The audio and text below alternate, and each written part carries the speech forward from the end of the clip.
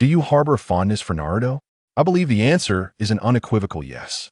Indeed, I hold a great appreciation for it. I recall that each time I watched Naruto, particularly during the climactic finale, the comment section was flooded with a particular phrase.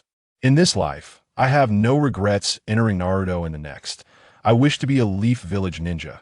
This sentiment has been echoed across numerous fanfiction works, remaining popular even 5 years after the manga's conclusion. However, I must admit that I have not indulged in much fanfiction myself, having only penned a couple of works, neither of which achieved notable fame. Yet, I now find myself in the midst of an experience that is all too common on fanfiction websites. I have traversed to another world. The specifics of my crossing remain somewhat elusive.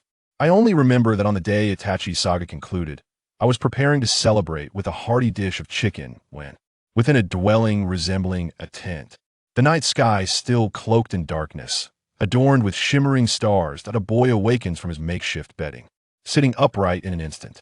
His visage is charmingly youthful, yet his skin bears a roughness uncommon for one of his age. Hashirama pulls back the covers, acclimating to the cold air, and swiftly emerges from his cocoon that he parts the fabric curtain and gazes outside, murmuring to himself, "It must have been a full year since I arrived here." Outside, darkness envelopes the surroundings, yet the silhouettes of clustered tents are discernible. This is to be expected, for it is home to one of the most formidable ninja clans in existence, the Senju of the forest. Indeed, as a traveler, I have found myself in the very world of Naruto. However, this description is somewhat inaccurate given the current circumstances. The ninja world that is widely recognized has yet to take shape. The so-called 5 great ninja countries, fire, lightning, wind, earth, and water, do not yet possess their respective ninja villages. After all, the architect of the village nation system is still but a child of less than 3 years. Sigh, Hashirama murmurs, while becoming the first Hokage isn't a bad fate. If given the choice, I would certainly prefer to be Minato. As a devoted fan of Minato, this soul residing within Hashirama likely does not wish to inhabit this era setting. Aside personal preferences, the Warring States period prior to the establishment of the 5 great ninja countries is an exceedingly perilous time, with ninjas averaging a mere 30 years of life expectancy. Yet, I find some solace in the fact that this soul has attached itself to a figure destined to be revered as the god of Shinobi. However, no matter how powerful one may be, a 2- or 3-year-old cannot possibly possess extraordinary strength. Hashirama is no exception. That I wonder how much time has elapsed in the real world. If given the option, I would prefer to return and continue writing my fanfiction.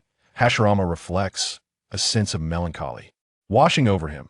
Despite having been merely a mediocre author of second-rate novels in the realm of fanfiction, as a modern-day otaku, I would much rather reside in that world.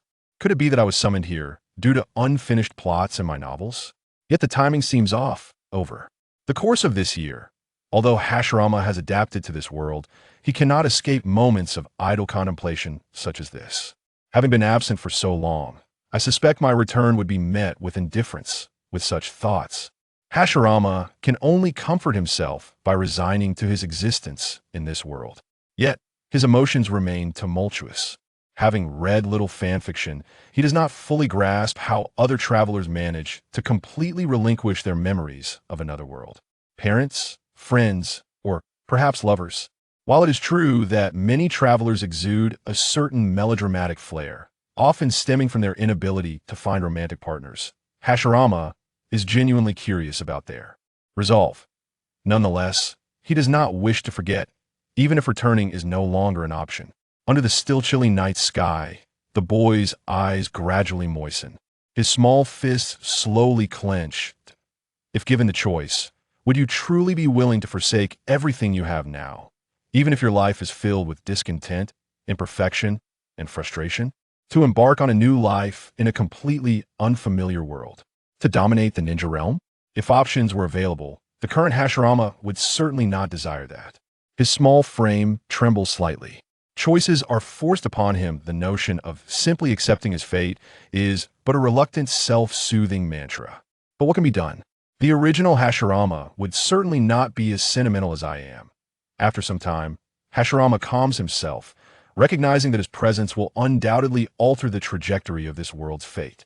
In the narrative of Naruto, while the first Hokage does not feature prominently, he is undeniably a pivotal character capable of influencing the plot's direction. Perhaps Hashirama's presence could entirely overturn the established storyline. Having authored 2 Naruto fanfictions, Hashirama cannot claim complete mastery over the original plot, yet he is well-versed in most details. Typically, travelers are equipped with systems and abilities, yet Hashirama has not discerned any such advantages within himself. However, for him, such aids are unnecessary. The first Hokage himself is akin to a living embodiment of an external power. The Senju lineage would release Kekkei Genkai and the reincarnation of Ashura. Moreover, he possesses knowledge of the plot. Although the history of the warring states is not clearly delineated in the original work, the primary threat is merely a son who has schemed for millennia in a bid to rescue his mother. Thus, the challenges are manageable. Of course, all of this hinges on being sufficiently powerful, as death is an all too common occurrence in this era. Even as a member of the Senju clan, Hashirama must remain vigilant. According to the tropes found in his own fanfictions, the foremost task for a child of his age is to hone his foundational skills. This is hardly a misguided notion. All strength is built upon a solid foundation. And for a ninja, the foundation encompasses chakra, reflexes, and mastery of techniques. Hashirama settles onto his bedding, gradually calming his mind. He then skillfully forms several hand seals that a wave of warmth naturally emanates from within, gradually enveloping him. The training of chakra refinement is the most fundamental exercise for a ninja, while Hashirama, as a Senju descendant, possesses an innate robustness. It is akin to having a treasure trove waiting to be unearthed. Such training can be exceedingly monotonous, yet Hashirama dares not relent, for the reason is simple: to survive in this world. For that, he requires strength. Despite Hashirama's innate advantages, after a year of training, his chakra has reached its peak for one of his age. However, at this time, he cannot engage in other forms of training. Ninjutsu practice and reflex training are impossible to conduct indoors. And outside, Hashirama lacks the ability to move freely even near the temporary encampment of his clan. He cannot venture forth. In this era, danger lurks everywhere, and a moment's inattention could lead to an untimely demise. Hashirama understands that traversing worlds does not confer an automatic protagonist halo. If you have ever perused the original Naruto manga or its animated adaptation, have you ever pondered a particular question? Imagine, one day, finding yourself traversing into the world of Naruto. What would the artistic style before you resemble? The distinction between the third and second dimensions is indeed profound. As dawn broke, Hashirama gently opened his eyes, awakening to the bustling sounds emanating from the temporary encampment of the Senju clan. During the Warring States period, prior to the establishment of the ninja world, the predominant distribution of ninjas was through clans. The means by which these clan-based ninjas earned their livelihood bore resemblance to those of future ninjas undertaking missions. As one of the most formidable ninja clans, the Senju were never short of commissions, for conflict is an ever-present reality in every era and world. Hashirama rose and ventured outside, marking the commencement of his training for the day. The Senju's chosen temporary encampment was situated on the border between the land of fire and the land of grass. Nestled within a forest that provided an ideal setting for concealment, interspersed with ample clearings. Here, Hashirama and a dozen children from the Senju clan were assembled for collective training. Although this era lacked the structured ninja academies of the future, the Senju, with their long-standing traditions, possessed their own methods of training ninjas.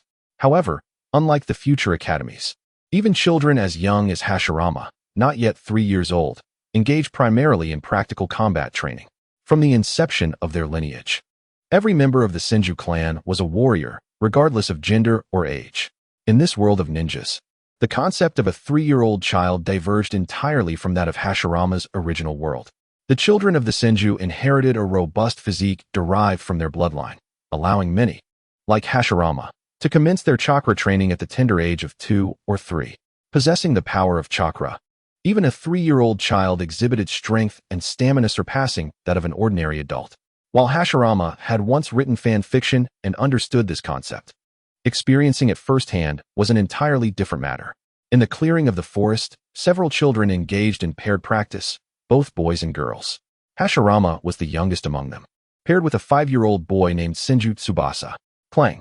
Two small figures wielding kunai collided, producing a remarkably crisp sound. Hashirama faced Tsubasa, and as their kunai met, he unhesitatingly swung his tiny fist, launching a direct punch at his opponent.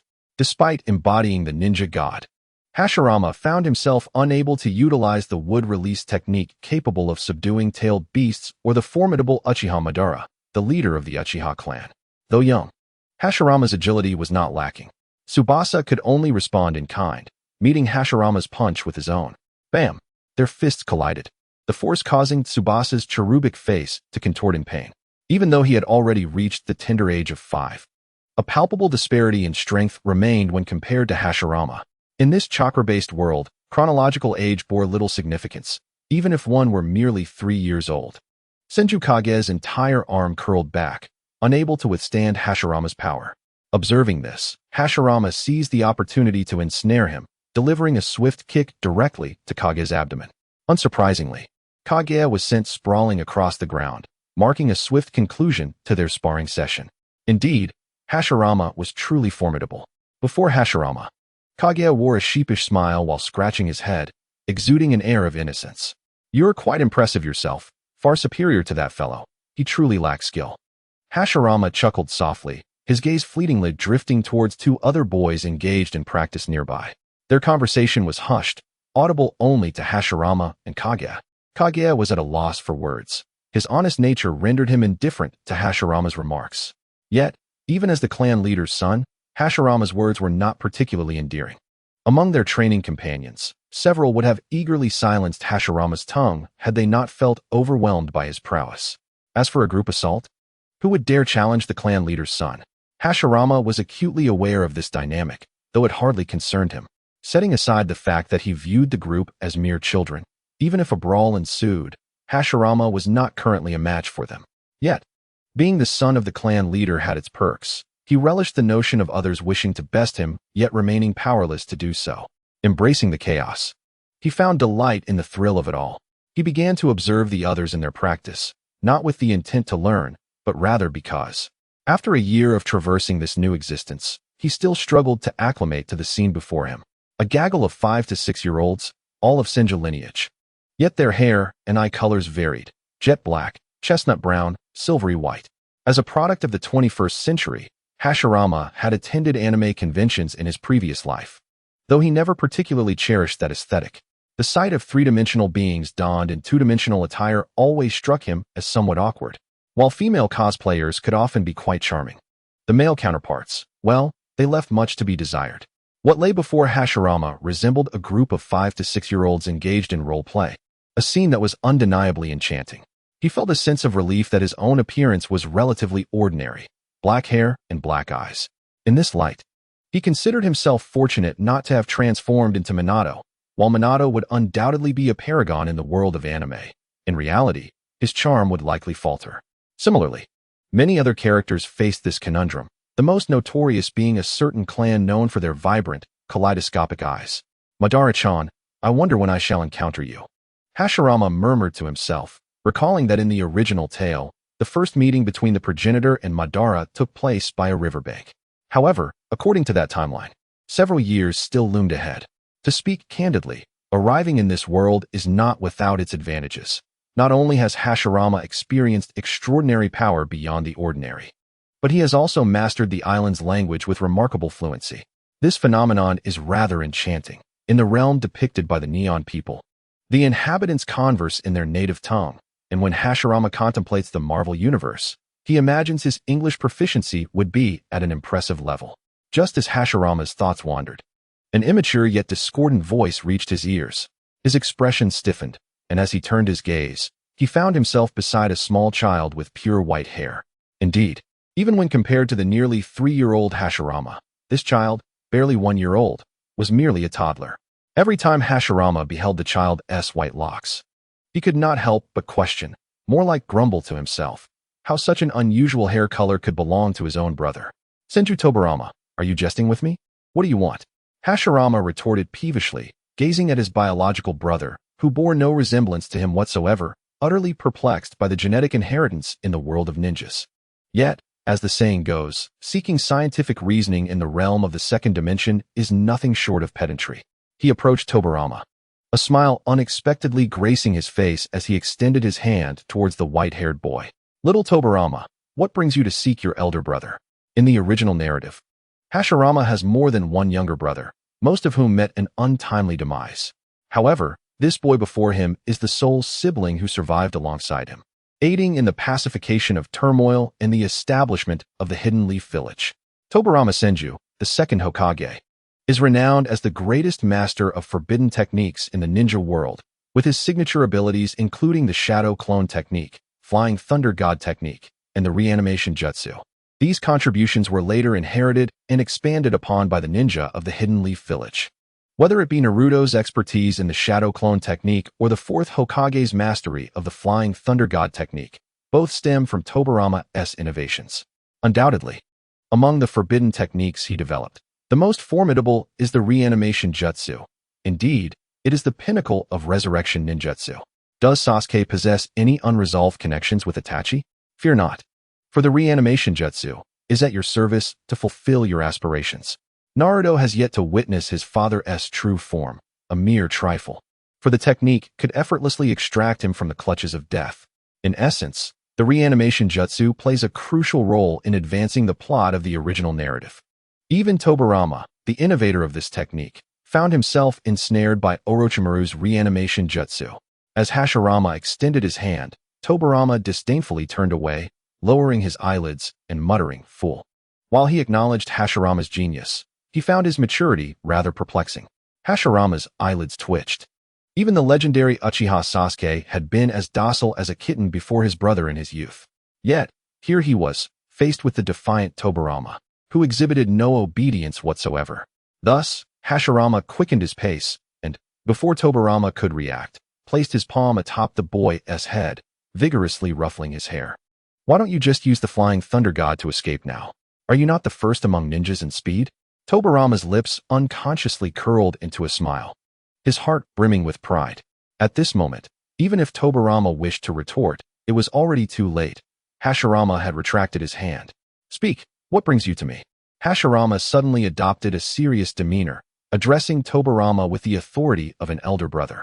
Yet, internally, he reveled in delight, for in his past life before rebirth, he too had a biological brother, albeit one a full generation older than himself. In his youth, he had often been treated like a toy by his elder brother. Indeed, whether it pertains to brothers or wives, it is the elder who wields the power of voice. Tobirama, with his eyelids lowered, replied with a hint of displeasure. "Father is looking for you." "Oh," Hashirama nodded slightly, muttering, "Father seeks my attention, and he sends you, this troublesome child, to inform me?" Despite uttering such words, Hashirama's movements remained swift and deliberate. As the leader of the Senju clan, Senju Hashirama was known for his strictness. Although he was his father's son, he was also a member of the Senju clan, whether as a father or a clan leader. Senju Butsuma's words were commands that Hashirama had no choice but to obey immediately. Before departing, Hashirama cast a glance at Tobirama's hair, which he had playfully tousled yet remained impeccably styled, feeling a twinge of curiosity. How could such a hairstyle remain intact after such rough treatment? Could this boy possess the physique of a scion? With a gentle push against the ground, his slender form gracefully leapt several meters into the air. As someone who once lacked physical prowess, Hashirama relished this sensation, though the only downside was the chilliness of his flying feet. He found it perplexing that even in the heat of battle, one would wear sandals. Why, despite the evolution of the ninja era, did this custom persist? Even a century later, in the era of the esteemed Hokage, nothing had changed. The largest tent in the clan, where the clan leader Senju Butsuma often resided, was soon in Hashirama's sight. He arrived promptly, and the Senju clansmen, recognizing him, permitted him entry without inquiry. "You have arrived." Upon entering the tent, a deep, resonant voice greeted him. Hashirama paused at the entrance, adopting a respectful stance, hesitant to advance further. Senju Butsuma, holding a scroll, lifted his gaze. As the head of the Senju clan, he was undoubtedly one of the foremost ninjas of the era. Senju Butsuma was robust in stature, his visage radiating determination. "Father," Hashirama replied, bowing his head slightly in reverence. Before his esteemed father, Hashirama dared not act frivolously. The world of Naruto mirrors the cultural values of Japan, where respect for one's parents is paramount. Furthermore, as the leader of a powerful clan, Senju Butsuma placed even greater emphasis on etiquette. Unlike the contemporary notion of children befriending their parents, which is advocated in post-2000 families, such ideas were non-existent in Hashirama's upbringing. I see you have not relaxed your training recently. That is commendable. The Buddha of the Thousand Hands gazed at Hashirama, his expression stern, yet subtly revealing a hint of satisfaction. He could easily perceive the current chakra status within Hashirama's body. Even though the Senju clan was naturally endowed with formidable physiques, it had been many generations since a child like Hashirama had emerged. Hashirama's training sessions with others, even without the Buddha's direct observation, were almost instantly known to him. After all, Hashirama was a key focus of cultivation for the Senju clan. As the eldest son of the clan leader, Hashirama was destined to become the next clan leader if he continued to grow smoothly. The potential demonstrated by Hashirama indeed instilled hope for the future among the prominent figures of the Senju clan, including the Buddha himself. Despite the current power of the Senju clan, they were not without rivals. "I am your son. Accomplishing these tasks is merely my duty," Hashirama stated with a calm demeanor.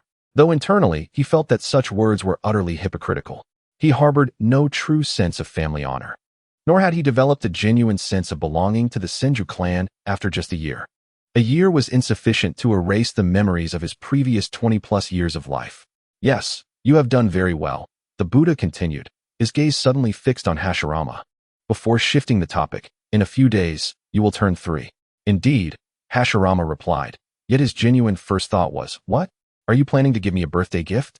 Just as this thought crossed his mind, the Buddha spoke again. "It is time. Let us celebrate your birthday." Huh. Hashirama was momentarily taken aback. He had merely contemplated this casually, initially believing that in a world such as this, especially within a clan like the Senju, there would be no celebrations for a child's 3rd birthday, even if he was the son of the clan leader. For a fleeting moment, Hashirama felt he had misjudged his father. Could it be that the Buddha of the Thousand Hands was, in fact, a truly exceptional father, warm beneath his cold exterior? Living in the Warring States period and being born into a ninja clan such as the Senju, even as a child, each day was exceptionally fulfilling. Training and combat were essential skills that every Senju member had to learn from birth. During his year in this world, the Buddha had frequently imparted the lesson that even if the enemy were an infant, as long as they wielded a weapon, they must be decisively eliminated. This statement was devoid of exaggeration, for within a ninja family, even the youngest child could potentially deliver a fatal blow. In the clan, not only children like Hashirama, who had already begun to refine their chakra, were in training. Even young ones like Tobirama, who were unable to condense chakra due to physical limitations, would begin to learn combat skills as soon as they were capable of movement. This was something Hashirama could never have imagined in his previous life. A mere 1-year-old child, wielding a wooden weapon, relentlessly attacked the vital points of a straw dummy. After completing his training today, Hashirama finally found a moment of respite. The fading light of the setting sun bathed the earth in its warm glow. Perched upon the trunk of a colossal tree, Hashirama's gaze was fixed below, where Tobirama and a few children of similar age engaged in the most fundamental training exercises. Although Hashirama had not personally undergone such training in his current form, faint echoes of those experiences lingered in his mind. The scene before him, though still somewhat discordant, revealed a certain expression of contemplation on the youthful, delicate features of his face, hinting at a degree of bewilderment. Truly, Hashirama was a remarkable Hokage, he mused, his thoughts swirling in a myriad of directions. Despite the fact that the original Hokage's ideologies could never align with those of a time-traveling individual like himself, it was precisely this divergence that allowed him to genuinely appreciate the grandeur of a character crafted from the pages of a manga.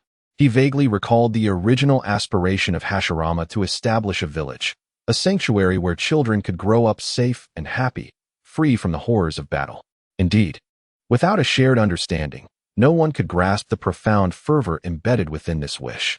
The current tableau was undeniably unsettling. Children barely a year old were being taught the art of killing. Had it not been for the first Hokage's dedication to peace and the establishment of the Shinobi village system, one could scarcely fathom how many lives would be condemned to a grim existence, surviving solely through bloodshed.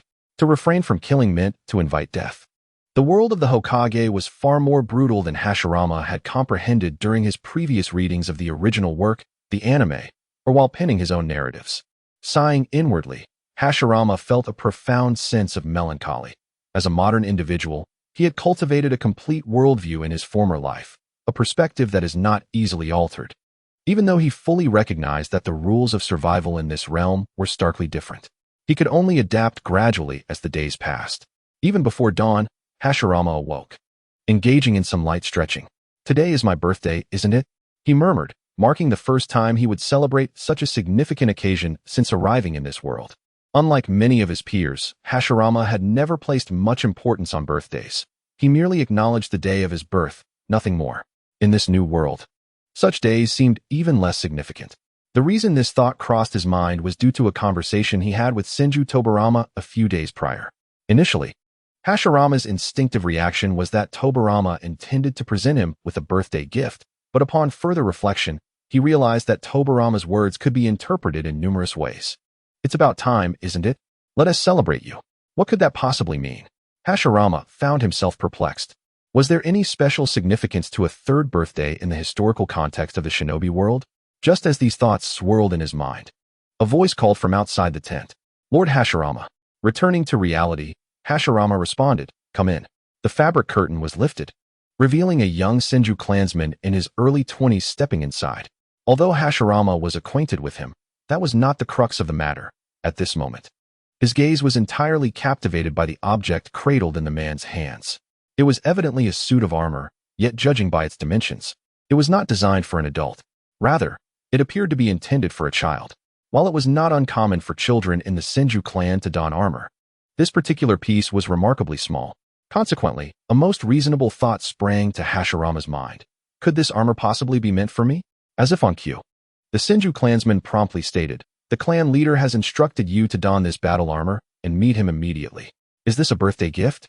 Hashirama mused, chuckling internally. Indeed, he had been overthinking it, his mind still struggling to align with the rhythm of this world. After donning the somewhat heavy battle armor, Hashirama wrapped a white band around his forehead, simply securing his hair. The purpose of this white band seemed akin to a future forehead protector, though Hashirama thought he looked more dashing without it. However, to avoid unnecessary trouble, he obediently tied the band in place. Once again, Hashirama entered the tent where the clan leader resided, but this time, there were not only Senju Tobarama, but also several young Senju warriors present. Upon witnessing this, Hashirama furrowed his brow, for the atmosphere was evidently off. Tobarama's words from a few days prior no longer seemed so simple. "Clan leader," before the Senju members. Hashirama altered his address, bowing his head respectfully. "This armor suits you well," Tobarama remarked after a brief appraisal. "It is time for you to engage with certain matters." Although his solemn visage betrayed no emotional shift, the subtle nuances in his tone sent a tremor through Hashirama's heart. Could it be? Hashirama's dark eyes narrowed slightly. Without any circumlocution, Tobarama stated directly, "You are well aware that as a ninja, a member of the Senju clan, and the clan leader's son, there is one thing you must learn before anyone else. Combat. To ensure victory in battle, there is something you must learn to adapt to at an early stage." Tobarama declared with a grave expression, "You must learn to remain unwavering in your heart when taking the lives of your enemies." His words flowed with the simplicity of stating the need for sustenance in survival, yet Hashirama's mind was already buzzing with turmoil. What sort of peculiar reasoning do these parents in the world of Naruto possess? Teaching a mere 3-year-old to kill? Could this old man possibly be any more malevolent? This is far too swift. Hashirama's mind raged internally. From the very first day he realized he had entered the world of Naruto and become Senju Hashirama. He understood that inevitably, he would have to confront actions that shattered his previous understanding. Being a ninja was inherently a profession intertwined with death. Yet, comprehending this truth was one thing. Facing it in reality rendered him incapable of maintaining a tranquil heart. Although deep within, Hashirama felt a twinge of disdain for the unusual birthday gift bestowed upon him by Senju Tobarama. He could not help but comprehend the rationale behind the latter's actions. On the contrary, if one were to consider the matter from Tobarama's perspective, his approach was quite reasonable. As ninjas, engagement in combat is an unavoidable necessity, particularly in this era of warring states, where even children are routinely regarded as instruments of warfare. What, then, is the key determinant of victory in battle. The decisive factor, undoubtedly, lies in the strength of both parties. However, strength alone serves merely as a nebulous and rigid standard. What truly matters in combat is the ability to actualize one's potential. To achieve this, a ninja requires a calm, analytical mind and sound judgment, accompanied by the accumulation of experience to execute targeted maneuvers in the face of immediate conflict. The essence of these requirements can be distilled into a single element, an indomitable spirit, regardless of how resilient an individual's heart may be. In the ordinary course of events, during their inaugural encounter with the grim reality of taking another's life, hesitation is an inescapable reaction. Such hesitation becomes a chink in one's armor, which can ultimately prove fatal. As the most gifted newcomer of the Senju clan, Hashirama must overcome this challenge more effectively than anyone else. Should he wait until he is embroiled in a life-and-death struggle to learn these lessons, the resulting lapse could very well cost him his life. His gentle nature, in comparison to other children, is strikingly pronounced. It is precisely this understanding that compelled Tobirama to make such a decisive judgment. There is a band of marauding mountain thieves near the borders of the Land of Fire. Accompany a few clan members to deal with them, Tobirama stated flatly, without intending to offer any counsel to Hashirama. Such experiences, he believed, could only be grasped through personal encounter. Prior psychological preparation would bear little significance.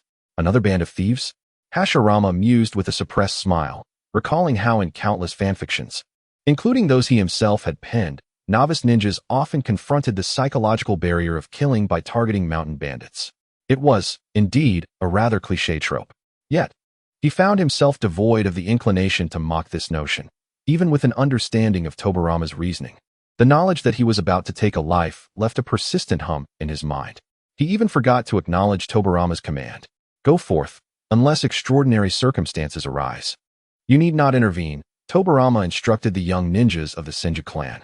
These individuals were the elite of the Senju lineage, and it was only Hashirama, as the clan leader's eldest son, who enjoyed such a privilege.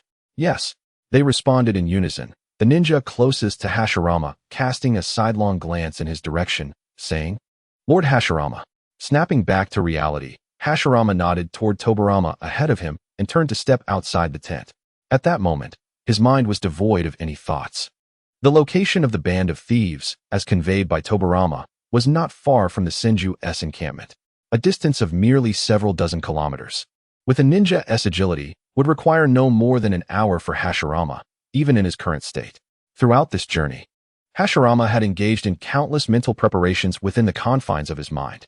The imperative to eliminate the bandits weighed heavily upon him, for failure to do so would result in greater suffering for innocent civilians. This was an experience he must endure. He silently repeated such justifications numerous times. At last, they arrived at their destination. Swiftly, they descended upon the base of a mountain, pressing their bodies against the rock face. The gazes of several young ninjas converged upon Hashirama. As a creator of fan fiction, he felt a pang of inadequacy. His heart raced, and his eyes grew warm with emotion. For what he was about to undertake was perhaps the most conventional of experiences for many who had traversed into the Naruto universe. Though he had not perused many fan novels himself, he recalled instances from books he had read long ago where protagonists faced similar predicaments and simply resolved to push through. The act of taking a life, shattering one's psychological barriers, followed by a wave of nausea, this seemed straightforward enough. Indeed, in the world of Naruto, life was inherently cheap. Human existence was fragile, and the means to extinguish it were frighteningly simple, often requiring no deliberate study. However, as a human being, regardless of the world he inhabited, Hashirama's inner conviction firmly reminded him that he must not think in such a manner. No individual possessed the divine right to seek justification for taking another's life. This, indeed, marked the most profound distinction between humanity and beast. Although the Naruto realm lacked legal structures and adhered to the most rudimentary laws of the jungle, might makes right, Hashirama, as a modern individual, found it far from easy to abandon the principles and moral boundaries he had steadfastly upheld through mere contemplation. His palm trembled, and while the tumult within him was not fear, he could not calm his racing thoughts. The Senju ninjas surrounding him watched in silence. After what felt like an eternity, when dawn broke and sunlight embraced the earth, he arrived at a resolution. Or perhaps it was not a resolution at all. When faced with insurmountable dilemmas, he resolved to simply experience them. Gritting his teeth, he stealthily advanced towards the faint sound of breathing emanating from within the mountain's inner recesses. The adversaries chosen by Tobirama to help Hashirama confront his psychological barriers possessed little combative prowess. These individuals were so oblivious that they remained unaware of the looming specter of death. They were all gathered within a cave, where, despite the presence of a guard at the entrance, this so-called sentinel was preoccupied with battling his own eyelids. Inside, his comrades slumbered peacefully, a fact easily discernible through sound alone. Outside the cave, the half-awake bandit guard remained oblivious to the slight figure stealthily approaching him. Under the early morning light, a kunai, glinting with an aura of coldness, drew closer to his heart. While the original first Hokage was renowned for his formidable strength, the essence of a ninja lay in the art of assassination. As the kunai's pointed tip approached the back of the man, Hashirama's gaze remained fixed upon the glimmering blade. In that moment, with a mere thrust of his arm, he could effortlessly extinguish the life of the individual before him, a distance of mere centimeters. A motion Hashirama had practiced countless times, one that he could execute with ease even without prior rehearsal. It was but a fleeting instant. Hashirama's breath quickened, the urgency of the moment pressing upon him.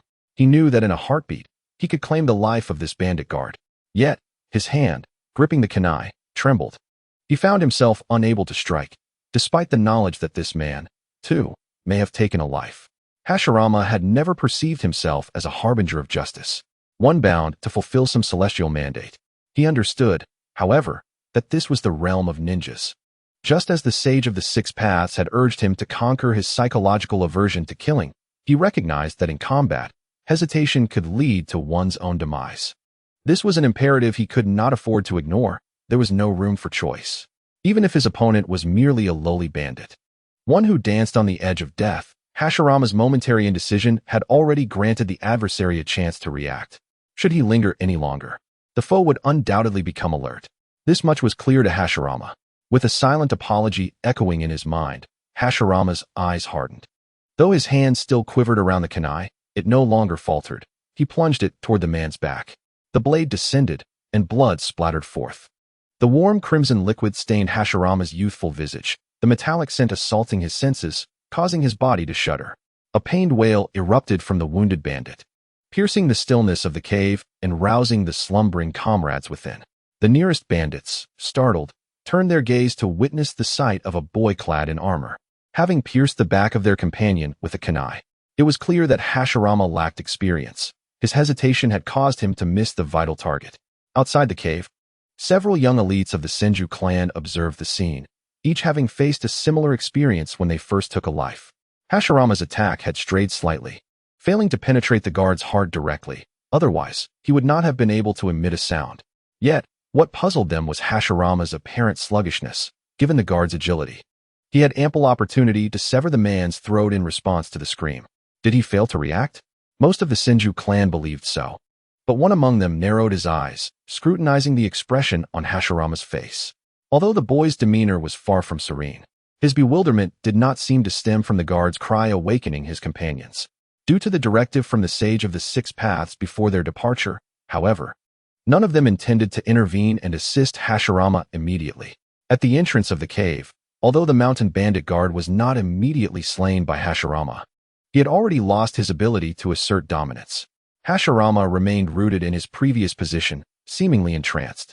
His body trembled, and the expression on his refined face appeared particularly contorted.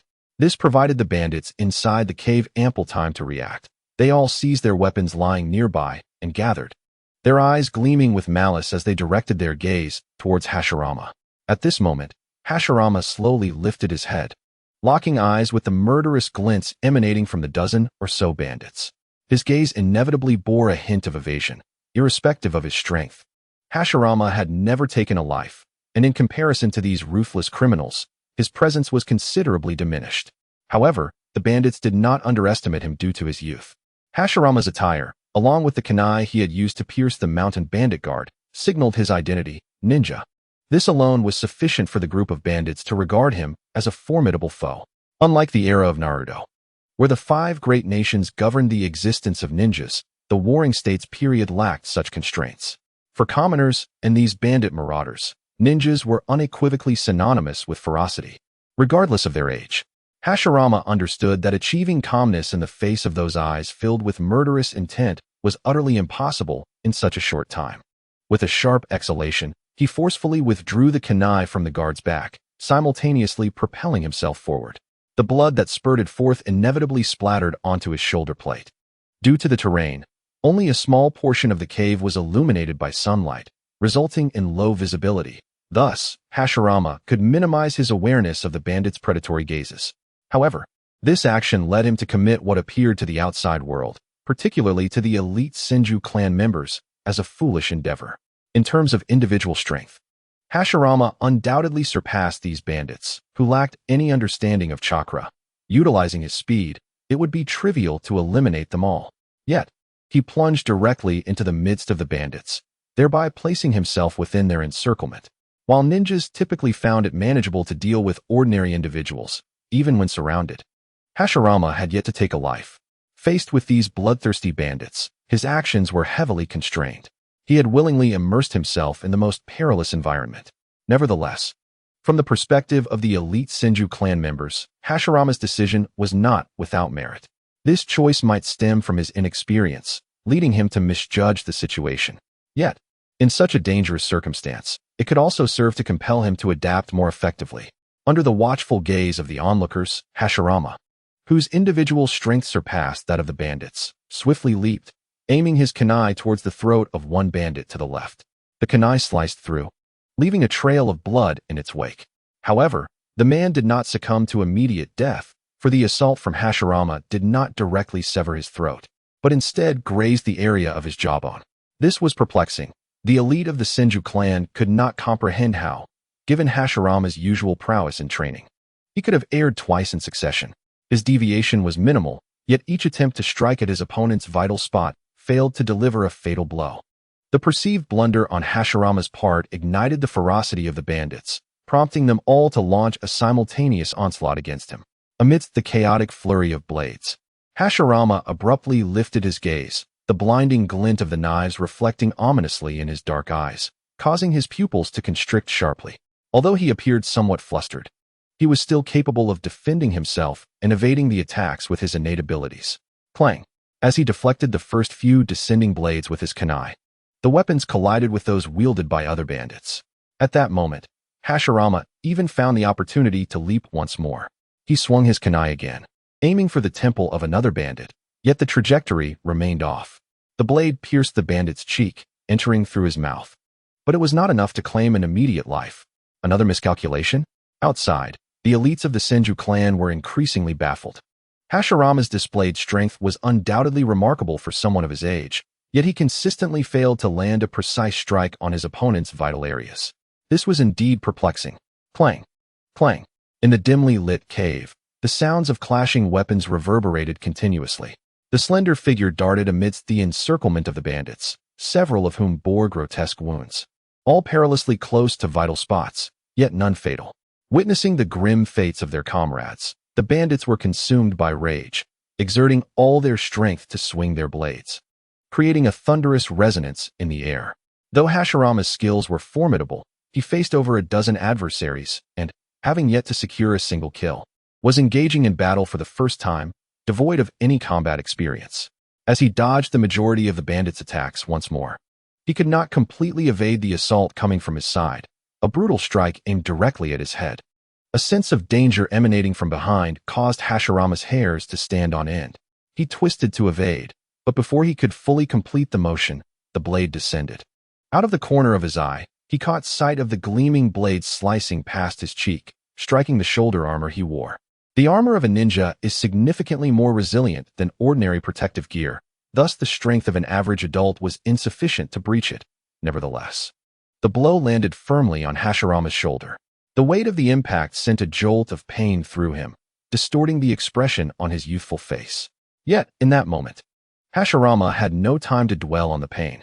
His dark pupils widened once more as he sensed that his heart within his left chest was racing perilously close to bursting forth. Was this the sensation of death drawing near? In the depths of his heart, Hashirama pondered, and soon, crimson veins began to manifest in the whites of his eyes, his breath quickening in an instant. In the face of imminent peril, the primal instinct for survival surged forth, propelling him to undertake actions he would typically deem impossible. A hoarse cry escaped his throat. Hashirama's gaze darted sharply, and he hurled the kunai in his hand. Whoosh! The kunai transformed into a streak of black light, hurtling towards the heart of the mountain bandit with a speed that left him utterly unprepared. Splat! Blood erupted from the bandit's chest, and in an instant, the fierce demeanor he had displayed moments before faded, his body crumpling to the ground. At that moment, other bandits launched their attacks toward the boy. In a desperate bid, Hashirama seized the weapon from the hands of the still-standing bandit and countered with swift precision. Clang!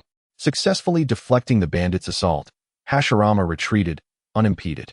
Meanwhile, the bandit he had struck lay sprawled on the ground, blood seeping from beneath him, and Hashirama caught a glimpse of his eyes, filled with hatred and terror. This man had not succumbed to a single fatal blow. In such dire circumstances, only a ninja could perceive the subtle expressions of despair etched across his face. And Hashirama felt a pang in his heart. His mind buzzed with the realization, can I truly not do this? He bit down hard on his tongue, the pain sharpening his awareness. He was not a native of this world. Even when faced with the possibility of death, he found himself unable to take a life. His earlier attack had been the only occasion he had acted with intent to kill, yet an instinctive aversion to murder caused his body to instinctively adjust its movements. At the moment the kunai left his hand, a slight tremor in his wrist altered its trajectory. He was forcing himself to act, yet even now, Hashirama could not breach his own moral boundaries. Reality was far more complex than the narratives woven in novels. A psychological defense built over 20 years could not be effortlessly dismantled in such a fleeting moment. Hashirama's spirit teetered on the brink of collapse as he began to scream. His mindset regarding his transmigration had always been one of acceptance. Yet he had underestimated the intricacies of the Naruto universe. Here, the rules he had always adhered to held no sway. Why must I engage in such actions? He wrestled fiercely with his internal principles, and beyond the tangible reality, reason whispered that he was no longer in the familiar world he once knew. This was the realm of ninjas. Meanwhile, the elite Senju observing from the outside remained utterly bewildered. In the recent attack, Hashirama had clearly unleashed a deadly strike. So why did he alter the trajectory of his kunai at such a critical moment? They had all encountered similar situations and under normal circumstances. It should have been sufficient to help him overcome his inner barriers. No one could comprehend Hashirama's state of mind at that moment, for none could fathom that he hailed from another realm. Calmness, I must regain my composure. Within the cave, Hashirama continued to roar. Yet the remnants of his rationality urged him to steady himself. In the harsh world of ninjas, what lay before him was merely a conventional trial. If he could not even accomplish this, he would be unable to survive in this world. Even if this body were to ascend to the pinnacle of the ninja realm in the future, revered as the god of ninjas. Hashirama was acutely aware that the individual in question was the first Hokage from Naruto, Senju Hashirama. That was not him. That was the life belonging to the god of ninjas, not his own. He had never aspired to replicate that man's existence. The current Hashirama merely wished to survive in this world. To live, such a simple desire. Having resolved to endure, Hashirama's gaze fell slightly, his bloodshot eyes swirling with intricate emotions. In the next moment, he once again plunged into the encirclement of the bandits. Hashirama unleashed a series of ferocious taijutsu assaults. His stature significantly smaller than that of an adult, yet he compensated for his shorter limbs with remarkable speed. Bang, bang, bang. He relentlessly sent the bandits flying, leaving only one remaining. Within the cave, Hashirama stood face to face with the last bandit, whose expression was filled with dread. Yet he was acutely aware that retreat was not an option. At this juncture, Hashirama approached, wielding his blades, charging towards him. The bandit cried out, summoning all his strength to raise his weapon high and strike down fiercely in Hashirama's direction. At that moment, he was entirely unaware that Hashirama had deliberately slowed his own pace. Otherwise, how could this bandit perceive Hashirama's movements? Hashirama arrived before the bandit, the blade descending towards him, yet he refrained from countering immediately. What was he doing? This action left the Senju elites outside in a state of agitation. For if Hashirama did not retaliate or evade, even with his superior strength over the bandit, he would not have the time. Hashirama's diminutive physique meant that his arm length was insufficient to strike the bandit's vital points in an instant. Thus, the Senju elites sprang into action. The command from Senju Tobarama had been clear, They were not to intervene unless in dire circumstances. Yet, they were compelled to ensure Hashirama's safety. At that moment, Hashirama gazed up at the blade descending towards him, suppressing the fear within, willing his body to remain still. The blade drew perilously closer, intensifying the overwhelming despair of impending death. His eyes had turned a vivid crimson, and an unprecedented sense of abyss enveloped him entirely. It was death. He foresaw that soon his consciousness would cease to exist. Does awareness vanish instantaneously upon death? He could not ascertain. In this moment, his mind was a blank slate. Yet he distinctly felt his consciousness propelling his body into action. In an instant, his slender form executed an astonishingly swift maneuver. Just as the blade grazed his scalp, he finally thrust the knife forward. Death signifies the ultimate cessation of all things. Therefore, when it arrives, everything dissolves into nothingness. The constraints imposed by reason, the shackles of cognition and knowledge, ultimately succumb to the primal instinct for survival. Everything would be shattered. Whoosh! Within the cavern, the swiftest of the Senju elite materialized beside the bandit poised to deliver a fatal blow to him, seizing the assailant's arm with hands as firm as iron pincers. Another Senju elite swiftly grasped his shoulder, ready to pull him away. Yet, in that fleeting moment, the bandit's blade hovered above his head. Despite the elite's swift intervention, the sharp edge still grazed his scalp. Simultaneously, the weapon that Kosuke had thrust forth pierced the bandit's heart with precision. Blood cascaded through his hair, trickling down his forehead, sliding to his brow, and then flowing along his nose. However, the duration was too brief for him to register the sensation. Instead, he merely gazed at the weapon he had launched, now embedded in the bandit's heart. His palm pressed against the hilt, for at his tender age of 3, he could not have aimed accurately at the heart for a lethal strike. At last, he had succeeded. The sensation of death lingered, and it was impossible for Kosuke to regain his composure so swiftly. Yet, in this moment, he felt an overwhelming sense of relief. For everything up to this point had been meticulously calculated in his mind. The elite who had seized the bandit's arm regarded the boy, whose exterior was one of terror, yet whose depths harbored an unwavering resolve, with astonishment. Had he deliberately thrust himself into the brink of death to shatter his own rationality? Despite understanding the apparent recklessness behind Kosuke's actions, the elite could not fathom why a mere 3-year-old child bore such deeply ingrained shackles. To achieve his breakthrough, Kosuke was willing to use his own life as a test subject. For no matter how rational a person may be, at their core, they remain human. The instinct to survive shatters all barriers when confronted with death. It appeared that Kosuke had indeed succeeded, yet he had undertaken immense risks. And even their actions were part of his grand design. Had it not been for his timely intervention to restrain the bandit's movements, that blade would have cleaved through Hashirama's skull, even if Hashirama ultimately succeeded in dispatching this brigand. The mere delay in action from himself and his companions would have sealed his own demise. Thus, it is indeed unfathomable that such intricate psychological machinations and calculations could manifest within a child of merely 3 years. The bandits, struck down by Hashirama, continued to wail. Yet silence reigned within the cave thereafter. Hashirama felt a searing pain coursing through his scalp, alongside the warmth of blood that trickled down his cheek and flowed into his chest. The once bulging pupils of his eyes, now tinged with bloodshot veins, began to clear considerably. However, in the next moment, 2 streams of tears cascaded down his cheeks. This was not due to any other reason. He was simply afraid. Hashirama knew he was far from courageous. His character could even be deemed somewhat frail in comparison to the ninjas of this world.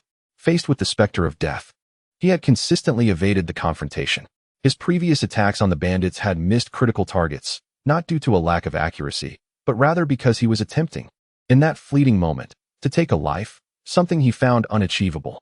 Yet, deep down, Hashirama understood that should he fail to take this step now, he would undoubtedly meet his end in the countless battles that lay ahead. At that juncture, there would be no room for hesitation or experimentation. He had plunged himself into a perilous gamble, igniting his survival instinct, though he merely grasped the concept intellectually. As for whether he could truly cast aside everything in the face of imminent death, he harbored doubts. Fortunately, fortune smiled upon him, and he succeeded. Was this what they referred to as the protagonist's halo? As his emotions gradually stabilized, Hashirama chuckled softly to himself. Placing oneself in such a precarious situation was inherently dangerous, and succumbing to it would hardly be surprising. The blade poised above his head had been removed, and as he gazed upon the lifeless body before him, Its vacant eyes stirred little reaction within his heart. The expected physiological response of revulsion did not manifest.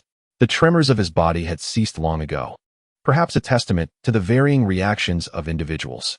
The elite of the Senju clan were tending to his wound, which, in truth, was not severe, merely a superficial injury. Wiping the tears from his face, he sincerely expressed his gratitude to those beside him. "Thank you. It is merely our duty," they replied with respectful nods.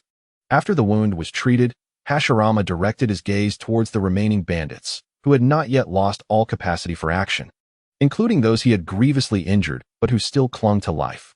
The sight of the ninjas encircling Hashirama had extinguished the bandits' will to fight, leading them to kneel in supplication. Hashirama furrowed his brow at the sight, then picked up a blade from a short distance away. The dagger in question had been carelessly discarded by a mountain bandit, who had previously been sent flying by Hashirama. However, in the moment he grasped the hilt, Hashirama discovered that he could not summon any intent to kill against this band of brigands surrounding him, for these individuals had long since relinquished their malice towards him.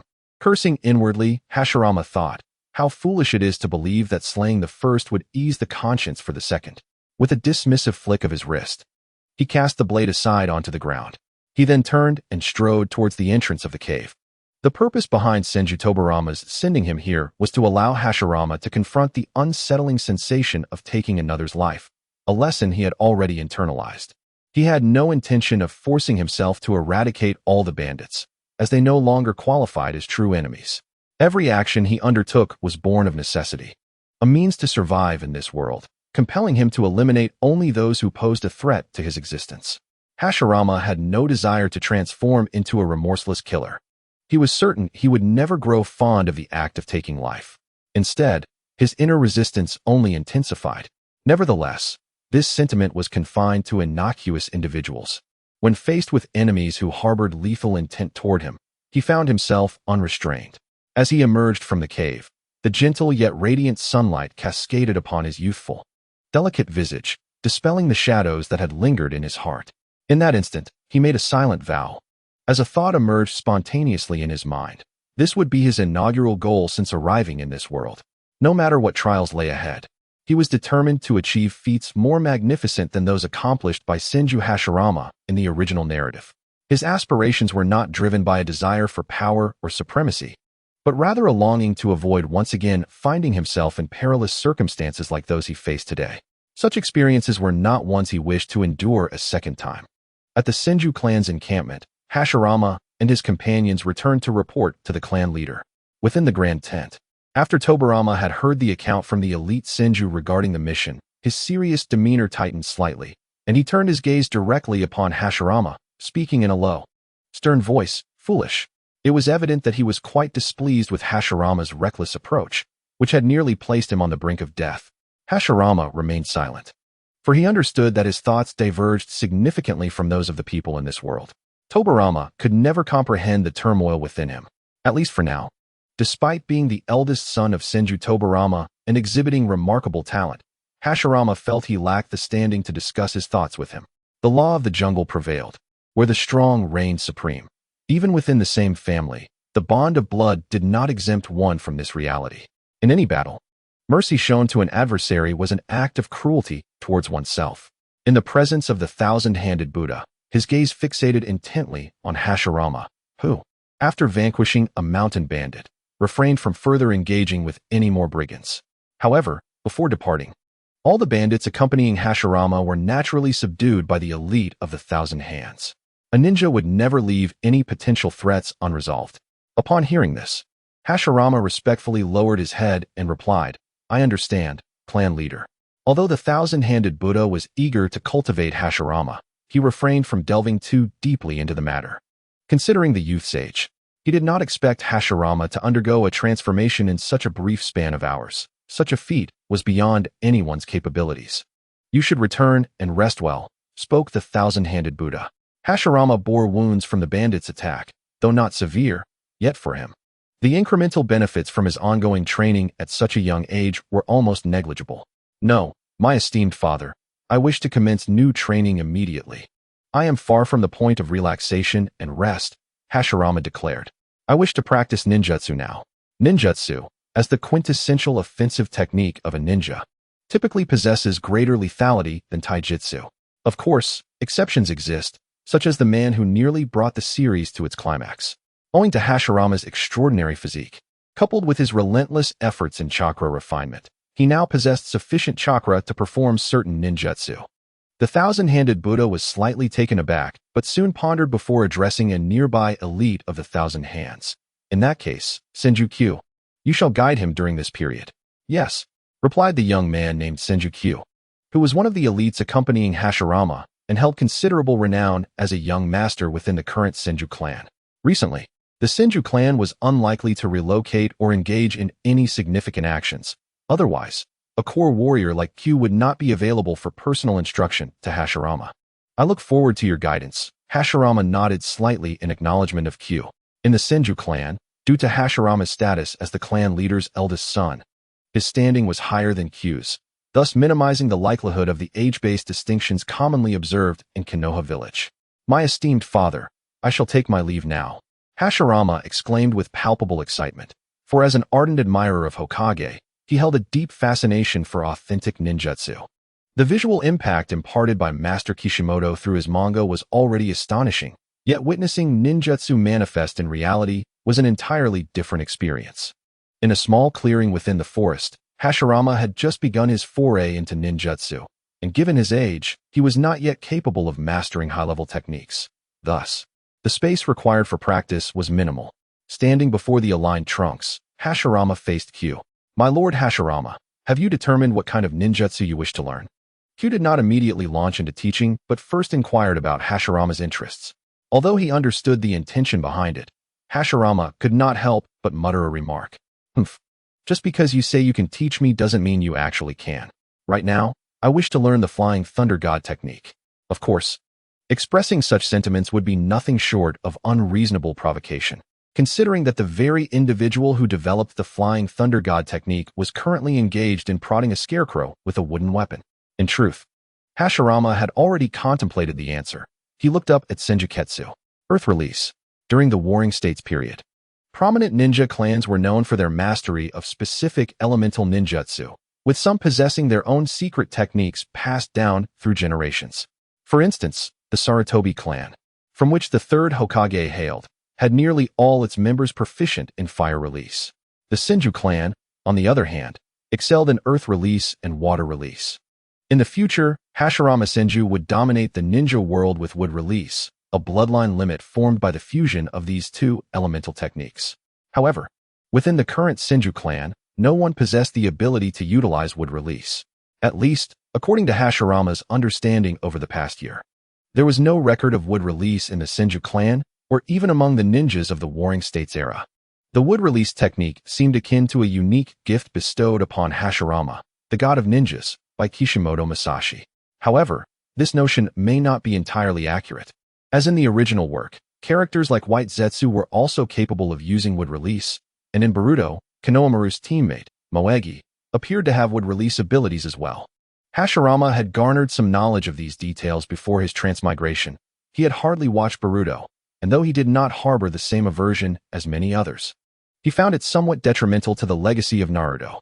Presently, Hashirama did not ponder how to awaken wood release abilities immediately.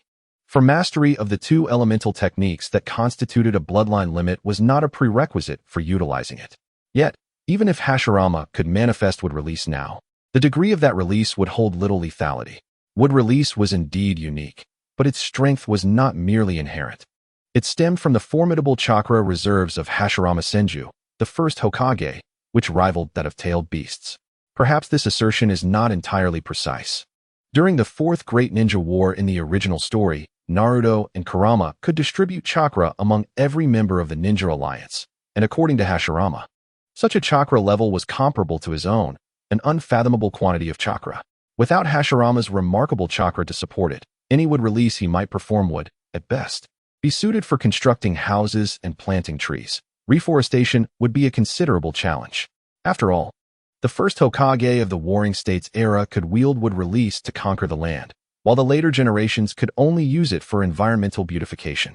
Well then, the technique I shall teach you next is called Earth Release, Earth Flow Spear. Senju Ketsu looked at Hashirama with evident appreciation in his eyes. Hashirama's decision to begin training in Earth Release was undoubtedly the most suitable for his current circumstances. Among the 5 elemental techniques, Earth Release required relatively minimal chakra expenditure. Indeed, Hashirama nodded, though his impression of the Earth Flow Spear technique was not particularly favorable. If it were a variant of the Raizumi exclusive to the Akatsuki, it might have been more intriguing. His thoughts wandered aimlessly as he recalled the mobile game he played prior to his journey through time, which featured the Earth Flow Spear technique. Although its damage output was modest and its range limited, when combined with particular ninjas, it could transform into other visually stunning secret arts. It is worth mentioning that in the original work, the iconic Rashomon was first employed by Hashirama, rendering Orochimaru merely a novice in comparison. Have you heard of the single-handed five-fold Rashomon? As his mind slightly drifted, Hashirama refocused his gaze on the hands of Senju Kaido, who stacked his hands together and began to weave a series of hand seals. It was evident that he deliberately slowed the pace of his seal formation, and Hashirama was already well-versed in these techniques. Once the seals were completed, Senju Kaido crouched down, pressing his palms firmly against the ground, facing to one side. Suddenly, the earth before him trembled, and despite Hashirama's preparations, he staggered slightly. Under his watchful eyes, dark yellow earth spikes erupted from the previously level ground, their tips resembling sharp spearheads. The spikes shot up rapidly, piercing a large tree that stood closest to Hashirama and Senju Kaido before he could react. In an instant, the tree trunk was penetrated by the spikes. Senju Kaido ceased the release of his ninjutsu and stood up. Hashirama remained frozen in place, gazing at the earth spikes that had impaled the base of the tree, which presented a visual impact far surpassing that of a 3D blockbuster. Even though he had once looked down upon the aesthetics of such ninjutsu due to his gaming experience, the spectacle was profoundly shocking. Had the tree been a person, they would surely have been pierced through, leaving a gaping hole. There would be no chance of survival. Regardless of whether one is an ordinary person or a ninja, the fundamental structure of the human body is the same, and it is inherently fragile. Hashirama did not harbor any disdain for the power of ninjutsu merely because he had witnessed more formidable techniques in the original Naruto series. For a ninja, the crux lies in deploying the appropriate technique at the right moment. Which major villain in the original work was defeated by a grand technique? During the Valley of the End battle, Madara was ultimately slain by the first Hokage with a simple thrust of a katana. Eager to try, Hashirama lifted his hands and looked at Senju Kaido, asking, "I have memorized the seals. Is there any other secret to releasing ninjutsu? The key lies in controlling the output ratio of chakra at the moment your palms touch the ground. This technique does not rely solely on the amount of chakra released instantaneously. Greater potency does not guarantee success," Senju Kaido explained. In other words, stability and speed are crucial, correct? Hashirama summarized Senju Kaido's advice into 2 key points. Senju Kaido smiled and nodded. However, despite understanding the technique, Hashirama felt uncertain. After all, he had previously experienced moments of clarity in thought, only to have his hands fail to keep pace. Taking a deep breath, he began to methodically form the hand seals. Once the seals were completed, he crouched down, pressing his palms against the ground. At this moment, Hashirama could not help but mutter softly, his voice low and slightly hoarse, reminiscent of a mad scientist from a notorious trio of vice. The ground trembled lightly, and soon, earthen spikes erupted forth in unison. One such spike grazed the edge of a large tree, yet its sharp tip still managed to pierce through a portion of it. Hashirama gradually ceased the release of chakra from his palms. Although his technique was not as swift as that of Senju Kage, the emergence of the earth spikes was nonetheless quite rapid. "Well done. You possess remarkable talent," Senju Kage remarked, acknowledging Hashirama's first attempt at ninjutsu practice, which not only succeeded but also took on a discernible form. This indicated that he harbored a formidable aptitude for the art of ninjutsu. Talent? Hashirama mused as he gazed at his hands, pondering the true nature of talent itself. Just like in the original Naruto series, there were numerous exceptionally gifted individuals. However, their ultimate accomplishments did not always surpass those of the so-called underachievers. Thus, talent, being devoid of rigid standards, can be said to exist within everyone, manifesting in varying degrees and at different times. I shall try again.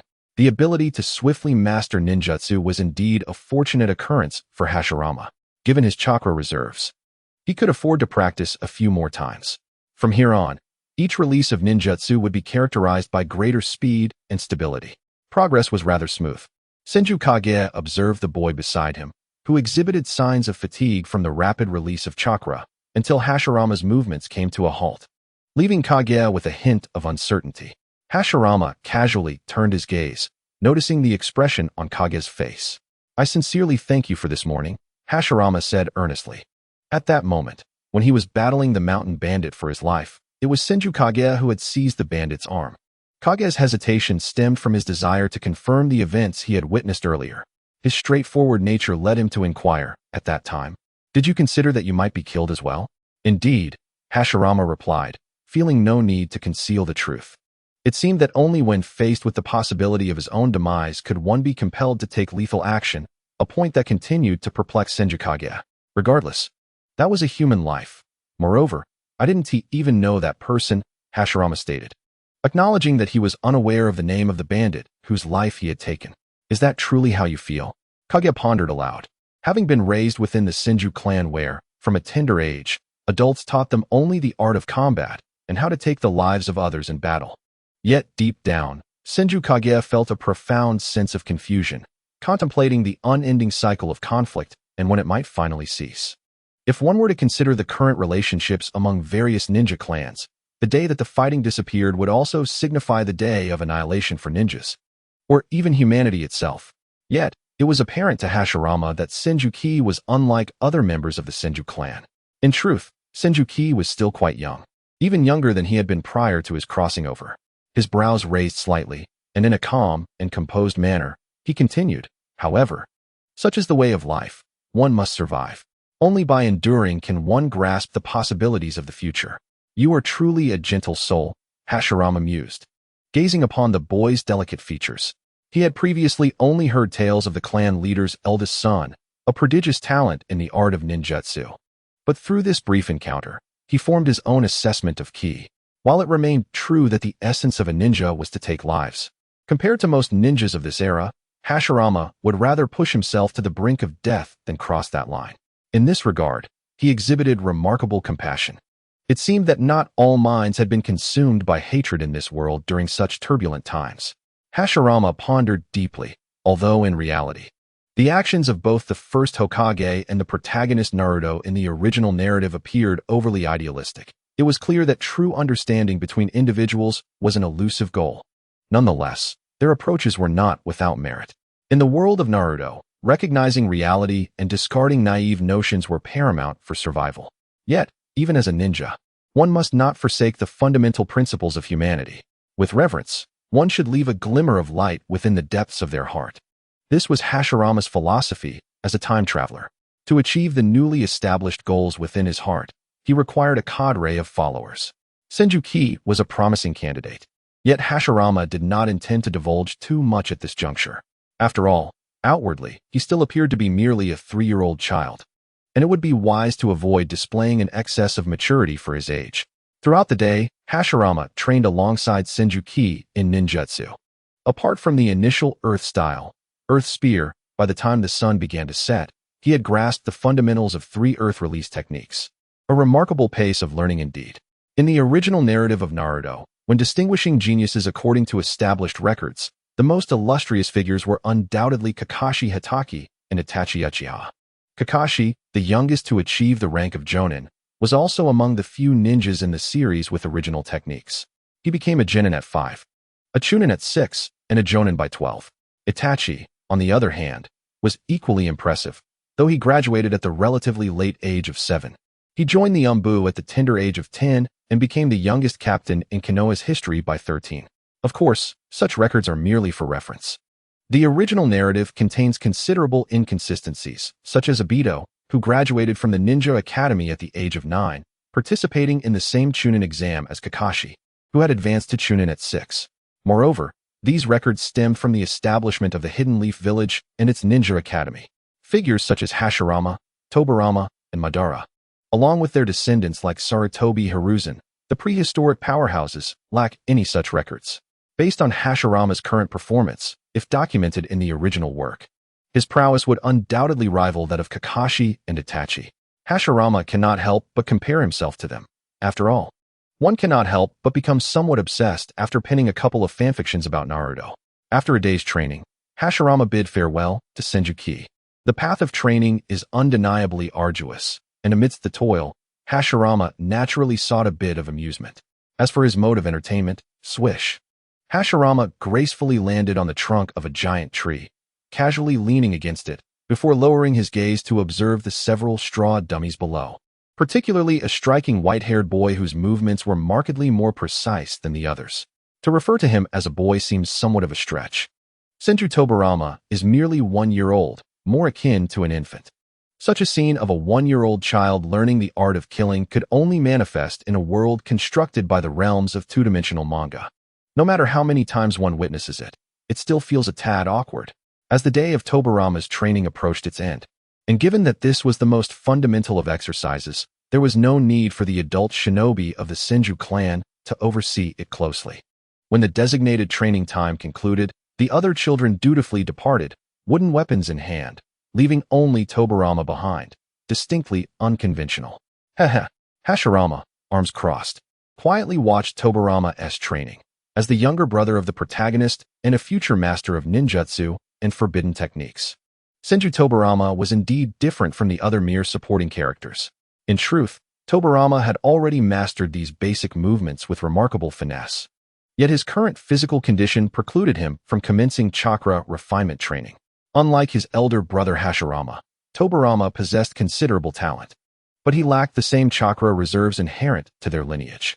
After more than 10 minutes passed, when Tobarama could no longer execute precise thrusts, cuts, or slashes, he did not compel himself to continue.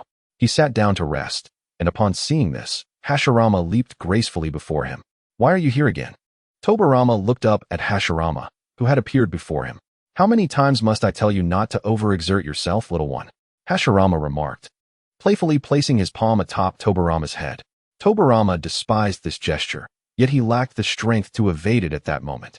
"This should be returned to you," Tobarama frowned, biting down on his molars as he voiced. Only a child would engage in such meaningless, childish actions. "Hey, is that how you speak to your older brother?" Hashirama lightly glared at Tobarama, lifting his hand slightly from the latter's hair, tousling it.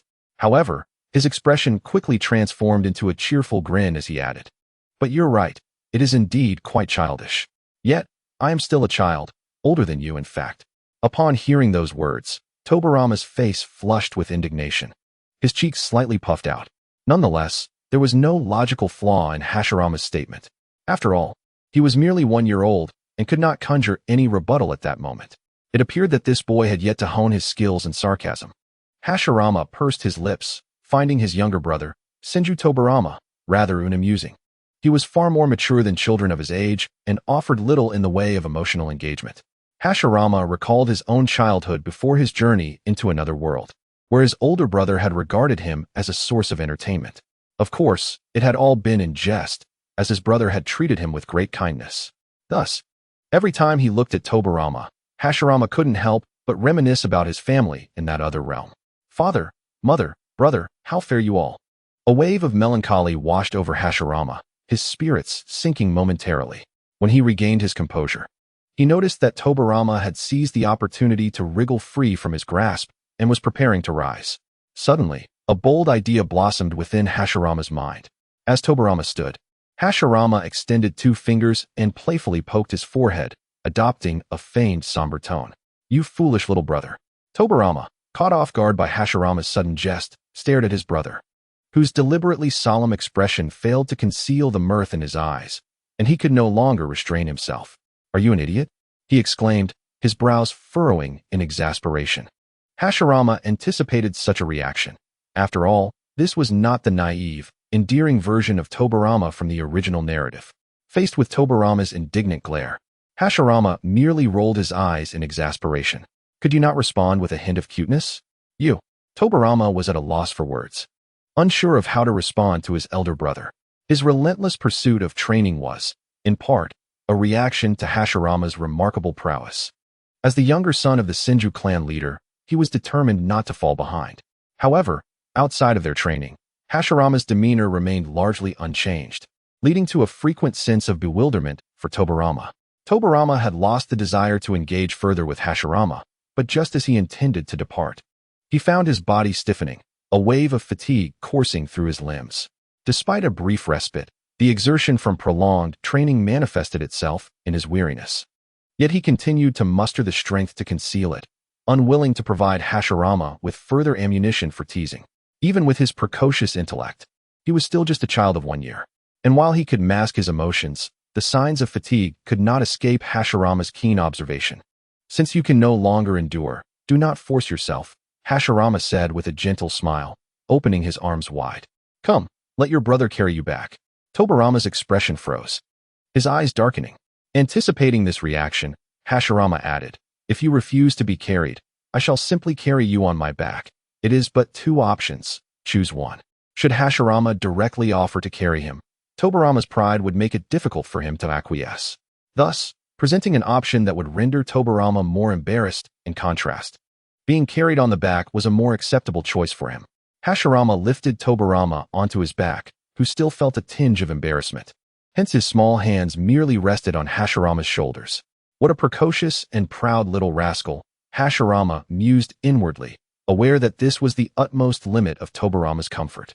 The 2 brothers began to move deeper into their clan's territory. Over the course of the years since their arrival, Hashirama had taken good care of his younger brother.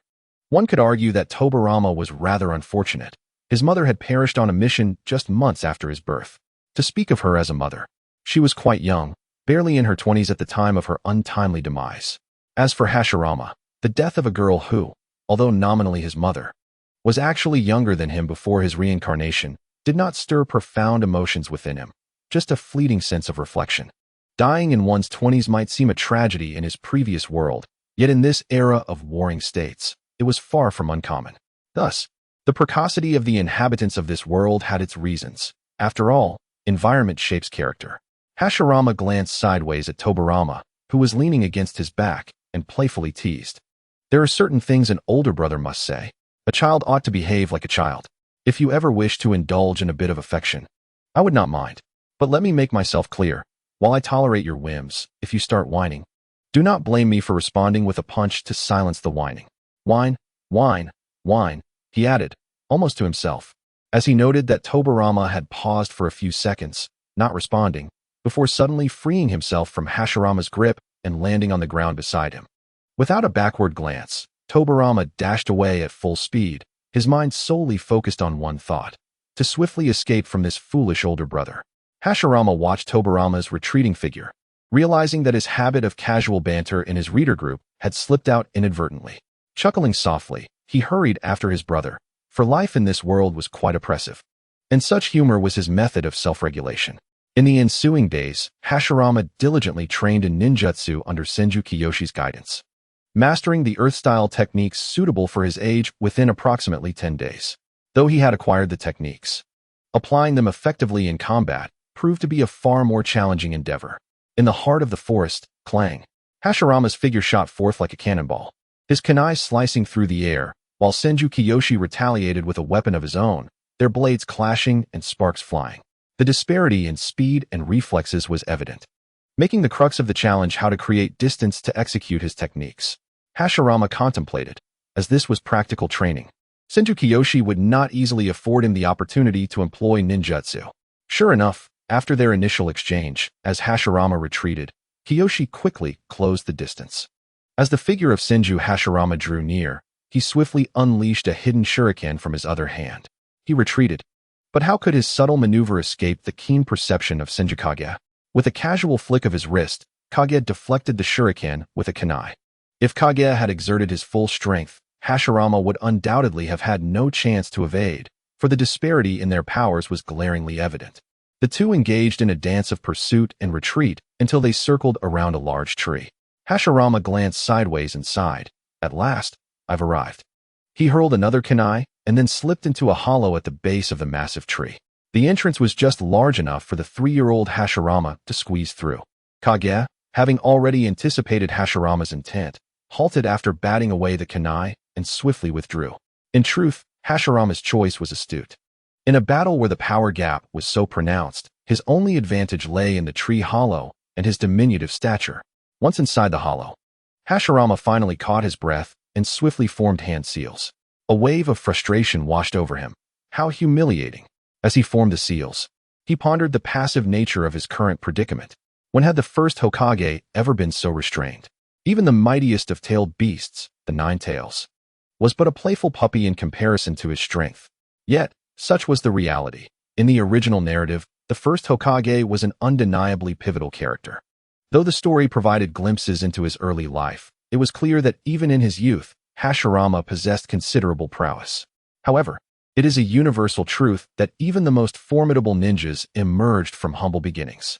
Even the god of Shinobi was no exception. Every great strength had its origins in the same frailty. Earth-style, earth-flow spear.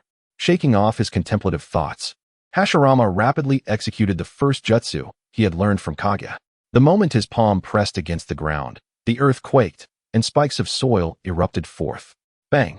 The earth and spikes tore through the relatively soft forest floor, swiftly advancing towards Kage. As the spikes neared Kage's feet, he leaped to evade. He continued to jump back, maintaining a safe distance as the spikes failed to make contact. The timing and speed of his jutsu were commendably adept. Kage even had time to observe the angles and trajectories of the emerging spikes. Yet, it was not sufficient. With a subtle smile, Kage pivoted sharply. Finding himself before a massive tree, he exerted his waist, positioning himself horizontally along the trunk. Then, with a swift motion, he launched a counterattack. Clang! The kunai clashed, creating a shower of sparks. So, he intends to use ninjutsu as a feint while his true self strikes? Kage had already noted Hashirama's little ploy. In the realm of ninja combat, it was indeed challenging for ninjutsu to deliver lethal blows, despite its immense destructive potential. However, its primary purpose is not to kill, but to lure and restrict the enemy's vision and movements. Quite agile indeed. The gaze of Senju Q met that of Hashirama, and at this moment, Hashirama had performed admirably. Did you think this was the end? Yet, Hashirama remained impassive, secretly contemplating. Whoosh! At that moment, from behind a tree to the left rear of Senju Q and Hashirama, two black shurikens suddenly shot forth. Boom!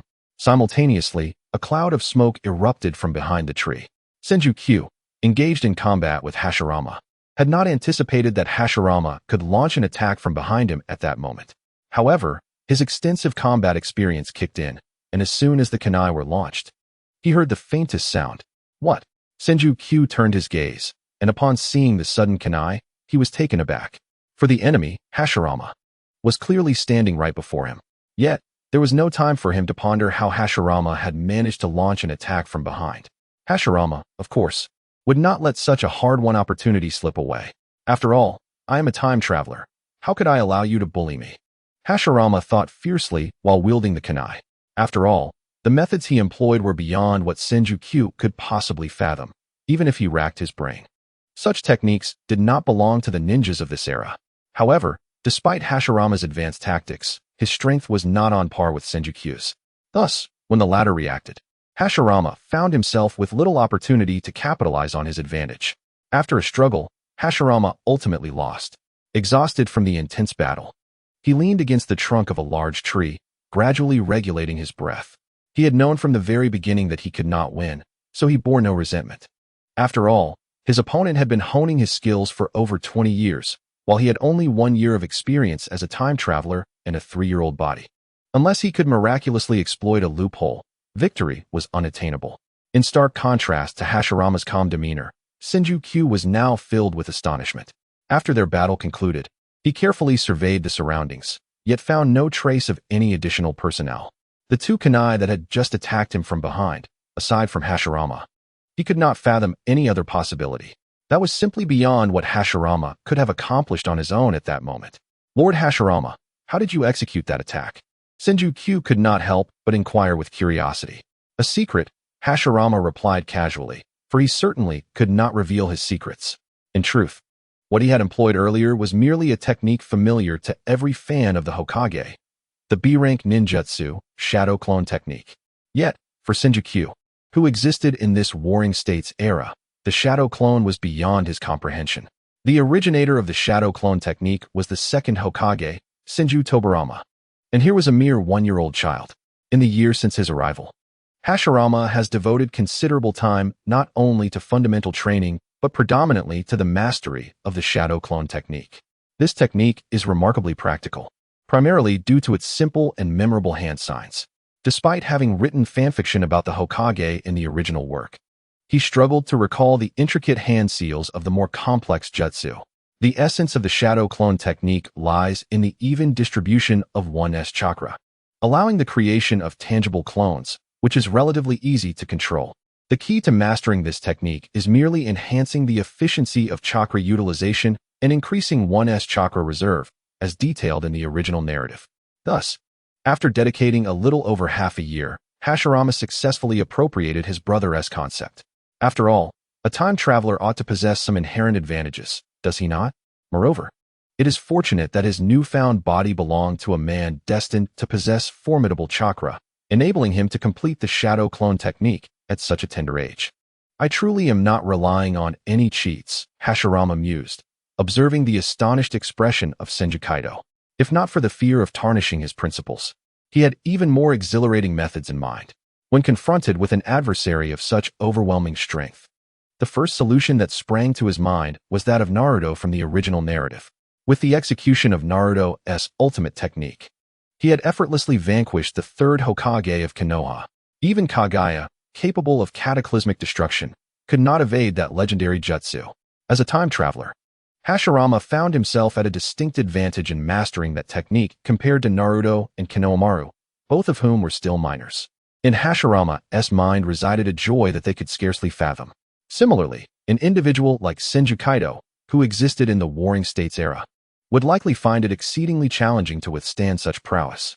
The mystery of how Hashirama had dispatched those two shuriken confounded Senju Kaido, yet Hashirama, unwilling to divulge his secret, would not be pursued further on the matter. After a brief respite, Hashirama felt his stamina swiftly rejuvenating. After all, passively waiting equated to the 100 healings technique. The vitality of the first Hokage was no trifling matter. Rising to his feet, he addressed Senju Kaido. "Let us continue." Kaido nodded in agreement. In the forest, their sparring resumed, while Hashirama's mind brimmed with concepts that Kaido had never encountered nor could imagine. Time rushed forward, fleeting as a galloping steed, especially for the young. Typically, one might not even realize the moment of maturation until it has passed. He hoped that by the time one comprehends this, they are no longer solitary from the womb. For Hashirama, however, each day since his arrival has been exceedingly fulfilling, brimming with activities unprecedented in his previous life. Life, in all its aspects, has remained rich and engaging. Beyond the monotonous daily training, Hashirama has discovered a plethora of recreational pursuits. He has now resided in this world for a full 3 years. Over the past 2 years, his strength has undoubtedly progressed significantly, and he has undertaken several straightforward tasks. However, the grand battles had not been participated in, primarily due to the robust strength of the Senju clan. Even when other ninja families had minor skirmishes, it was not the time for Hashirama to intervene. Beneath the familiar glow of the setting sun, Hashirama leaned against the trunk of the same tree, gazing down at the training ground. Yet, the subjects of his observation were no longer the haughty, white-haired child with crimson eyes. Senju Tobirama had already turned 3 this year and had long embarked on the next phase of practical training. Before 2 life-sized scarecrows, 2 children wielded wooden weapons, targeting vital points. Their movements, compared to those of Hashirama and Tobirama in their youth, lacked finesse. However, this was not the crux of Hashirama's attention. His gaze settled on the 2 boys, one with pure white hair, while the other exhibited a peculiar duality. With his hair split down the middle into black and white, black on the right and white on the left. TSK, aside from Kenjiro Mitsumasa and my brother Masaru. I must say, Senju Wakana, I have never seen anyone quite like you, Hashirama remarked with a smirk. Had he not witnessed it firsthand, he would never have imagined that the Senju Wakana and Senju Banji were twins. Hashirama and Tobirama's mother had perished on a mission several years prior, making Wakana and Banji half-brothers. He had initially thought that Tobirama's white hair was already a deviation from genetic norms, but upon seeing Senju Banji, he realized how mistaken he had been. The animators of the Naruto series had indeed misled. How could they err in the color of hair? Gazing at the white-haired Senju Wakana, Hashirama mused that this was not a matter of great concern. He could accept the depiction of Wakana with straw-yellow hair in the animation, for there had been no formal portrayal of him in the original work. The child had simply passed away on the spot. Kagami-Mei's melting release and Ashura's spiral sphere. Those in the Naruto TV production team were truly remarkable talents. Perhaps, once I restore peace to this chaotic world, I could even pen a book? Hashirama stroked his chin, reminiscing about his previous attempts at writing novels online, which had garnered mediocre success. Yet now, the landscape had changed. Novels did not yet exist in this world. He pondered teaching Jiraiya the art of writing. He was quite eager to peruse the legendary Ica paradise. Lost in whimsical dreams of what still remained a fantasy for the present, possibly realizable only decades hence, he wore a silly smile. At that moment, a rustling from the forest behind him caught his attention, and a lithe figure darted forth, landing gracefully beside Hashirama. Oh, has the little genius finished training? Hashirama turned his gaze to Tobirama. Among his peers, Tobirama undoubtedly possessed the most exceptional talent, exhibiting performance in practical exercises that surpassed even Hashirama's own in his youth. Tobirama's gaze lingered on Hashirama for a moment before shifting to Wakana and Banji in the training ground. His red eyes revealed no sign of emotion. Yet upon retracting his gaze, he gently shook his head. The implication was clear enough. Senju Wakana and Senju Banji lacked the talent of their two elder brothers. However, Hashirama did not share this sentiment. What could a mere one-year-old child possibly reveal? In the original work, the two younger brothers of Senju Hashirama met their demise at the tender age of approximately 7. Their existence merely a poignant reflection of the brutal realities of the Warring States period, crafted by the original author. Thus, from the perspective of the source material, they bear no halo of glory, even though their elder brother is the illustrious Senju Hashirama. However, for Hashirama in the present, such matters hold little significance. Having spent 3 years in this world, he still grapples with the peculiar atmosphere of his family, yet he has developed a sense of belonging towards Senju Tobirama, Senju Kawarama, Senju Banjin, and the entire Senju clan. Therefore, being aware of the narrative, he would never allow Kawarama and Banjin to follow the tragic fate depicted in the original story. He is indifferent to the prowess they may attain as they grow. What he cannot abide is the thought of his family being harmed. I hear you have begun your studies in ninjutsu. How have your results fared? Hashirama inquired, directing his gaze towards Tobirama. Although Tobirama's physique may not match his own, it is not unreasonable for someone of his age to learn a few low-cost techniques. In the original narrative, aside from his self-created forbidden techniques, Tobirama excelled in water release. However, the notion of forming a contract with the sea belongs to fan fiction, lacking the authority of the official material, much less than the Sword of the Thunder God, which was a creation of the talented TV team, authorized by Kishimoto, and featured in several episodes of the animation. It has been progressing smoothly, Tobirama replied nonchalantly. Indeed, Hashirama, even without asking, was aware that Tobirama's speed in mastering ninjutsu would be remarkable, given his ability to develop numerous forbidden techniques. While the possibility of another traversal is no longer within reach, Hashirama still harbors an attachment to the character of Minato Namikaze. Thus, he is reluctant to see Minato's signature technique, the Flying Thunder God technique, fade away. Yet, such advanced ninjutsu is beyond even Hashirama's capabilities, despite being a traveler from another world. After all, each expertise has its domain, while travelers possess narrative advantages. They may not surpass the innate talents of the original characters in developing ninjutsu. What began as a casual inquiry into the progress of a future master of ninjutsu turned into a moment of deeper significance. Tobirama suddenly fixed his gaze upon Hashirama and declared, I intend to test the results of my recent training. Yet, the proficiency of his contemporaries was rather lacking. Though his words bore no discernible tone, his eyes were fixed intently on Hashirama. Upon hearing this, Hashirama smirked slightly and replied, What exactly are you trying to imply? He certainly understood Tobirama's intention, yet as an elder brother, he could not simply acquiesce without losing face. A mischievous expression then graced Hashirama's features as he teased. Shouldn't you say something to your elder brother? Please, brother, I shall grant your request. Even though he had grown accustomed to Hashirama's eccentricities, Tobirama found himself unable to maintain his composure in light of Hashirama's words. Gritting his teeth, his youthful visage betrayed a hint of irritation as he averted his gaze, intent on disengaging from further banter with Hashirama. However, just as Tobirama turned his head away, Hashirama suddenly kicked out, delivering a swift blow. Bang! The speed of Tobirama's reaction was astonishingly quick, yet caught off guard. He had no time to evade and could only cross his arms protectively over his chest. With a dull thud, he was sent flying. Meanwhile, Hashirama watched with a faint smile as Tobirama soared away, swiftly pursuing him. Tobirama, having chosen me as your opponent, you should not have the slightest bit of complacency. You arrogant little brat. I have tolerated you for far too long. As Hashirama closed the distance, he muttered curses in the language he was accustomed to from his previous life. In truth, he had long desired to teach this spoiled younger brother, who showed no respect for his elder, a lesson. Imagine a toddler of 2 or 3 years old gazing at you with the eyes of someone caring for a mentally challenged child. It was a trial that even an uncle could not endure. Although Tobirama heard Hashirama's grumbling, he could not comprehend the words due to the language barrier. In the forest, Tobirama's feet skidded along the ground for several meters before coming to a halt. Hashirama had not exerted all his strength in that last kick. After all, it was his own brother, and it would be inappropriate to cause him harm. Nevertheless, Tobirama's arms still trembled from the impact. Hashirama landed steadily in front of him, choosing not to pursue his advantage. After all, he was a grown man in his 20s, and it would be shameful to defeat a 3-year-old child through ambush. Tobirama glared at Hashirama, who was now looking down at him with an elevated chin, feeling disgruntled. It seemed there were limits to the notion of the young being bold. Hashirama mused. It was a rare occurrence to hear such unreasonable words from Tobirama. He casually retrieved a shuriken from his ninja tool pouch and responded.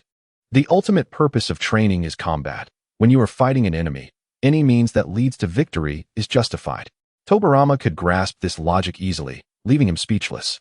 Indeed, had Hashirama taken advantage of Tobirama while he was airborne, he would have had no chance to catch his breath. You can occasionally utter sensible words, Tobirama remarked, also drawing a shuriken, preparing to focus entirely on the ensuing battle. To his surprise, a slight smile appeared on his typically stoic face. Could it be that he harbored such inclinations? Hashirama felt a flush of embarrassment upon witnessing Tobirama's smile over such a matter. Was it true that everyone in this world had a peculiar thought process? Just as he was worried about Tobirama's odd demeanor, the latter regained his composure and pushed off the ground, charging forward. Tobirama moved swiftly, closing the distance of several meters between them in an instant. Without hesitation, he swung his shuriken towards Hashirama's vital points. Yet Hashirama's response was even faster. He reacted only as Tobirama initiated his attack, intercepting him and expertly seizing the younger one's arm. His palm resembled a vice, rendering Tobirama's movements futile as he could no longer thrust his kunai forward. Tobirama had not anticipated the swiftness of Hashirama's actions, yet his reflexes were sharp. As Hashirama grasped his forearm, Tobirama bent his knees slightly and leaped, curling his body just enough to deliver a kick to Hashirama's abdomen. This series of maneuvers transpired almost within Hashirama's embrace, leaving him no opportunity to retaliate with his kunai. Instead, he had to extend his other arm to intercept Tobirama's assault. With a resounding thud, Hashirama was sent flying, stumbling back 2 paces, allowing Tobirama to successfully extricate himself from Hashirama's grasp. Had he not acted thus, engaging in close combat against Hashirama, who possessed superior speed and strength, he would have swiftly succumbed to defeat. Quite the quick reflexes, Hashirama chuckled, noting that Tobirama's actions had exceeded his expectations. Clearly, Kishimoto's assessment of Tobirama in the Book of Nin was not unfounded. Despite lacking practical combat experience, he demonstrated an uncanny ability to make precise judgments, turning peril into safety. His combat intelligence was remarkably high. Nevertheless, Tobirama did not exhibit the slightest excitement at having freed himself from Hashirama, for it was evident that Hashirama had not exerted his full strength. Underestimating an opponent in battle is the height of folly, Tobirama thought to himself, furrowing his brow. Hashirama, however, dismissed the concern, remarking, "What if I accidentally hurt such a delightful younger brother?" He continued to jest with Tobirama, maintaining his usual demeanor.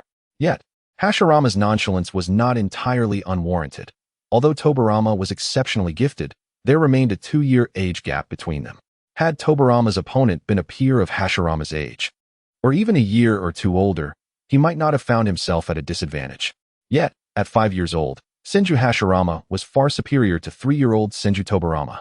Observing Tobirama's renewed solemn expression, Hashirama said, "Since you feel that way, brother is happy to provide you with a challenge." With that, Hashirama's figure vanished from sight. Tobarama barely registered his movement before feeling a chill at his neck. To his astonishment, Hashirama had pressed the flat side of a kunai against his throat. Tobarama's crimson eyes widened in surprise. "You are not yet the fastest ninja," Hashirama remarked, relishing the astonishment on Tobarama's face. Over the past 2 years, he had often trained with Senju Ki and other elite members of the Senju clan. Although he could not yet match their prowess, Hashirama's combat skills had surpassed what Tobarama could hope to achieve at present. In response, Tobarama quickly reacted, opting not to retreat but to launch an aggressive counterattack. The logic was simple. If Hashirama were a true enemy, his throat would have been severed by now. In such dire circumstances, a ninja's only option is to strike with lethal intent before consciousness fades. Yet he did not retreat. Hashirama's response was decisive, as he evaded Tobarama's assault by stepping back. Then, circling to the side, Hashirama extended 2 fingers and playfully jabbed Tobarama's forehead. "Foolish little brother," he teased. In pain, Tobarama cast an exceptionally furious glance at Hashirama. Yet he did not lose his composure. His slight frame retreated hastily, evidently opting against engaging in close combat with Hashirama. Such an endeavor would only lead to humiliation. With a thud, as he distanced himself, he produced a smoke bomb from his robes and forcefully hurled it to the ground. A violet haze enveloped the area, drastically reducing visibility. This lesson should suffice, he mused. Hashirama maintained vigilant awareness of his surroundings. His earlier actions had been somewhat disrespectful to Tobarama. But as someone with a modern consciousness, he found it challenging to regard a mere 3-year-old, especially his own younger brother, as a genuine adversary.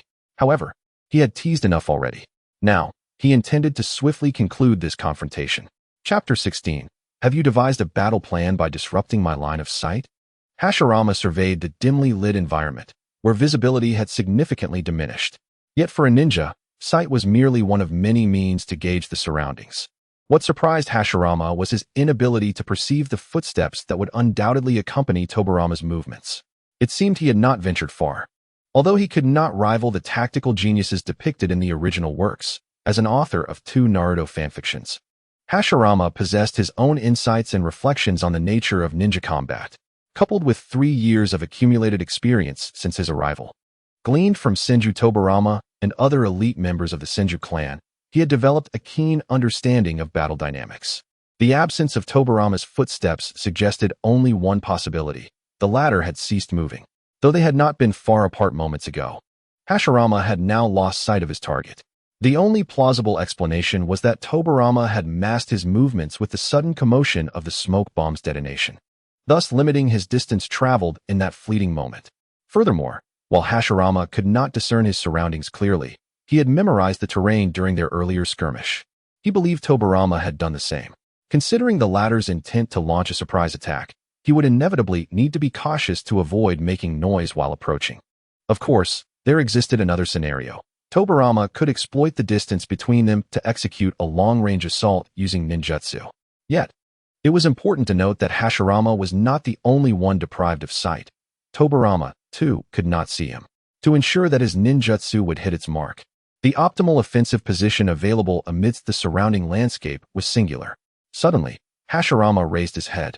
Almost simultaneously, above him, the violet smoke could not conceal a brilliant azure light that flickered intensely. Lightning release? Without the need for deep contemplation, Hashirama deduced, based solely on visual cues, the nature of the ninjutsu Tobarama had been training in during this time. While most members of the Senju clan excelled in earth and water release, it did not imply that all initially chose these elemental affinities. Clearly, Tobarama had opted for the lightning release that best suited his style. The thunderclap tore through the air, abruptly rending the veil of violet mist that enveloped it. With a resounding crash, the ground where Tobarama stood was struck by lightning, creating a crater half a meter in diameter, with the surrounding area charred black. Among the 5 elemental natures of chakra, while the lethality of lightning release may not be the greatest, it is undeniably the swiftest. In unleashing his attack, Tobarama held nothing back, not out of anger at Hashirama's teasing, but rather due to the oppressive feeling Hashirama had instilled in him during their earlier skirmish. Faced with such a disparity, only by exerting his utmost could he hope for victory. Yet, at the moment the ninjutsu was unleashed, a flicker of regret washed over him. Despite not having perfected this technique, Its sheer power could gravely injure Hashirama if he were to react even a moment too slowly. Although he found his elder brother's behavior somewhat eccentric, he would never wish harm upon him. However, once the ninjutsu was executed, Tobirama had no means of retracting it. After all, he was merely a 3-year-old child. Perched on the branch, Tobirama hastily glanced below. The violet mist had been obliterated by the lightning release, revealing only a charred expanse reflected in his crimson eyes. For the first time, a look of panic flickered across Tobirama's small face. In moments of concern, clarity often eludes. If he pondered a little deeper, he would realize that even should his ninjutsu strike Hashirama, such a level of lightning release could hardly obliterate a person completely. Tobirama stood in shock for a good 10 seconds before regaining some semblance of composure and beginning to recognize the oddity of the situation. He slightly averted his gaze, noticing a face that had drawn near, scrutinizing every nuance of his expression with keen interest. It was, of course, Hashirama. Startled, Tobirama stumbled back a couple of steps. "You didn't," he exclaimed, raising a finger to point at Hashirama, his face flushed with indignation. However, the moment the words left his lips, he fell silent. For Hashirama was regarding him with a peculiar smile. Yet, Tobirama's worries dissipated swiftly. His eyes lowered, revealing an air of resignation as he regarded his brother. Alas, despite his evident concern for his elder sibling, why had he suppressed his emotions so quickly? He had yet to fully express his feelings. Hashirama chuckled softly, realizing that Tobirama had not noticed his movement, which he had cleverly masked with the sound of the lightning release. Indeed, the speed of lightning release was remarkable. However, having discerned Tobirama's intent, Hashirama was able to evade it effortlessly. Tobirama chose to ignore Hashirama's banter and calmly stated, "I concede." He understood clearly that from the outset. Had Hashirama not intentionally held back, he would have had no chance of victory. Yet, Hashirama was indifferent to the outcome of this bout. Nevertheless, he was quite pleased with the reaction he elicited from Tobirama. Gazing at him, Hashirama couldn't help but muse to himself, do those who play with tactics possess such cunning hearts from childhood? Though he successfully saw through Tobirama's tactics, it is essential to recognize that he had already traversed into this world as a man in his 20s. Despite hailing from a modern society devoid of any combat experience in ninjutsu, he possessed a certain level of theoretical knowledge. Coupled with the accumulation of 3 years, Hashirama had reached this level of understanding. However, he did not feel anger towards Tobirama's lack of restraint. Instead, he took a few steps forward and slowly extended his palm.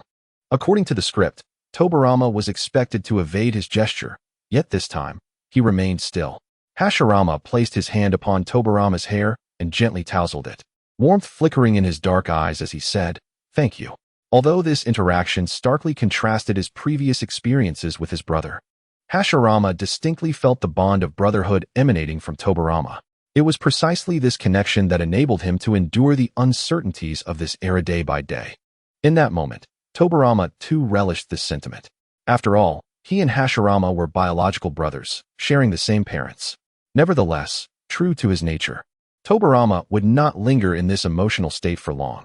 He withdrew Hashirama's hand and suddenly locked his gaze onto his brother's eyes, inquiring, "What did those peculiar words you just uttered mean?"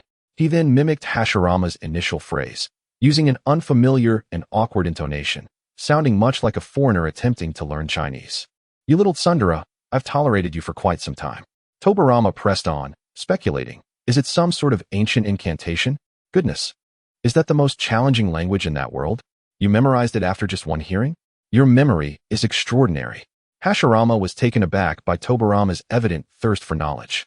Tobirama's situation reminded him of how, in his past life, he struggled to remember even a single English sentence after hearing it once, let alone 10 times. At a loss for words, Hashirama realized that continuing the conversation would only lead to further inquiries from Tobirama. An ancient incantation? Was there such a thing in the Naruto universe? Kishimoto never illustrated that. Hashirama scratched his head, feigning confusion.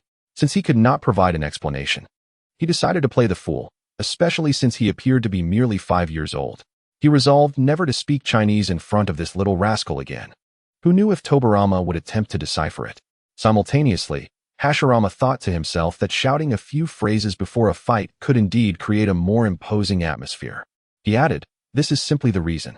Tobirama was not quick to accept this explanation, He scrutinized Hashirama's face, searching for clues. Yet, Hashirama continued to smile foolishly.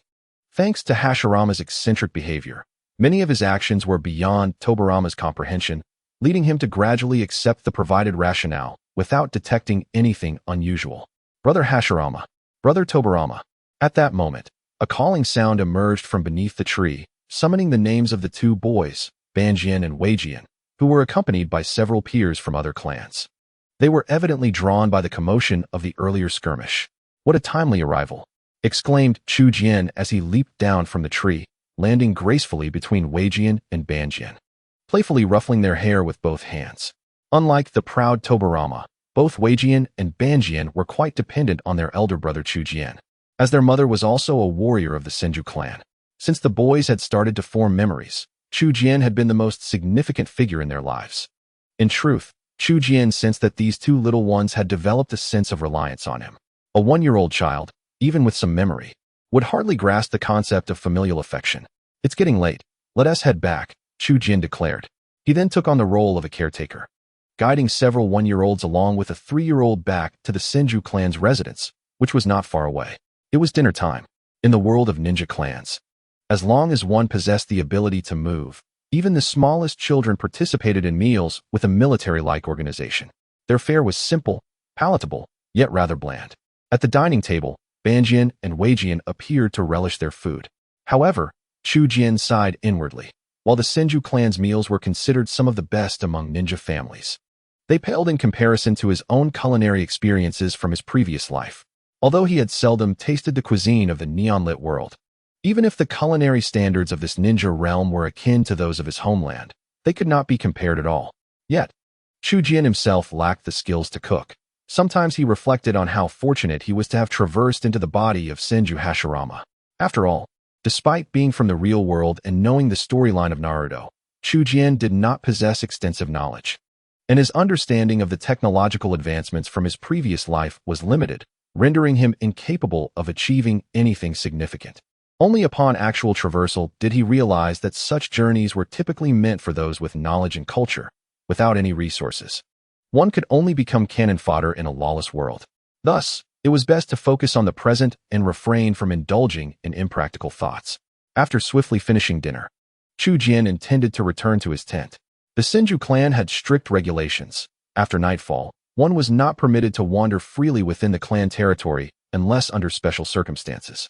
As he passed through the area where the clan leader resided, a hasty figure approaching from a nearby path caught Chu Jian's attention. Although the Senju clan was a vast community and Chu Jian could not know everyone, this individual appeared exceedingly unfamiliar. The night was dark, and despite the surrounding torches, visibility was limited. However, such obstacles posed no challenge to Chu Jian. The moment he focused on the person, he began to discern the details.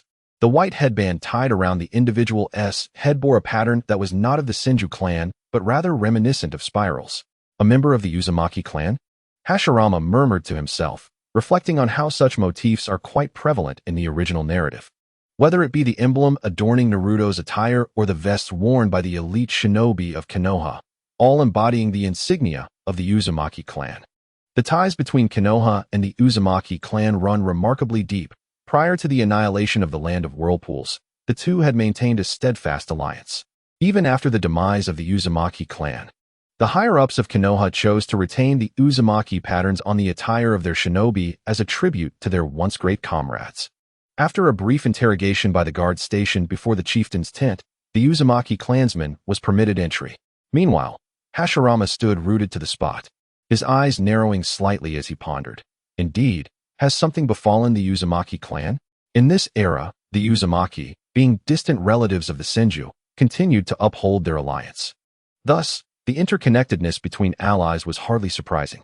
After all, in any realm, intelligence is of paramount importance. This was not the first time Hashirama had encountered a member of the Uzumaki clan within their territory over the past 3 years. Yet their communications were typically bound by strict temporal limitations. A visit at such a late hour, especially when it was not a designated time for exchanging information, raised concerns, compounded by the evident anxiety displayed by the Uzumaki clansmen. It seemed yet another conflict loomed on the horizon. Hashirama's eyelids drooped slightly. Warfare was a frequent occurrence in this world, Yet he took solace in the fact that the Senju clan stood as the most formidable family of the age. Rarely did other clans dare to provoke the Senju unless a significant dispute arose.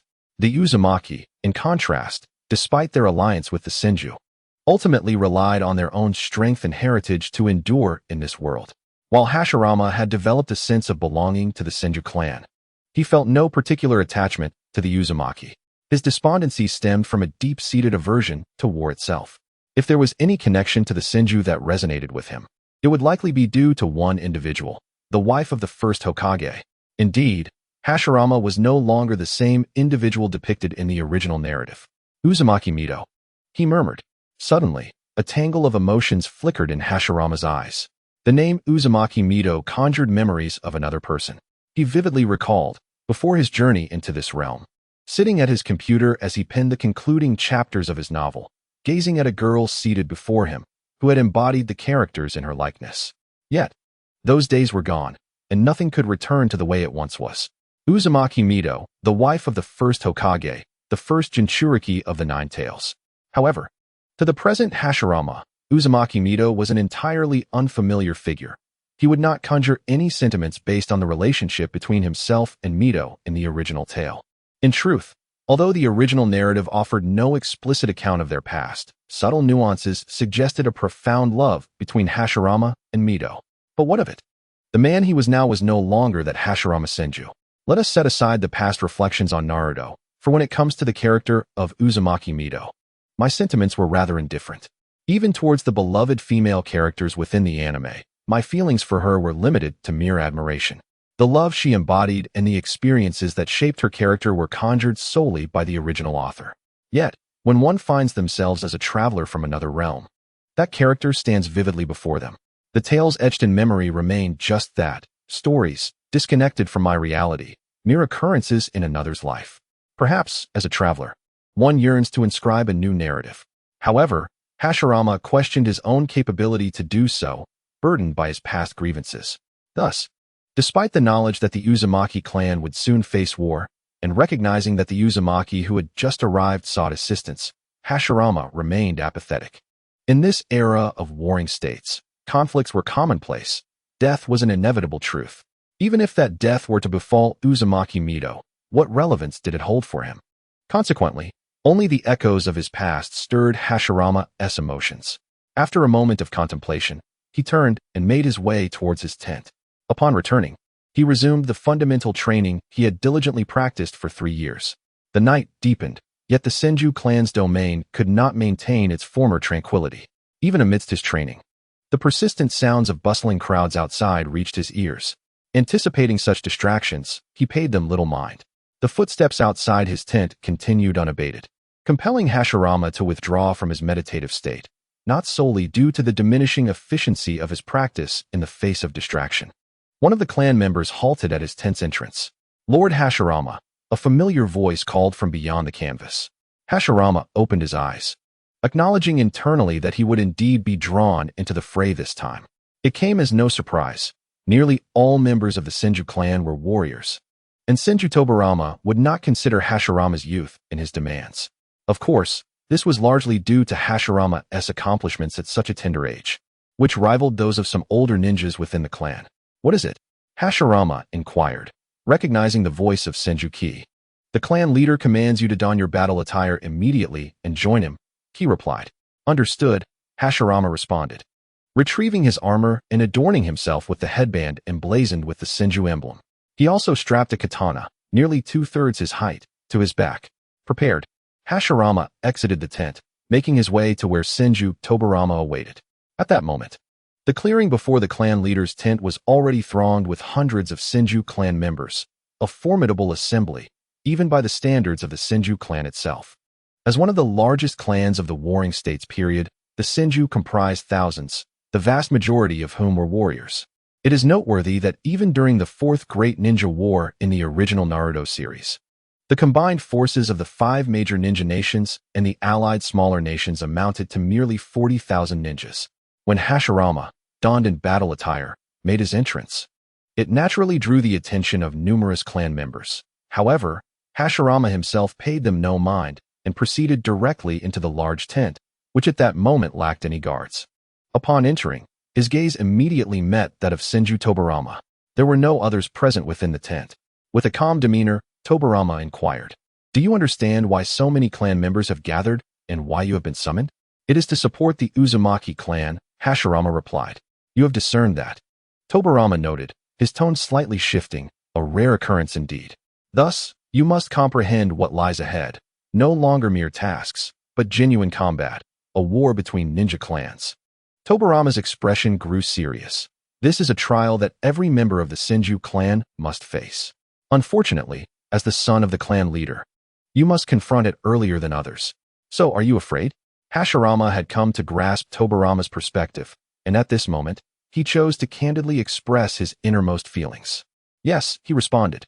However, Tobarama did not display any signs of displeasure at this admission. "Everyone experiences fear. Even I felt it during my first time on the battlefield." Tobarama fixed his gaze on Hashirama and continued, "In truth, fear is not entirely a negative emotion. In the heat of battle, it can ignite a formidable desire for survival. This otherwise uncontrollable emotion can unleash a person's potential to the fullest. Only by acknowledging one's own frailty can one ultimately become powerful. The Senju clan, and I, require you to grow stronger than anyone else. Therefore, you must always lead the way." It was evident that, as a father, Tobarama harbored immense confidence and expectations for Hashirama. Otherwise, his character would never permit such declarations. "I will overcome my fears and weaknesses," Hashirama declared, though he was not stirred to any fervent emotions by Tobarama's words. These truths were far from novel, having been echoed in countless tales of heroism. He merely accepted the reality. For he had resolved 2 years prior to achieve feats more grand than those of the original Hokage, determined to escape the terrifying confines of passivity. Upon hearing Hashirama's response, Tobarama slowly turned away, a rare smile gracing his typically stoic face. "The clan members will soon gather. You shall accompany them to the land of whirlpools. Do you wish to bid farewell to your brothers?" Hashirama hesitated briefly before shaking his head. "No need. I will return alive." The land of whirlpools, a small island located off the eastern coastline of the Land of Fire, was the destination. This time, Tobarama dispatched approximately 700 to 800 ninjas from the Senju clan to support the Uzumaki clan. The quantity in question represents the utmost limit achievable by the Senju clan. Despite their formidable strength, the Senju are not invincible. In fact, there exist numerous powerful ninja clans that harbor a deep-seated enmity towards them. Among these adversaries, the Uchiha clan stands out as the most formidable threat. Since their inception, these two clans have been embroiled in relentless conflict, the origins of which remain shrouded in mystery. Over time, these two families have emerged as the most powerful factions in the world, leading many to believe that their mutual animosity stems from their comparable might. However, this is not the case. Only Hashirama, a soul transcending time and space, knows the true nature of their enmity. Thus, in order to remain vigilant against the Uchiha and other hostile clans, the Senju must perpetually maintain their guard. Any significant decline in their strength could render them vulnerable to these threats. This underscores the immense value the Senju place on their alliance with the Uzumaki clan, evident in the substantial number of clan members dispatched to provide support. A battalion of several hundred moved in a disciplined formation across the surface of the sea.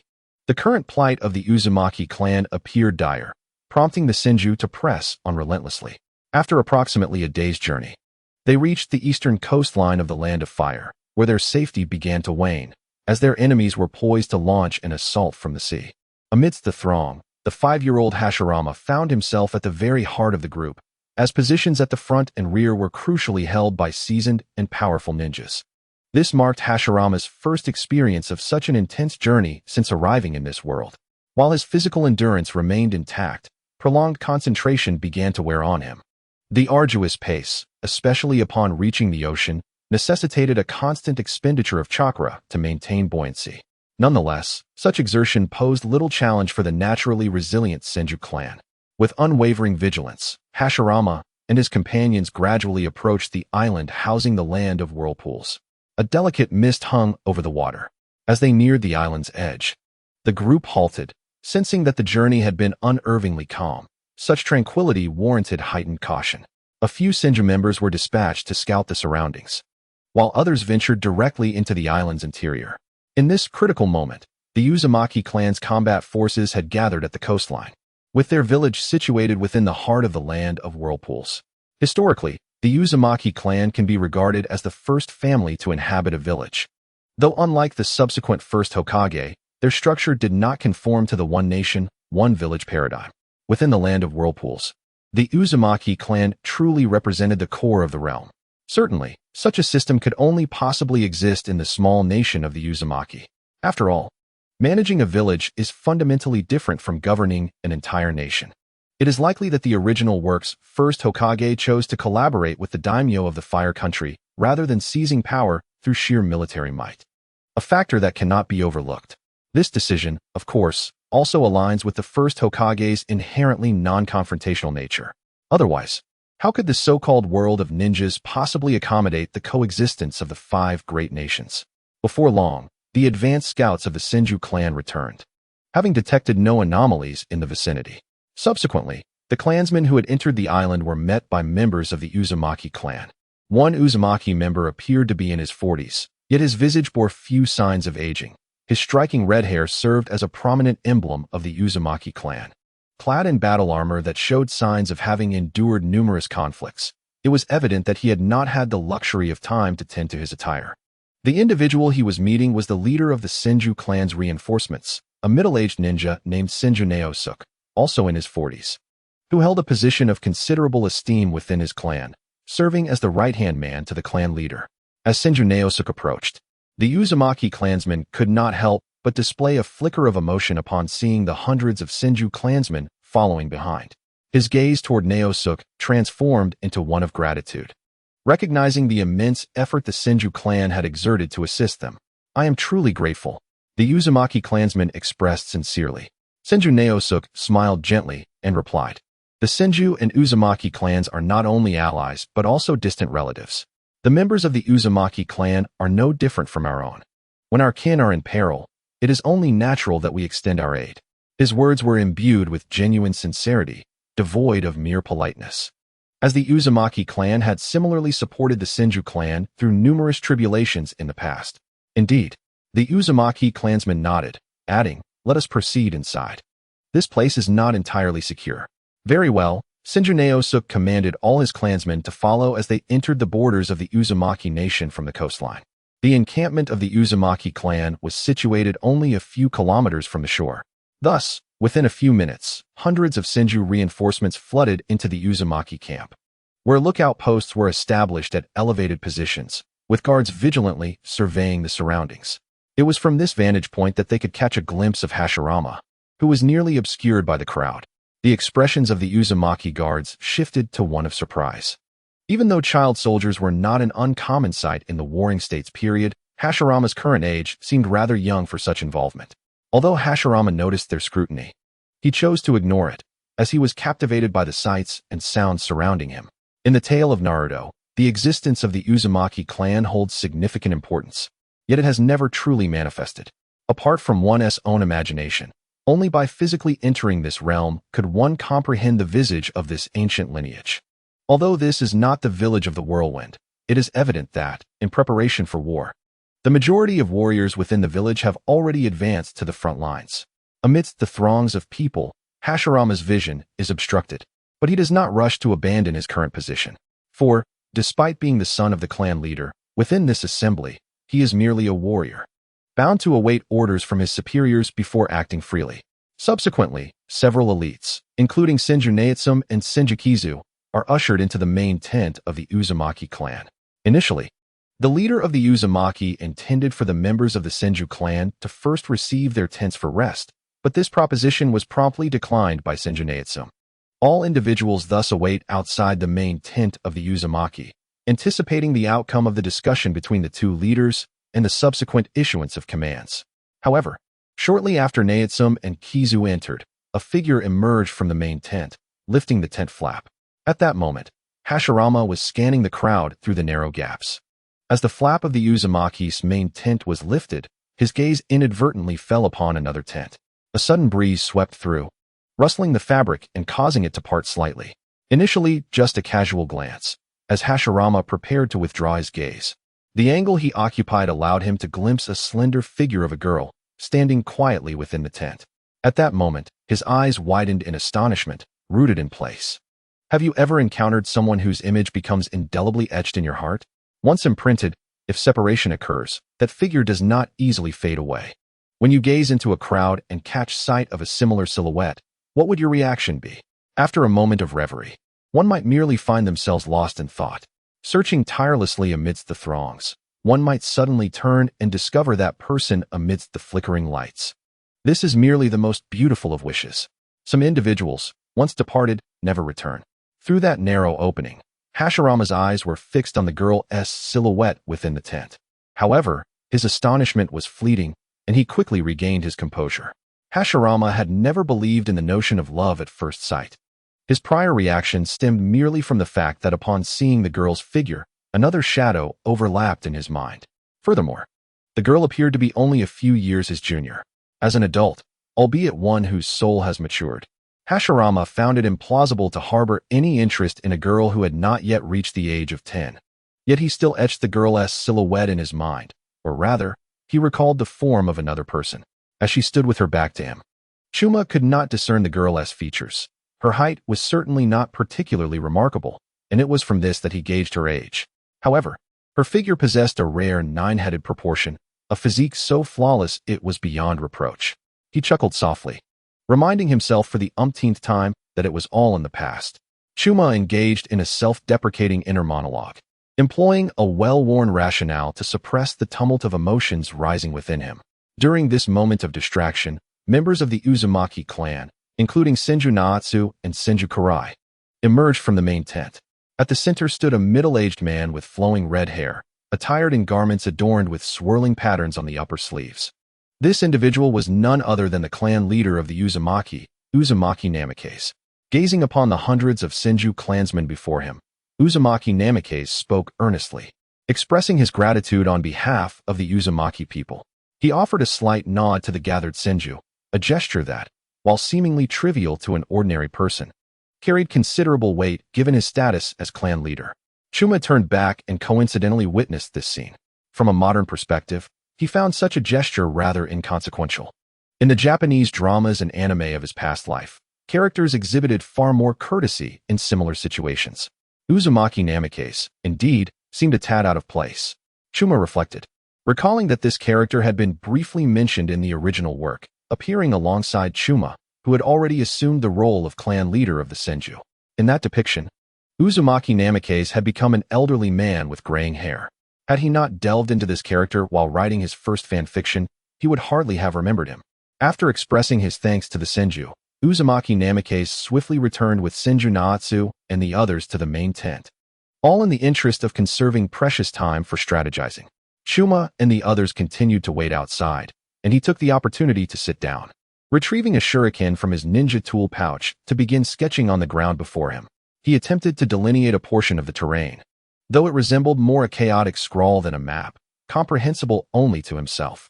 The reason for this endeavor was that Chuma was not among the core personnel privy to the most critical information regarding the battle. However, he had gained a general overview during his journey to the Uzumaki clan.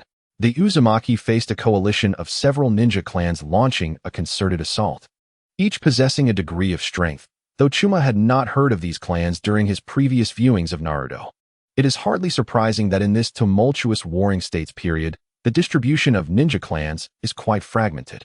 Some lesser families, despite being integrated in subsequent history, remain largely obscure. After all, the original work does not fully flesh out the worldview of the Naruto universe, with only the Hidden Leaf village being somewhat complete in its depiction. This is the village where the protagonist resides, and naturally, the other ninja villages pale in comparison. Initially, the Hidden Leaf was established through the collaboration of the Senju, Uchiha, Sarutobi, Nara, Hyuga, Akimichi, and other clans. The other four members of the 5 great Shinobi nations share a similar fate. However, even in the official texts, there is a lack of detailed records regarding the initial clan compositions of these ninja villages, with only a few family names mentioned. For instance, the Kamizuru clan, from which the first Tsuchikage of Awagakure hailed, was a formidable clan adept in insect manipulation techniques during the Warring States period, rivaling the strength of the Yamanaka clan. Of course, The mere unification of several small clans would not suffice to drive the Uzumaki clan to its current plight. The true threat in this conflict arises from the Land of Lightning, which lies directly above the Land of Fire, the Yatsuki clan, active within the borders of the Land of Lightning for many years. In this era, they rank among the most powerful ninja clans, second only to the Senju and Uchiha. The successive raikage of Kumobikure have all emerged from this formidable lineage. In fact, the war against the Uzumaki clan was instigated by the Yatsuki clan, driven by their desire for the unique sealing techniques possessed by the Uzumaki. The eventual downfall of the Uzumaki clan in future history is intrinsically linked to these sealing techniques. One wonders if the Yatsuki clan's early attempts to seize these techniques were aimed at subjugating the tailed beasts. As Hashirama pondered, while sealing techniques are indeed powerful, their practical application in ninja confrontations is rather limited, with only a select few masters able to utilize these techniques to seal away others' chakra or even hinder their movements. Their most fearsome application lies in their capacity to suppress tailed beasts. Hashirama's speculation that the Yatsuki clan sought the sealing techniques for the tailed beasts was merely conjecture, albeit with its own rationale. Although the people of the Land of Lightning may outwardly appear as muscle-bound brutes, their intellect should not be underestimated. Hashirama muttered to himself, having gleaned these insights from the original Naruto narrative. Before the Nine Tails was sealed by Konohagakure, Kumobikure had made several attempts to capture it, with the brothers Kin and Jin gaining a portion of the Nine Tails chakra as a result. Around the conclusion of the Second Shinobi World War, Kumobikure dispatched ninja to infiltrate the Hidden Leaf and abduct Kushina Uzumaki, Naruto's mother. Following the Nine Tails incident, the deaths of the fourth Hokage and his spouse severely weakened Konohagakure, allowing Kumobikure to seize the opportunity to kidnap Hinata with the intention of acquiring her Byakugan. In the original work, the first perfect Jinchuriki also hails from Kumobikure, marking them as pioneers in the development of human weapons known as Jinchuriki in the Shinobi world. Even 2 years after the conclusion of the Fourth Great Ninja War, when the enigmatic Shirin manipulated the Rinnegan on the moon to assault the Earth, the village hidden in the clouds had already developed chakra weaponry capable of obliterating satellites. Akin to a bug in the system, the Cloud Village had never relinquished its relentless pursuit of power. However, unlike the more idealistic and talent-centric approach of the protagonist village, Konohagakure, the Cloud Village thrived through a diversified strategy. They cultivated talent, advanced technology, and even resorted to unscrupulous methods to seize power from other villages for research, leaving no stone unturned. Were it not for the fact that the world of Shinobi is one that favors bloodlines, the somewhat utopian developmental philosophy of Konoha might have genuinely been surpassed by the Cloud Village. Alas, the most potent bloodlines congregate within a single village. Do you doubt the capabilities of the Cloud Village? If you believe you can do better, then step forward. Although the methods employed by the Cloud Village are often deemed rogue, there is a saying that goes, "It is not the rogue who fears to fight that is alarming, but the rogue who possesses culture." The rogues, ninjas, of the Cloud Village are not only cultured and intelligent, most importantly, they are the epitome of raw power. The fourth Raikage, their reckless leader, audaciously confronted Amaterasu head-on. Given that the Yazuki clan could incite the ninja clans near the land of Whirlpool to wage war, this conflict was likely to be far from simple. Hashirama mused, for it is well known that the Uzumaki and Senju clans are both distant relatives and allies. In times of dire crisis, the Uzumaki would undoubtedly seek the aid of the Senju. Contemplating this, Hashirama's expression subtly shifted. The Yazuki clan's audacity in disregarding their alliance with the Uzumaki could only stem from the knowledge that the Senju could not dispatch significant reinforcements. Otherwise, such elaborate schemes would defy logic. Could it be the Uchiha clan?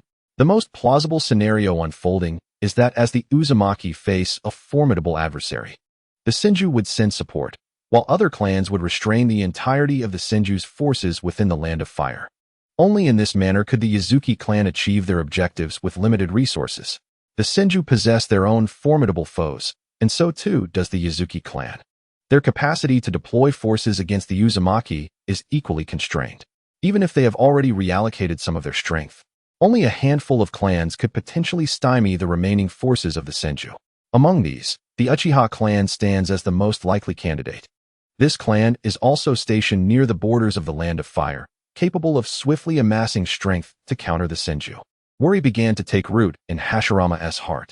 If events unfolded as he feared, during their absence of just over a day, it was conceivable that the Senju and Uchiha clans had already clashed.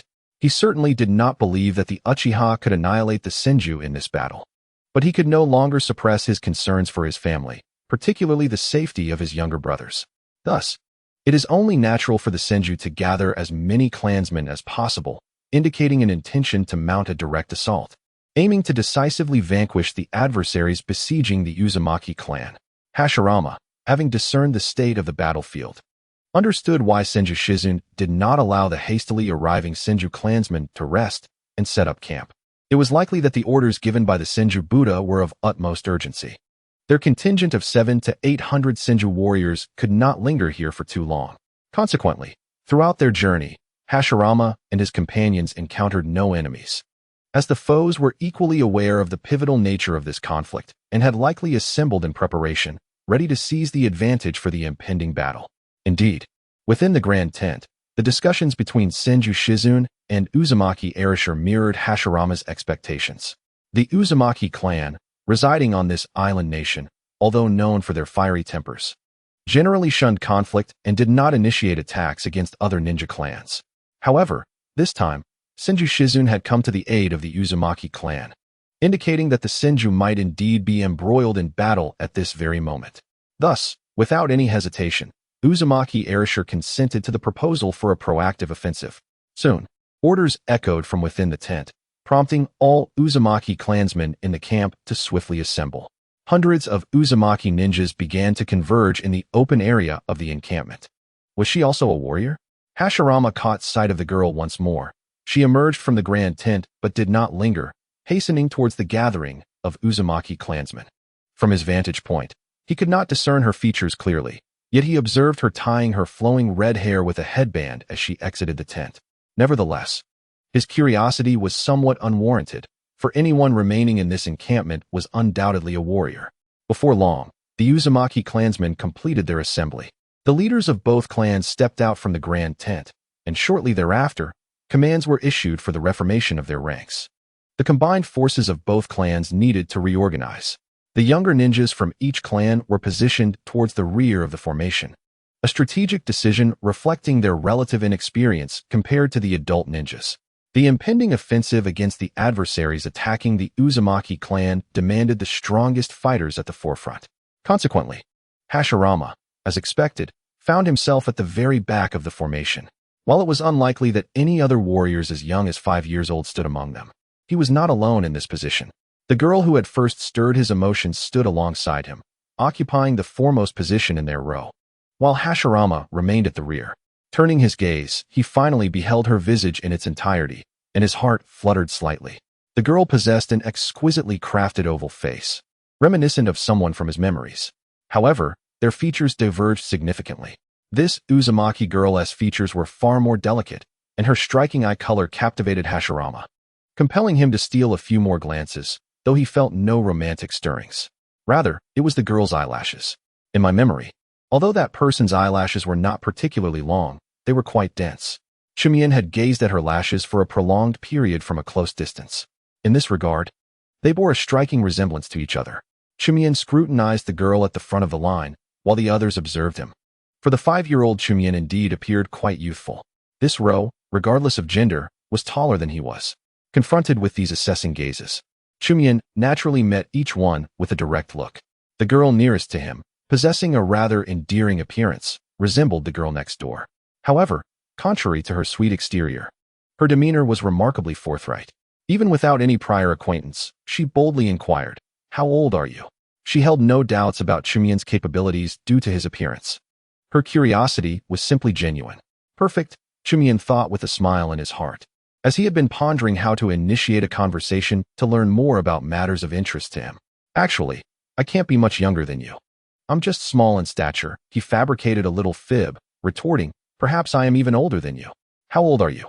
He then added, "By the way, let's share our names, for we are comrades and distant kin, after all. Is that so?" The girl, still quite young, did not perceive that this was Chimien's tactic, and she readily replied, "My name is Uzumaki Aoi, and I am 10 years old." Chimien nodded, allowing his gaze to drift to the boy beside Aoi. Shortly after, Aoi gently nudged him with her elbow, prompting him to reveal his name and age. In truth, there were only 5 children in this row. The thoughts of children are untainted, and given that Chumien was a friend, not a foe, there was little wariness.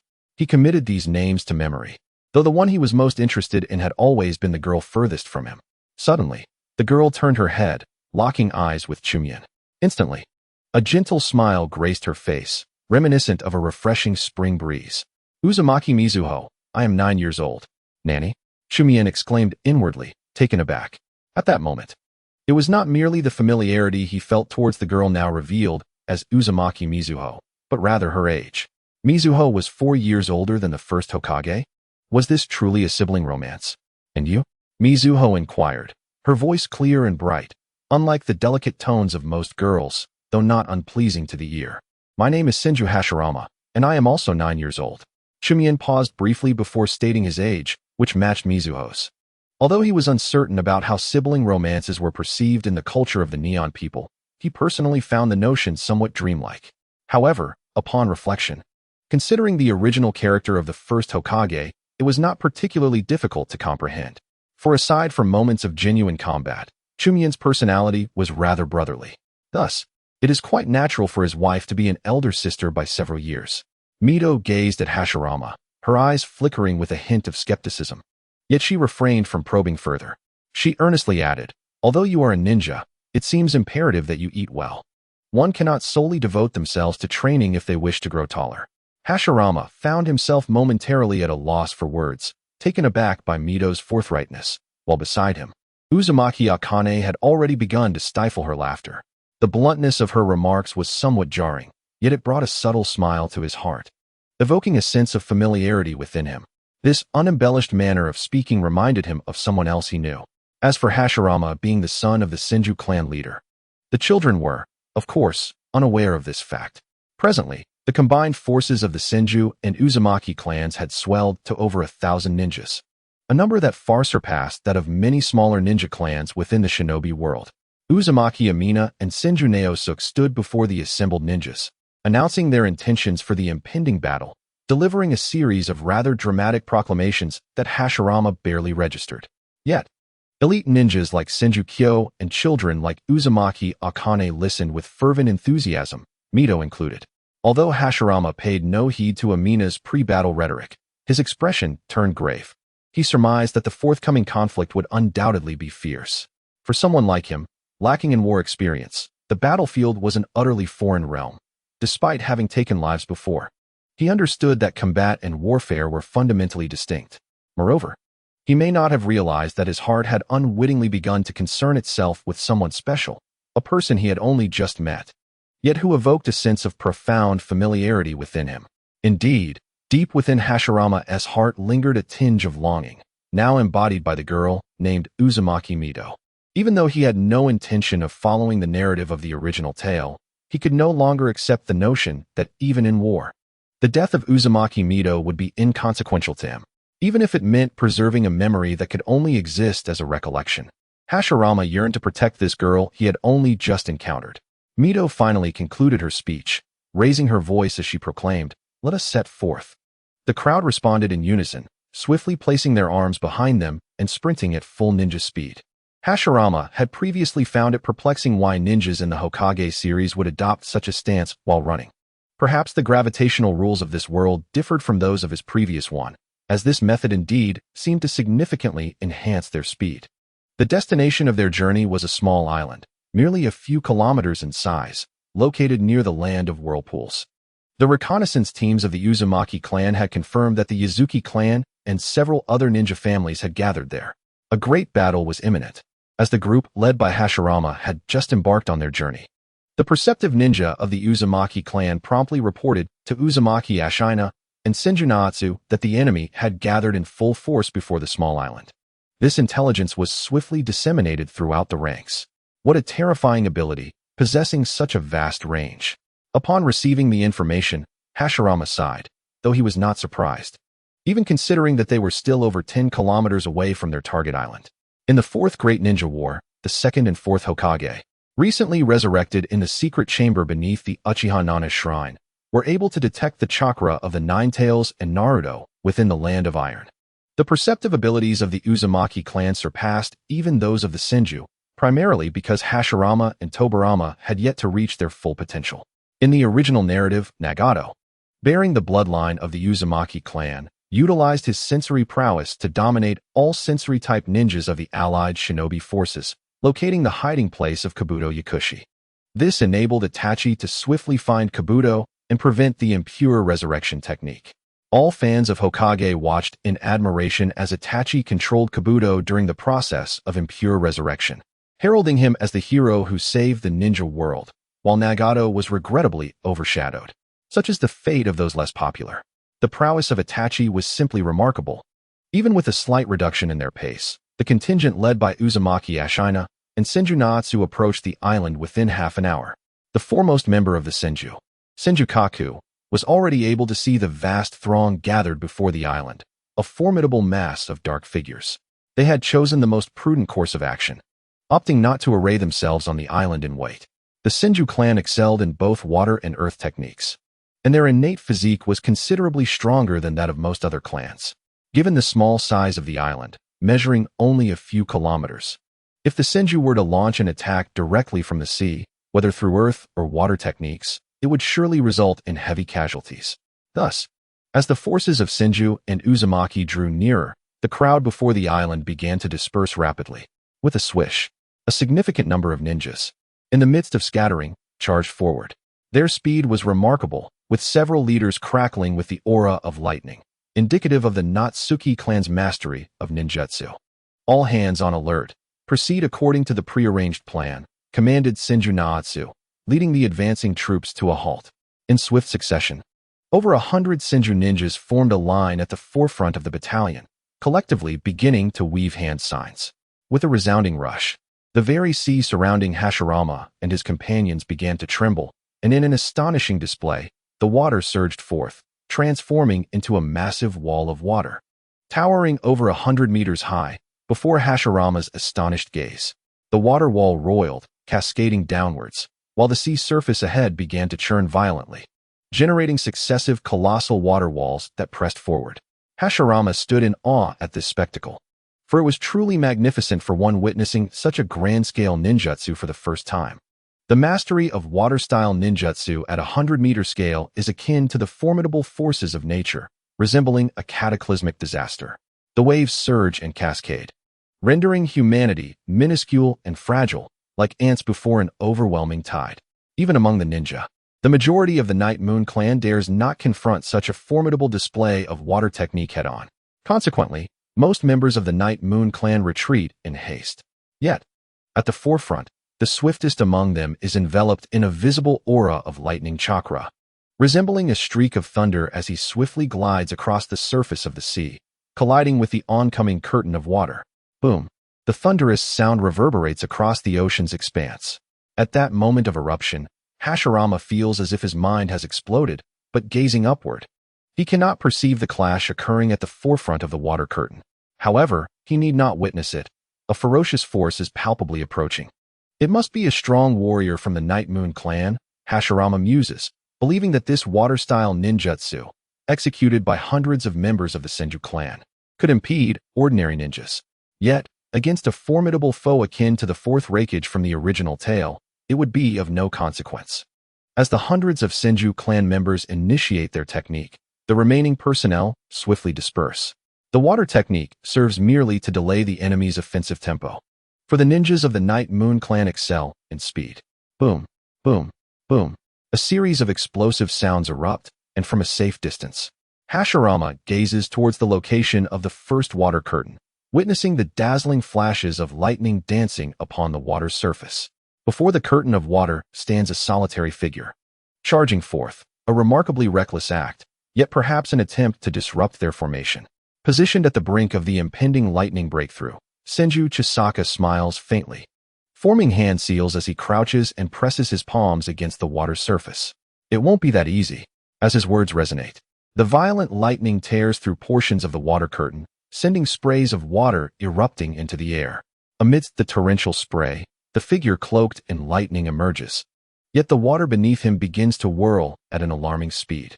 The powerful force of the vortex renders him unable to advance further. On the ocean's surface, a whirlpool of considerable diameter forms, resembling the gaping maw of a ferocious beast, gradually engulfing the figure enveloped in lightning. Senju Chisaka.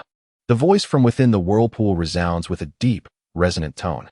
Even without having met face-to-face within the Senju clan, the only ninja capable of ensnaring him with water-style techniques, aside from the clan leader, is none other than he. Senju Chisaka recognizes the bound figure as Yue-Yun. With a crackling sound, Yue-Yun unleashes a surge of lightning, striking forcefully against the whirlpool that ensnares him, causing the surrounding waters to boil and churn violently. He continues to rain down blows, each infused with lightning, causing the water to explode in a frenzy of splashes. Although Yue-Yun was not incapable of employing offensive lightning release techniques, he was acutely aware that Senju Jizai could undoubtedly neutralize his long-range assaults. Once he dispersed his chakra to mount an attack, the potency of his lightning armor would diminish, leaving him ensnared by the swirling water release technique. Remarkable. Hashirama observed the continuous explosions, with arcs of lightning illuminating the water's surface. The water release technique wielded by Senju Jizai was absent from the original texts, yet it undeniably exemplified the characteristics of an S-rank ninjutsu. After all, while it is challenging to ascertain whether the speed of the Yue clan's formidable warriors surpassed that of the future Fourth Raikage, it is reasonable to conclude that it would not lag significantly behind. In the original narrative, scarcely anyone could ensnare the Fourth Raikage clad in lightning armor with ninjutsu. Therefore, it was not only the might of the technique that was impressive, the speed and timing with which Senju Jizai executed his jutsu were nothing short of perfection. This level of skill would not pale in comparison to the so-called 5 Kage, who stand atop thousands of ninjas in later eras. Yet, Senju Jizai was not even among the pinnacle of warriors in the Warring States period.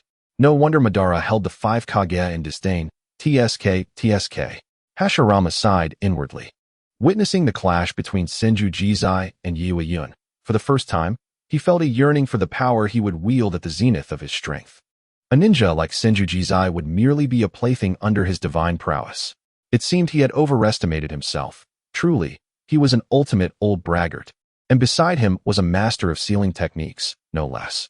In truth, Hashirama had never doubted that the allied forces of Senju and Uzumaki would emerge victorious in this war. Even if the leader of the Yue clan could rival Yue AI, there were no lesser-known ninja clans capable of halting the Uzumaki clan. What a thrill! However, when Senju Jizai bound Yue-Yun, Uzumaki Erasure did not immediately spring into action. He gazed intently at the water curtain that had yet to dissipate. Incomplete intelligence.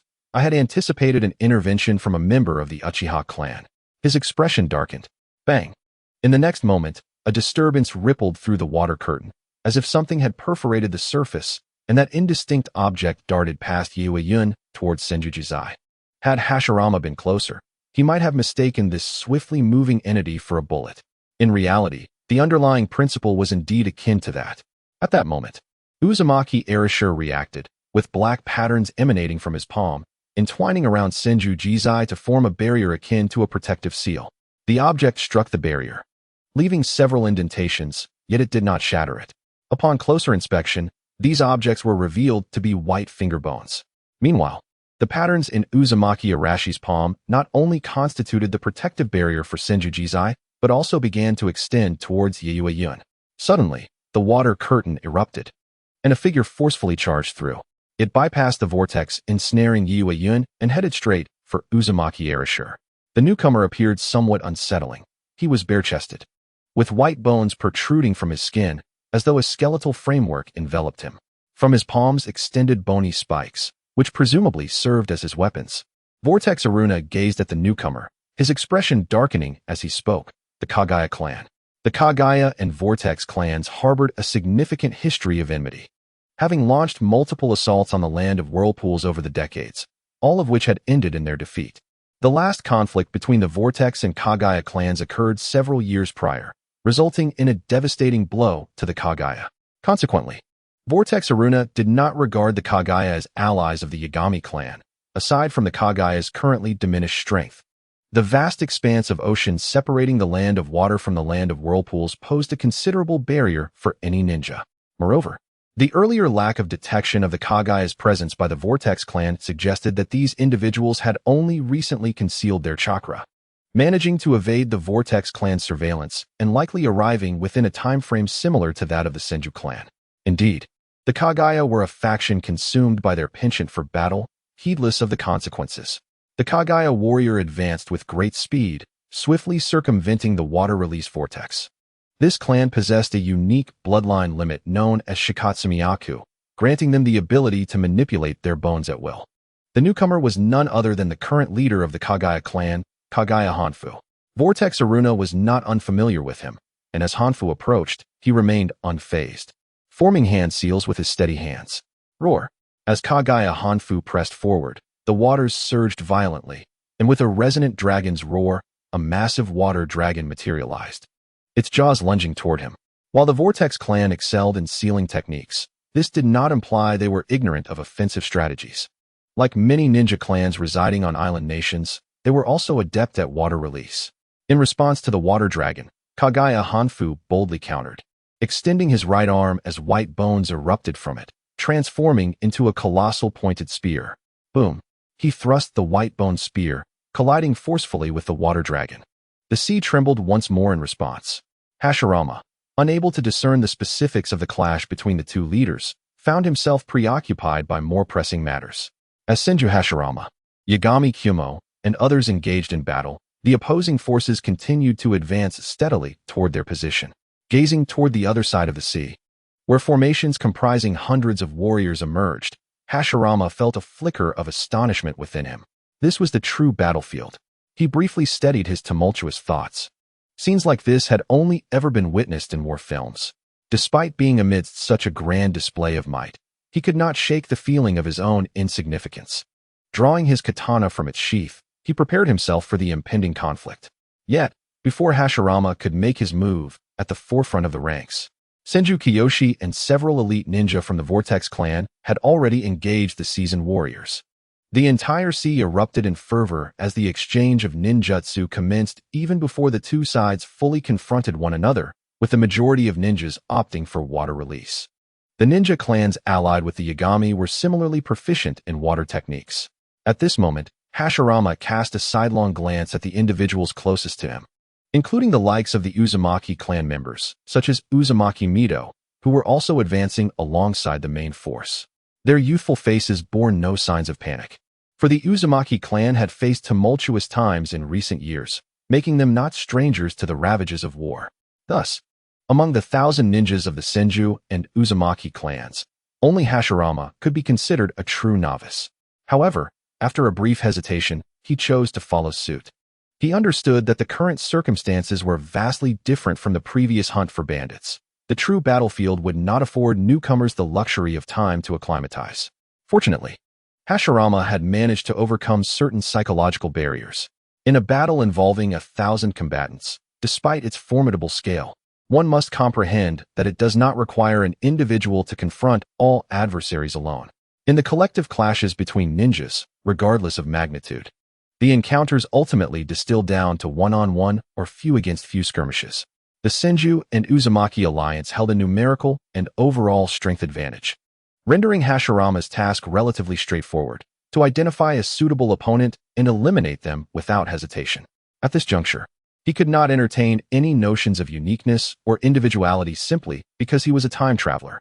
Hashirama, despite being the Senju Hashirama, had yet to attain the status of the fearsome god of Shinobi revered throughout the ninja world. Boom, boom, boom. On the surface of the sea, the exchange of jutsu between the two large forces resulted in a cacophony of explosive sounds. Following this, the elite vanguard of both sides clashed head-on. Within the throng of over 100 warriors, Senju Kaido brandished a katana, plunging directly into the enemy ranks. The blade shimmered brilliantly under the unfiltered sunlight reflecting off the sea, casting a resplendent glow.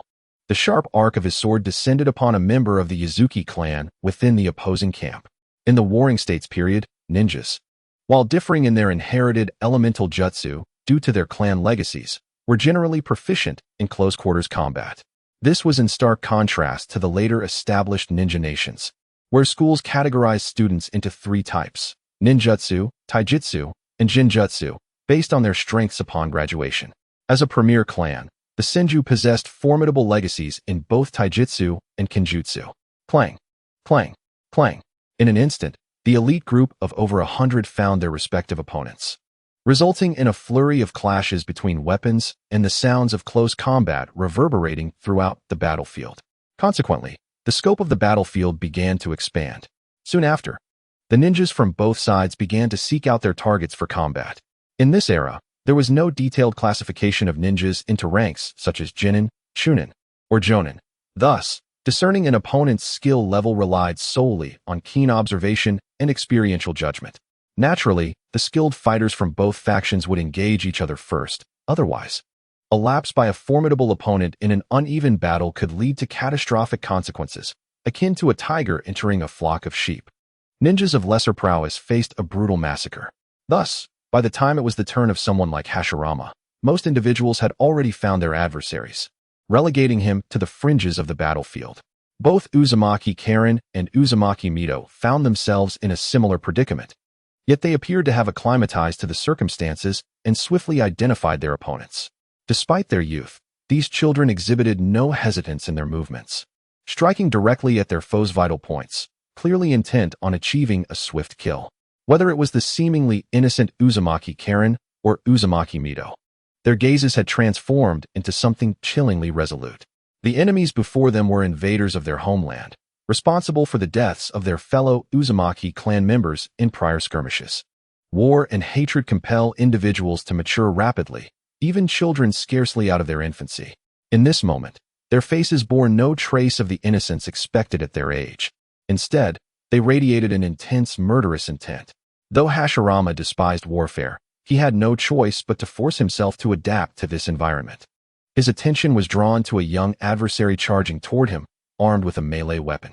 Upon noticing the emblem emblazoned on the youth's attire, which appeared somewhat ludicrous, he momentarily froze in astonishment.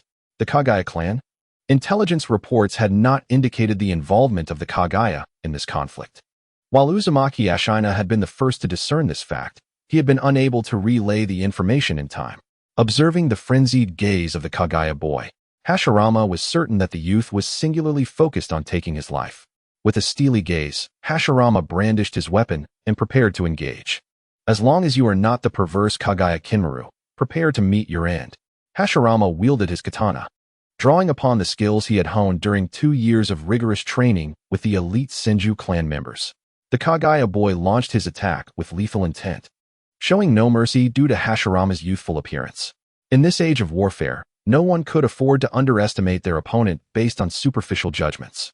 A lion spares no effort when hunting a rabbit. This was a lesson essential for survival in the Warring States period, even more crucial than one's inherent ninja abilities. The Kagaya youth swung his weapon down upon Hashirama, his strategy straightforward. Due to Hashirama's physique, he presumed that close combat would be a disadvantage. Clang! The weapons clashed. But to the boy's astonishment, Hashirama firmly parried the downward strike.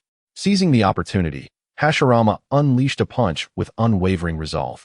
As his fist propelled forward, it produced a sound akin to a sonic boom. As a traveler from another time, Hashirama was determined to leverage his advantages.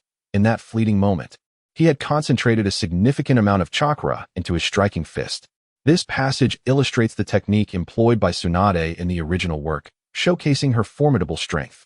Naturally, given only 2 years of time, Hashirama cannot match Tsunade's prowess, yet it remains feasible for him to augment his strength using chakra.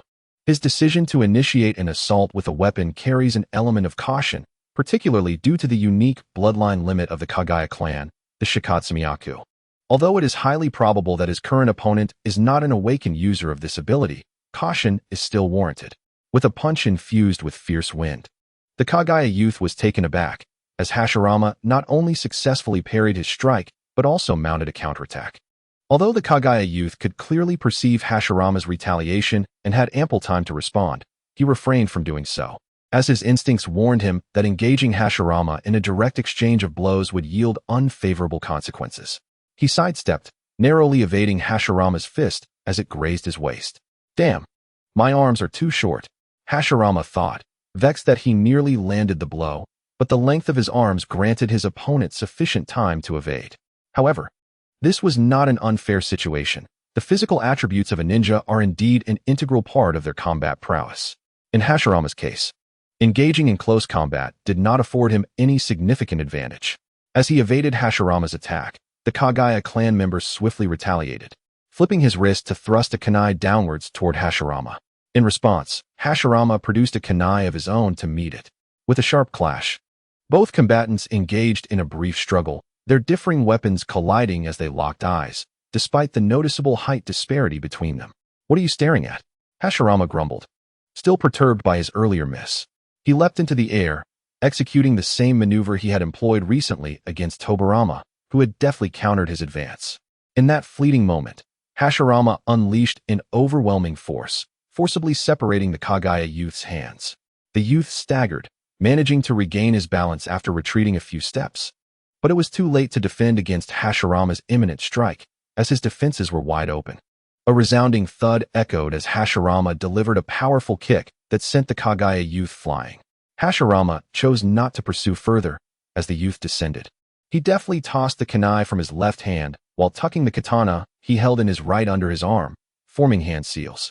The Kagaya youth, unable to maneuver freely in midair, deflected the kunai Hashirama had thrown, stabilizing himself upon the water's surface. Water release, water binding technique. Simultaneously, Hashirama completed his own ninjutsu. From the water's surface where the Kagaya youth had descended, streams of water surged forth, swiftly coalescing into binding ropes that sought to ensnare him. Not only earth release, but Hashirama had also practiced numerous water release techniques within the 2-year span. I am aware that some may doubt this, as only jonin in the Naruto series are typically capable of mastering 2 or more elemental ninjutsu. The official book of formation reveals that Senju Hashirama inherently possesses the 5 fundamental chakra elements: fire, water, earth, wind, and lightning. As for his immense strength, capable of sending an 11 or 12-year-old opponent flying, Naruto was born as the Jinchuriki of the 9 tails, showcasing his naturally formidable physique. Are you still unconvinced? Furthermore, Hashirama is endowed with the yang attribute. The water binding technique is not an advanced ninjutsu. Although it effectively restrains foes, it has evident vulnerabilities. The hand seals and formation of the technique are somewhat intricate, yet the opening created by Hashirama suffices. The water ropes, formed from flowing water, first ensnared the ankles of a member of the Kagaya clan, who swiftly attempted to evade. However, at that moment, a second water whip had already formed at his side. Wrapping around his wrist, Hashirama remained in the motion of hand seals. For the most critical flaw of the water binding technique is its reliance on the caster to maintain its effects. Once the caster relinquishes the hand seals, the binding will dissipate swiftly. With a decisive strike, Hashirama seized the opportunity to ensnare one of his opponent's arms. Crouching slightly as he forcefully propelled himself off the water's surface, he shot forward like a cannonball. At this juncture, Hashirama's hands still maintained the seals, thereby preserving the binding effect. He closed the distance, and when he was less than half a meter away from the Kagaya youth, he released the hand seals. Swiftly drawing the sword concealed under his right arm and aimed a downward strike at his foe. Although only one arm was restrained, it was far from simple to assume that the opponent could act with just one arm. In combat, a ninja's positioning and movement are of utmost importance. Having one arm bound equates to a significant loss of mobility. Under such circumstances, the Kagaya youth could only wield his weapon with his unbound hand to defend against Hashirama's onslaught. The clash resounded, as the binding rope around the other wrist vanished. Hashirama exploited the moment of contact between their blades and his own smaller stature to maneuver his sword back into the Kagaya youth's embrace. The opponent was unable to retaliate in time, but Hashirama had already prepared another kunai in his left hand, which he thrust directly towards the youth's chest. The Kagaya youth, with no other option, crossed his arm defensively, utilizing it as a shield. The kunai struck true, piercing through his left forearm without hesitation. Even for a combat-honoring clan, such an injury caused a slight grimace to distort the young warrior's face. Having successfully incapacitated one of his opponent's arms, Hashirama had no intention of granting him any respite. He silently reveled in his triumph. Sometimes, being shorter has its advantages. Seizing the opportunity while his opponent was vulnerable, Despite a few sarcastic thoughts swirling in his mind, Hashirama was already affected by the chaotic sounds of battle surrounding him, altering his usual demeanor. However, he had no inclination to concern himself with the fates of others in the fray. At the very least, he resolved to first eliminate the adversary before him. The arm pierced by a kunai greatly diminishes one's combat effectiveness. Judging from a rational perspective, at such a moment, it would be wise to retreat from the confrontation, especially when the opponent is not inferior in strength. Yet, this young member of the Kagaya clan astonishingly chose not to withdraw. Due to Hashirama's change in position, he had lost the ability to suppress the weapon in the boy's other hand. The boy forcefully thrust upward, deflecting Hashirama's katana. Then, with a reverse grip, he aimed the blade directly at his own chest. Such recklessness. Even if the attack were to succeed, Hashirama had always been vigilant. A lesson ingrained in him over the past 2 years by the Senju clan. As long as the battle raged on, there could be no room for complacency. With the katana aimed at his back, Hashirama swiftly crouched down. His smaller stature allowed him to narrowly evade this strike. Of course, this Kagaya youth had also endured considerable combat experience, relentlessly pursuing him. As Hashirama sank lower, he lay flat upon the water's surface and struck upward with a powerful kick. The boy's forearm, previously pierced, hung limply at his side. At this distance, even with Hashirama's shorter legs, he was certain to make contact. Bang! Indeed, he successfully struck the injured arm once more, sending a jolt of pain coursing through the boy's body, causing a brief spasm. Hashirama seized this opportunity, the decisive moment. He reversed his grip on the katana and thrust it toward the boy's heart with a move that was far from flamboyant. In that instant, he felt the tangible sensation of the blade piercing flesh. Hashirama realized he had succeeded. At that moment, the Kagaya youth lost all strength, collapsing forward, still cradling the katana. Hashirama rolled on the water's surface, emerging before the boy fell. He raised his gaze to meet the boy's rapidly fading vitality.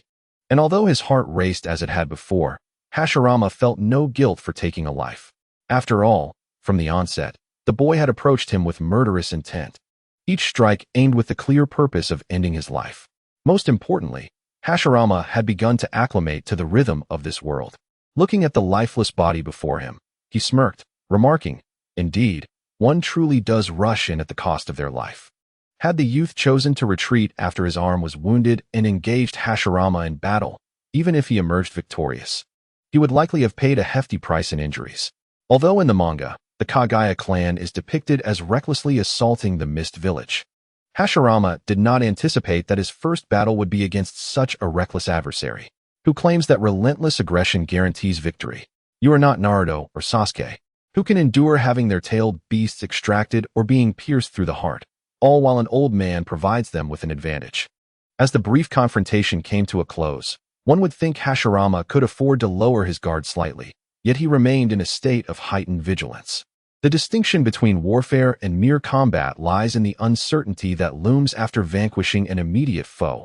One remains oblivious to the possibility of concealed threats lurking behind. However, in this maritime confrontation, the battlefield has been markedly expanded, and thus, no additional adversaries are present in the vicinity of Hashirama. As he gazes across the tumultuous fray, the cacophony of clashing weapons and the din of battle do not overwhelm him. Hashirama is not the first to eliminate an opponent on this battlefield. A glance reveals a plethora of corpses, at least a dozen, scattered across various skirmishes, predominantly clad in the attire of foes, yet none appear to be resting. The sight of lifeless bodies no longer elicits any particular emotion from Hashirama, for although the Senju clan has not engaged in large-scale conflicts in recent years, they have inevitably faced losses during routine missions. He has grown somewhat accustomed to the various forms of death. This battle has not drained Hashirama significantly, and thus he intends to swiftly join the closest ongoing engagement. While he harbors some concern for Uzumaki Mido, the vastness of the battlefield, particularly over the ocean, renders it challenging to locate an individual amidst the chaos. The closest clash to Hashirama involves the Senju and a smaller clan of ninjas. Adhering to the principle of efficiency in combat, he stealthily glides across the water's surface, maneuvering behind an enemy from his clan, and then strikes with lethal precision from the shadows. Although he does not achieve a decisive blow, he still inflicts injuries upon his opponent. After all, the adversary is a seasoned adult ninja, possessing remarkable reflexes and extensive combat experience. The Senju warrior, upon noticing an ally's arrival, has no time to ponder the enemy's lineage. The immediate priority is to neutralize the threat. On the surface of the sea, a battlefield of 2,000 ninjas rages on, with combat intensifying as casualties mount. Yet neither side ever lacks reinforcements, as each fallen warrior is swiftly replaced by another. The situation remains stalemated, but as time progresses, it becomes increasingly apparent that the coalition of the Yue clan and several smaller clans is not a match for the elite alliance of the Senju and Uzumaki clans. Despite the evident disparity in their overall strength, the chaotic nature of a battle involving 2,000 combatants means that a resolution is not easily forthcoming, especially as casualties reach critical levels. Moreover, the Yue clan and the other ninja families engaged in this war have undoubtedly prepared to bear significant costs. Even if they cannot defeat the combined forces of the Senju and Uzumaki, they at least aim to prolong the conflict. Both parties understand the crux of this war. While the Yue clan's ultimate goal is to acquire sealing techniques from the Uzumaki, the presence of the Senju as allies complicates their endeavor.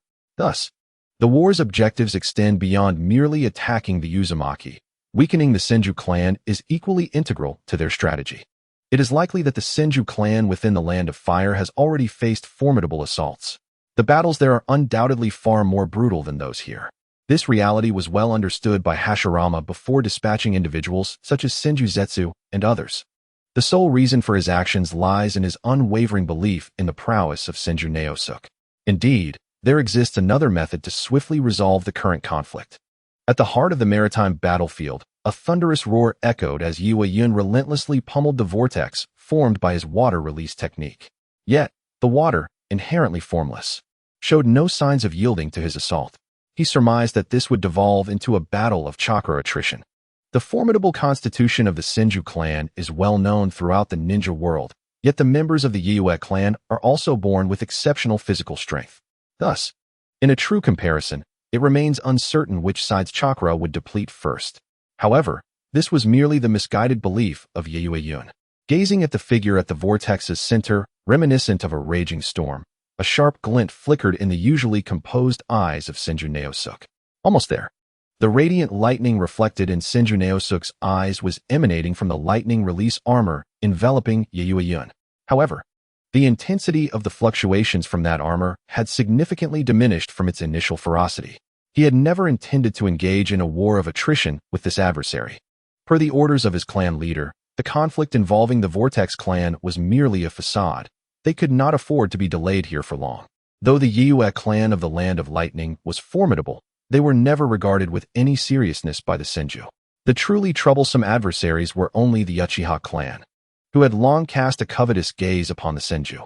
Thus, the method to swiftly conclude the stalemate at this battleground was deceptively simple. The resolution lay in the battle between the two leaders. The encounters between Uzumaki Erasure and Kagaya Hanfu had been numerous, although the former held a slight edge. Determining a clear victor was no simple task. In their earlier skirmish, Senju Naosuk aimed to deplete Yue Yun's chakra. Indeed, in terms of chakra quantity, even the Senju might not surpass Yue Yun by much. If both were to engage in a truly fair fight, distinguishing who was stronger would not be easily discernible. However, the most critical error made by the opponent in this battle was allowing the conflict to unfold upon the surface of the sea. This, however, was precisely what Senju Naosuk had orchestrated. His relentless march with his clan was purposeful, and his immediate decision to take the offensive stemmed from this intention. He sought to seize control of the battlefield's positioning. With a resounding splash, at the edge of the water release vortex, Senju Naosuk altered his hand seals, channeling an incredibly potent chakra that sent ripples across the water beneath his feet.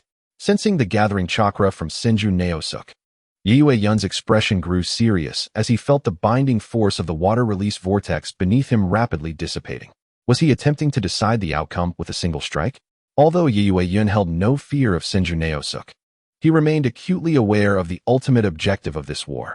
The Yue clan's ambition to assault the Vortex clan did not necessitate immediate success. The purpose of this conflict was merely to buy time for the Uchiha clan, thereby weakening the Senju as much as possible. In that moment, the Senju clan found themselves devoid of any additional strength for reinforcement. Fall back, despite being quite a distance from the battlefield where the two were engaged. Senju Kazashi shouted loudly. He was not alone in this reaction. All the elite members of the Senju and Uzumaki clans resolutely abandoned their subdued opponents. Simultaneously, everyone chose to retreat. However, the fighting on the periphery continued unabated, as Hashirama pressed on with his kin in a relentless assault, driving their adversaries into a corner. Boom! Within the swirling vortex, Yue-Yun was engulfed in a tempest of lightning, erupting with a thunderous roar as he finally freed himself from the vortex's grasp. Retreating with great urgency, without hesitation, he unleashed his full speed, gliding across the ocean's surface like a bolt of lightning. Yue-Yun had no intention of directly confronting Senju Chisaku. He was acutely aware that the sea was the latter's domain. In mere seconds, Yue-Yun had retreated nearly 100 meters, successfully escaping the influence of the water-style vortex. Yet, Senju Chisaku remained unperturbed. He clasped his hands together, performing seals as he rose from his position. At that moment, his ninjutsu was fully prepared. Rumble. In an instant, the water-style vortex before Senju Chisaku suddenly expanded, its speed outpacing Yue-Yun's retreat. No, it was not merely an expansion. As the technique was executed, the surface of the water collapsed, creating a vortex that spanned nearly 200 meters in diameter. No matter how powerful Yue-Yun was, he was inevitably drawn into the whirlpool. A colossal vortex was formed upon the ocean's surface. Senju Chisaku altered his hand seals once more. In the blink of an eye, the ocean seemed to tremble, its effects radiating outwards, encompassing the entirety of the battlefield within a few kilometers. The sea surged violently, forcing all combat to a halt. Hashirama turned sharply. As he did, he beheld the massive torrent of water erupting from the vortex, soaring skyward in a towering water spout. At the center of this spout, a brilliant azure light flickered intensely. Undoubtedly, it was Yue-Yun channeling all his power. Hashirama couldn't help but marvel at the ferocious water spout as it raged upon the ocean's surface. "Chojiro, you should retreat," he advised. In the original Naruto series, the most formidable water-style technique was employed by Kisame, yet during the Fourth Great Ninja War, the Fifth Mizukage, Meitarumi, exhibited powerful water techniques as well. However, neither had unleashed such large-scale jutsu upon the ocean's surface, although it remained uncertain if they could. The displayed power of Senju Chisaku's technique far surpassed theirs. Such a degree of water technique was simply brutal, especially for ordinary ninjas, excluding divine beings. I believe a complete Susanoo could obliterate it, Hashirama mused, feeling quite formidable himself, knowing that the first Hokage could indeed shatter a complete Susanoo. However, the combat prowess of those two individuals surpasses the norm for the Warring States era. The colossal water vortex exudes an intimidating pressure. Although the members of the Yue clan possess inherently robust physiques, their defense primarily derives from their lightning-release chakra armor. Within the water vortex, Yue-Yun exerts every ounce of strength to sustain his lightning armor, fully aware that any depletion of chakra would result in the shattering of his protective gear, leaving him vulnerable to the crushing force of the surrounding water pressure.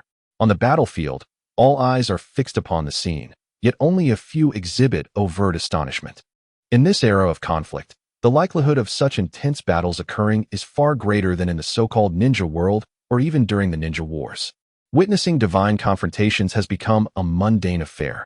The tumultuous surface of the sea bore witness to the water release whirlpool lasting nearly a minute, during which the radiance of the lightning release began to wane significantly. The foreheads of the Yue clan members and several other minor ninja families glistened with cold sweat.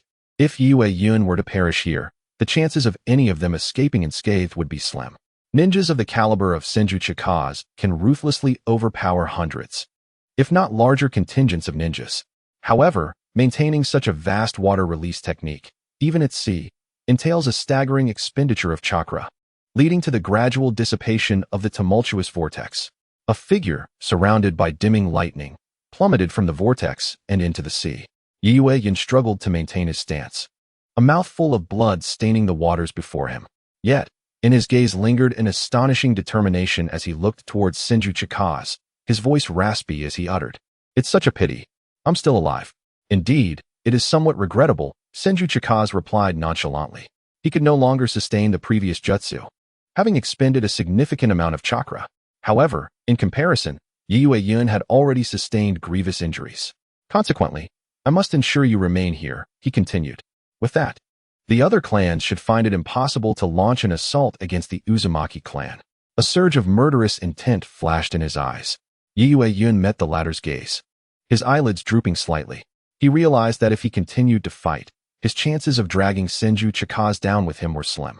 Should he perish here, the Yue clan would be bereft of power to trouble the Uzumaki clan in the near future. Furthermore, if the Yue clan lost him, other ninja families in the Land of Lightning and adversarial clans from the Land of Earth would undoubtedly seize this opportunity without hesitation.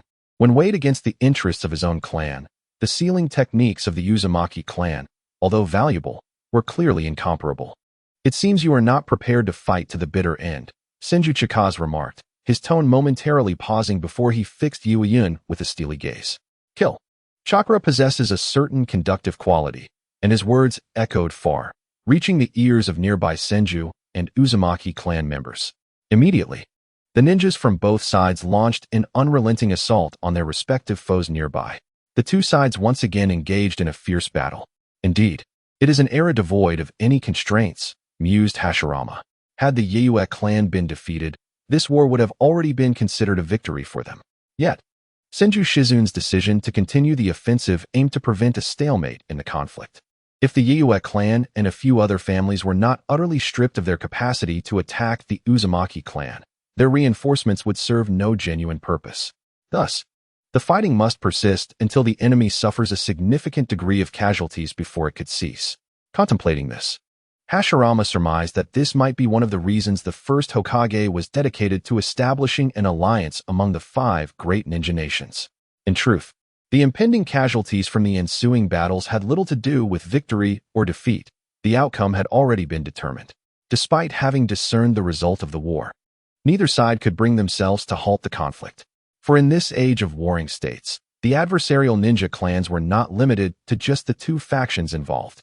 However, the ongoing casualties in the forthcoming battles held no significance to the war itself. Yue-Yun understood that had he been in Senju Shizun's position, he would have made the same tactical decisions. The losses among the smaller allied ninja clans were of no concern to Yue-Yun, yet the impending casualties among his kin were burdens they had to bear. This was the price that must be paid for initiating war and subsequently failing. The essence of war lies in the armed pursuit of interests. In the eyes of these leaders, the lives of their clansmen and their combat prowess could be viewed as measures of strength in the conflict. Senju Shizun aimed to undermine that balance as much as possible. Retreat. As the enemy pressed their advantage, Yue-Yun could only grit his teeth and shout. The ninjas on both sides heeded their leader's command and executed it without hesitation. Thus, the pursuit across the sea commenced.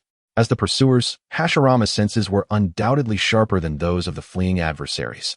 However, at his current speed, he was unable to catch the target, as they had already been dealt with by the ninjas ahead. Over a duration that exceeded the war itself, they pursued for several dozen kilometers. After suffering approximately 200 casualties, Yue and several smaller clans successfully escaped. Of course, Senju Shizun had never intended to annihilate them completely. On the boundless horizon of the sea, as the last enemy vanished from sight, a collective sigh of relief escaped everyone, including Hashirama. The group took a moment to rest upon the surface of the water, for the nearest island was still several kilometers away.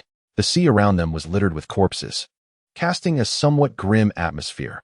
Yet, for ninjas, such conditions were merely routine, and they prioritized regaining their strength. Moreover, even in the age of warring states, medical ninjutsu and medical ninjas existed, especially among the Uzumaki clan. In this battle, it was undoubtedly Senju Shizun, who had decisively crushed Yue-Yun, that bore the greatest toll. A female member of the Uzumaki clan approached him. At that moment, Hashirama was nearby and observed the member of the Uzumaki clan roll up her sleeves, revealing numerous varying bite marks on her arms. Was this a manifestation of Kagaya's abilities? The memory struck him, an orphan of the Uzumaki clan within Sasuke's Hawk team, whose infatuation was overshadowed by her formidable powers. Why, he pondered, did you not allow Senju Shursui to heal you with a jutsu during the skirmish, thus obliterating the enemy in one fell swoop? As he witnessed Senju Shursui sink his teeth into the Uzumaki's arm, Hashirama mused that, akin to a scene from a comic, Shursui's pallid complexion, a consequence of chakra depletion, was rapidly recovering. Hashirama, however, felt less fatigued, given his innate regenerative abilities. Finally, he could ease his mind and scan the surroundings, spotting Uzumaki Mito. With the battle concluded, the decorum of all present was evidently disheveled. Mito's hairband appeared to be damaged, her long crimson locks cascading untamed. Yet, she seemed to bear no severe injuries. The blood staining her fair visage remained ambiguous.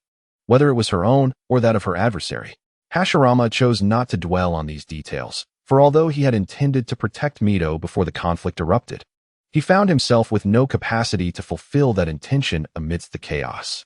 He was even unaware of whom Mito had fought or where the battle had taken place. Another reason to strengthen himself had emerged. Resting a hand upon his forehead, Hashirama silently reflected on whether he was somewhat despicable. Though he was certain he harbored no romantic feelings for Mito, the thoughts he had prior to arriving in the Uzumaki clan stirred memories of a world from his past. Reminiscent of a famous philosophical adage, is the essence of humanity truly one of undeniable allure? A faint smile graced Hashirama's lips as he shook his head inwardly. Regardless, it appeared he had acquired yet another motivation to strive for improvement. However, Hashirama's moment of relaxation was fleeting. He glanced at Senju Shursui and other clan members, noting their taut expressions that betrayed no signs of relief. The Senju clan in the Land of Fire was still beset by formidable foes. They needed to return post-haste. Above the sea, after approximately half an hour of brief respite, Senju Shursui, having restored his chakra thanks to the Uzumaki's healing, rose to his feet and turned to address his fellow Senju clan members. Before he could speak, all the Senju, including Hashirama, were already standing, prepared for an immediate return. Thanks to Shursui's swift defeat of Yatsuki Kyumo, the energy expenditure of all involved had not yet reached its limits. As for the fallen clan members, Senju Shursui looked to Uzumaki Rumi. During the recent confrontation, several dozen Senju had perished at the hands of the enemy. Yet there was no time to recover the bodies of their companions. The battlefield being at sea meant that even if they attempted to search afterward, they might not locate all the lost souls. Once the matter reaches its conclusion, the Uzumaki clan will undoubtedly express their gratitude.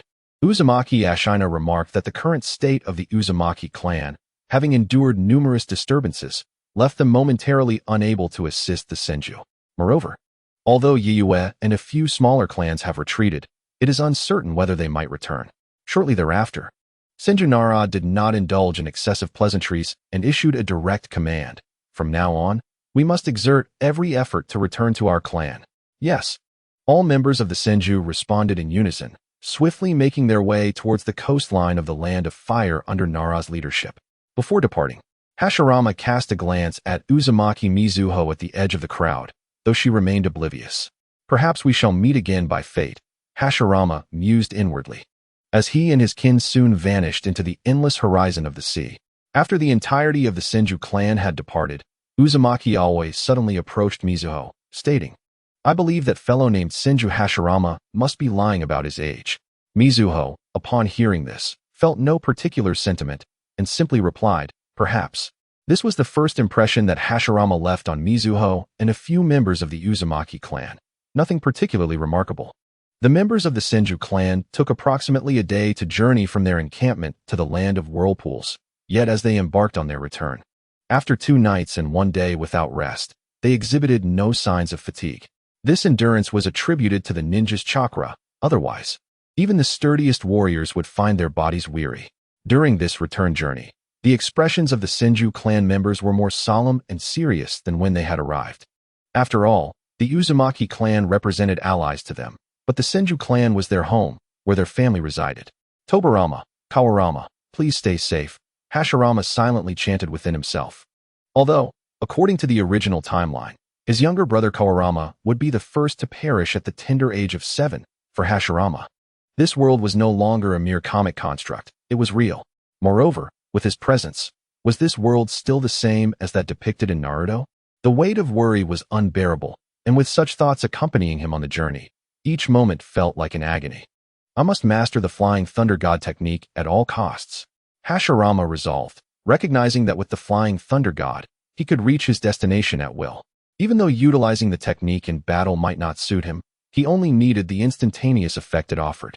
However, this goal could not be realized in the short term. For even the prodigious Tobarama would require a certain age and considerable experience to develop ninjutsu. Nevertheless, while Hashirama was ignorant of ninjutsu development, he hoped to guide Tobirama in expediting his ninjutsu mastery. After hours of relentless travel, nearly frantic in pace, a sensing ninja from the Senju clan approached Nara at the forefront of the group. I have sensed the clan leader, as well as another powerful chakra. It lies at the 7 o'clock position, approximately 46 kilometers away. Senju Chisaka promptly gazed in that direction, which was quite distant from the Senju clan stronghold. As they ventured to assist the Uzumaki clan, Senju Hashirama had already anticipated subsequent events, deliberately extending the battlefield away from their clan's territory.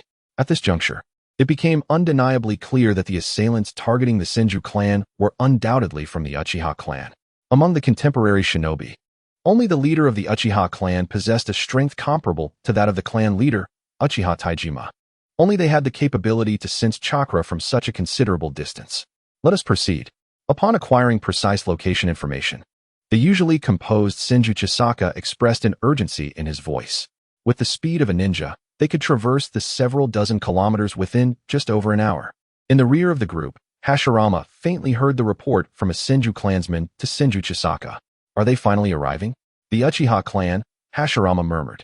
Although the name Uchiha resonates throughout the entirety of Naruto, in reality, only a handful of individuals are involved in the narrative, and like the Senju, no one has ever witnessed the full extent of the Uchiha clan. Will that individual be present? He pondered, naturally thinking of his lifelong friend, Uchiha Madara, the first Hokage. Madara should be of a similar age to Hashirama now, and in the original story, their strengths were quite comparable in their youth. Hashirama was uncertain whether his own time travel had accelerated or decelerated the growth of the first Hokage, so he couldn't ascertain if the 5-year-old Madara would appear on the battlefield against the Senju clan. Regardless, Senju Hashirama and Uchiha Taijima, being two elderly gentlemen, likely shared similar thought processes. As they drew ever closer to the battlefield, even Hashirama could sense an intangible pressure in the air. This feeling was difficult to articulate. A person from the real world would likely remain oblivious to it. In the realm of ninjas, as everyone possessed chakra, this unique energy could evoke an ineffable resonance among them. Boom. When Hashirama and his companions arrived at the base of a rocky mountain, the earth suddenly trembled violently, revealing a colossal rock dragon spiraling upward. As the dragon opened its maw, a torrent of mud, born from the earth release technique, cascaded forth like a deluge. Roar. In stark contrast, an immense blaze erupted on the opposing side, flames swelling into a crimson ocean. While this description may be somewhat exaggerated, Hashirama could even feel a slight burning sensation on his exposed skin due to the rising temperature in the air at the moment the sea of fire emerged. In astonishment, Hashirama internally critiqued the scene before him. It was evident that only his father, Senju Hashirama, could unleash such a scale of earth release. While the one engaging him in battle was naturally the leader of the Uchiha clan, Uchiha Taijima. From an elemental perspective, it seemed that the Uchiha clan members were indeed more suited to the title of Hokage. No wonder Madara was reluctant to accept that title. A re-evaluation was in order. In his heart, Hashirama pondered. He was now Hashirama Senju, not merely a shadow of Madara. Senju Tobirama and other members of the Senju clan were not focused on trivial matters. The unfolding scene indicated that the battlefield was perilously close. Senju Ki and others could even hear the cacophony of combat echoing from afar. Hashirama observed that, aside from himself, the eyes of the Senju clan members had transformed into fierce expressions, imbued not only with intent to kill. After years of engagement with the Uchiha, both sides had amassed a gruesome tally of each other's bloodshed, a festering hatred. This was an emotion Hashirama had yet to experience, even in his past life. He had never comprehended the depths of animosity one could harbor toward an individual or a clan. Then, with a gaze filled with this newfound hatred, Hashirama joined his clansmen as they maneuvered around the final stone hill and entered the battlefield. The vast expanse before them was barren, devoid of any vegetation. Although he could not immediately ascertain the total number of combatants, having witnessed the previous formations, Hashirama could clearly estimate that over 2,500 individuals were engaged in battle. His eyes fell upon a nearby corpse adorned with the fan-shaped crest, the emblem of the Uchiha clan. Among those still fighting, the Uchiha insignia was conspicuously more prevalent than that of the Senju. Of course, the combatants present could not represent the entirety of either clan, as the Uchiha would not recklessly deploy their full might against the Senju. The Night Moon clan of the Land of Lightning, including the Uchiha, did not harbor any illusions about their ability to annihilate the Senju. That was an impossibility. Their objective was merely to diminish the Senju's viable strength as much as possible. As the several hundred-strong contingent led by Hashirama emerged at the edge of the battlefield, both the Uchiha and Senju members engaged in combat took notice, for they had not concealed their approach. It was a considerable challenge for such a large force to advance unnoticed. There was an unspoken understanding between both sides, including the Senju led by Tobirama. Each warrior raised their weapons and charged into the fray with utmost urgency. Hashirama hesitated momentarily, observing the battlefield, but from the current situation, it was apparent that his 3-year-old brother Tobirama and his 1-year-old siblings Wataru and Banri were not present. His taut nerves eased slightly. However, the battlefield did not allow for Hashirama's distraction, for as all his clansmen surged into the fray, he found himself isolated. Though the nearby foes had been pushed back by his brethren, in the chaos of combat, danger did not solely arise from the enemies standing before him. The scattered ninja tools throughout the field also posed a lethal threat, especially considering that the Uchiha clan, renowned for their mastery of shuriken techniques, were the formidable adversaries he faced. Swish! At that moment, on either side of Hashirama, the sound of slicing wind filled the air, heralding the arrival of shurikens and kunai launched by different individuals from various directions. From the trajectory of their movements, it is evident that they were not deliberately aimed at attacking Hashirama. Rather, they were unleashed during the chaos of battle. Consequently, Hashirama swiftly drew his weapon and effortlessly deflected the 2 ninja tools. He then leaped into the fray, albeit somewhat awkwardly, as he found himself without a suitable opponent. Yet, he finally caught a glimpse of the first bloodline limit within the ranks of the Hokage, the Sharingan, also known as the Eye of the Moon. A sweeping glance revealed that nearly all members of the Uchiha clan present had activated their Sharingan. In such a perilous and blood-soaked battlefield, Hashirama found himself momentarily distracted. The appearance of the Uchiha clan resembled a chaotic gathering of subpar cosplay enthusiasts rather than fearsome warriors. Not every Uchiha bore the striking looks of figures like Itachi, Sasuke, or Madara. Some were less than pleasing to the eye. This motley crew, with their eyes resembling crimson contact lenses, gathered together, and Hashirama could not discern the design of their tomo. The corners of Hashirama's mouth twitched. The absurdity of the scene surpassed even that of a child wielding a weapon against a scarecrow, with children of various hair colors fighting amongst themselves. Goodness, I cannot bear to look any longer. My eyes. Hashirama fervently admonished himself, seeking solace in the notion that he could regard this peculiar assembly as merely 2-legged creatures with pure red eyes, like a herd of rabbits. Though he acknowledged that such a comparison was hardly fitting, his limited biological knowledge led him to think of rabbits as the only red-eyed animals he could conceive. The imagination of a writer is indeed formidable. The mere mention of rabbits conjured a chilling line from a film. Rabbits are so adorable. Why must we eat them? He felt a twinge of guilt towards the Uchiha clan. Nevertheless, he dismissed such thoughts.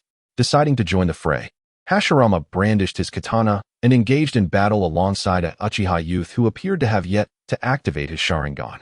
In that moment, he sensed that combat was a form of liberation. Strike and be done with it. Discard what was unnecessary. Suddenly, a massive rock dragon surged forth, as if rolling through water, bearing down on the earth ahead. Before it stood a man with long black hair, methodically forming hand seals. Uchiha Taijima's scarlet eyes spun rapidly with 3 tomo. Though he lacked the ocular prowess of the Mangekyo Sharingan, even with a bloodline limit, true strength in this era of warfare did not solely rely on eye techniques. Each jutsu required its own specific hand seal, and the one Uchiha Taijima was forming was not the Uchiha's forte, the fire release. Boom! Thunder echoed through the heavens, and the sky above the rock dragon darkened ominously.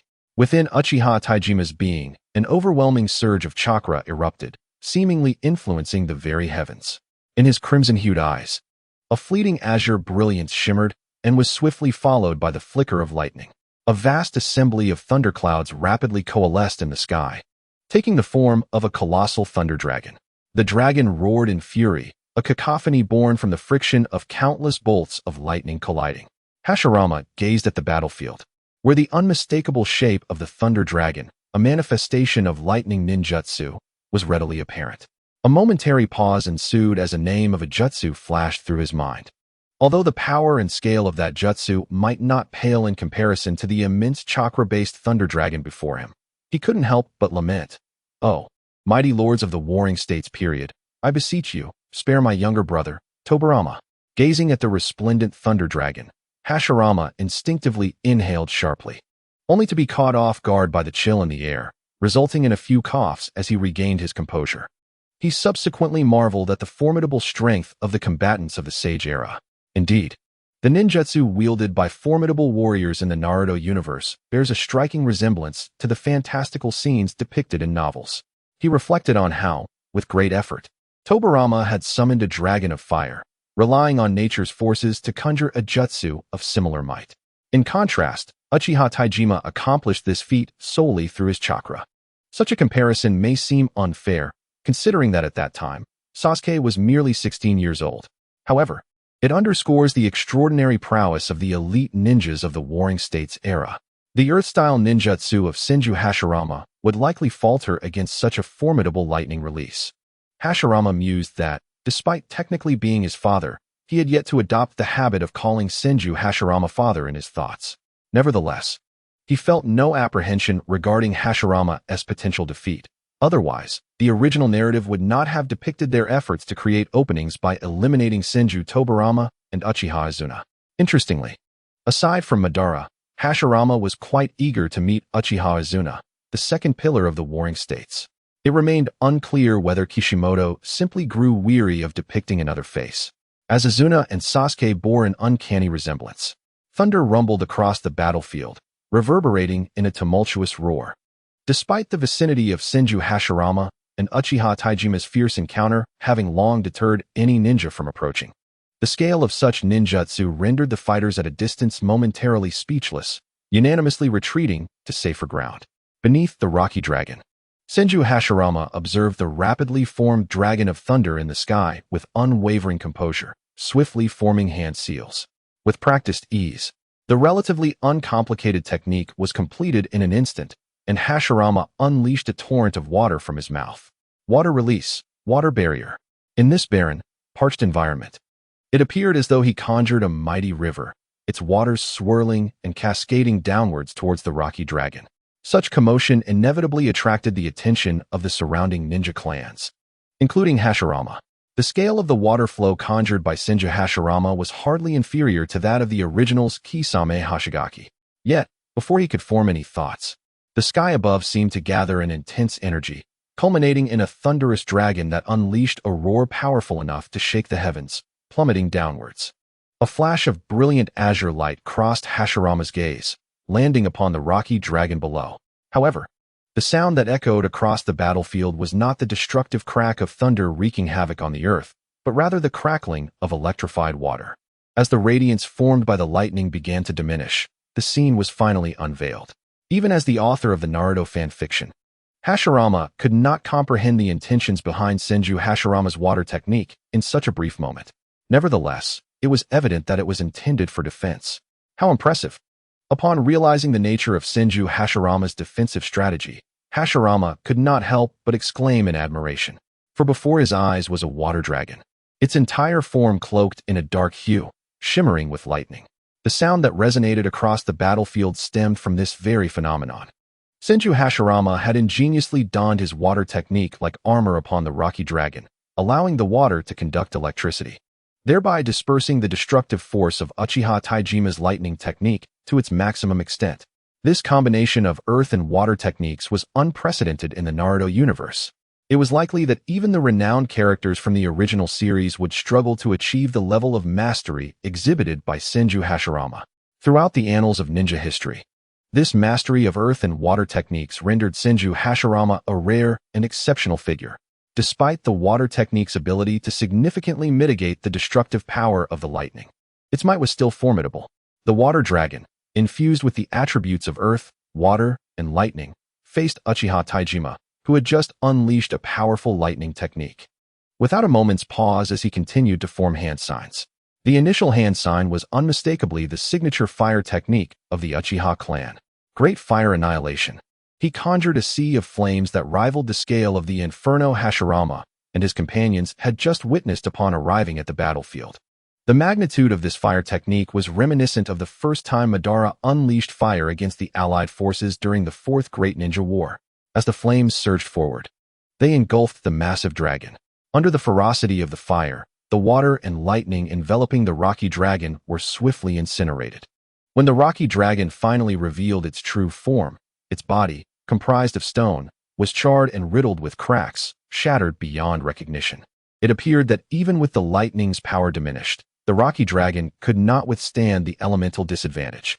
Yet, even at this moment, beneath the rocky dragon, Senju Hashirama maintained an expression of calm detachment, merely altering the hand signs he held. As the flames made contact with the shattered form of the rock dragon, the fissures across its colossal body rapidly expanded, leading to its annihilation akin to the collapse of a structure. At the edge of the battlefield, Hashirama Senju was contemplating how to counter the onslaught from Uchiha Taijima. His gaze fell upon the crumbling rock dragon, and his eyes widened in disbelief. The disintegration of the dragon's body resembled scales shedding, and from the ruins of the dragon emerged a ferocious roar. The fragments of rock shattered completely, revealing a water dragon of immense proportions, equal in size to the rock dragon itself. The water dragon's eyes glowed a blood red, reminiscent of a crimson sun. Realizing the full extent of Hashirama's techniques, Taijima was momentarily rendered speechless by the sheer shock. The intensity of his astonishment surpassed even that of witnessing Naruto's Kurama mode in the original tale.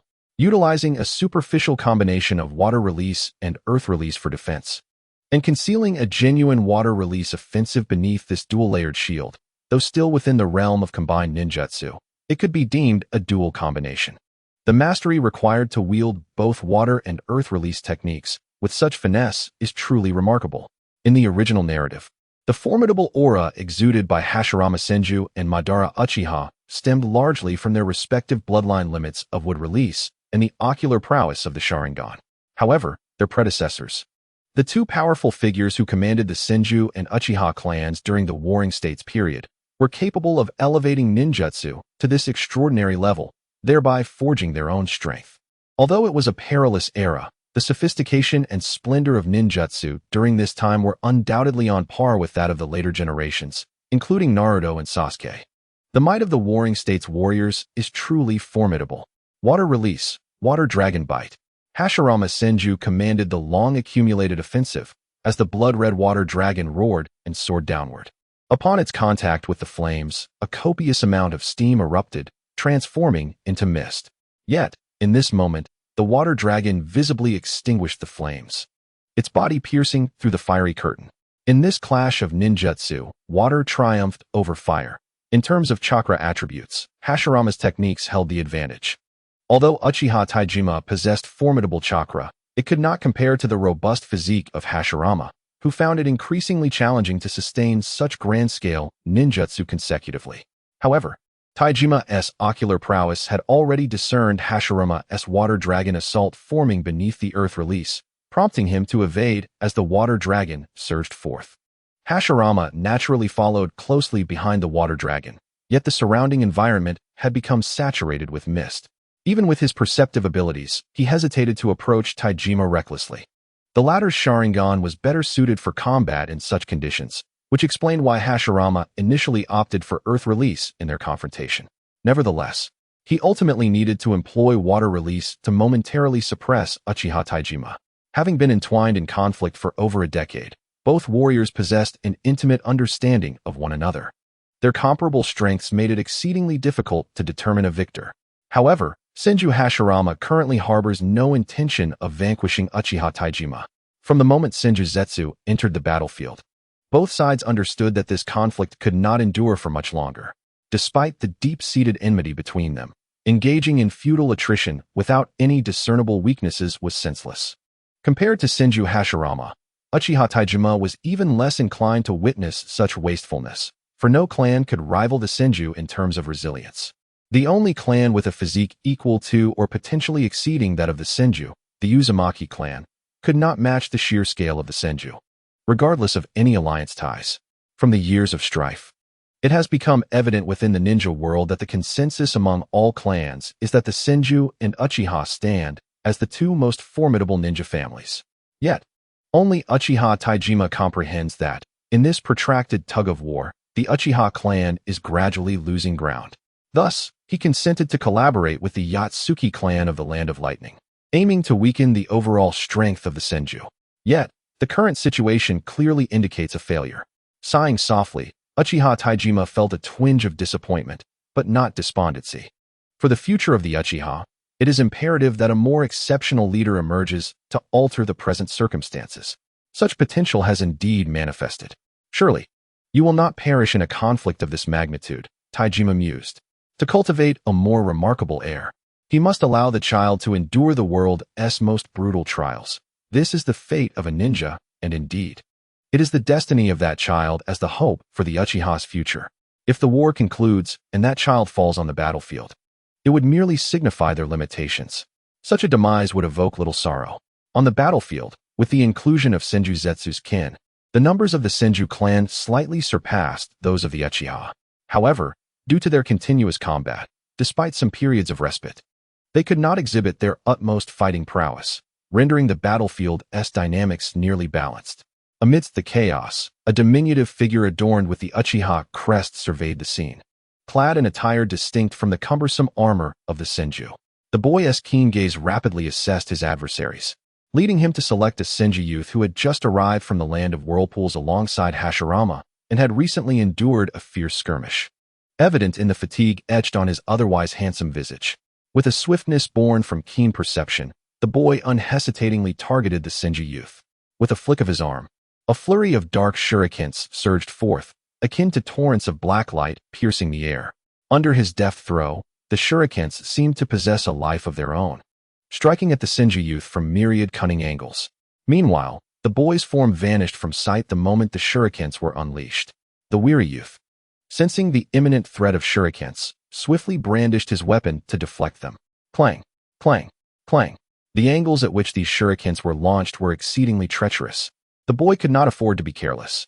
Yet, his own prowess was commendable, allowing him to continuously parry these incoming projectiles. However, he was acutely aware that the true peril did not lie with the shurikens themselves, but rather with the individual who dispatched them. The cacophony of the battlefield, compounded by his fatigue, rendered him oblivious to the identity and position of his assailant.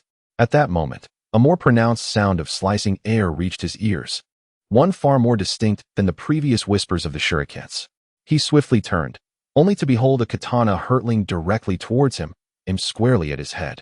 The speed of the oncoming blade demanded his utmost concentration to counter. Yet, this very instant of engagement revealed a fatal vulnerability. Unbeknownst to him, a diminutive figure had been swiftly gliding close to the ground, inching toward him. It was only as he raised his hand to block the katana that he noticed the small boy approaching, but it was far too late. His body had already committed to its motion, leaving him no time to alter his stance. Clang! The katana was deflected by the boy's irrevocable action, but simultaneously, the boy thrust a kunai into his heart with unerring precision. The strike was swift and clean, scarcely a drop of blood spilled. However, the proximity of their confrontation meant that some blood did splatter onto the young assassin's face. Yet, he paid no heed to the lifeless form of the youth he had just slain. He had no time to withdraw the kunai embedded in the boy's chest. Instead, bending down to retrieve the katana that had fallen during the boy's last desperate defense. As he grasped the weapon, he relinquished his hold on the kunai, allowing the young warrior's body to collapse. Nearby, another boy of similar age had just aided his kin in vanquishing a member of the Uchiha clan. Hashirama turned, only to witness the lifeless body of his erstwhile companion. A stark realization dawning upon him amidst the chaos of battle, he was beginning to comprehend the essence of hatred and the intent to kill. In Hashirama's eyes, a flicker of sorrow vanished as anger surged forth with the fall of his comrade. Almost instantly, a Uchiha boy, weapon in hand and a wary expression on his face, appeared before him. Gazing at the youthful visage stained with his companion's blood, Hashirama froze, a gasp escaping his lips. It was him. This diverged from the original narrative. Did it not? Uchiha Madara. Hashirama's eyes, still aflame with rage from his companion's death, now glimmered with bewilderment upon seeing the boy before him. Although the original tale had never depicted Madara at the tender age of 5, the likeness of the boy standing before him bore an uncanny resemblance to the youthful visage of Madara that Hashirama recalled from his memories. In this arena, where the Senju and Uchiha clans clash, the presence of a boy of Hashirama's stature is perplexing. Aside from Uchiha Madara, he can scarcely conceive of another. However, exercising utmost caution, Hashirama resolves to ascertain the identity of the boy before him. Yet, to inquire about a name, one must first engage in combat. No adversary would willingly divulge personal details, even something as fundamental as a name, on the battlefield, regardless of whether this boy is indeed Uchiha Madara. Hashirama finds it impossible to regard him with the equanimity of an outsider, especially given that a companion, who had been by his side for so long, has just perished by his hand. Conversely, upon laying eyes on Hashirama, the Uchiha boy's expression shifts subtly, as he had not anticipated encountering someone of a similar age from the Senju clan on this battlefield. Yet, the fleeting emotions of both boys quickly solidify, their gazes meet, and the intensity in their dark eyes sharpens into a fierce determination. Disregarding any superficial considerations, the figure before them is merely an enemy. Without delay, Hashirama takes the initiative. Gripping his weapon tightly, he charges towards the boy. In response, the Uchiha boy, who had previously executed a stealthy strike against a Senju youth, rushes toward Hashirama as well. Regardless of Hashirama's intentions, the Uchiha boy does not perceive his similarly aged opponent as superior. Thus, there is no need for elaborate maneuvers, a direct confrontation suffices. Though both boys are diminutive in stature, their speed is remarkable, and in the blink of an eye, they collide. Clang! The clash of weapons sends sparks flying. Their eyes meet, and the Uchiha boy registers a flicker of surprise. Within his clan, not even those a few years his senior could match his prowess. Yet, despite the thoughts racing through his mind, the boy's movements remain fluid. His blade, initially aimed at Hashirama, swiftly shifts horizontally. With a flick of his wrist, he transforms his stance, executing a dual assault with a blade in one hand and a fist in the other. The elegance of his swift actions resembles a dance with the sword, yet it is far from superficial. Beneath this graceful facade lies a deadly strike. This transformation in technique causes Hashirama's eye to twitch, for he has never witnessed such a style of swordsmanship or martial arts within the Senju clan. Nevertheless, the Uchiha boy's lethal intent and offensive maneuvers do not escape Hashirama's keen perception. After all, in the past 2 years, he has trained alongside elite Senju, akin to Senju Kiki, whose movements, while not as aesthetically pleasing as the Uchiha boys, are far more intricate and aggressive. Without the need for contemplation, Hashirama instinctively counters, opting for straightforward slashes and punches in response to the boy's balletic combat style. However, amidst such a grandiose display of combat strategy, Hashirama was able to fully protect his vital areas. As the weapons and fists of the two combatants were about to collide once more, Hashirama swiftly concentrated the chakra within his body into his fist.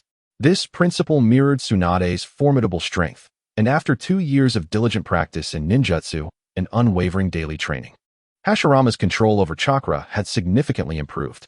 Although he had not yet attained Tsunade's extraordinary level of strength as depicted in the original work, a punch delivered unexpectedly to an unprepared opponent would surely leave them reeling, even if their bones did not shatter. In truth, the ability of immense strength was not exclusive to Tsunade.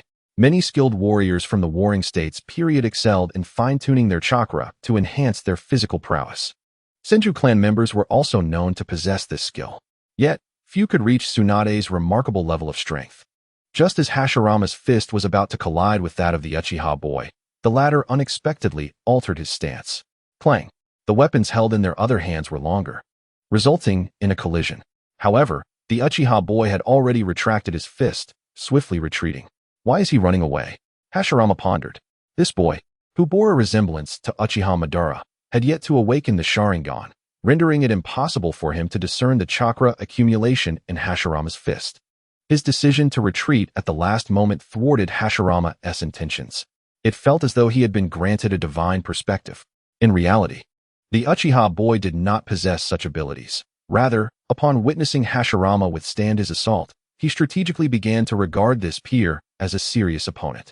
Thus, he reconsidered his approach, realizing that a head-on confrontation was not wise. The boy retreated, Yet Hashirama felt akin to a player in a mobile game where the opponent employed cheats, leaving him frustrated. His composure began to falter slightly. "Aren't you the one who loves to dance? Why are you running away? Keep dancing," Hashirama muttered under his breath, though the Uchiha boy could not comprehend his words. As the boy sought to distance himself from Hashirama, the latter was not inclined to grant him such an opportunity. He advanced, preparing to engage in close combat once more. Swish, swish. At that moment, the Uchiha boy's wrist flipped, launching shuriken and kunai in rapid succession. At such a close range, the trajectory of these small ninja tools typically followed a straight path. However, the boy skillfully altered the trajectory of the shuriken with the kunai he had thrown backward. Hashirama, left with no choice, could only deflect the attack. This brief opening was sufficient for the Uchiha boy to create distance between them. Let us see who dares to claim Itachi is the master of shuriken techniques. Hashirama halted, astonished that this Uchiha boy, nearly of the same age, had honed his shuriken skills to such an impressive level. All signs pointed to the conclusion that this boy was indeed Uchiha Madara. If an unnamed character from the Warring States period possesses such prowess, then this reincarnated individual as the first Hokage, Hashirama Senju, along with Itachi, the beloved offspring of Kishimoto, might as well take their own lives with kunai.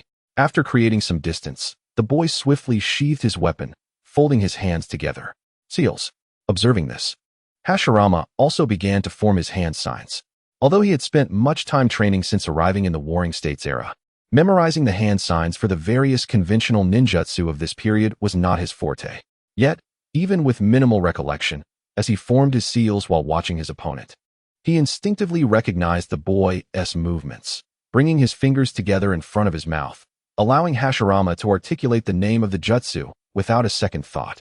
After all, this technique appeared frequently in the original narrative, second only to the shadow clone technique in the Rasengan.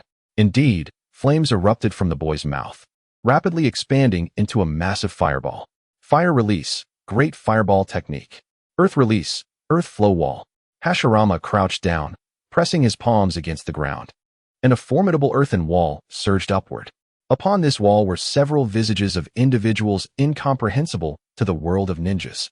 In the original story, when Kakashi utilized the earth flow wall, the wall bore canine faces.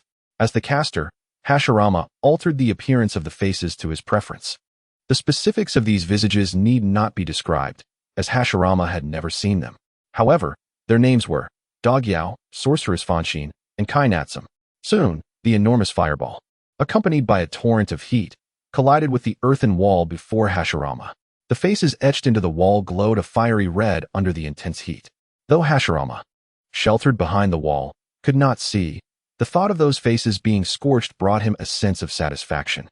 This boy is remarkably quick to react and cautious in combat. Conventional tactics will be ineffective against him. Simultaneously, Hashirama contemplated how to swiftly subdue his opponent. Defeating a rival of his age in a drawn-out battle was not his style. What do you mean by of the same age? Including the time before my reincarnation. I am already 28. Wait, something feels amiss. Shouldn't I add that I've already turned off your insurance? Hashirama mused, feeling a peculiar sensation. Yet his movements remained swift. He stacked his hands together, forming the distinctive seal of the shadow clone technique. When the boy observed that his fire release was countered by the earth release technique, he furrowed his brow, momentarily halting his advance. Uncertain of what lay behind the earth flow wall, he hesitated to approach Hashirama recklessly.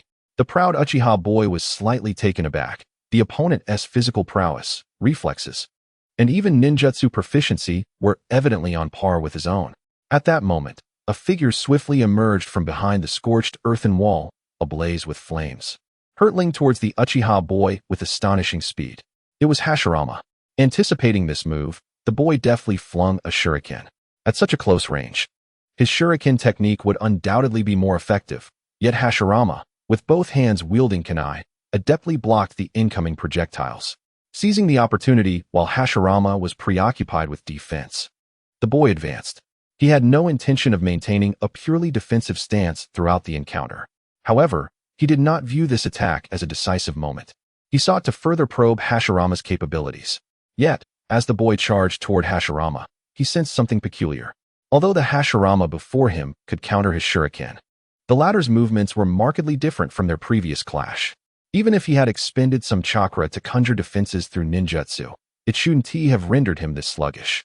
As the boy reached Hashirama, having evaded all the shuriken, he perceived numerous fatal openings in his opponent. A mere flick of his wrist could end Hashirama's life.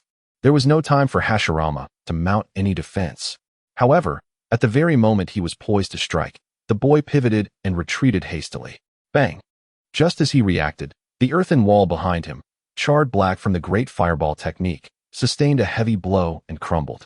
Under the force of that impact, the shattered stones transformed into a barrage of lethal projectiles, hurtling towards both Hashirama and the boy. The boy certainly heard the commotion, yet his focus remained fixated on Hashirama, leaving him oblivious to the unfolding chaos behind him. Boom! In the next instant, he witnessed Hashirama erupting into a vast cloud of white smoke. The Hashirama that had captivated the boy was, in fact, a shadow clone emerging from behind the earthen wall. Hashirama had allocated only 30% of his chakra to the clone, which, while possessing his consciousness and experience, could not match the speed and reflexes of the original. The clone was obliterated by the lethal fragments resulting from the destruction of the earthen wall, sending a cascade of deadly debris towards the boy. Momentarily stunned, the boy struggled to comprehend what had just transpired. After all, in this era, only Hashirama possessed knowledge of the shadow clone technique. The first of the lethal fragments was deflected by the boy's swift movements, but for the first time, Hashirama's composed demeanor faltered, as the situation had escalated far too abruptly. As the deadly shards continued to rain down, the boy's mind raced with fragmented thoughts. A clone? But just moments ago, that very individual had successfully deflected my shuriken.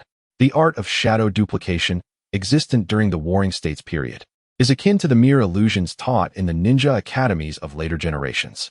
Yet, the boy found himself unable to clear his mind amidst the chaos. After the barrage of lethal fragments, a figure streaked towards him, halting abruptly. It was Hashirama. At this moment, Hashirama perceived the boy as being rife with vulnerabilities. After all, under such circumstances, merely managing to fend off the deadly debris from the earthen wall was already a testament to quick reflexes. Thus, when he approached with overwhelming force, the boy was utterly unprepared. Engaged once more in close combat, the boy had already lost the advantage, especially considering that Hashirama was not his inferior in strength. Although the use of shadow clones had drained some chakra, Hashirama was destined to become the man with the power of senjutsu. Consequently, after several exchanges, the boy found himself caught off guard and was swiftly thrown to the ground.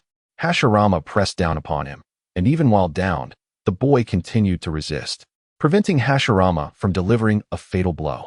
After a fierce struggle, Hashirama managed to restrain the boy's hands. Their youthful, delicate faces were now mere inches apart.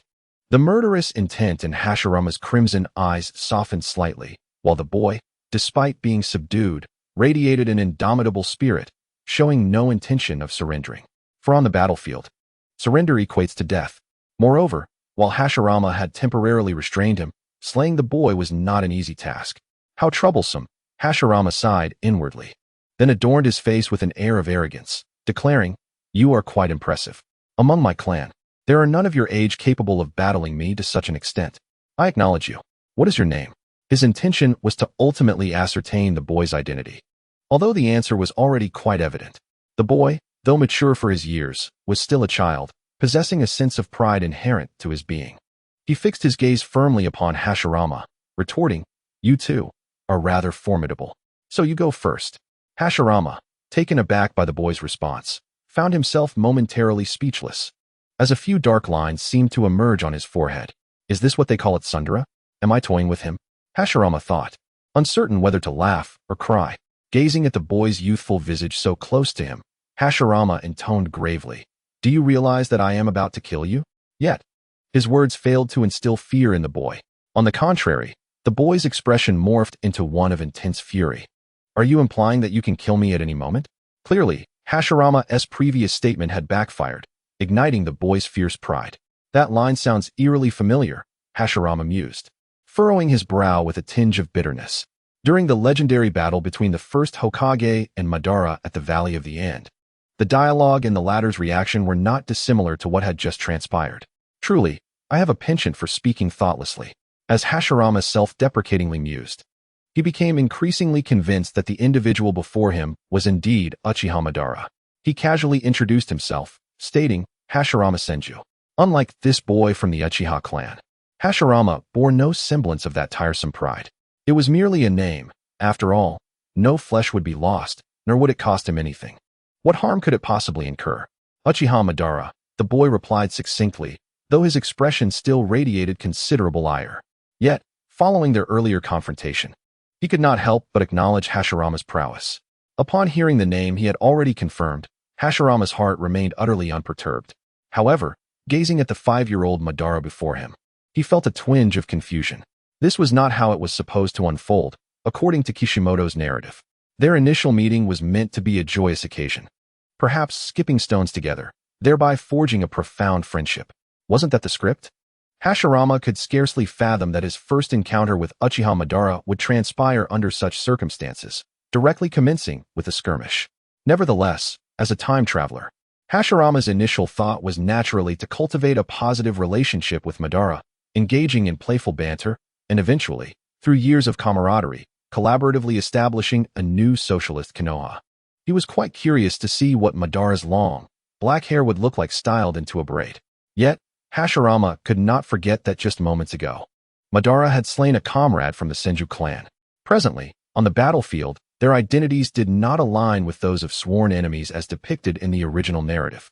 Although it would not be an easy task to eliminate Madara now, striking at this moment could very well allow him to vanquish the original's ultimate antagonist, a figure even more formidable than Kaguya. Subsequently, as Hashirama matured, there would no longer exist any ninja capable of rivaling him in this age of warring states. To kill or not to kill. While Madara's demise would mean the loss of the only individual in the original story who harbored thoughts akin to Hashirama's at the outset, Hashirama, upon eventually ascending to the role of clan leader, would likely find it impossible to unite with the Uchiha clan to quell the chaos as depicted in the narrative. However, could Hashirama not achieve such a vision solely through his own formidable might? In fact, the original story presented Hashirama with an opportunity to eliminate Madara. But at that juncture, the latter chose not to act, opting instead for self-destruction to demonstrate his sincere intentions to Madara. That segment of the plot was seldom scrutinized by viewers of Naruto, yet upon reflection, which scenario would more likely foster stability for future generations? Hashirama's self-sacrifice touching Madara's heart, leading to the alliance of the Senju and Uchiha clans, or Hashirama's vanquishing of Madara, standing proud in his strength while advocating for a more peaceful ideology? Is this not a game involving more than just one individual? This notion originates from a logic of teamwork found in an electronic sports novel. Utterly incompatible with the power dynamics of the Naruto universe, one could suppress the world if one possessed sufficient strength. Given Madara's temperament, it would not be surprising if he were to unleash his Sharingan upon discovering Hashirama's inner turmoil regarding whether or not to eliminate him. The aforementioned turmoil gnawed at the heart of Hashirama, leaving him to ponder the intricate connection that had developed between himself and Uchiha Madara after his transgression into this new world. He had not truly contemplated the implications of their first encounter occurring much earlier than anticipated. Yet, such a convoluted state of mind could easily distract one from the present. In this moment, the hesitation reflected in Hashirama's eyes did not escape Madara's keen observation. He was baffled by the sudden lapse in concentration displayed by Hashirama upon hearing his name, a blunder uncharacteristic of a warrior in the heat of battle. However, with Madara firmly restrained by Hashirama's grip, he seized the opportunity to gather his strength and delivered a forceful headbutt. Hashirama, caught off guard, felt the impact reverberate through his body, causing him to sway slightly and loosen his hold on Madara's limbs. Seizing this moment, Madara broke free from Hashirama's constraints, launching a swift punch towards his chest. Although still dazed, Hashirama's focus returned to the skirmish at hand, and he managed to intercept Madara's blow. Yet this was merely a precursor to Madara's true assault. Leveraging his other hand against the ground, he propelled himself upward, delivering a fierce kick. Hashirama, in a half-crouching position, could only muster a defensive maneuver. The clash of their bodies echoed through the air, with Madara's kick striking true, yet Hashirama endured, though his arm tingled with the force of the blow. Observing Madara's fierce demeanor, he mused to himself about the folly of overthinking. It appeared that the protagonist's downfall lay in his own excessive contemplation, reminiscent of the pitfalls faced by villains in Tales of Yore. In a moment of clarity, Hashirama resolved to cast aside any lingering thoughts. With determination, he pressed down hard on Madara's leg, using the momentum to spring back to a stable position on the ground. Madara also repositioned himself, adopting a defensive stance. Hesitation could lead to defeat. With a renewed sense of purpose, Hashirama shook off the numbness from his arm and charged at Madara, vowing that if another opportunity arose, he would strike down his adversary without hesitation, be it Uchiha Madara or the Sage of Six Paths himself. Just then, the once chaotic battlefield fell momentarily silent. As the members of both the Uchiha and Senju clans gradually ceased their combat, suspending hostilities in the midst of the fray. The battlefield surrounding the clash between the thousand-handed Buddha and Uchiha Taijima, spanning over a kilometer in diameter, lay in disarray. Yet, surprisingly, it was the two divine beings who first chose to cease their hostilities, unable to establish a clear victor. Their focus naturally shifted to the ongoing conflict between the clans of Senju and Uchiha, which remained evenly matched. Thus, this battle, which merely served to deplete the strength of both clans, was deemed unnecessary to prolong. After a rather unfriendly exchange, both leaders, harboring mutual animosity and wariness, commanded their clansmen to halt the fighting. However, given the vastness of the battlefield, relaying these orders swiftly proved challenging. Nevertheless, as the sounds of combat diminished, those with experience in both clans began to comprehend the situation unfolding before them. While they could not fully cease hostilities without explicit orders, many had already tempered their assaults significantly. Yet, due to the blood debts that burdened both clans, most combatants, even upon realizing the war's imminent cessation, continued to exert their utmost efforts to vanquish their adversaries. As the command reached the periphery of the battlefield, Hashirama and Madara continued their fierce struggle, neither able to gain the upper hand. Moments ago, amidst the chaos of battle, no one had been able to pay attention to their confrontation, as the level of their combat was merely the norm on this battlefield. However, with the clansmen now gathering in response to the ceasefire orders from their leaders, the duel between Hashirama and Madara began to draw attention.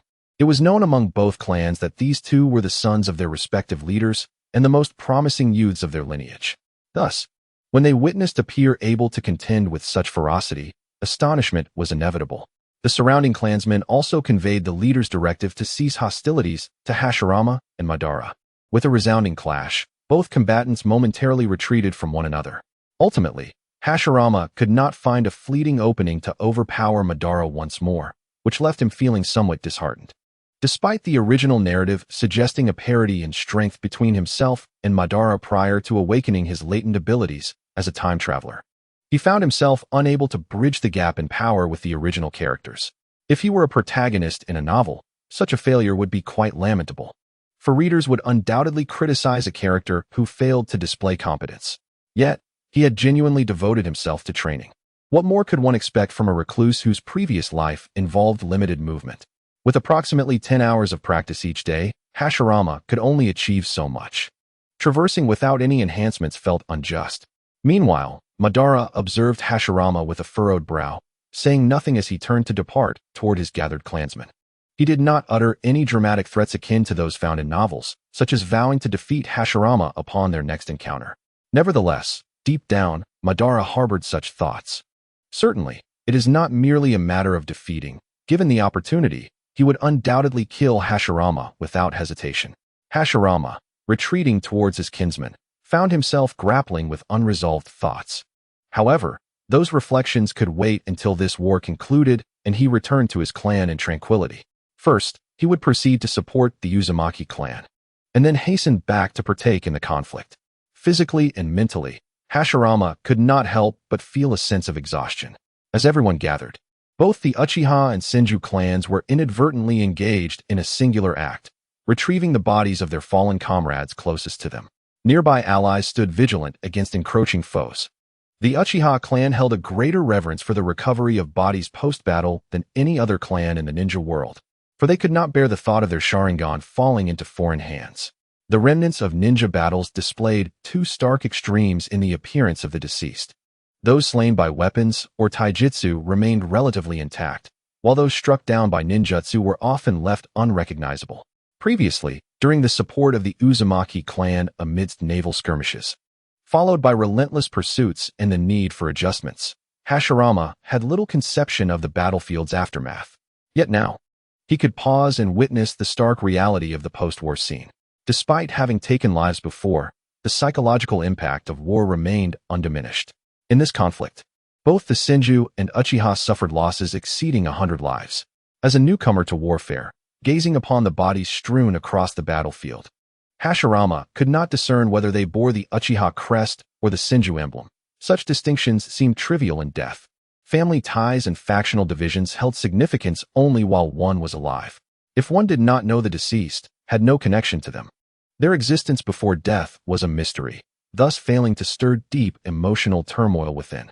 After the fierce clashes, observing the lifeless forms evoked a complex blend of relief and dread. Relief that the fallen, with vacant eyes, were not oneself, and dread about one's own fortune in surviving the next battle. Anger and hatred emerged only after confronting these emotions.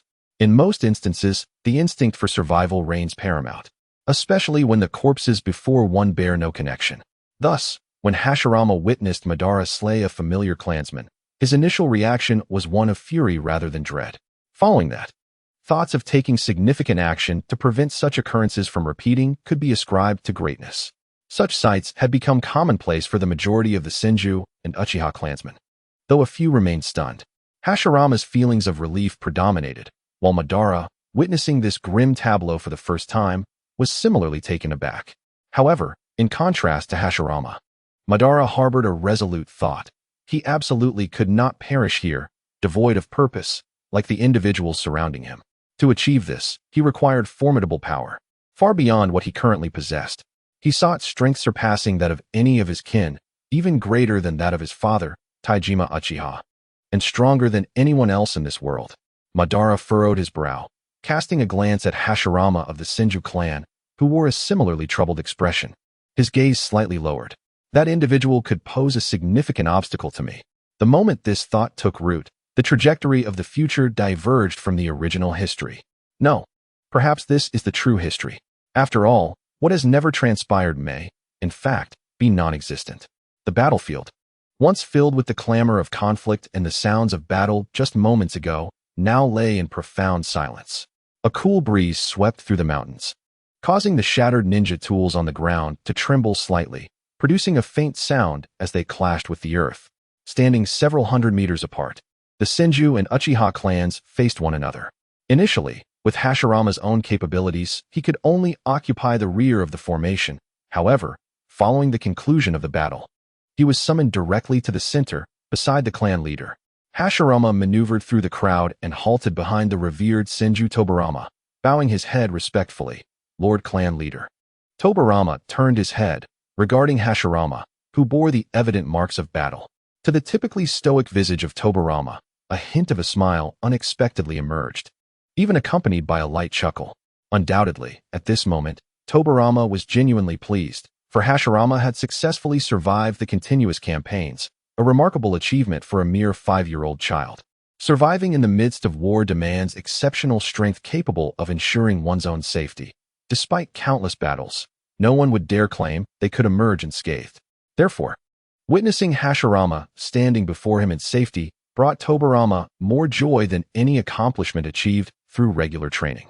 For it was at this moment that he could truly regard Hashirama as the beacon of hope for the future of the Senju clan. Meanwhile, within the ranks of the Uchiha clan, Taijima observed Madara, who also remained unscathed, and contemplated thoughts akin to those of Tobarama. Subsequently, both sides refrained from lingering further and swiftly led their clans back to their respective territories. The Senju's stronghold lay not far from the battlefield, and after approximately half an hour, Hashirama could behold the familiar forest. This was the place where he had lived for 3 years since arriving in this world. And after enduring relentless warfare, the feeling of returning home washed over him, granting him a sense of relaxation. A gentle weariness also began to envelop him. As Tobarama led over 1,000 clan members to the entrance of their stronghold, the Senju guards on duty immediately came forth to greet them. The grand procession entering the territory inevitably stirred considerable commotion. As the elder brothers stopped at the largest clearing of the encampment, most of their clansmen gathered around. Though some had grown indifferent to such scenes and did not approach, Those who did converge upon them scanned the ranks behind the thousand-handed Buddha, seeking a figure of personal significance. Although all members of the thousand-handed clan are considered close kin, there remains a distinction between those who are nearer and those who are more distant. Among the crowd, the 3-year-old Tobirama, accompanied by the slightly over 1-year-old Wacken and Banjin, emerged through the gaps, also searching for someone. Standing in the most conspicuous position, the clan leader, the thousand-handed Buddha, was easily located by Tobirama and his brothers, as they found their father and elder brother without difficulty. In that moment, Hashirama was likewise searching for them. Their gazes met simultaneously, and upon seeing that his 3 younger brothers were safe and sound, Hashirama felt a weight lift from his heart. Next, he looked into the eyes of Tobirama, Banjin, and Wacken. Regardless of their usual temperaments, their expressions at that moment conveyed only concern. A warmth spread through Hashirama's heart. Though they had been apart for merely 2 or 3 days, the separation had been fraught with anxiety.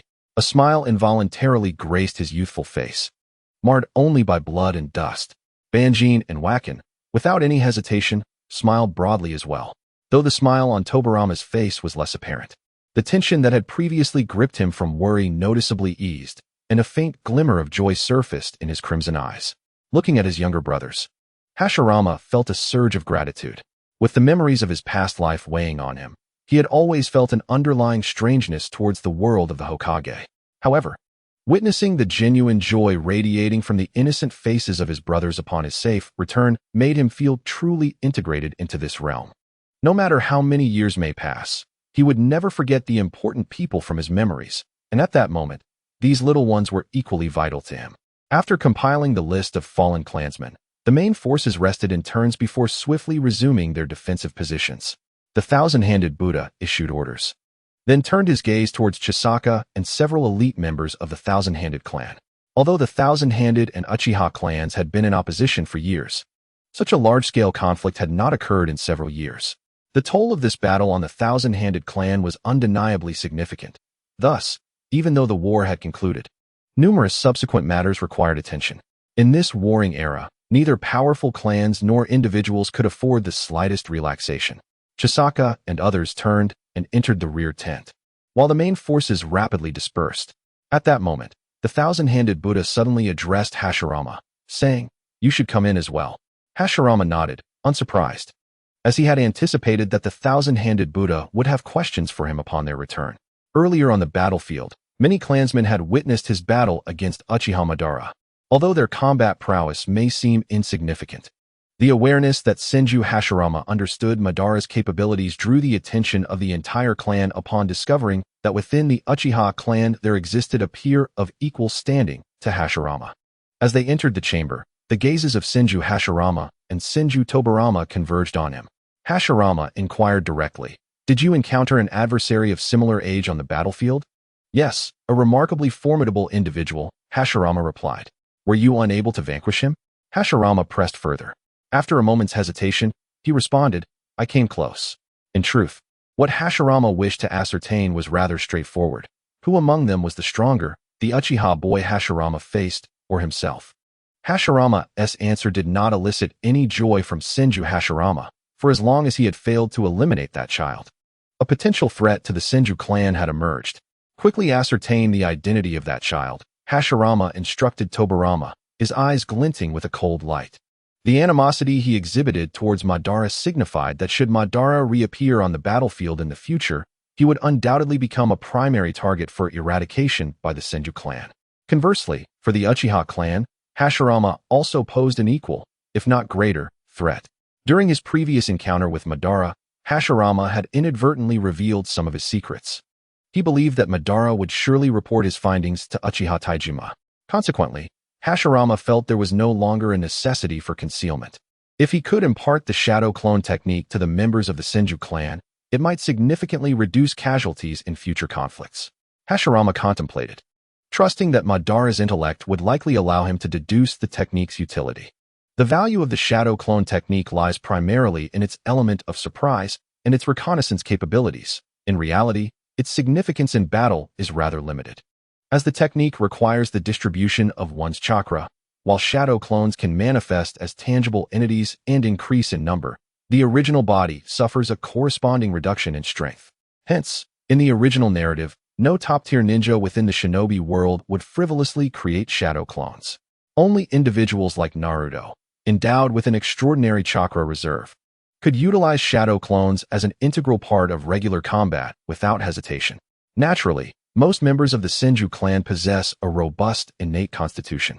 So if they were to master the shadow clone technique, it would enhance their overall strength in future wars to a considerable extent. Hashirama had previously refrained from disclosing the shadow clone technique because he could not adequately explain its origins. He had intended to wait another 2 years before attributing it to his own invention. However, during today's battle with Madara, Hashirama had not anticipated the subsequent implications when he created a feint. Rather than allowing the Uchiha clan to glean information about the shadow clone technique and subsequently have Hashirama questioned by Senju Hashirama, he deemed it preferable to disclose it himself now. Yet, to claim that he invented a ninjutsu at the age of 5 would undoubtedly astonish those present. Respected Patriarch, I have a matter to report to you, Koshi said respectfully, lowering his head. Indeed, Butsuma replied. After a brief moment, Koshi lifted his gaze and feigned a touch of hesitation before continuing. Recently, I have devised a new jutsu. Although it is still in the testing phase, I believe that if our clan members could master it, it would significantly enhance our collective strength. Upon hearing this, the expressions of the Senju elites, including Butsuma and Senju Chikaz, subtly shifted, their eyes reflecting a mixture of disbelief and intrigue. What manner of jutsu is it? Butsuma inquired immediately. It is the ability to create tangible shadow clones, Koshi explained, forming the hand seals for the technique. With a resounding poof, a clone materialized beside him. Finding it cumbersome to elaborate verbally, he opted for a demonstration.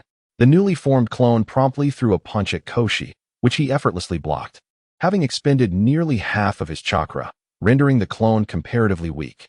Once the simple demonstration concluded, Koshi observed the astonished expressions on the faces of all the Senju elites, including Butsuma. It was no surprise they were taken aback. These formidable ninjas were accustomed to excellence, and witnessing Koshi's tangible clone elicited such a reaction. My apologies, Tobarama. I shall teach you the shadow clone technique as soon as possible, Koshi thought, feeling a twinge of guilt for appropriating his brother's idea. Within the tent, an air of silence enveloped the group. No one dared to voice their skepticism regarding whether this was truly Koshi's invention, yet their gazes betrayed an underlying doubt. After all, in any era, those capable of creating new jutsu are considered absolute geniuses.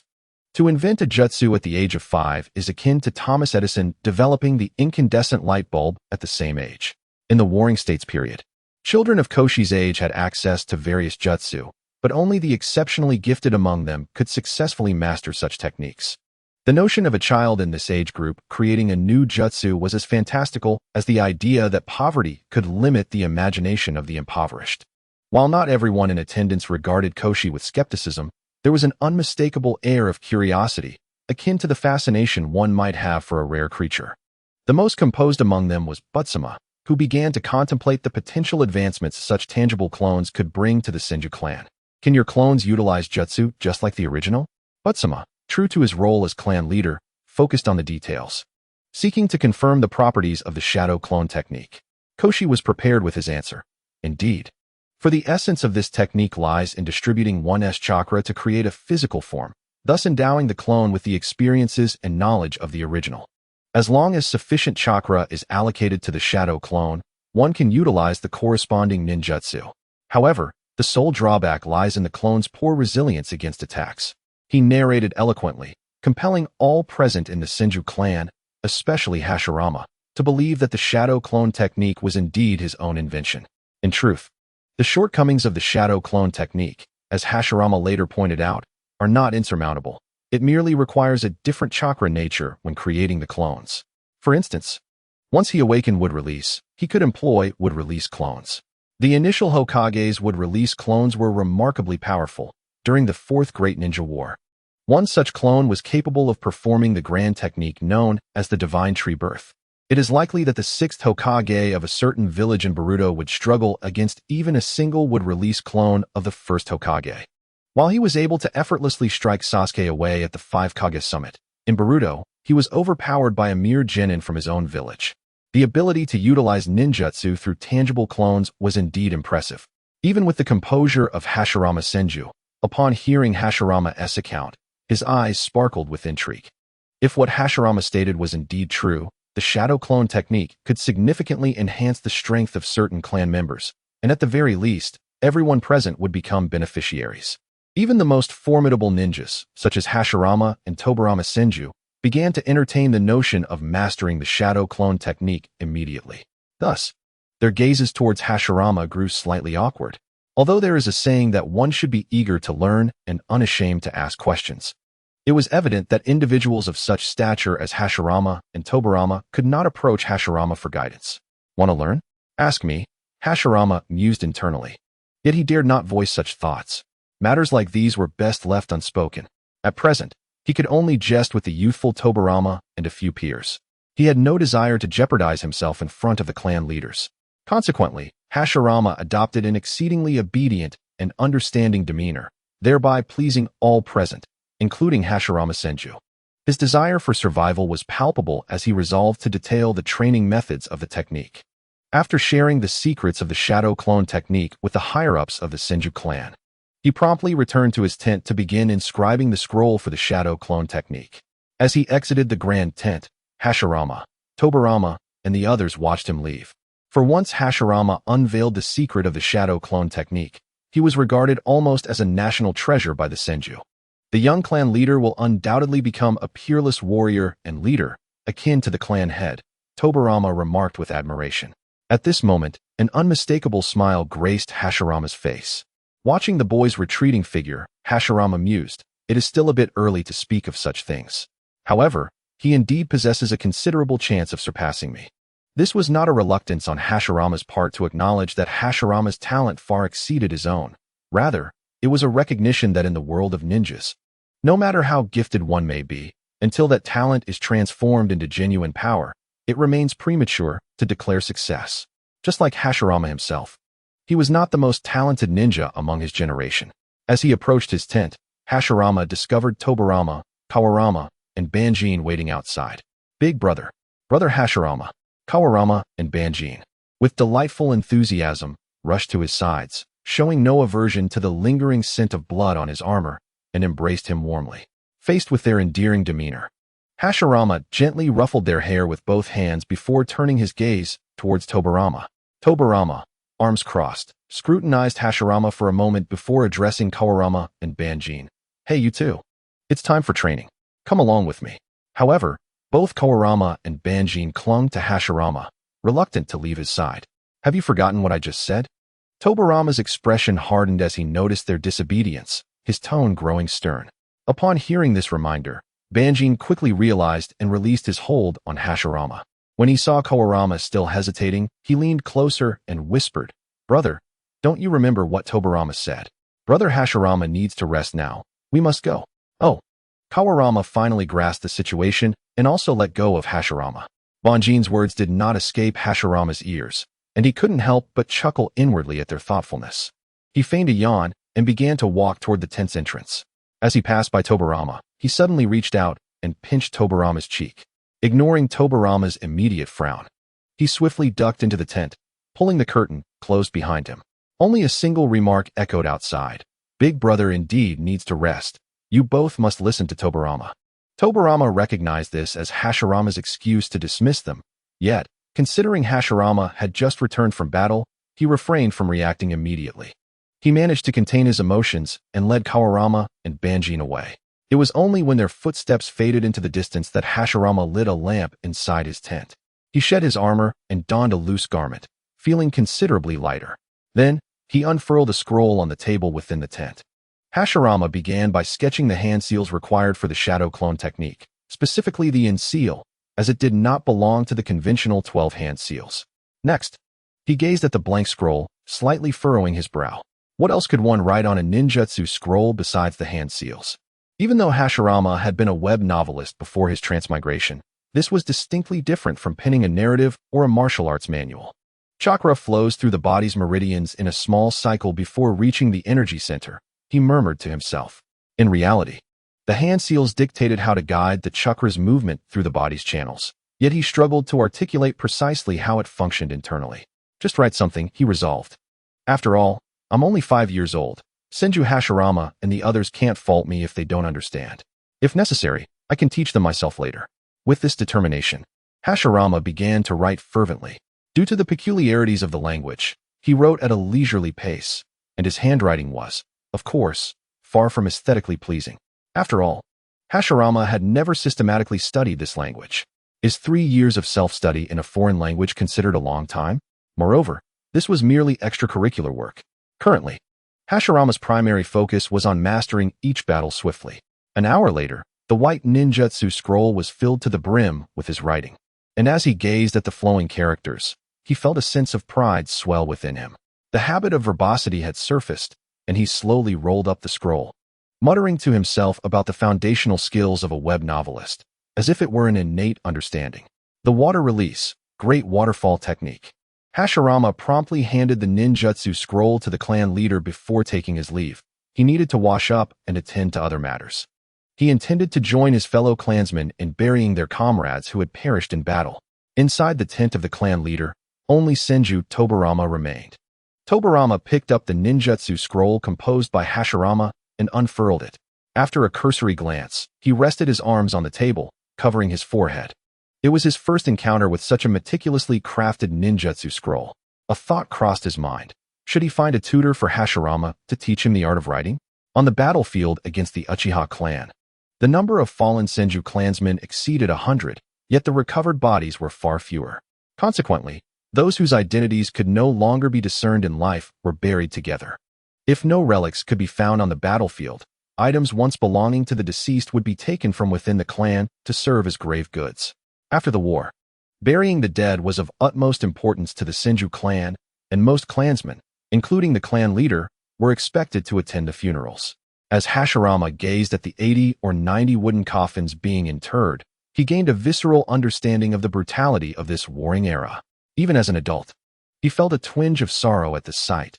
Naturally, the young original Hokage would develop thoughts of ending the war upon witnessing such devastation. Now, Hashirama aspired to achieve the same, albeit with a somewhat different motivation than that of the original character. Therefore, he must hasten the enhancement of his own abilities, allowing no room for complacency. The afternoon following the burial ceremony, after returning to the Senju stronghold, Hashirama resumed his training. Standing amidst the dense forest, he gazed up at the towering trees, contemplating how to awaken his bloodline limit. The original Hokage, Senju Hashirama, possessed a remarkable ability, would release. Did he need to encounter some perilous situation for it to manifest? Hashirama speculated, pondering whether typical narratives in novels and anime adhered to such tropes. The world of Naruto was no exception to this rule, as the original work emphasized the awakening and evolution of only one bloodline limit, the Uchiha clan's Sharingan. The conditions for unlocking the Sharingan included innate talent and rigorous training, both of which were essential. Yet, these were merely the established parameters. Readers can witness the moment when the evolution of the Sharingan is activated, typically as a result of a character experiencing intense emotional turmoil. For instance, in Naruto, the character Obito first awakens his Sharingan with the double Tomo, subsequently evolving it directly into the Mangekyo Sharingan. This is a singular instance within the series, unmatched even by the likes of Madara. One might ponder why Obito is regarded as the foremost among them. What ultimately enabled Kakashi to contend equally with Kaguya? It is worth noting that during the serialization of Naruto, when fans encountered that particular segment of the manga, they were left in disbelief.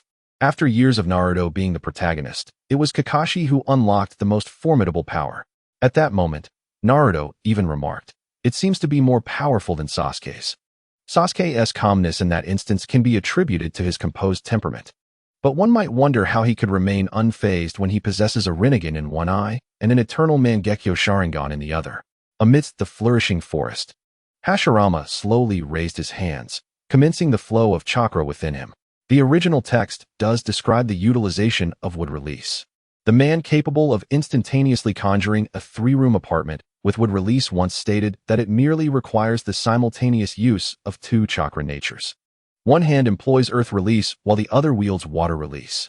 This is precisely why Hashirama only began to endeavor in mastering wood release techniques at this stage. The prerequisite for simultaneous utilization is a profound mastery of both earth and water chakra natures. He devoted 2 years to achieve this level of proficiency. Moreover, the intricacies of guiding earth and water chakra to both hands without hand seals were lessons no one could impart to Hashirama. He concentrated his attention intensely, gradually initiating the circulation of chakra within his being. Hand seals are merely a method that facilitates the flow of chakra for ninjas. Their absence does not signify an inability to harness chakra's power.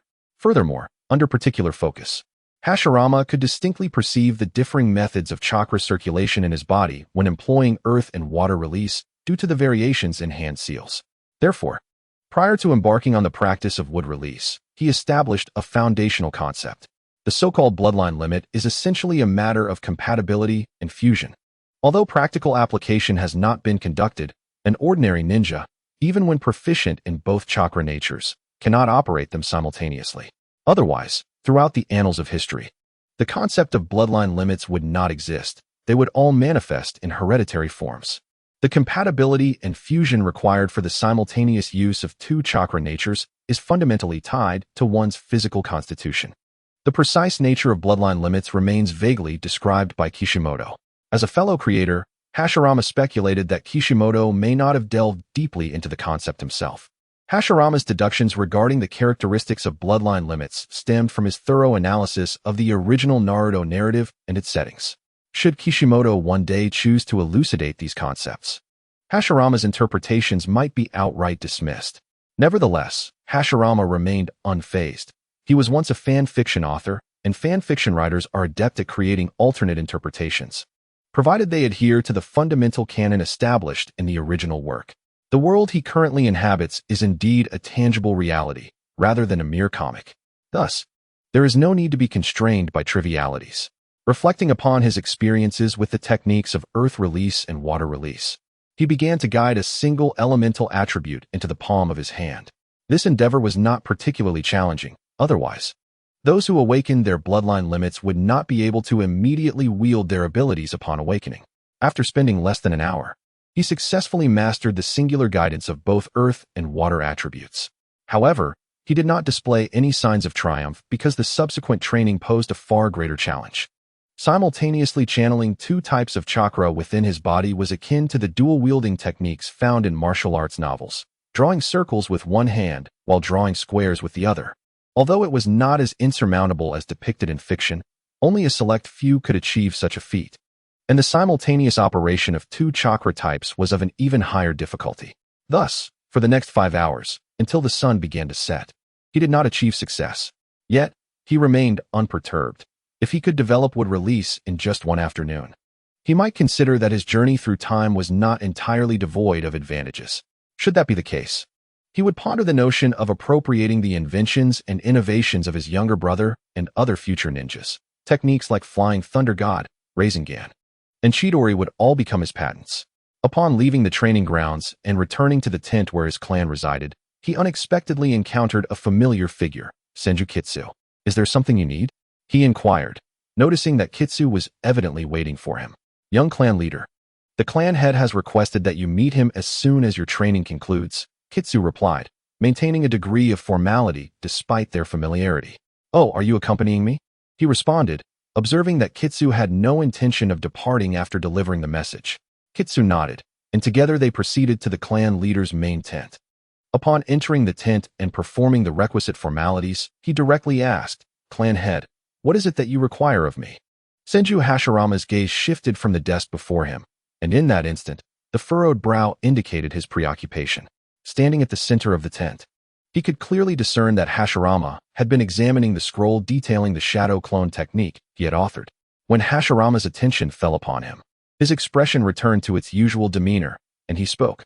"I have conferred with several elders, and it is indeed agreed that the ninjutsu you have developed will significantly enhance our clan's power. Consequently, we have selected a dozen elite ninjas from our family for you to instruct personally in mastering the shadow clone technique. Is it appropriate for me to teach the elite members of our clan?" With a raised eyebrow, Hashirama exhibited a hint of astonishment. Although he held the esteemed position of a young clan leader, his status did not eclipse that of the elite shinobi from the Senju clan. The notion of a mere 5-year-old instructing accomplished adult ninjas seemed rather peculiar at first glance. This was, however, a directive from both the clan leader and the elders. Senju Butsuma reassured him, "You need not harbor any psychological burdens. I and the elders shall be present to observe your instruction." Understood. Hashirama acquiesced to the command. Yet inwardly, he was consumed by uncontrollable laughter. They expect me to teach the elite of the Senju clan? I dare say Butsuma and the others might struggle to comprehend the ninjutsu scrolls I create. He then cast a glance at Senju Taijima beside him, suddenly filled with a sense of sympathy, for it seemed that Taijima too was among the chosen elite. In a bid to preserve their own dignity, the higher-ups of the Senju clan had no choice but to have individuals like Taijima serve as Hashirama's students. They were essentially mere instruments, scapegoats in this peculiar arrangement. From tomorrow morning onwards, you shall commence your lessons with Senju Taijima and the others. The remaining time, aside from the morning sessions, is yours to allocate as you see fit. Should you have any needs regarding your training, feel free to seek me out, Butsuma stated. For a 5-year-old capable of independently developing ninjutsu, Hashirama's self-directed approach to training was indeed a fortunate circumstance. Thus, Butsuma did not intend to continuously assign the clan's experts to instruct Hashirama, for sometimes the caliber of the instructor could stifle the potential of the learner. Butsuma believed Hashirama possessed immense potential that transcended his current capabilities. Thus, even his personal instruction might inadvertently hinder Hashirama's future heights. Yes, Hashirama suppressed his mirth and suddenly declared, "Lord Butsuma, I have one more request." "Speak," Butsuma replied. "When I teach the shadow clone technique, I would like Senju Tobarama to be present as an observer." Hashirama articulated, eager to discover how long it would take Tobarama, the original developer of the technique, to grasp it, should he approach it as a novice. However, it was also possible that Tobarama might not be capable of mastering it at his current age. For although the shadow clone technique merely involves evenly distributing one's chakra to create tangible copies, a certain amount of chakra is essential as a foundation. At merely 3 years old, Tobarama might not possess sufficient chakra to achieve even the most basic execution of the technique. Yet, should he succeed in demonstrating the shadow clone technique in front of Butsuma and the other high-ranking Senju, the expressions on their faces would undoubtedly be captivating. Furthermore, Hashirama had other motives for this request. If Tobarama exhibited exceptional talent in ninjutsu, the clan elders would not solely fixate on him. After all, being a prodigy could be quite burdensome. "Alas, my excellence is my own curse," Hashirama mused inwardly. Very well, Butsuma promptly acquiesced to Hashirama's request. It is merely an additional child attending the lecture, which will hardly make any significant impact. "Thank you, clan leader." After conversing with Senju Butsuma, Hashirama promptly departed the large tent to inform Tobarama. Before his departure, he exchanged a glance with Senju Q, whose gaze seemed markedly different from before, almost imbued with admiration. As an elite of the Senju clan, Q possessed remarkable skills, yet he lacked the ability to develop ninjutsu on his own, especially techniques that commanded the respect of the clan leader and elders alike. Observing this, Hashirama returned Q's gaze and, with a casual toss of his head, departed without leaving a trace. "Do not become infatuated with me. I am merely a legend," he mused internally, humming a rather cliched tune with an air of self-satisfaction. He quickly relayed the information about teaching ninjutsu to the diligent Tobarama, who regarded him with an almost incredulous expression. "I understand," Tobarama replied coolly, though his eyes were still filled with skepticism. "You little brat," Hashirama interpreted the unspoken words in Tobarama's gaze. "You, an idiot, actually developed a ninjutsu?" He was momentarily tempted to roll up his sleeves and give the white-haired boy a good thrashing, but the thought of Tobarama's skepticism being somewhat justified quelled desire. After all, the shadow clone technique was not originally Hashirama's invention. He had appropriated Tobarama's creativity. To chastise him for this would indeed be akin to burning bridges. Thus, Hashirama suppressed his rising temper. "Life is so beautiful, yet I find myself so irritable. This won't do," he reflected, reminding himself that he was a well-educated young man of the 21st century, imbued with positive energy, and should not stoop to the level of those who had never even attended kindergarten and were merely adept at violence. A step back opens a world of possibilities. To endure a moment of irritation is wise. However, just as Hashirama turned to confront Tobarama, he found that the latter had already departed. The following morning, Hashirama rose early, prepared his belongings, and even washed his hair by the river nearby, for it was his inaugural experience as a teacher, and he wished not to embarrass himself. Upon arriving at the designated teaching location arranged by Butsuma, he found a dozen Senju elites, including Q, already assembled and positioned, awaiting his arrival. Over half of them had sparred with Hashirama in the past 2 years and were somewhat familiar with him. As the son of the clan leader, Hashirama's status was not inferior to theirs, the elite members of the clan. Though there was no formal master-student relationship, it felt peculiar to be teaching individuals who were ostensibly his seniors. Among the gathered Senju elites, only Q's expression appeared normal.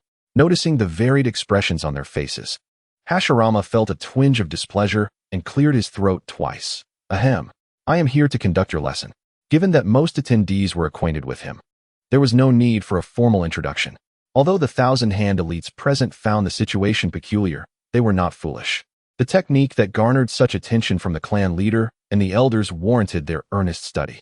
As for the instructor, even if he were merely a 5-year-old child, the mere fact that he possessed knowledge worthy of impartation at such a tender age rendered any feelings of discontent trivial. Thus, all the thousand-hand elites straightened their postures. Hashirama was pleased with their transformation. He had initially intended to tease this group, but upon noticing that the elders of the Senju clan and the Buddha had already arrived, he refrained from further jesting. Tobirama had also arrived, albeit discreetly positioned behind a tree in the forest, observing his brother. While ordinarily aloof, he adopted a serious demeanor when it came to learning ninjutsu. Forgive me, little brother, Hashirama thought, momentarily shifting his gaze from Tobirama's earnest expression. He offered a brief apology for borrowing his ideas before dismissing further chatter. He clasped his hands together, forming the necessary seals. All eyes, including those of the onlookers from the Senju and the Buddha, were now fixated on Hashirama. The demonstration commenced with a technique known as the shadow clone jutsu. With a resounding bang, 2 identical shadow clones appeared beside him, eliciting gasps from the gathered crowd. Hashirama had long surpassed the ability to create just one clone. However, excessive chakra allocation during battles had rendered them ineffective in boosting his combat prowess, merely resulting in wastage. Yet, for the purposes of demonstration, such considerations were unnecessary. As the 2 clones emerged, the eyes of everyone present widened in astonishment. Hashirama felt a surge of satisfaction at their expressions. It was the first moment since his arrival in this world that he truly felt like a protagonist, deserving of the attention that comes with being a time traveler. Basking in the admiration of those around him, Hashirama then stepped back slightly to create space. The 2 clones faced each other and immediately engaged in combat. The sound of their fists colliding echoed, as the chakra he had allocated to them was nearly identical, ensuring that their speed and strength were perfectly matched for practice. Standing at the center of this clash, Hashirama addressed the elite members of the Senju clan, declaring, "This is the shadow clone jutsu I have created, capable of producing tangible clones." Even without further explanation, the onlookers grasped the essence of the demonstration. Hashirama's gaze flickered toward Tobirama, who was intently observing the 2 clones with a thoughtful expression. The seals I performed earlier are the special markings required to condense chakra for the release of the shadow clone jutsu. Despite knowing that Tobirama was the original inventor of the technique, Hashirama was somewhat taken aback by the contemplative look on his younger brother's youthful face. After all, this prodigy could only be 3 years old, regardless of his genius. Does talent not require adherence to fundamental laws? Indeed, it seems so in the world of Naruto. Intrigued, he pondered whether, after elucidating the principles of this technique, Tobirama could master it instantaneously, akin to Itachi's initial grasp of the Great Fireball technique. The essence of this technique lies in the fact that when Hashirama speaks, the elite of the Senju clan, along with the nearby Senju Butsuma and others, await further explanation. Behind the tree, Tobirama has already formed the seal of the serpent. Having closely observed Tobirama's movements, when he saw Tobirama assume the sealing posture, Hashirama was momentarily taken aback, thinking, "No way, I haven't finished my explanation yet." As Tobirama formed the seal, there was no immediate commotion. In truth, he was not attempting to cast the shadow clone technique right away. Rather, he was intrigued by the seals that facilitate its release. Different seals create varying flows of chakra, and Tobirama merely wished to ponder this for a moment. Continuing, after a few seconds of bewilderment, Senju Butsuma detected Hashirama's oddity and addressed him. Feeling the weight of numerous gazes upon him, Hashirama quickly regained his composure and remarked, "The essence of this technique is quite simple. By following the sealing method, one merely needs to evenly distribute the chakra during the casting." After speaking, he glanced in the direction of Senju Butsuma and the other elders, who were already in deep contemplation. Initially, they did not expect a 5-year-old Hashirama to provide an exhaustive explanation of the technique's intricacies. Given the prowess of Senju Butsuma and the others, by observing the details of Hashirama's performance and applying their sensing abilities, they could grasp sufficient nuances. Many within the Senju clan possessed a keen sense of perception. Once Hashirama concluded his explanation, among the dozen or so elite Senju present, some began to experiment. Bang! The seal of the serpent is easily memorable, and soon one of them was forming seals, enveloped in smoke. A shadow clone materialized beside that Senju clansman. He had successfully created a shadow clone. However, those around him, including Hashirama, exhibited no emotional response, for in the next moment, that shadow clone vanished with a bang. The clansman shook his head, indicating failure. In truth, producing a shadow clone merely requires mastering the hand seals and possessing a sufficient amount of chakra. The true challenge lies in maintaining the clone's existence for a duration. If it disappears immediately upon creation, the technique's effectiveness is rendered moot.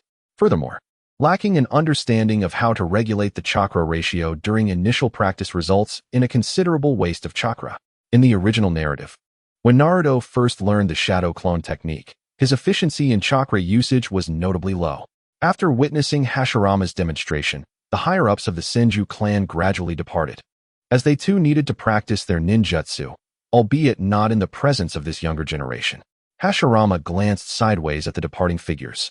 Yet Senju Butsuma remained steadfastly in place. His gaze was directed towards the door concealed behind the trees. "If there is anything you do not comprehend, feel free to inquire." Hashirama addressed the gathered crowd, forming a hand seal to create 2 shadow clones. "I wonder how Kishimoto established this," Hashirama murmured, noticing that the clones had vanished without the chakra used to create them returning to his body. Yet in the series, Naruto's sage chakra derived from his clones could indeed revert to his original form. It remains unclear whether there exists a distinction between sage chakra and ordinary chakra, or if it is merely a unique advantage exclusive to Naruto. If the chakra used to create shadow clones could return to the original body, then the technique would hardly be deemed overly taxing. However, if the clones do not dissipate, maintaining them in an enhanced state would indeed require the original to expend additional chakra. Thus, the elite members of the Senju clan engaged in contemplation or directly attempted the technique. Each individual's method of training and style varied significantly. Nonetheless, without exception, all initial attempts resulted in failure, as the shadow clones appeared only to promptly disappear. After several rounds of practice, some individuals began to perspire, having yet to grasp the nuances of the shadow clone technique, which led to a considerable waste of chakra. It is indeed perplexing. The data from the original series indicates that Naruto's chakra capacity during his youth was rated at 8, which seems utterly unfounded. Watching these adult Senju clan members gradually exhibit symptoms of excessive chakra depletion from their attempts to master shadow clones, Hashirama pondered. Could their chakra reserves truly be inferior to Naruto's in the first part of the series? Although Naruto initially activated the shadow clone technique with the chakra of the 9 tails, he subsequently utilized his own chakra in clusters. The explanation is rather straightforward. Naruto's innate talent surpasses that of all the elite members of the Senju clan present. He grasped the technique after merely one attempt. During the pursuit of becoming Hokage, many believed Naruto's talent was mediocre and that his progress relied solely on fortuitous advantages. Such opinions stemmed from a lack of understanding. The reason Naruto's early training pace lagged behind that of his peers was due to the 8 trigram seal set by the 4th Hokage, influenced by the flow of the 9 tails chakra. In reality, Naruto's ninjutsu aptitude undeniably inherited his father's genes. From shadow clones to summoning techniques, Rasengan, and later the development of the unfinished Flying Thunder God technique, along with mastering Sage Mode and utilizing 9 tails chakra during the 4th Great Ninja War. Naruto's talent in learning ninjutsu ranks second to none. There is no one worthy of claiming the top position. This includes figures such as Uchiha Itachi and Hatake Kakashi. One merely needs to consider the years it took the legendary Sannin, Orochimaru, and Jiraiya to master Sage Chakra in the imperfect Sage mode, contrasted with the time Naruto required to achieve perfect Sage mode. That is true genius. Without a modicum of talent, how could one assume the role of the protagonist? In this light, Hashirama found it quite reasonable. After all, Naruto is the reincarnation of the future god of Shinobi. As for the chakra of the reincarnated Ashura, the second son of the Sage of the Six Paths, which is supposed to be attached to him, Hashirama has yet to sense it. He believes that he is still too weak at present. Once his lessons were deemed complete, Hashirama stood idle. Thus, he promptly resumed the training he had undertaken the previous afternoon, concurrently channeling both water and earth chakra within his body. This was not something he felt he needed to conceal from Senju Tobirama or the other clan members. Although Tobirama, through his perception, sensed that Hashirama was engaging in a form of training that caused a tumult in his internal chakra, such perception could not compare to the clarity of the Sharingan, which would allow one to see the details directly. Had Senju Tobirama known that Hashirama was actually developing the Kekkei Genkai inherent to the Senju bloodline, he would surely have been astonished. An hour passed, and once again Hashirama's training ended in failure. He returned to his senses and glanced at the group of a dozen or so individuals practicing the shadow clone technique before him. Furrowing his brow in thought, what is this? Would they rather stumble on their own than seek my guidance? Yet in truth, regarding the training of ninjutsu, he had little to offer in terms of advice. Had he possessed such expertise, Tobirama would not have struggled to comprehend the ninjutsu scrolls Hashirama had written. Through persistent exploration and experimentation, someone eventually managed to maintain a shadow clone temporarily. Observing Senjukatsu, whose shadow clone did not vanish immediately, Hashirama raised an eyebrow and chuckled lightly. As expected of someone I have my eye on. Indeed, a promising talent. The other Senju clan members failed at the shadow clone technique almost instantaneously, so when Katsu managed to sustain his clone, all eyes naturally turned towards him. Approximately 10 seconds later, with beads of sweat forming on his forehead, Senju Katsu reached the limit of his endurance, and his shadow clone exploded into a cloud of smoke and disappeared. In truth, achieving such a standard after just an hour of practice was commendable. When Hashirama began training with the shadow clone technique, it took him a full month to reach the point of sustaining a clone for 10 seconds.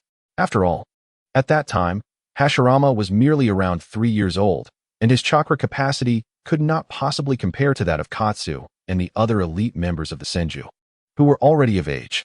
Once the clone dissipated, Katsu did not immediately resume his training, even though his chakra reserves should have supported several more attempts. Hashirama noticed Katsu's contemplative expression, indicating that he had begun to perceive another characteristic of the shadow clone technique. As a tangible entity, a shadow clone not only serves a combat purpose, but is also primarily utilized for reconnaissance, as everything the clone sees and feels returns to the original body upon its disappearance. The sensation of chaotic chakra flow upon the clone's dissolution is similarly experienced. However, this was hardly surprising. Aside from Katsu, the other Senju members could not sustain their clones, which vanished almost immediately, leaving them without any experience. He withdrew his gaze, intending to continue his own training. Just as Hashirama began to channel chakra within his body, he suddenly heard the sound of a shadow clone technique being unleashed behind him. Certainly, the pillars of the Senju clan were aware that Tobirama had commenced his practice. He abruptly turned his head. Beside Tobirama stood a clone that bore his likeness, maintaining the hand sign for the shadow clone technique. It had not vanished. A faint smile graced Hashirama's lips upon witnessing this. It was entirely reasonable for Tobirama to swiftly master the art of shadow clones. However, in contrast to him, Senju Butsuma had been attentively observing Tobirama since he successfully executed the technique, and a flicker of emotion began to stir in his gaze. Butsuma had been acutely aware of the fluctuations in Tobirama's chakra after Hashirama elucidated the characteristics of the shadow clone technique. Tobirama had been meticulously adjusting his chakra's state rather than hastily attempting to practice. From the outset, Tobirama understood that even in a state of abundant chakra, he might possess only one opportunity to perform the technique. This was precisely what astonished Senju Butsuma. Today marked Tobirama's initial encounter with this technique. Yet his chakra regulation was remarkably methodical. Only when Tobirama felt his chakra was optimally prepared did he commence his attempt. Under the watchful eyes of Hashirama and Butsuma, Tobirama maintained the hand signs as time swiftly elapsed. When the 10-second mark was reached, his clone suddenly vanished with a resounding pop. Simultaneously, Tobarama's body slightly trembled, threatening to collapse. However, Hashirama, ever prepared, swiftly caught him. Although both had sustained their techniques for 10 seconds, Tobarama's situation starkly contrasted with Butsuma's. His clone did not dissipate due to an inability to maintain it. Rather, the current amount of chakra he possessed merely allowed for a fleeting existence of that duration. Well done, Hashirama remarked with a gentle smile, gazing down at Tobarama in his arms. Lacking the strength to resist, Tobarama momentarily set aside his concerns. His crimson eyes fixed upon Hashirama, revealing a glimmer of admiration for the first time. Brother, to develop such a technique, you truly are remarkable. What greatness do I possess? This technique is of your own invention. Foolish brother, Hashirama replied with a quiet sigh, retracting the hand he had intended to poke Tobarama's forehead. In a tone laden with meaning that only he could comprehend, he added with a light chuckle, "You surpass me by far. Lord Tobarama, you managed to sustain it for 10 seconds," exclaimed several Senju clan members who had also been observing Tobarama's practice of the shadow clone technique. They had been training in a technique developed by the 5-year-old Hashirama, and the prodigious talent for developing jutsu was incomparable, even in learning. They found themselves outmatched by the mere 3-year-old Tobarama. The elite members of the Senju clan, renowned for their prowess, all felt an unexpected pressure from the two children whose combined ages barely surpassed 10. In truth, it was not only they who experienced this sentiment. Though Senju Butsuma's expression remained impassive, his inner emotions were anything but tranquil. Whether as a patriarch or a father, the sight of Hashirama developing his ninjutsu abilities filled him with immense satisfaction. However, the recent performance of Tobarama stirred a wave of emotions within him once again. Tobarama's method of chakra regulation closely resembled the textbook approach for releasing the shadow clone technique. What had eluded even him, the shadow clone technique, was swiftly mastered by his second son, Tobarama, who even imparted this knowledge to him. Yet, he felt no displeasure, as Hashirama's father. Witnessing the excellence of his son brought him nothing but joy. As the leader of the Senju clan, his happiness only multiplied. For the talents displayed by Hashirama and Tobarama heralded a more prosperous future for the Senju lineage. After several days of instruction, the dozen or so chosen Senju elites had barely grasped the shadow clone technique, yet the application of it in actual combat would necessitate arduous training. This was a process that all ninjas, regardless of their power level, must undergo. Strength is forged through prolonged effort. And no one achieves greatness overnight, except for those prodigious individuals like Naruto, Sasuke, and Obito. Furthermore, the remains of the Senju warriors who perished in support of the Uzumaki clan were diligently retrieved by the Uzumaki and escorted back to the Senju. The living clan members honored these brave souls with proper burials. Following the maritime battle, the small clans once scattered across the islands near the Uzumaki clan had no choice but to migrate to the Land of Lightning, becoming vassal families of the Yatsuki clan. Were it not for this, even the non-confrontational Uzumaki clan would have posed a constant threat to these smaller clans. The overall strength of the Yatsuki clan consequently increased. Yet it also aroused the vigilance of other ninja families in the Land of Lightning, as well as some adversarial clans from the Land of Earth. Thus, in a short span, the Yatsuki clan found themselves incapable of launching another assault against the Uzumaki, especially since they had now been regarded as enemies by the Senju. Should the opportunity arise, the Senju would undoubtedly venture into the Land of Lightning to avenge their grievances. Upon realizing these circumstances, Hashirama could only sigh softly. It seemed that whether in the original narrative of the 5 great ninja nations or amidst the warring states, the chain of animosity among ninjas was an eternal reality. He yearned to alter this state of affairs, yet such change was not feasible in the short term. Even though he was aware that he would one day possess the power to stand at the pinnacle of the world, the path to that summit remained one he must traverse himself, devoid of any shortcuts. After enduring over half a month of rigorous training, Hashirama finally mastered the ability to proficiently wield both earth and water chakra simultaneously. However, when he endeavored to fuse these two elemental attributes, the essence of wood release did not manifest. It appears that even having grasped the essence of cultivation, one must await the maturation of this body before further progress can be made. Hashirama mused to himself. The original work does not explicitly state the age at which the first Hokage awakened would release, but judging from the flashbacks, It can be inferred that he was at least 15 years old at that time. Despite being a reincarnator, Hashirama never considered his innate talents to surpass those of the original first Hokage.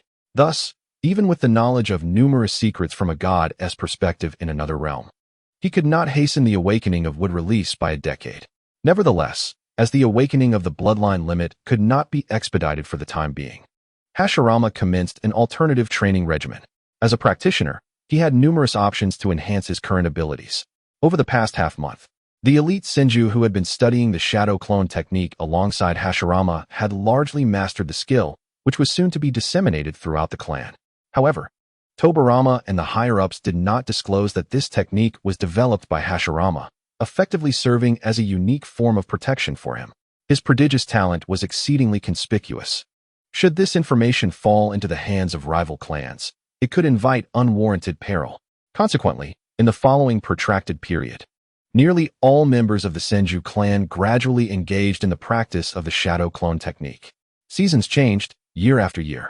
The winters in the world of Shinobi were harsh, yet due to the presence of chakra, even in the most frigid of times, combat-ready ninjas needed not don extra layers, lest they become encumbered. This year marked the 6th since Hashirama arrived in this world. During the past 2 to 3 years, the Senju clan had remained embroiled in conflicts, albeit predominantly small-scale skirmishes. After all, given the Senju's might, the only clan capable of facing them head-on was the Uchiha. Throughout these years, Hashirama had encountered numerous real battles. And though he was merely 8 years old, he had already earned the reputation of a seasoned veteran on the battlefield. Coupled with his unique physique and inherent talent, Hashirama's prowess had gradually surpassed that of most Senju clan members, advancing towards an elite status. Compared to when he was 5, Hashirama's chakra reserves had seen a significant increase, multiplying several times, yet he still had not unlocked the wood release within his bloodline.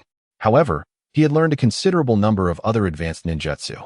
Notably, this year, 6-year-old Tobirama had begun to engage gradually in real combat. Approximately a year ago, when Tobirama was 5, accompanied by Hashirama and several other clan members, he had crossed the threshold that every ninja must first overcome. Although initially hesitant about taking a life, Tobirama's internal turmoil was far less pronounced than that of Hashirama, the reincarnator. After a moment's hesitation, he decisively eliminated his opponent, displaying no signs of discomfort. In contrast to Hashirama, Tobirama embodies a more rational and pragmatic demeanor. Born into a lineage of ninjas, his aversion to taking lives stems solely from the innate human instinct that he shares. Unlike Hashirama, who is bound by the moral constructs accumulated from past lives, Tobirama has been rapidly maturing through a year of rigorous training. At merely 6 years of age, he seems to exude a warrior's essence more than Hashirama himself. The once proud yet tender-hearted white-haired boy, who displayed hints of aloofness in his youth, now wears a smile that has become increasingly rare. Hashirama has not witnessed Tobirama's laughter in quite some time. This stark transformation is a testament to the impact of their surroundings. Even a child of 6 can be shaped by such influences. Nonetheless, Hashirama's eccentric disposition remains unchanged. He still finds moments to tease Tobirama. The latter's expressions may reveal growing disdain, yet Hashirama understands that Tobirama's core remains intact, even as the trials of battle render him increasingly indifferent. However, his heart continues to harbor warmth for his family. As for the younger siblings, Asuma and Kawarama, their talents pale in comparison to those of Hashirama and Tobirama. Yet among their peers, they are considered formidable. Now 4 years old, they have begun their preliminary training in ninjutsu. On this particular day, Hashirama visited the chief's tent, where several high-ranking members of the Senju clan were present. Demonstrating the shadow clone technique, Hashirama's clones did not materialize instantly. With a rustling sound, the earth at his feet began to undulate, and a tan object rose from the ground, swiftly taking the form of Hashirama. He then explained to the esteemed members of the Senju, including Butsuma, that he had refined the shadow clone technique by integrating chakra with elemental attributes. This enhancement significantly amplifies the clone's resilience compared to ordinary shadow clones, thereby enhancing their efficacy in combat. Upon hearing this, admiration flickered in the eyes of Butsuma and the other high-ranking members. However, the creation of these chakra-infused tangible clones presents greater complexity, requiring a substantially higher chakra expenditure than the standard technique, making it suitable for only a select few within the clan.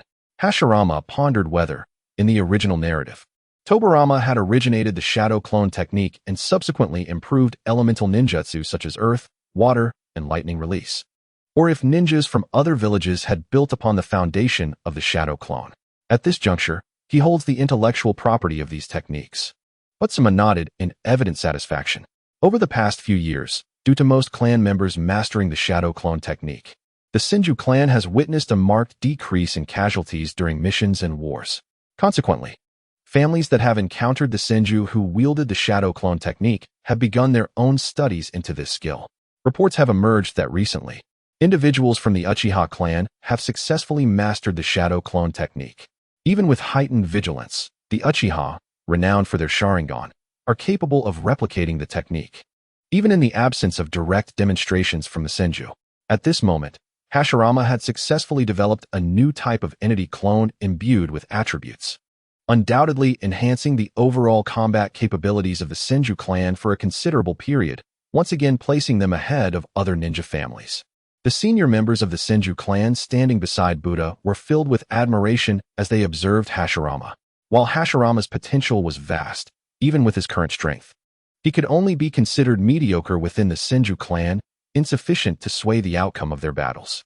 However, the ninjutsu he had developed had indeed brought tangible benefits to the clan. Consequently, the high-ranking officials had shifted their perspective on Hashirama from one of focused nurturing to a recognition of his undeniable significance. This was precisely what Hashirama desired. His intention in presenting the improved entity clone was not only to bolster the overall strength of the Senju clan, but also to serve other purposes. Noticing the satisfaction on the faces of Buddha and the others, Hashirama seized the opportunity to speak, addressing his kin and the elders. Actually, I have more to discuss. As leaders of the Senju clan, the individuals before him, particularly Buddha, were astute. They had sensed that Hashirama's intentions were far from simple from the moment he entered. By first introducing his invention, he aimed to capture their attention. Buddha fixed his gaze on Hashirama and urged, "What thoughts do you have? Share them. I have some new ideas regarding the current training model for our clan's new generation. Through years of observation and my own training experiences, I believe we could make some adjustments. While the effects may not be immediately visible, over the long term, they could enhance the clan's overall strength. What ideas do you propose?" Buddha inquired eagerly, as the surrounding elders of the Senju clan also focused intently on Hashirama. His previous groundwork had made them pay heed to the words of a mere 8-year-old child. Hashirama promptly articulated his thoughts. From this point forward, we should group the newcomers who have entered the practical training phase into pairs or trios based on their individual traits, allowing them to complement each other's weaknesses and amplify their strengths through teamwork. For instance, Senju Tobirama possesses superior combat abilities compared to Senju Hashirama, yet he struggles with battlefield judgment. Conversely, while Hashirama's combat prowess may be slightly inferior, he excels in strategic thinking. Perhaps, over time, both could evolve into formidable warriors in their own right, but until then, such shortcomings could prove fatal in combat. Therefore, this arrangement would enable newcomers with similar circumstances to support one another, thereby increasing their survival rates in future missions and wars. Indeed, upon hearing Hashirama's proposal, Buddha and several senior members fell into a brief contemplation, as they had never considered such a training approach before. This did not imply that the ninjas of the Warring States period were unaware of teamwork or the strengths and weaknesses of their clan members. Rather, the concept of training in small groups was not suited to the realities of ninja missions and large-scale warfare in this era. Thus, no one has considered cultivating newcomers in such a manner. The reason Hashirama conceived this method is partly due to the influence of the original Naruto series, but more importantly, he genuinely wishes to protect his younger brothers, Tobirama and Izuna, who met an untimely fate in the original narrative. At this point, Hashirama has yet to reach a level where he can singularly influence the course of war, and inevitably, Tobirama and Izuna must fight as warriors of the Senju clan. If they were to enter the battlefield now, Hashirama would not possess the capability to adequately safeguard them. Therefore, prior to Hashirama or Tobirama reaching a certain level of maturity, fostering a collaborative combat approach between the two would undoubtedly enhance their survival rate compared to engaging in solitary battles. Hashirama expressed his views. Yet the elders of the Senju clan, including Butsuma, could not immediately endorse his proposal, for the clan's methods of nurturing ninjas have been passed down through generations. each with its rationale. It was inconceivable that a mere statement from Hashirama would instigate change. As leaders, they needed to deliberate carefully on the merits and demerits. After departing from the clan leader's tent, Hashirama first visited the training ground of Tobarama and Izuna, observing them for a while. Perhaps due to their twin nature, both brothers excelled in the same ninjutsu, earth release. This realization sparked Hashirama's idea of forming a small team for their endeavors. With both adept in earth release, Izuna, as the more gifted warrior, could unleash attacks, while Tobarama, possessing a more comprehensive grasp of the overall situation, would serve as the defender. Should the higher-ups acquiesce to Hashirama's proposal, he intended to commence their training in this direction immediately. Subsequently, Hashirama sought out Tobarama, who was alone in the dense forest, clad in battle armor, engaging in rapid movements. In the areas he traversed, wooden rakes were placed among the surrounding trees, each marked with signs of having been cut. The scenes of Minato's training in the world of ninjas likely resembled this, Hashirama mused, recalling his first Naruto fanfiction where he envisioned similar training scenarios for the protagonist. After all, both Tobarama and Minato were renowned as the swiftest ninjas of their respective eras. Just as Hashirama settled into position, Tobarama abruptly halted his training, lifting his gaze towards the tree where Hashirama stood. Such keen perception. Hashirama met Tobarama's penetrating gaze. At merely 6 years of age, Tobarama had already mastered the art of sensing chakra with remarkable skill. "Brother, shall we spar?" Tobarama inquired, weapon in hand. Ever since Hashirama developed the shadow clone technique, he had become the target of Tobarama's aspirations. "To challenge me upon our first meeting? Such behavior could jeopardize our brotherly harmony and affect our bond." Hashirama replied with a gentle smile as he landed gracefully before Tobarama. "After all, we, as brothers, are all ninjas." The expression on Tobarama's face grew solemn, his body taut and prepared for battle. Such a willful little rascal. "Very well, let us engage in some practice," he thought with a resigned shrug. In a heartbeat. As his words fell, a gust of wind swept through, accompanied by a few leaves whisked up by its force. Armed with his weapon, Tobarama swiftly closed the distance, his hands gripping the blade as he poised himself for a thrust. In most cases, initiating an attack in such a manner is slower than a sweeping slash. Yet after extensive training, this move had become his swiftest offensive technique. The speed and power of his dual-handed thrust far surpassed that of a typical chop. In the next instant, Tobarama's blade shot forth vertically. However, even with his proficiency in executing the thrust, the time taken for him to complete his attack was ample for Hashirama to respond. With a swift motion, Hashirama evaded his original position, now standing beside Tobarama, murmuring, "To think you could employ the body flicker technique instantaneously. It truly suits your style." After all, being the future ninja renowned for his unparalleled speed, Tobarama's combat style leaned heavily towards velocity before he developed space-time ninjutsu. Had it not been for Hashirama's superior strength, a foe with a power level close to Tobarama's would have been instantly vanquished by that strike. Failing to land his attack, Tobarama quickly repositioned himself. Having sensed Hashirama's new location following his evasion, he retreated rapidly, his figure blurring into a shadow, elongating with remarkable speed, and coupled with his white hair, he truly resembled a beam of white light. Fortunately, it was named the first ninja's speed. Had it been called the White Flash, it would indeed seem peculiar.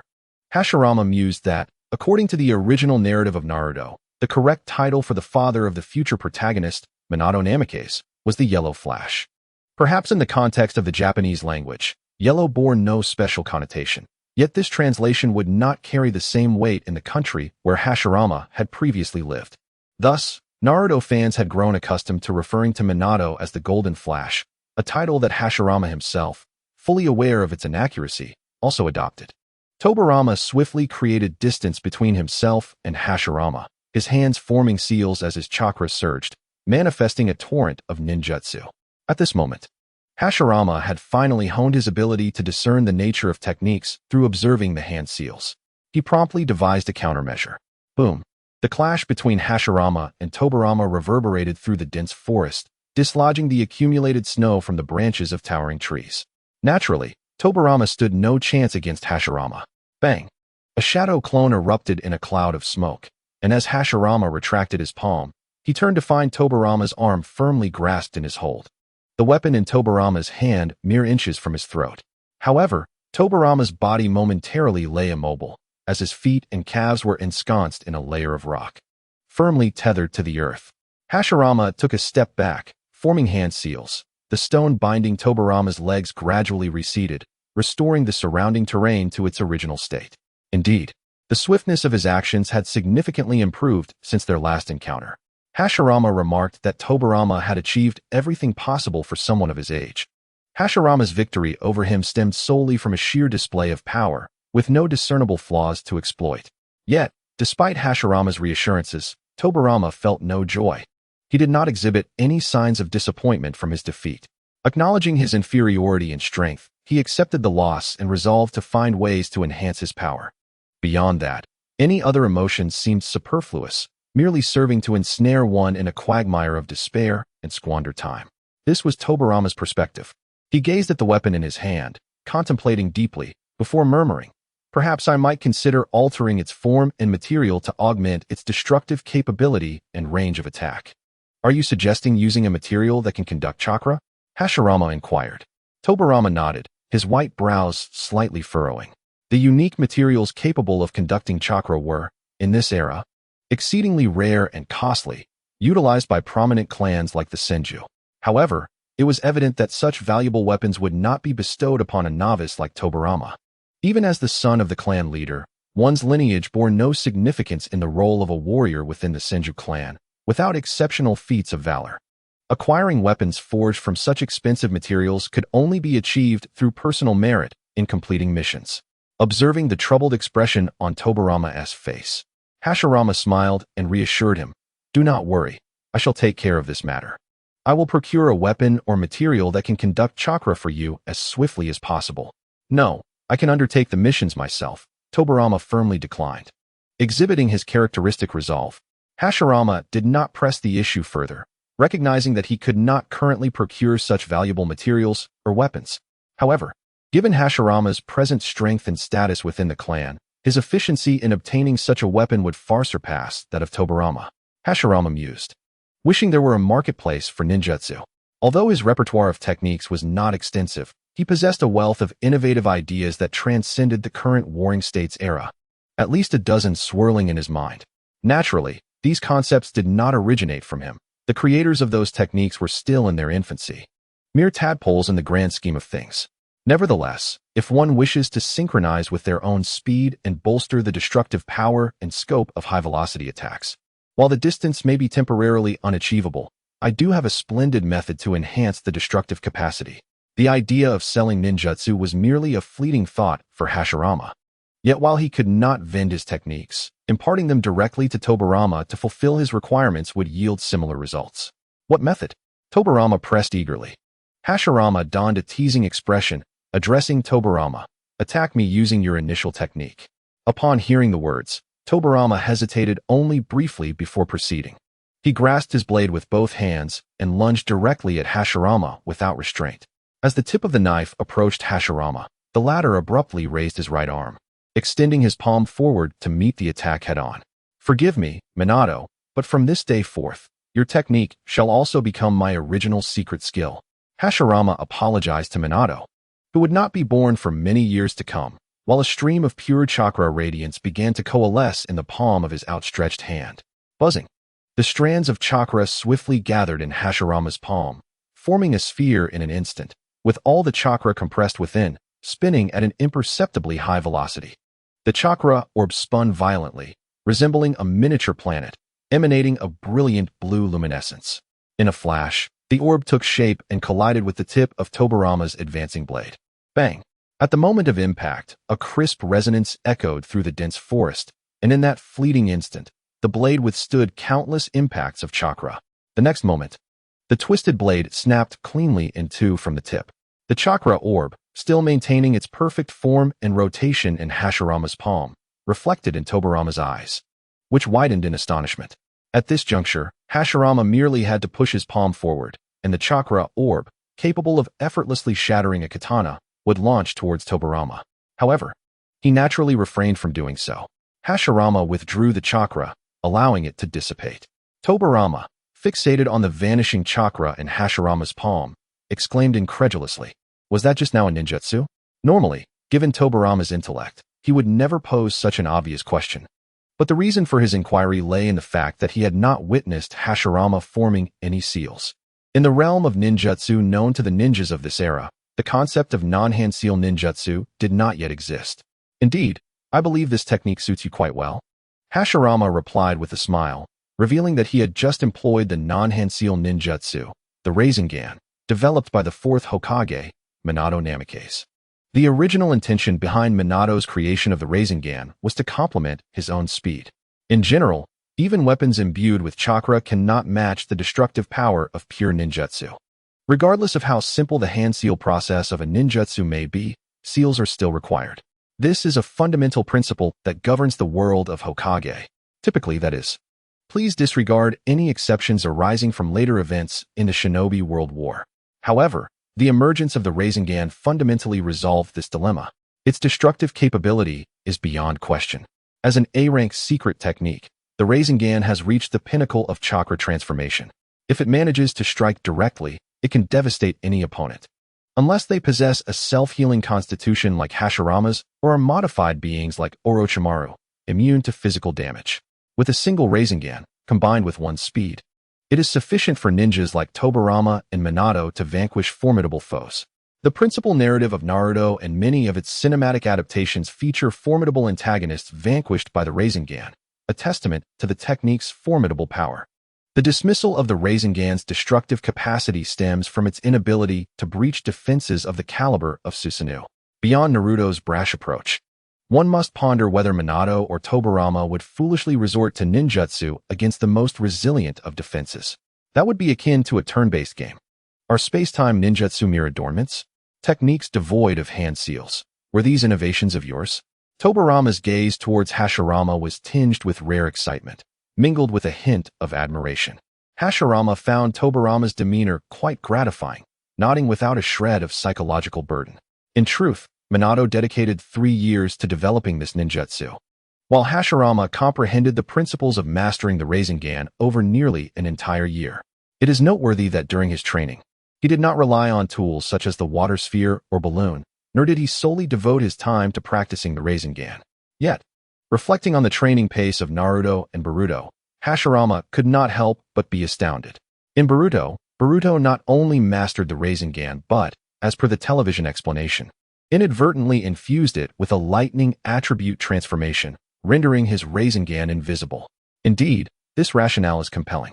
One could conclude that Boruto, having accomplished the Rasengan and its elemental transformation in a remarkably brief period, possesses talent that far exceeds the combined abilities of Naruto and Minato. He is truly not utilizing any form of cheat. Upon receiving Hashirama's unequivocal affirmation, Tobarama found himself momentarily at a loss for words. His gaze towards Hashirama, revealing an undercurrent of peculiar astonishment. A prodigy indeed. How on earth did you achieve this? Yet, his insatiable thirst for knowledge prevented him from dwelling excessively on Hashirama's seemingly abnormal talent. He promptly inquired further. It is precisely this spirit of inquiry that enabled him to develop numerous impactful secret techniques for future generations. Moreover, the astute Madara capitalized on Tobarama's intellectual curiosity to ensure the preservation of Hashirama's body after their climactic battle in the Valley of the End. Madara's subsequent feigned death plan could then proceed unhindered. Due to Hashirama's swift conclusion of his technique, Tobarama was unable to fully comprehend the details at that moment. To generate chakra in rapid rotation and maintain it in a spherical form is all that is required, Hashirama elucidated, confident that Tobarama would grasp the concept. Maintain the shape transformation? Indeed, upon hearing this, Tobarama reflected deeply, and his astonishment intensified as he understood the principles behind the technique. In truth, the majority of ninjutsu principles may sound deceptively simple, yet their execution is far from easy. The essence of developing a ninjutsu lies not merely in its underlying principles, but in the capacity to conceive of those principles. This is the essence of creativity. Engaging in conversation with an intelligent individual is indeed effortless. As Hashirama contemplated, gazing at Tobarama, he mused, this technique's inherent unpredictability aligns perfectly with your nature. Yet mastering it is no simple feat, do you understand? Are you truly intending to teach me in such a manner? Tobarama countered. What other option is there? Hashirama replied. As for the next form of the Rasengan, incorporating nature transformation, it represents the ultimate manifestation that Minato envisioned. However, achieving that demands a tremendous amount of chakra and requires arduous training. While the evolution of the Rasengan is indeed formidable, it may not be the most suitable for you. Once your wood release awakens, you won't need to practice the Rasen Shuriken at all. The method of training is quite straightforward, Hashirama recounted, echoing Jiraiya's detailed instructions from the original work. First, allow the chakra to spin rapidly, inducing a transformation into a spherical shape. Then maximize the rotation to its peak, amplifying the destructive power, and finally, maintain that state. Should there be any uncertainties regarding the details, feel free to inquire at any time. Tobirama took note and nodded slightly in acknowledgement, saying, "Thank you. What need is there for such formalities between brothers? If I hear such sentiments again, I shall have to discipline you." Hashirama chuckled lightly, then glanced at the samurai sword that he had inadvertently broken in Tobirama's grasp. "Oh dear. I seem to have damaged your weapon. I shall promptly replace it for you." "Understood," Tobirama replied, recognizing the underlying intention behind Hashirama's words. It appeared that Hashirama had purposely chosen to test the jutsu's potency with his weapon. Consequently, Tobirama had little justification to decline his brother's offer of a replacement. Naturally, Tobirama's character was not one to be overly sentimental, yet he felt a warmth within. "I could undoubtedly be regarded as one of the finest brothers of the Warring States period," Hashirama reflected, touched by his own actions. Suddenly, Tobirama inquired, "What is the name of this technique?" Hashirama, upon hearing this, raised an eyebrow in contemplation before breaking into a broad smile, exclaiming, "It shall be called the spiraling hurricane exploding blue orb." What? Even Tobirama, with his typically composed demeanor, was momentarily taken aback by the name Hashirama had assigned to the jutsu, his lips twitching slightly as he struggled to suppress a laugh. Clearly, he found the name spiraling hurricane exploding blue orb amusing. After testing the waters, Hashirama grinned inwardly, recalling that he had been an ardent fan of the fourth Hokage, hence his vivid memory of the events involving Minato during the Fourth Great Ninja War in the original series. Minato had named a combined jutsu that Naruto and Sasuke executed together as Scorch Release, Light Wheel, Gale Black Arrow Zero. When Tobirama heard that name, he had responded with a quip to Minato, and under normal circumstances, he would have found it quite humorous.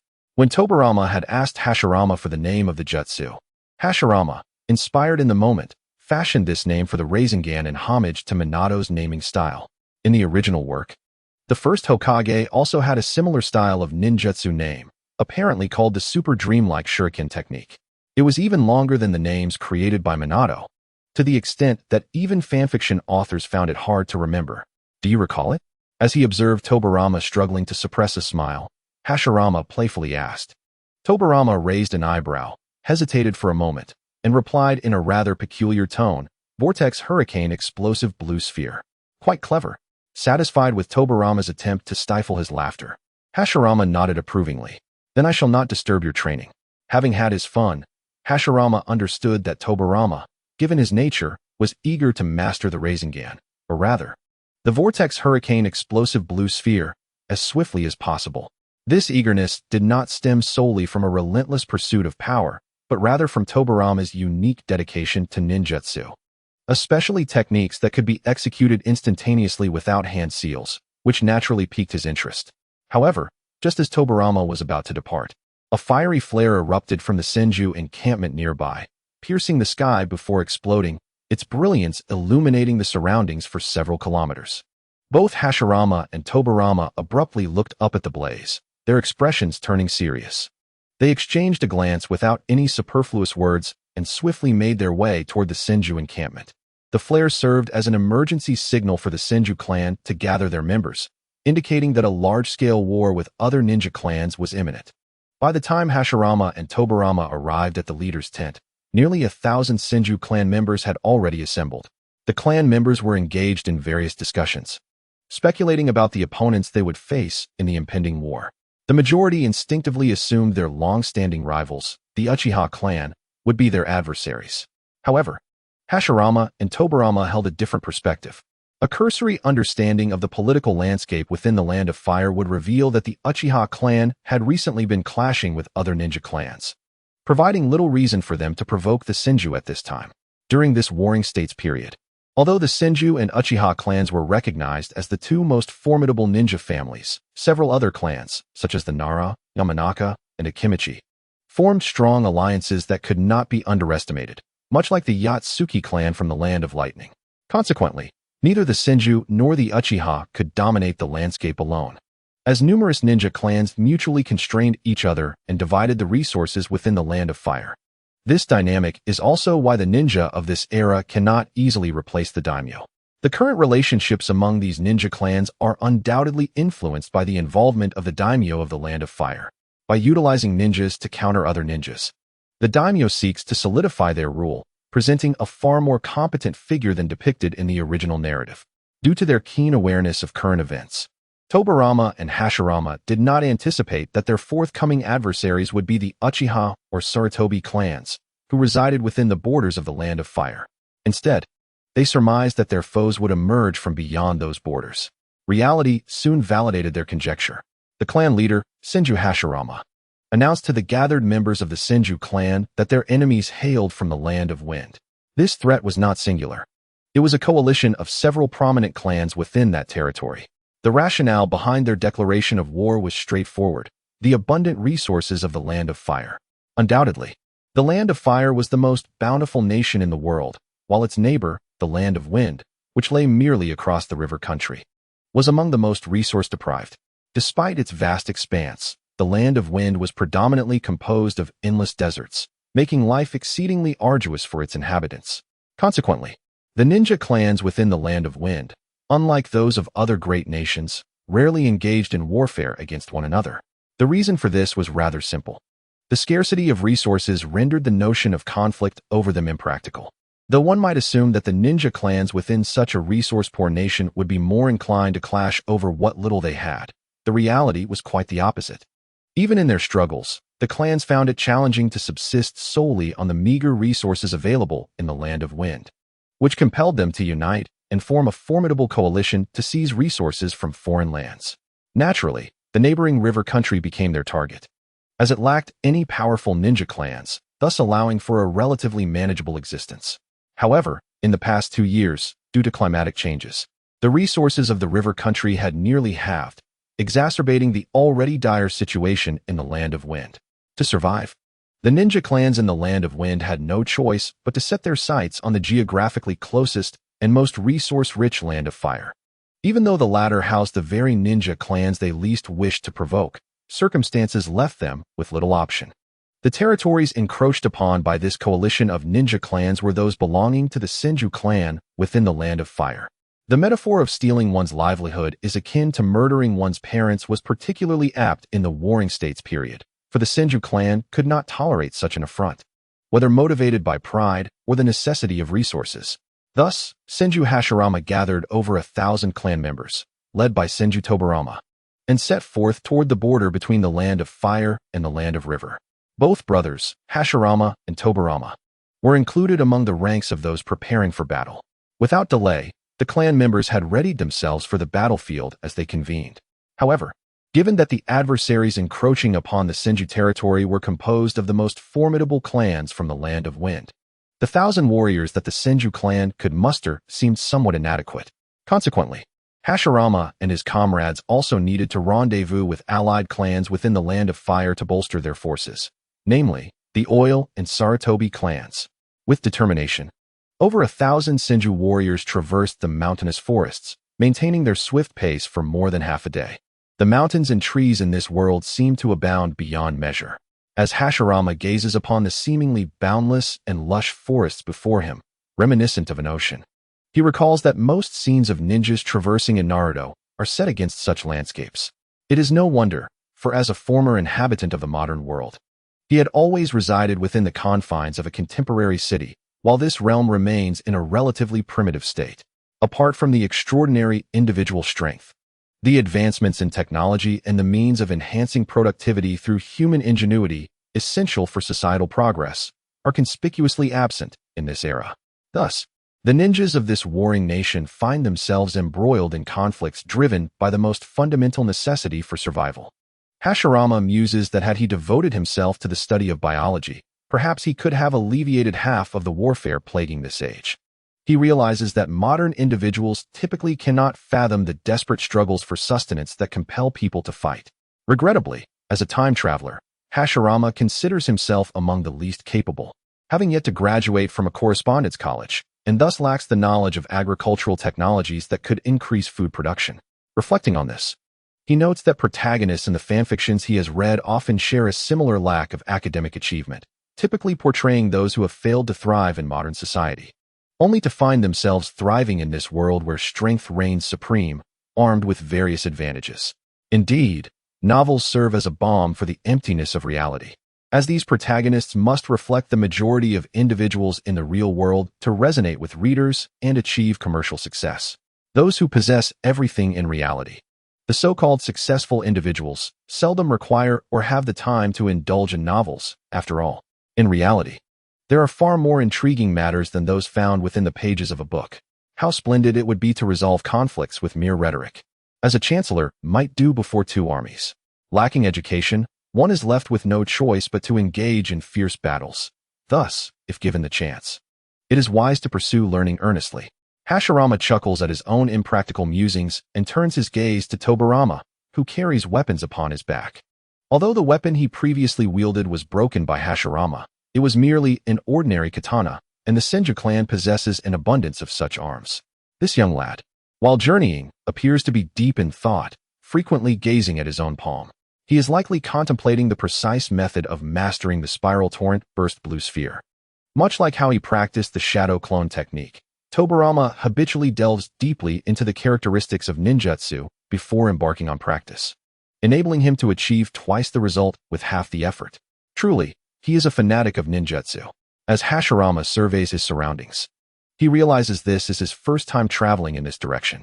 Being directionally challenged, he cannot ascertain his exact location, but through distance calculation, he surmises that they are nearing the rendezvous point with the Sarutobi and Yamanaka clans. These names are familiar. In the original work, they belong to the third Hokage, Asuma, Konohamaru, and Shino, who hails from the Yamanaka clan. Among the two clans, the powerful Sarutobi and the Senju maintain a cooperative alliance, while the Yamanaka clan appears to be in a subordinate relationship to the Senju. The Oil Woman clan, in contrast to the formidable ninja families within the Land of Fire, does not boast a vast population. Moreover, their expertise in insect manipulation does not pertain to combat. However, due to their unique abilities, they possess sufficient standing during this Warring States period, and their alliance with the Senju clan has afforded them numerous benefits. Without such support, the Oil Woman clan would struggle to survive within the borders of the Land of Fire, sharing the vast resources of this realm with numerous great clans. The designated gathering place for the Senju, Sarutobi, and Oil Woman clans lies within a mountainous region bordering the Land of Fire, where a sheer cliff rises several hundred meters. Beneath this precipice, a lush forest flourishes, marking the boundary of the Land of River. Both clans are considerably closer to this border than the Senju clan. Thus, by the time the Senju arrived, the other two clans had already assembled at the foot of a mountain. The combined forces of the Sarutobi and Oil Woman clans number approximately 700, bolstered by over 1,000 Senju warriors, forming a formidable contingent of nearly 2,000 capable of overwhelming a small nation. Upon this assembly, unlike the previous reinforcement for the Uzumaki clan, Senju Tobirama promptly instructed his kin to set up camp in a concealed terrain. The Sarutobi and Oil Woman clans had already erected numerous tents. It seemed this confrontation would not conclude swiftly. Observing the tents established in the shadow of the mountain by the Sarutobi and Oil Woman clans, Hashirama murmured to himself. Just as he intended to call Tobirama to begin setting up their tent, Senju Kiki approached him. He was tasked by Senju Tobirama to inform Hashirama to proceed to the tent where the leaders of the three clans were convening for tactical discussions. Hashirama was momentarily taken aback. Given his current rank, he typically would not have the privilege to attend. Yet, it was entirely understandable. As both Senju Hashirama and the other clan elders had intended to nurture him, it seemed my proposal had been well received. A surge of joy filled Hashirama, especially considering his recent suggestions to Senju Hashirama and others regarding the training direction for the clan's newcomers. This indicated that he was beginning to engage with the core leadership of the Senju clan, undoubtedly a positive development. As he entered the grand tent where the leaders of both clans were assembled, the commanders of the Oil Woman and Sarutobi clans briefly scrutinized Hashirama but did not linger too long in their gaze. After all, Senju Tobarama must have prearranged this opportunity for him, and the leaders merely considered it an arrangement for nurturing a successor. The two commanders were named Sarutobi Asuma and Oil Woman Saki, both of whom held positions just below their respective clan leaders. Once Hashirama arrived, the tactical discussions commenced. At that moment, at the cliff marking the boundary between the land of river and the land of fire, the vigilant members of the Oil Woman clan suddenly sensed an approaching presence and called out, "Someone is nearing." As his words echoed, the surrounding guards quickly converged. Swiftly, a figure emerged along the cliffside, moving quickly along the wall. By the time several guards arrived in response to the Oil Woman's warning, the figure had already reached the edge of the mountain, yet was promptly surrounded by the arriving warriors. The crowd glared at the enemy ninja before them, poised to take action. Among them, a member of the Senju clan was whispering to a member of the Aburame clan, urging him to scout the movements of other adversaries. "Rest assured, I have come alone," spoke the surrounded individual with a calm demeanor. Judging by his attire, he was evidently a ninja from the land of wind. As opposing parties, the surrounding individuals were naturally disinclined to heed his words. Faced with the onslaught of several, he had fully resolved to resist, yet was swiftly subdued. Shortly thereafter, the Aburame ninja concluded his reconnaissance, stating, "Indeed, there is only his chakra in this vicinity."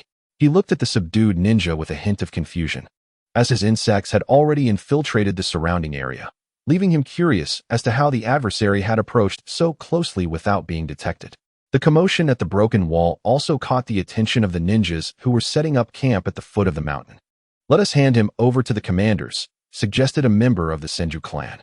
The war preparations were in a critical phase, and it was essential to gather intelligence on the enemy.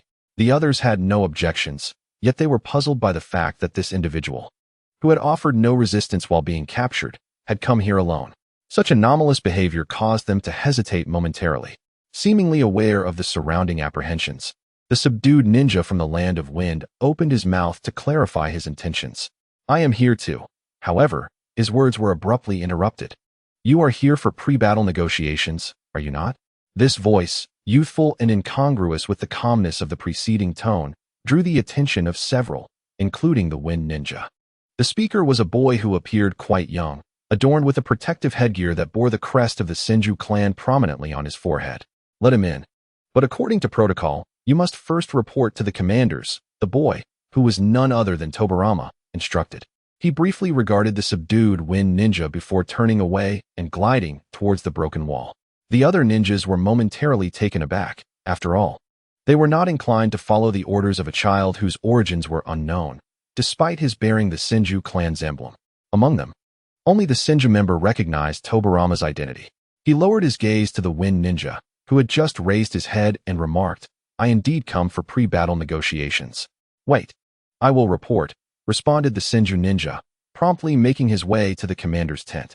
Upon reaching the edge of the broken wall, Tobarama noticed a figure flash past him, glancing slightly to the side and murmuring, "How terribly slow."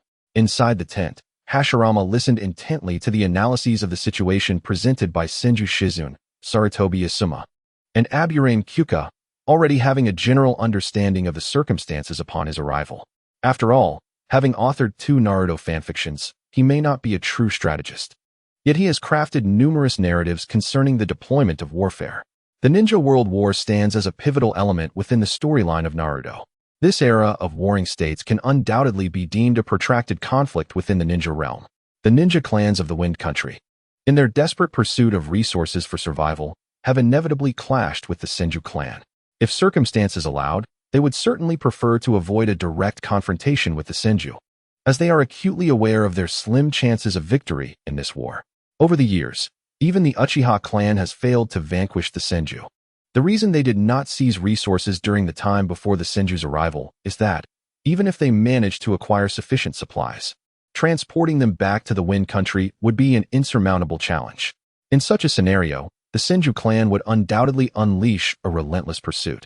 Therefore, initiating an outright battle is not the most prudent choice for these ninja clans of the Wind Country. Naturally, aside from direct confrontation, several alternative strategies exist. However, Without specific reports, it is challenging for Hashirama to determine which path to take. At that moment, a member of the Senju clan brought forth new intelligence. Pre-war negotiations? Sarutobi Asuma and Oil Woman can exchange glances before turning to Senju Nizuka. As both clans were present to provide support, the decision ultimately rested with the Senju clan's representative. Senju Nizuka pondered briefly and said, "Bring him in." "Yes," replied the Senju member, departing promptly. Beside him, Hashirama remained composed, for this scenario had fallen within his expectations. For the ninja clans of the Wind Country, this was the wisest decision.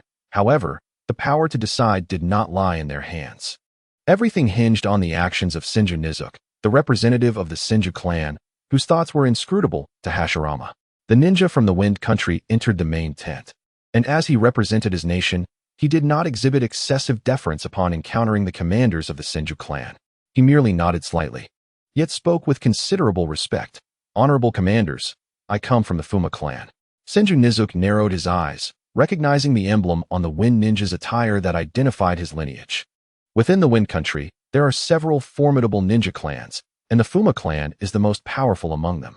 Before the Fuma clan ninja could articulate his purpose, Senju Nizuka interrupted him with a weighty voice. "There is nothing to negotiate. Since the ninja clans of the Wind Country dare to extend their hands into the territory of the Senju, they must be prepared to face the consequences of war. As one who has come alone to undertake a negotiation, you must have anticipated that you may not return." As his words echoed, an astonishing surge of chakra erupted from Senju Nizuka, causing the surrounding air to accelerate noticeably. He then raised a finger from his right hand. Kosuke had never anticipated that Senju Nizuka had no intention of engaging in negotiation from the very outset. In his perception, an ominous chakra was rapidly coalescing at the fingertips of the latter's right hand. This inevitably recalled a scene from the original narrative during the Fourth Great Ninja War, when the second Hokage, resurrected through Edo Tensei, had displayed a similar maneuver at the Uchiha Nana's shrine, intending to confront Sasuke, who might choose to annihilate Konoha. The finger that Senju Nizuka raised seemed to signify a particular jutsu, executed with a single hand seal.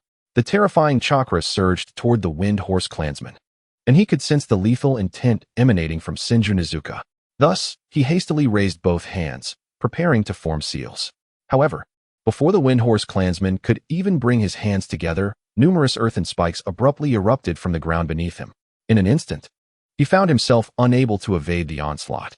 These needle-like spikes perforated the very ground where he stood, and in an instant, he was pierced through, his blood splattering the scene, leading to his immediate demise.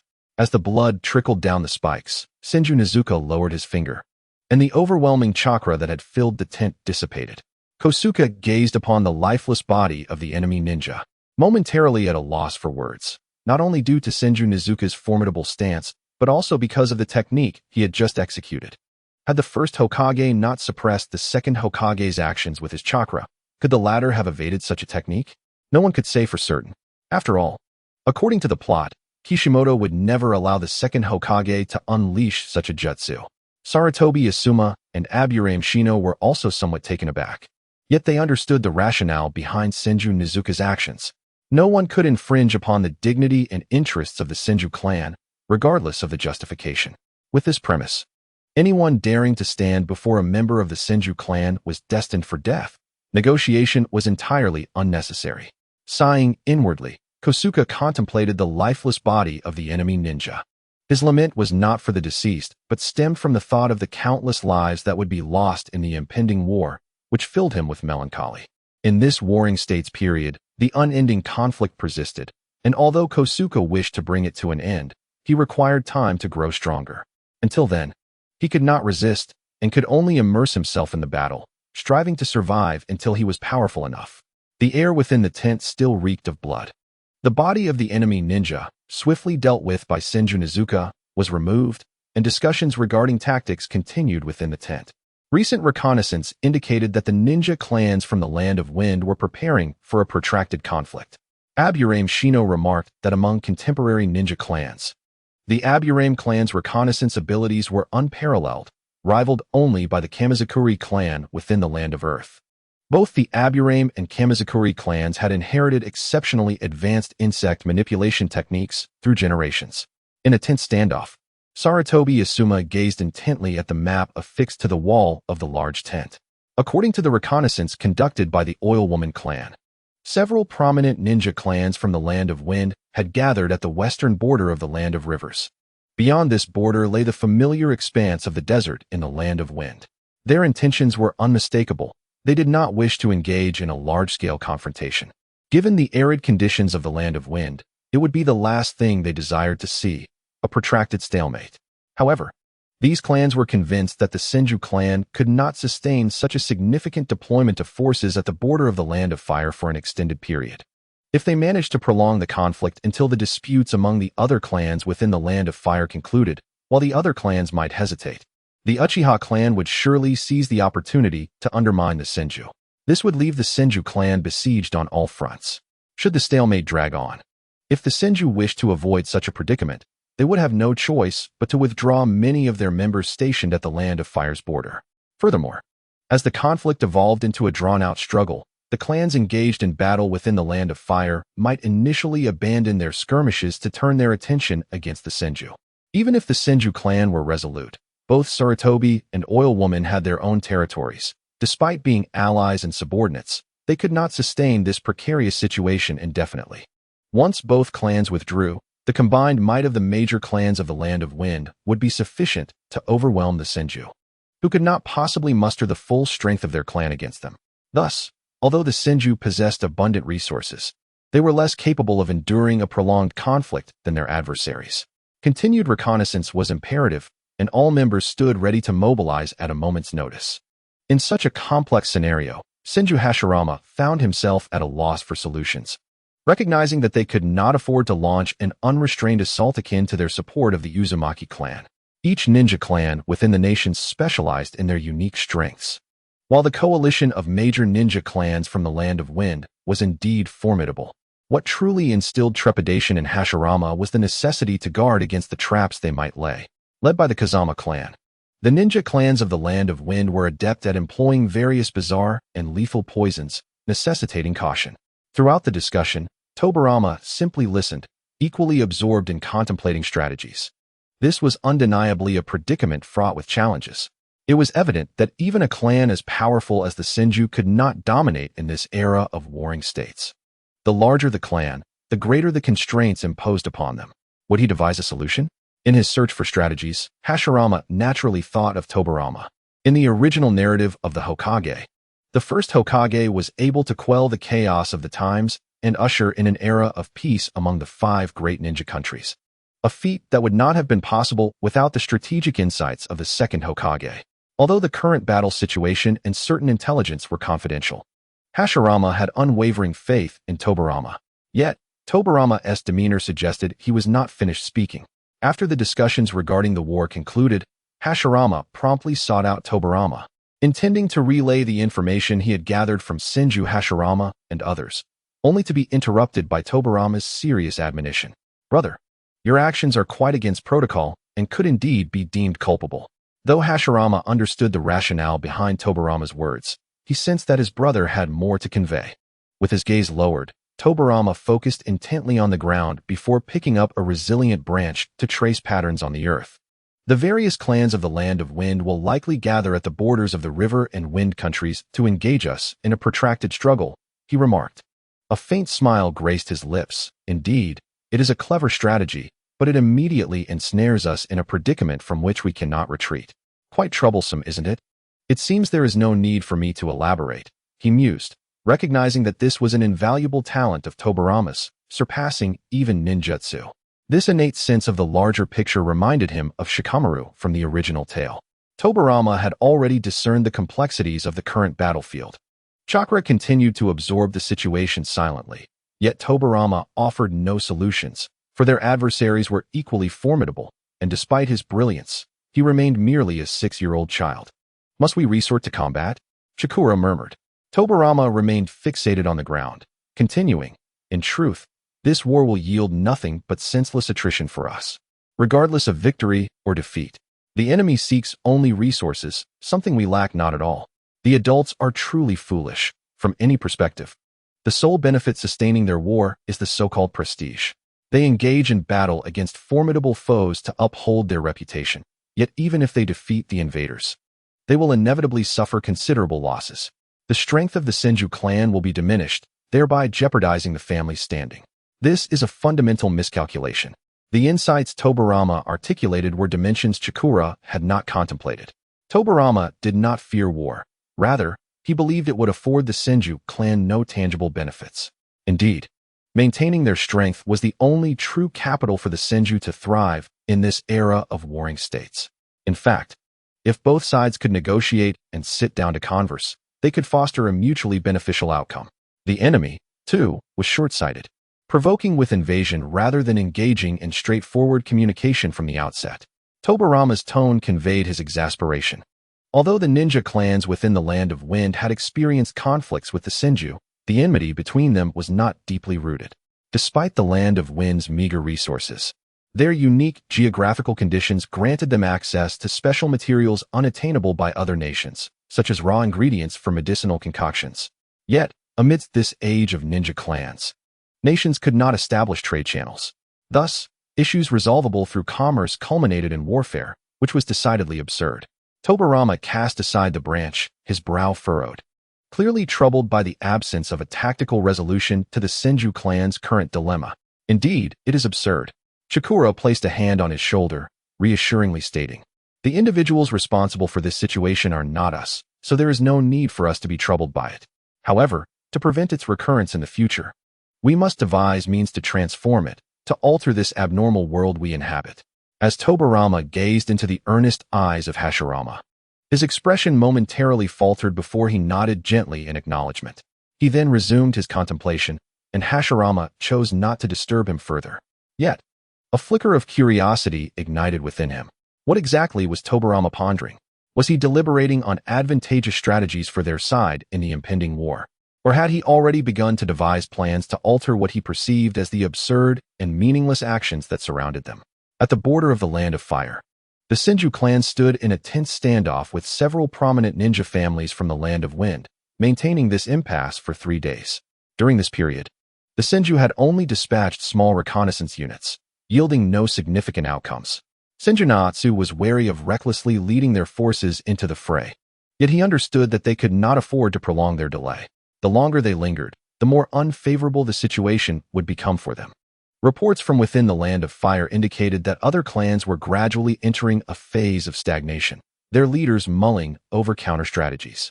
While the commanders contemplated their next moves, the brothers Hashirama and Tobarama, aside from fulfilling their basic rotation duties, devoted their remaining time to analyzing the unfolding conflict. Within the confines of their shared tent, Hashirama, scrutinizing the map with a troubled expression, remarked, "If we wish to swiftly conclude this war, our only recourse is to confront the enemy head-on." Yet, it is evident that they do not intend to engage in such a manner. The ninja forces of the major clans from the Land of Wind had congregated at the western border of the Land of River. Should they initiate a large-scale maneuver, no matter how quickly they acted, the enemy would have ample time to retreat into their territory before they could arrive. That territory was an endless expanse of desert, making it relatively easy to conceal a 1,000-strong ninja unit. Thus, their only viable option was to discreetly sever the enemy's retreat routes and encircle them. Hashirama had already contemplated this layer of strategy, yet it seemed nearly impossible to execute. Just as he found himself ensnared in this dilemma, the tent flap was suddenly flung open, and Tobarama rushed in. "Brother, I have devised a plan," Tobarama exclaimed, his demeanor tinged with excitement.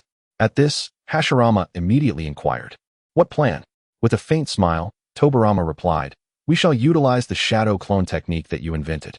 Although he had yet to provide a detailed explanation, Hashirama paused in realization, and his dark eyes illuminated with understanding. "I see," he declared, and without hesitation, he dashed out of the tent towards the main tent where Senju Naatsu and the others were stationed. Inside the main tent, upon hearing Hashirama's proposed strategy, Naatsu's previously tense expression began to ease. He promptly issued orders to the ninjas on duty outside. "All ninjas, assemble immediately." His gaze then turned to Sarutobi Asuma and the Oil Woman clan's allies, and he gravely stated, "It will be your responsibility to breach the traps and feigned attacks set by the enemy on the front lines." "Agreed," Sarutobi Asuma and the oil woman, Ken, nodded in affirmation, though their eyes remained fixed on Hashirama, reflecting a mixture of surprise and anticipation. As Senju Naotake turned his gaze back to Hashirama, a smile graced his face as he remarked, "Hashirama, once this war concludes, the clan leader will undoubtedly feel immense pride upon learning of today's events." Inwardly, he mused that it was indeed wise of the clan leader to involve Hashirama in their discussions. Hashirama shook his head and replied, "This strategy was not devised by me. It was Tobarama." He harbored no intention of claiming credit for accomplishments that were not his own, for he knew that similar situations would arise in the future. And Tobarama's talents in this regard surpassed his own by a considerable margin. Sarutobi Asuma and Yamanaka Kenta looked at Hashirama in bewilderment, unaware of who Tobarama was. Before their departure, every clan member was instructed to meticulously calculate the distribution of chakra for their techniques, ensuring that their combat strength was preserved as much as possible. They possessed but a single opportunity to vanquish their foes. Failing to inflict significant damage would mean that their adversaries would not present a second chance. Naotake nodded in agreement. A little over 10 minutes later, all members of the Senju, Sarutobi, and Yamanaka clans gathered beneath the stone wall bordering the Land of Rivers. However, they did not set off immediately.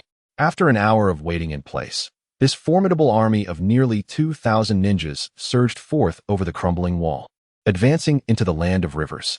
As the three clans' forces progressed, they encountered numerous traps laid by the ninjas of the Land of Wind, but fortunately, the Yamanaka clan's ninjas led the way, dismantling each trap in succession.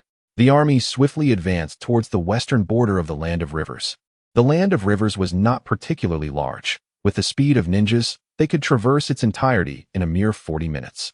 However, as the traps were neutralized, they inadvertently conveyed their approach to the stationed ninja forces of the Land of Wind, at the western border of the Land of Rivers. Upon realizing that the united forces of the Senju, Sarutobi, and Yamanaka clans were rapidly closing in, the commander of the Wind Ninjas ordered an immediate retreat without hesitation, to a point less than a kilometer from their encampment. One could easily see the endless expanse of yellowish desert upon turning their gaze. Comprising over 2,000 ninjas from several prominent clans within the Land of Wind, they emerged from the dense woods, greeted by the starkly familiar terrain. Beyond the thicket lay the vast desert, a striking dichotomy. At the forefront of the 2,000 ninjas from the Land of Wind stood a burly man with long purple hair, feeling the gritty breeze against his face. He took a deep breath and commanded, "Move." This man was none other than the commander of the Wind Ninjas, the current leader of the Kazama clan, Kazama Hikari. Were it not for a dire lack of options, Kazama Hikari would have preferred to avoid confrontation with the Senju clan. For even if they achieved their objectives, they would irreparably offend one of the most formidable clans in existence. Yet, in the struggle for survival, Kazama Hikari had no choice but to engage the most powerful ninja clan. The army formed by the Senju and the other two clans would require approximately 10 more minutes to arrive here. Beside Feng Mahue, a woman in her 30s, with her eyes slightly closed, spoke up. Although she possessed a certain beauty, her skin appeared withered, detracting significantly from her overall allure. Yue Ling, the leader of the Yue clan, was the strongest sensory ninja in the Wind Country. With her perceptive abilities, she sensed that by the time the Senju army arrived, they would have already concealed themselves within the vast desert. Even with the formidable reconnaissance skills of the Oil Woman clan, locating them would prove exceedingly difficult. Moreover, even if they were found, this desert belonged to the Wind Country. Under the command of Feng Mahue, over 2,000 ninjas from the Wind Country advanced into the desert. However, as the forefront of the group, Feng Mahue placed his foot upon the sandy ground. The previously tranquil desert suddenly trembled violently. Boom! A thunderous roar echoed. And in an instant, the earth's disturbance caused layers of yellow sand to rise, swiftly forming a towering sand tide hundreds of meters high. The sand tide surged forth like a colossal hand, threatening to engulf Feng Mahue, Yue Ling, and the 2,000 ninjas behind them. Was it a sand disaster? Observing the sudden onslaught of the sand tide, a ninja within the ranks exclaimed in shock. Yue Ling's elegant brows furrowed, her expression shifting dramatically. Her heavy voice resonated. "No, this is an artificial jutsu. It is Earth-style ninjutsu." In that moment, she sensed powerful chakra fluctuations, realizing that the sand tide was indeed a result of a large-scale Earth-style technique. It was evident that an ambush had long been laid out in the desert. How could the Senju clan have orchestrated this? Feng Mahue's expression also altered drastically. He had unwavering faith in Yue Ling's perceptive abilities. Furthermore, from previous reconnaissance, the combined forces of the Senju, Sarutobi, and Oil Woman clans should still have been en route to this location. The only possibility he could conceive was that the remaining Senju clan members in the Land of Fire had circumvented the warning lines set by the Wind Country ninjas and ambushed them in advance. Yet, that seemed utterly implausible, as the Senju clan had other adversaries and would never fully commit to confronting them. Nevertheless, the reality before them was undeniable. Such a massive sand tide could only be conjured by 100 or more individuals executing powerful Earth-style techniques simultaneously. Indeed, Feng Mahue could clearly see the ground beneath the sand tide cracking ominously, spreading toward the over 2,000 ninjas of the Wind Country. Defend. In a moment of urgency, Feng Mahue ordered his ninjas to construct a defense. Given the speed at which the sand tide advanced, there was no time to evade. However, most ninjas of the Wind Country excelled in wind-style techniques, which were the weakest in terms of defense among the 5 chakra natures. After issuing the command, both Feng Mahue and Yue Ling charged toward the colossal sand tide. The two swiftly formed hand seals, their hands moving with the speed of lightning. Whoosh!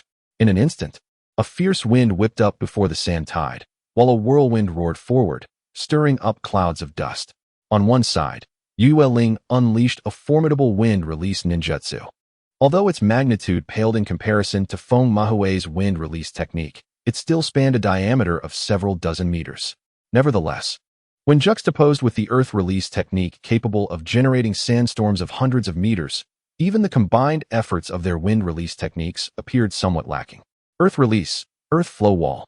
Behind them, before the assembled ninjas of the Land of Wind, a young man with dark skin pressed his palms against the sandy ground, summoning several towering earthen walls that stood like fortifications before them. Within the Land of Wind, there existed only a single ninja clan proficient in earth release, and the one capable of executing such a grand technique was none other than the clan leader. The Yamagakure clan, led by Hashirama. Not only Hashirama, but the other members of the Yamagakure clan were also swiftly erecting defenses. Boom.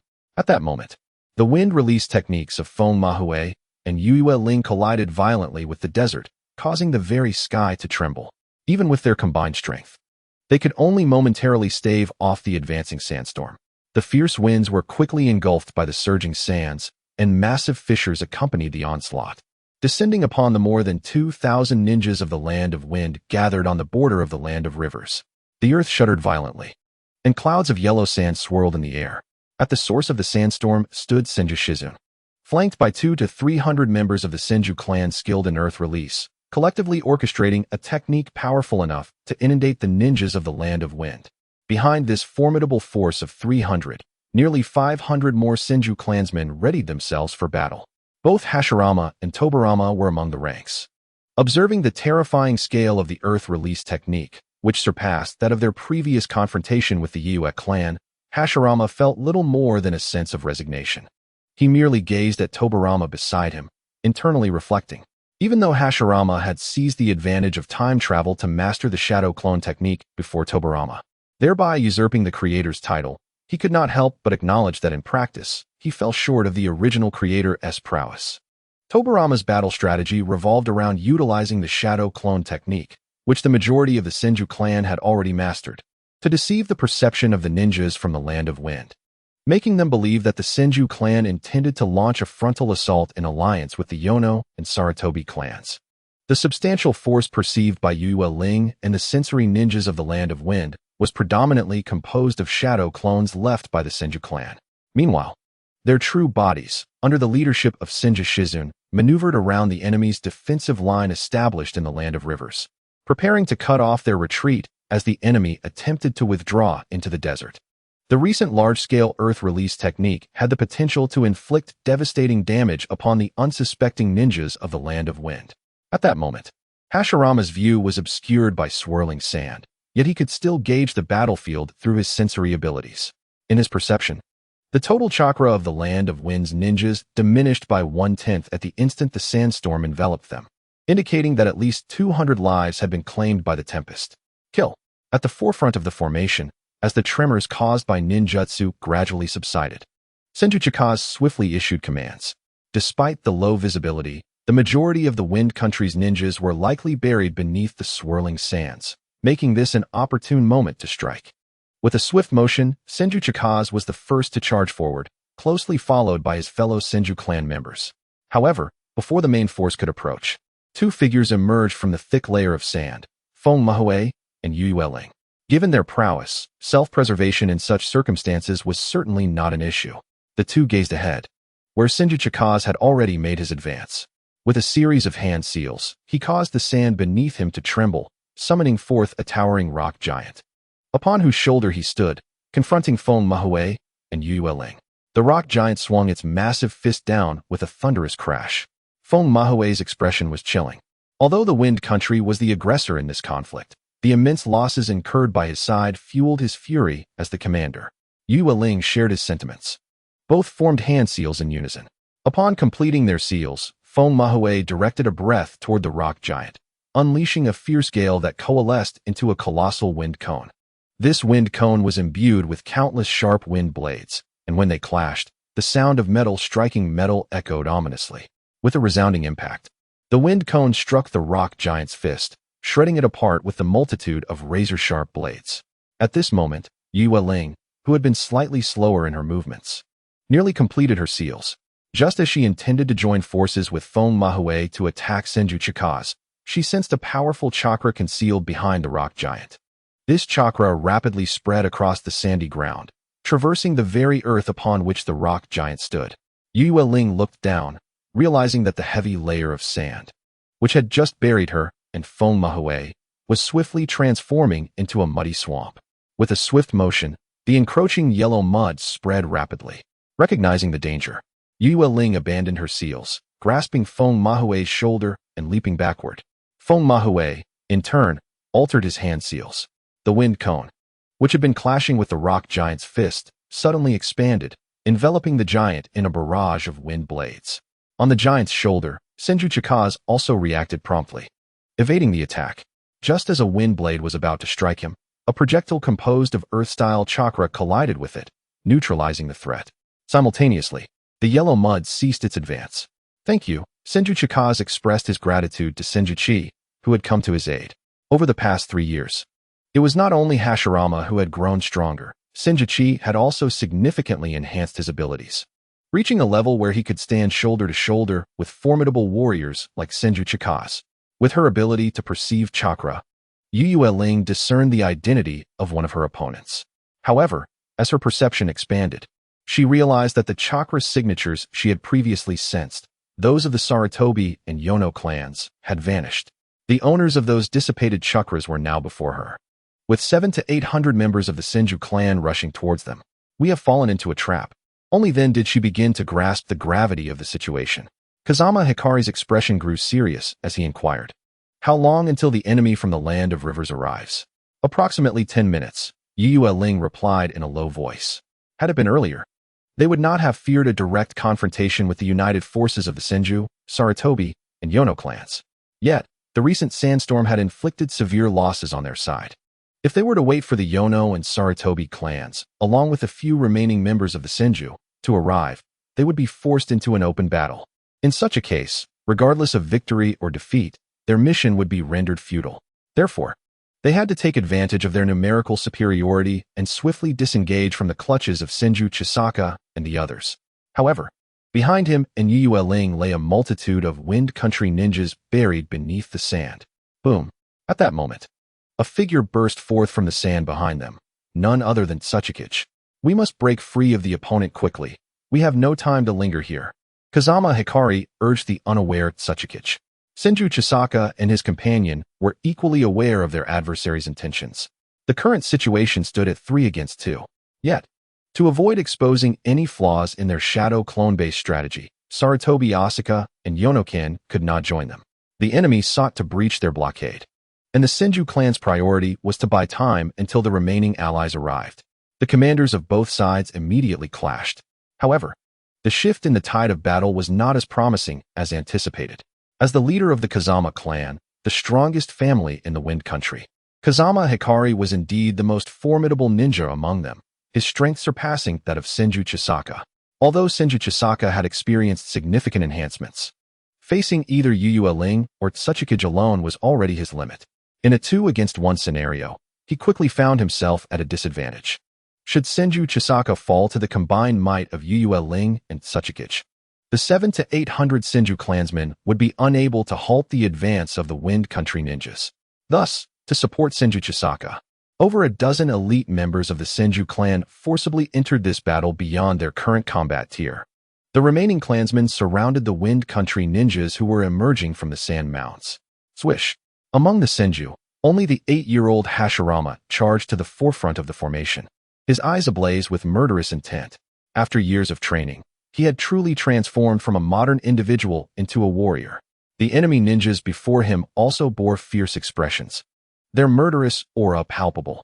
In an instant, the 700 to 800 Senju clansmen, including Hashirama and Tobarama, clashed violently with the thousands of Wind Country ninjas, resulting in a chaotic melee. Due to the recent large-scale earth-shattering technique, the ninja of the Land of Wind found themselves scattered in disarray.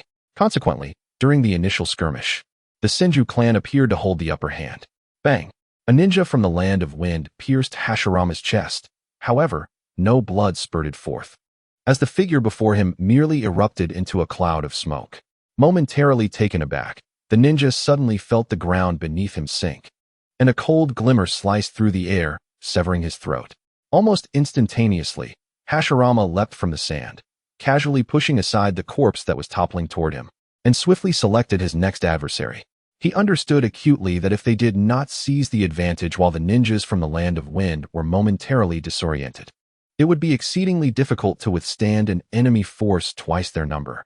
Indeed, as the ninjas from the Land of Wind began to regain their composure, their superior numbers quickly converged, engaging 2 to 1. Even though the Senju clan members were formidable, their opponents were seasoned veterans accustomed to the taste of blood.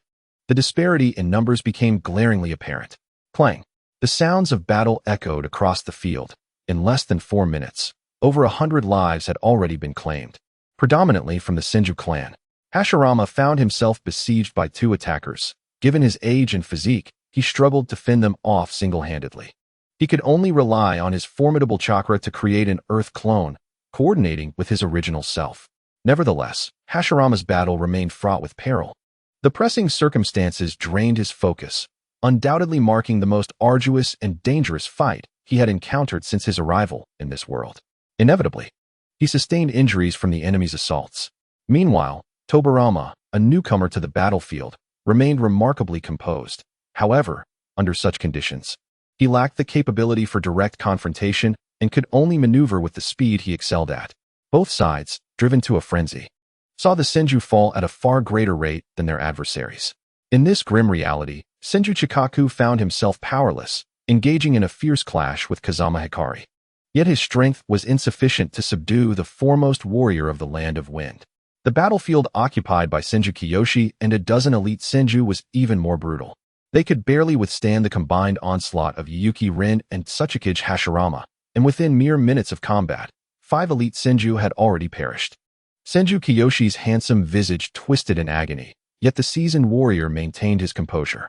He knew he must avoid sustaining serious injuries. Otherwise, the deaths of his comrades would render meaningless. The air was thick with swirling yellow sand, disorienting all who breathed it in. One after another, individuals collapsed, their blood soaking into the sand, staining it dark red and then black. Amidst the chaos of the battlefield, Hashirama was besieged by 2 ninjas from the Land of Wind, identifiable by their clan symbols, which bore the marks of the Kazama and Tsuchikage clans.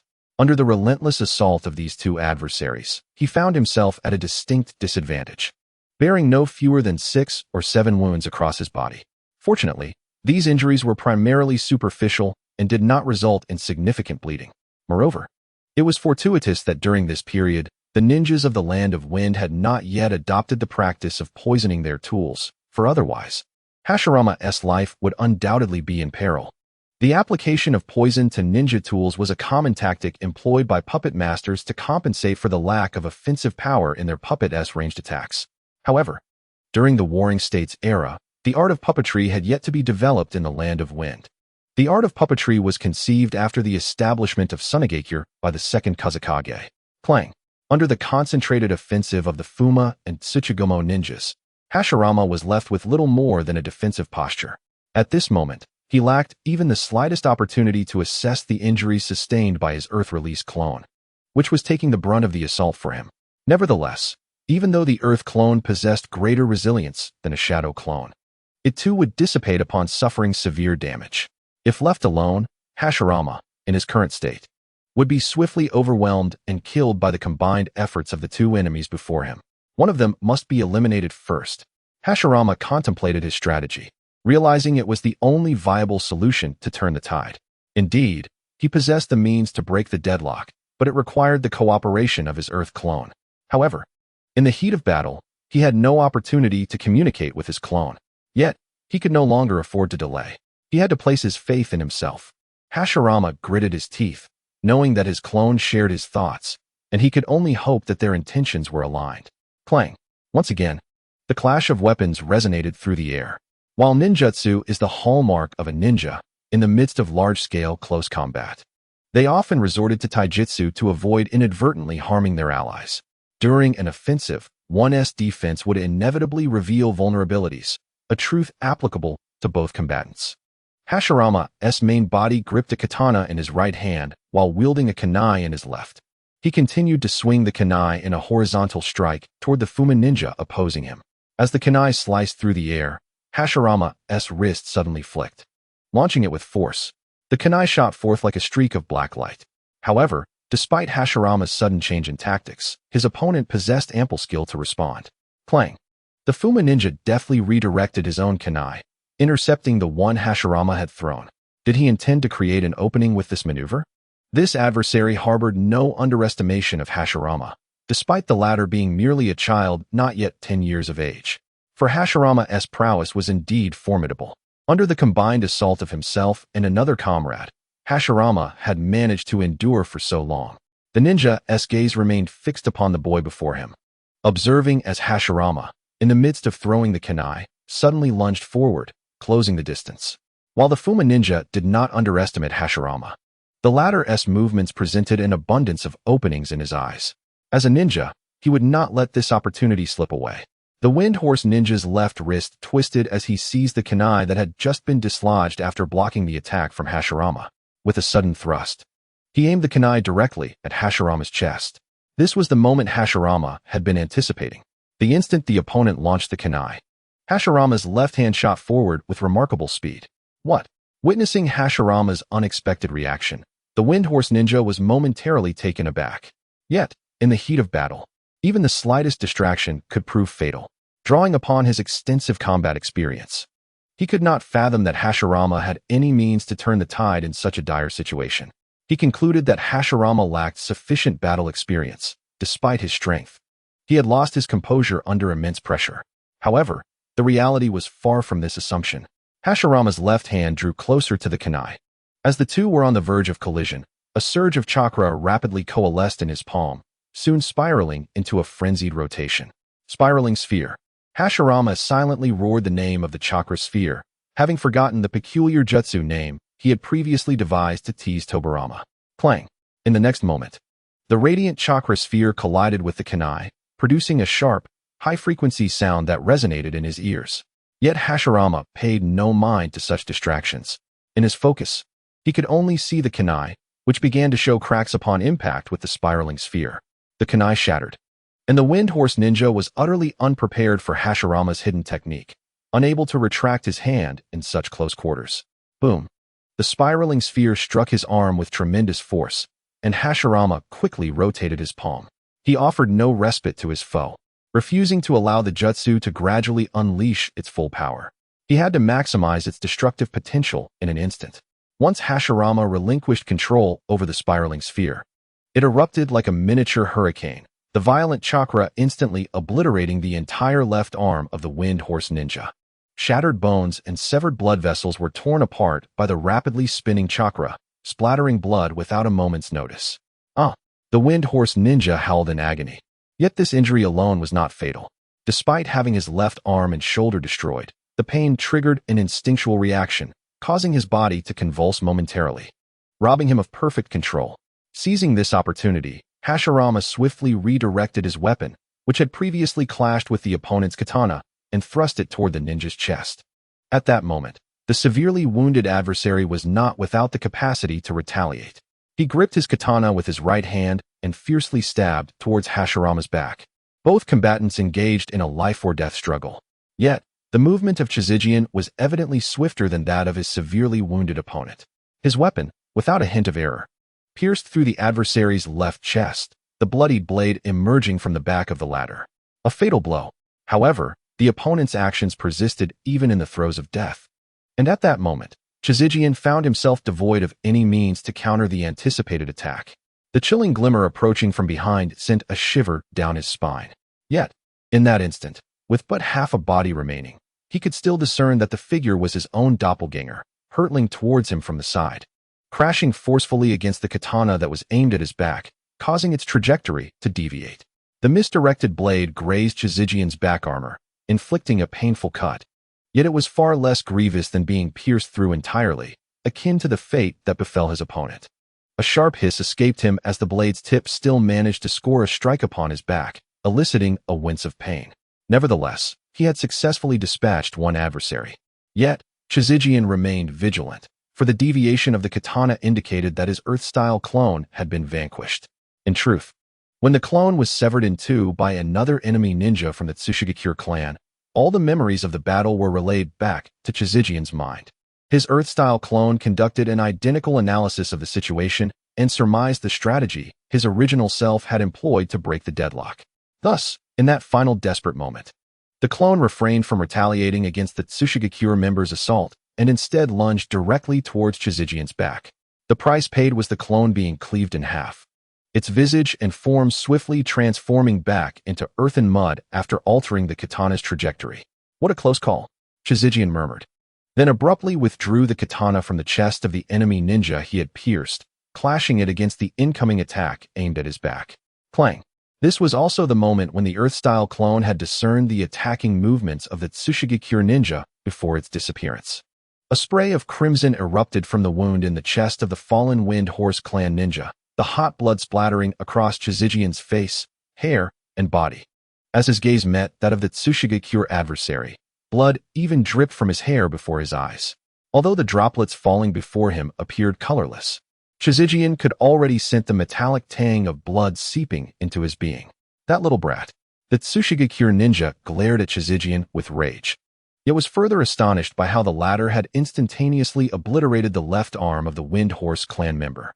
Just moments ago, he had been engaged in combat with Chizijian's Earth clone, and although the battle was easily won, his gaze could only occasionally flicker towards Chizijian, searching for an opening. Chizijian had just unleashed a Rasengan while in his companion's embrace, thus the opponent had failed to grasp the full extent of the event. At most, he had merely witnessed a chaotic eruption of chakra. Despite sustaining injuries while attempting to eliminate his opponents, the once favorable 2-to-1 scenario for the Senju clan member had vanished. The individual from the Tsushigakure found himself facing a boy from the Senju clan whom he could not afford to underestimate. Indeed, the gravity of the situation felt akin to facing a formidable adversary. A moment's lapse in vigilance could lead to a fate akin to that of the fallen member of the Kazekage clan. Noting the trepidation reflected in his opponent's eyes, and despite having expended a portion of his chakra, Hashirama chose to launch a vigorous assault. He intended to seize an opportunity to deliver a devastating blow with the Rasengan. In the absence of sufficient intelligence, a sudden Rasengan could inflict grievous harm on any ninja. This was a stark contrast to how Naruto employed the Rasengan in a more straightforward manner in the original narrative. The distinction between forming the technique with one hand versus requiring both was significant. On this battlefield, there were many Senju warriors in a similar predicament of 2 against 1. Thus their resistance had reached its limits. Fortunately, most members of the Senju clan had mastered the shadow clone technique, while only a select few elites had learned the chakra-infused variant. Even this B-rank ninjutsu considerably mitigated casualties in such an uneven confrontation. Each warrior clung tenaciously to their opponent, fully aware that the arrival of reinforcements from within the Land of Rivers would ensure that their sacrifices were not in vain. Thus, even though the ninja from the Land of Wind outnumbered the Senju 2-to-1, the fierce resolve of the Senju made it nearly impossible for the enemy to regroup, let alone retreat. This predicament was precisely what the three leaders of the Wind Country ninjas, Kazekage Hikari, Yuki Rin, and Tsushigakure Hashirama, were most keen to avoid. Earth Release, Earth Flow River. Water Release, Water Dragon Bullet. Senju Shursui utilized a clone to distract from a distance with Earth Release ninjutsu, while his real body launched an attack using his favored Water Release. Though Kazekage Hikari was slightly stronger, he found it challenging to gain any decisive advantage against Shursui's relentless assault. After all, both sides were comprised of some of the most formidable ninjas of their time. The longer this battle dragged on, the more unfavorable it became for the ninjas of the Land of Wind. The perceptive Yuki Rin furrowed her brow as she beheld the Senju elite, including Senju Kiyoshi, entangled with her comrades. She spoke gravely to Tsushigakure Hashirama. "We must conclude this situation immediately. We have less than 5 minutes." The surrounding ninjas from the Land of Wind were ensnared by the Senju, and without further progress. Even if they managed to barely overcome Kiyoshi and his allies, their strength would require time to extricate their main forces before the enemy reinforcements arrived. Thus, time was of the essence for the ninjas of the Land of Wind. Tsushigakure Hashirama nodded in agreement, remaining silent as he began forming hand seals. Throughout this confrontation, Kiyoshi and his allies had maintained a defensive stance, affording them no opportunity to interrupt Hashirama's sequence. "Be careful," warned a perceptive Senju elite near Kiyoshi as he sensed the remarkable fluctuations emanating from Hashirama's body. Boom. However, as his words fell, the sandy ground beneath Senju Kiyoshi and his companions trembled violently. In the next moment, they felt as if their feet were suspended in midair. The sand, spanning several meters, abruptly collapsed, as if the solid ground had vanished into thin air. The earth pillar had remarkably hollowed out the sand beneath Senju Kiyoshi. Even among the Senju clan, renowned for their mastery of earth techniques, such a peculiar jutsu was unprecedented. As they plummeted, Yue Ling, already aware of the jutsu the earth pillar was about to unleash, swiftly arrived at the edge of the pit, which measured nearly 10 meters in diameter. After all, even with the prowess of the earth pillar, the limit of hollowing out the sand could only reach a depth of several meters. Yet, this was sufficient. Yue Ling's hands formed intricate seals, and her lips, as red as cherry blossoms, seemed to transform into a demonic maw, incessantly releasing blades of wind imbued with violent energy. Whoosh! The fine wind blades, akin to transparent curved daggers, swiftly filled the air above Senju Kiyoshi and his companions, descending like a peculiar rain. The speed at which the wind blades fell was astonishingly swift, leaving no opportunity to evade. Even attempting to employ a jutsu in defense was futile and too late. Naturally, the brunt of the wind blade onslaught targeted Senju Kiyoshi. His reaction was the swiftest among them. Yet the ordinary earth techniques could not withstand the wind techniques unleashed by Yue Ling. However, performing an advanced earth jutsu required a moment longer. As he gazed at the oncoming wind blades, Senju Kiyoshi had no choice but to abandon the half-formed seals and seek an alternative escape. In truth, no better means existed. "Don't stop." Just as Senju Kiyoshi's movements were about to cease, a voice from beside him erupted. It belonged to a young woman of barely 20, a fellow member of the Senju clan, even younger than Senju Kiyoshi. She swiftly patted the shoulder of another companion, leveraging the motion to flip and shield Senju Kiyoshi from above. Before Senju Kiyoshi could utter a word, several wind blades that were meant for him struck the young woman instead, her slender figure instantly torn apart by the ferocious force. In that moment, the youthful body transformed into a blossoming spray of crimson. This scene could hardly be described as tragic. The girl's demise was undeniably gruesome. Thus, the spectacle was nothing short of brutal. Cherry, witnessing the instant obliteration of his companion, who had valiantly sacrificed herself to protect him, Senju Kiyoshi, despite having faced countless life-and-death battles, could not suppress his anguished roar, his voice a testament to profound sorrow. Yet, he did not linger solely in mourning for Senju Sakura. His previously halted hands resumed their movements. Above him, wind blades continued their relentless descent. With Senju Sakura's body already shattered by the earlier blades, she could no longer defend against the incoming onslaught. Just then, another member of the Senju clan leaped forth, using their own body to shield Senju Kiyoshi from the attacks. Consequently, their form was mercilessly shredded by the denser barrage of wind blades, bones and blood scattering in the air. Standing at the edge of the pit, Yue Ling furrowed her elegant brows in concern. Suddenly, with a loud crash, the third wave of wind blades descended, yet the jutsu of Senju Kiyoshi had finally completed. A formidable earthen wall abruptly rose, shielding Senju Kiyoshi and the surviving elite members of his clan from imminent danger. During this tumultuous period, aside from the 2 clan members who perished protecting Senju Kiyoshi, 3 more had fallen victim to the opponent's jutsu. Boom! The wind blades struck heavily against the earthen wall, slicing into its surface. Behind the wall, Senju Kiyoshi's eyes glowed crimson, yet his hand seals showed no sign of hesitation. Rather, he executed them with an even greater swiftness than usual. Earth release, moving core, he declared, slamming his palm against the ground. The earth trembled violently, and in an instant, the area where he and his fellow clansmen stood surged upward. Yu Ling was compelled to retreat, halting her own jutsu. In a mere moment, Senju Kiyoshi and his companions not only escaped the trap set by their adversaries, but found themselves elevated above the ground. Despite having unleashed 2 jutsu consecutively, Senju Kiyoshi continued to weave hand seals, as the earthen pillar extracted the sand from beneath, creating a vacuum in the surrounding area. Such a secret technique would undoubtedly consume vast amounts of chakra, leading to the inevitable exhaustion of the earth pillar, a master of earth release. This presented a prime opportunity for an attack. Jushin, Lianglo, Hengji. As he formed the seals, Senju Kiyoshi called upon his comrades behind him, each bearing expressions of fury and determination. Alone, Senju Kiyoshi lacked the strength to simultaneously confront the formidable Yu Ling and the earth pillar. Hence he sought to combine their powers. Though not as powerful as Senju Kiyoshi, the abilities of these elite warriors were far from negligible. All members hastily formed their seals, channeling their mightiest chakra. Water release, great waterfall technique. With a forceful exhale, Senju Kiyoshi unleashed a torrent of water, surging forth like a deluge. The great waterfall technique, grand and overwhelming, was particularly striking in the arid desert, cascading directly toward Yu Ling and the earth pillar. Lightning release, heavenly thunderstrike. From behind Senju Kiyoshi, a member of the Senju clan released a surge of lightning, intertwining with the torrent, electrifying the vast waterfall in an instant. Meanwhile, several other Senju members leapt from the elevated ground, their synchronized hand seals indicating the use of the same jutsu.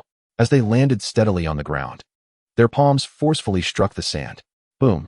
The sandy terrain beneath Yu Ling and the earth pillar trembled violently. Yet the assault did not come from their immediate front, but rather from behind. The earth, covered in sand, flipped as if caught in a tidal wave, blocking their escape route. The combined assault of Senju Kiyoshi and his elite allies effectively trapped the 2 formidable opponents in a vice grip. They dared not underestimate the situation. Exchanging glances, Yu Ling and the earth pillar prepared to evade. The former advanced towards the electrifying cascade of the waterfall technique, while the latter stood resolutely before the turbulent waves of sand. The 2 engaged in a series of hand seals to unleash their jutsu. Bang! Suddenly, the deafening clash resonated throughout the battlefield, as both sides wielded formidable ninjutsu, their powerful chakra fluctuations generating a fierce wind across the area. It seemed to invigorate the combatants, inciting a savage fervor among all present. Clang! In the midst of a fierce physical confrontation with a member of the Tsuchigumo clan, Hashirama was wholly absorbed in the battle. At this moment, his focus was solely on the adversary before him, his dark eyes reflecting one singular intent: to eliminate this foe. Although Hashirama was in a passive state, his perception remained keen, allowing him to sense the chakra fluctuations emanating from Senju Keiki, who was unleashing potent ninjutsu. Chakra is a fusion of physical and spiritual energy, and when the latter experiences intense fluctuations, it undergoes a transformation that is difficult to articulate. Hashirama had never before witnessed such emotions displayed by Senju Keiki. Thus, it was also in this moment of conflict that he became aware of his ally's sentiments. Humans are easily influenced by the emotions of the collective. Following this realization, Hashirama's movements grew increasingly decisive, as the chakra and stamina he had expended in previous battles began to rejuvenate. Clang! In yet another collision, Hashirama wielded his weapon with such force that he sent the adult Tsuchigumo fighter staggering backward. His grip on the kunai trembled, astonishment flooding his mind to an extreme. This boy seems to grow stronger with every blow. The Tsuchigumo warrior was utterly perplexed. Although members of the Senju clan were naturally endowed with robust physiques, he had never heard of anyone who became stronger as the fight progressed. Of course, He was entirely unaware that the boy before him was an anomaly even among the Senju lineage. Not only did Hashirama perceive the opponent's emotions, but he also felt a clear resurgence of his own stamina and chakra amidst the fray. Even the pain from his previous injuries was diminishing. He paused momentarily, then smiled inwardly. It seems that, despite not awakening the wood release, this battle has granted me considerable strength. In the original narrative, Uchiha Madara, Hashirama's arch-nemesis and the first Hokage, once remarked that Hashirama could heal his wounds autonomously without the need for hand seals, a power nearly equivalent to Tsunade's legendary healing technique. While Hashirama had previously experienced rapid recovery, this was the first instance in which his chakra was replenishing during combat. After the relentless struggle, both Hashirama and the Tsuchigumo warrior had expended significant energy. However, with Hashirama's stamina rapidly revitalizing, the balance of their confrontation had undeniably shifted. Clang! Hashirama exerted all his strength once more to thwart the Tsuchigumo warrior's counterattack. Then, with a speed that left his opponent unable to respond, he thrust out his other palm. Within its grasp, a brilliant radiance of chakra blossomed forth. As his stamina was replenished, Hashirama's mind swiftly regained clarity. Spiraling hurricane, exploding blue sphere. Boom! The azure chakra sphere struck squarely against the chest of the mountain-dwelling adversary, the swirling chakra within seemingly displacing his internal organs in an instant. The true terror of the spiraling sphere lay not merely in its surface destruction, but in its capacity to penetrate the body, inflicting internal harm. Immediately following, Hashirama's palm rotated once more, the explosive chakra sending the mountain dweller's form hurtling backward. Whoosh! Hashirama swiftly pursued, positioning himself behind the opponent and, with no chance for retaliation, plunged a kunai through his heart. Having swiftly executed this act, Hashirama stepped aside, watching as the now lifeless body of the mountain dweller continued to be propelled away, requiring some distance before it could finally come to rest. After eliminating 2 adult adversaries, Hashirama finally had a moment to breathe. His stamina was not in question. With the recent awakening of his abilities, his strength would only increase as his chakra and injuries reached their peak. A mere glance at the battlefield was enough to weigh heavily on his heart, for it was filled with faces he knew all too well. At that moment, Hashirama expanded his senses, searching for Tobarama's whereabouts. Although the battlefield was vast, his familiarity with that chakra allowed him to quickly locate his brother. Sensing the steady chakra signature, indicating that Tobarama was likely unharmed, Hashirama turned his attention back to the fray, preparing to rejoin the battle. Since he was growing stronger with each confrontation, he felt compelled to do everything within his power to minimize casualties among the Senju clan, as they were, in a strict sense, his kin. Just as Hashirama was about to rush into a skirmish where 2 adversaries were assaulting a fellow Senju, an influx of familiar and powerful chakra suddenly surged within his perception. This invigorated Hashirama's spirit. It was the reinforcements from the Land of Rivers, comprised of Sarutobi, oil user allies, and several Senju clansmen. After nearly 10 minutes of brutal combat, the reinforcements were finally nearing. However, it seemed that the range of his perception had expanded significantly. Hashirama murmured, the reinforcements were now approximately 2 minutes away, a distance he would not have been able to detect so many chakra signatures with his previous capabilities. He suppressed his exhilaration, for even with the reinforcements on the horizon, the next 2 minutes would remain a fiercely desperate struggle for the remaining Senju clan members on the battlefield. Whoosh! As he darted into the fray, he formed hand seals. Earth release, Earth clone jutsu. A clone possessing a third of the chakra appeared beside him, and 2 figures wielding kunai formed a pincer attack, targeting a ninja bearing the emblem of the Kazama clan on his back. The fierce battle raged on, with ninjas from both sides, whether commanders or ordinary combatants, exerting their utmost efforts. The offensive formation executed by Senju Kiyoshi and several elite members of the Senju clan was ultimately repelled by Yue Ling and Tsushigakure Hashira, who displayed superior strength, forcing the group to huddle together in a continuous effort to construct their defenses. However, in this relentless war of attrition, the inherent racial advantages of the Senju clan began to manifest gradually. Yue Ling and Tsushigakure Hashira unleashed several potent ninjutsu techniques, depleting their chakra significantly, thus making it difficult to generate a decisive offensive capable of overwhelming Senju Kiyoshi and his companions in an instant. Kazama Hikari and Senju Naosuk remained locked in a stalemate. Although both were engaged in combat, as the highest commanders of their respective factions, they continued to assess the situation internally. Kazama Hikari's expression grew increasingly grim.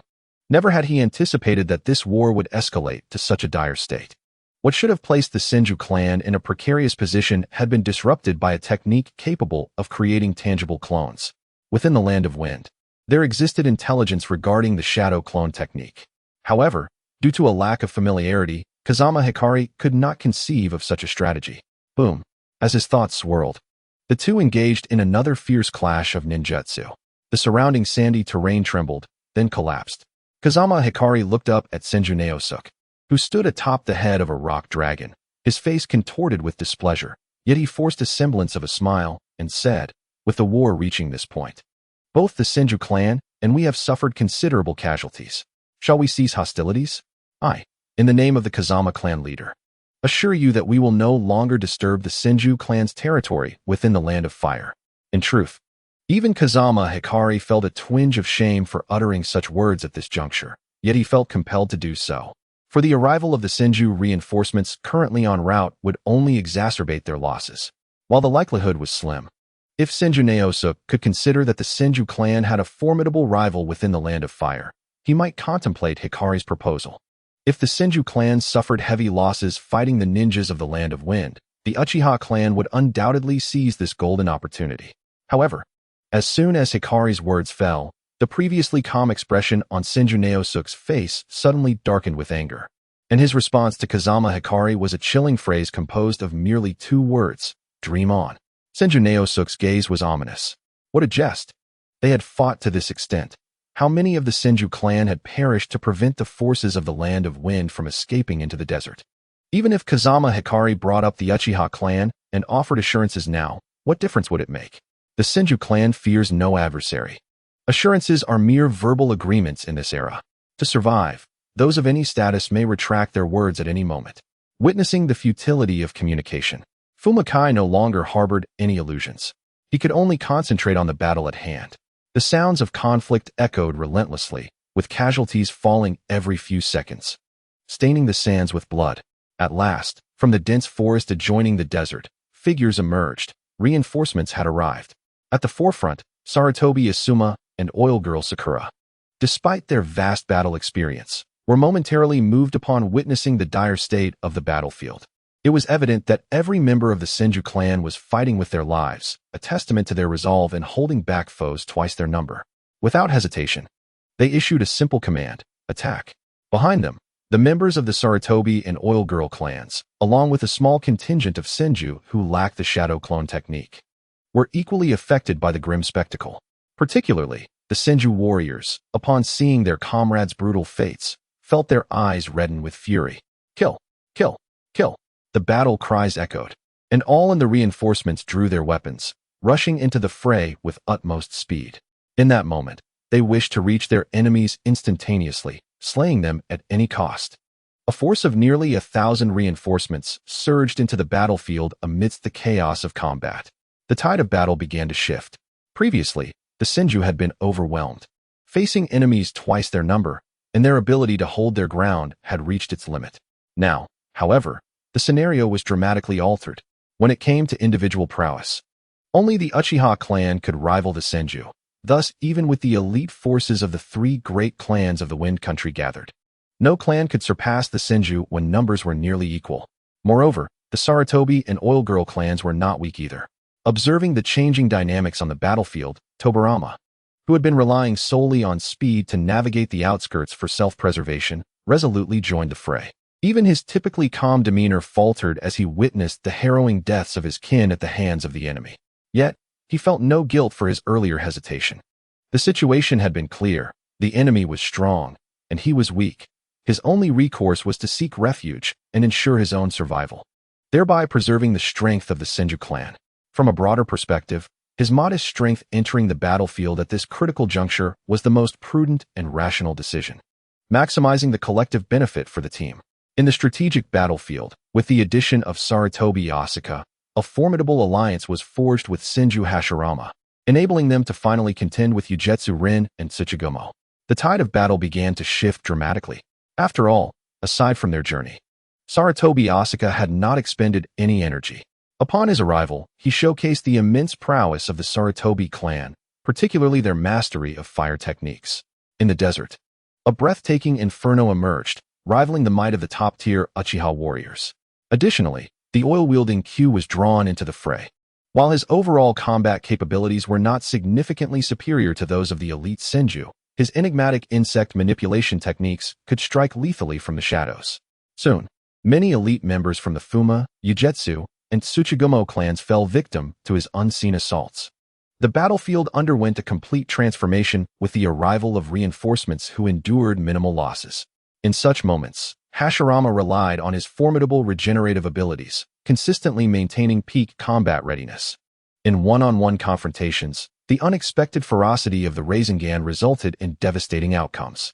Even ordinary ninja tools proved utterly incapable of withstanding its power. The enemy's weapons were easily shattered by Hashirama, who then unleashed the Rasengan to inflict injuries, subsequently overwhelming them with his relentless assault, ultimately leading to their demise under conditions of unequal stamina. Hashirama paid no heed to the number of enemies he had vanquished. He was only aware of his continuous engagement in battle. He harbored no clarity on when this war would reach its conclusion. His sole focus was on ensuring his survival until the war's end. With the arrival of reinforcements, their advantages grew more pronounced. Once Hashirama dispatched his current adversary, there were no more isolated foes left for him to select. Now it is your turn to experience the taste of being encircled, he chuckled darkly, a surprisingly fierce grin emerging on his youthful 8-year-old face. As he prepared to select his next opponent, his attention was drawn to a specific skirmish nearby. A skilled Yujetsu warrior, adept in taijutsu, wielded a weapon and managed to maintain an edge against two similarly skilled Senju opponents. The reason for his advantage lay in the short sword he wielded. Its surface was coated with a thin film of wind-natured chakra, granting it formidable cutting and penetrating capabilities, easily severing ninja tools.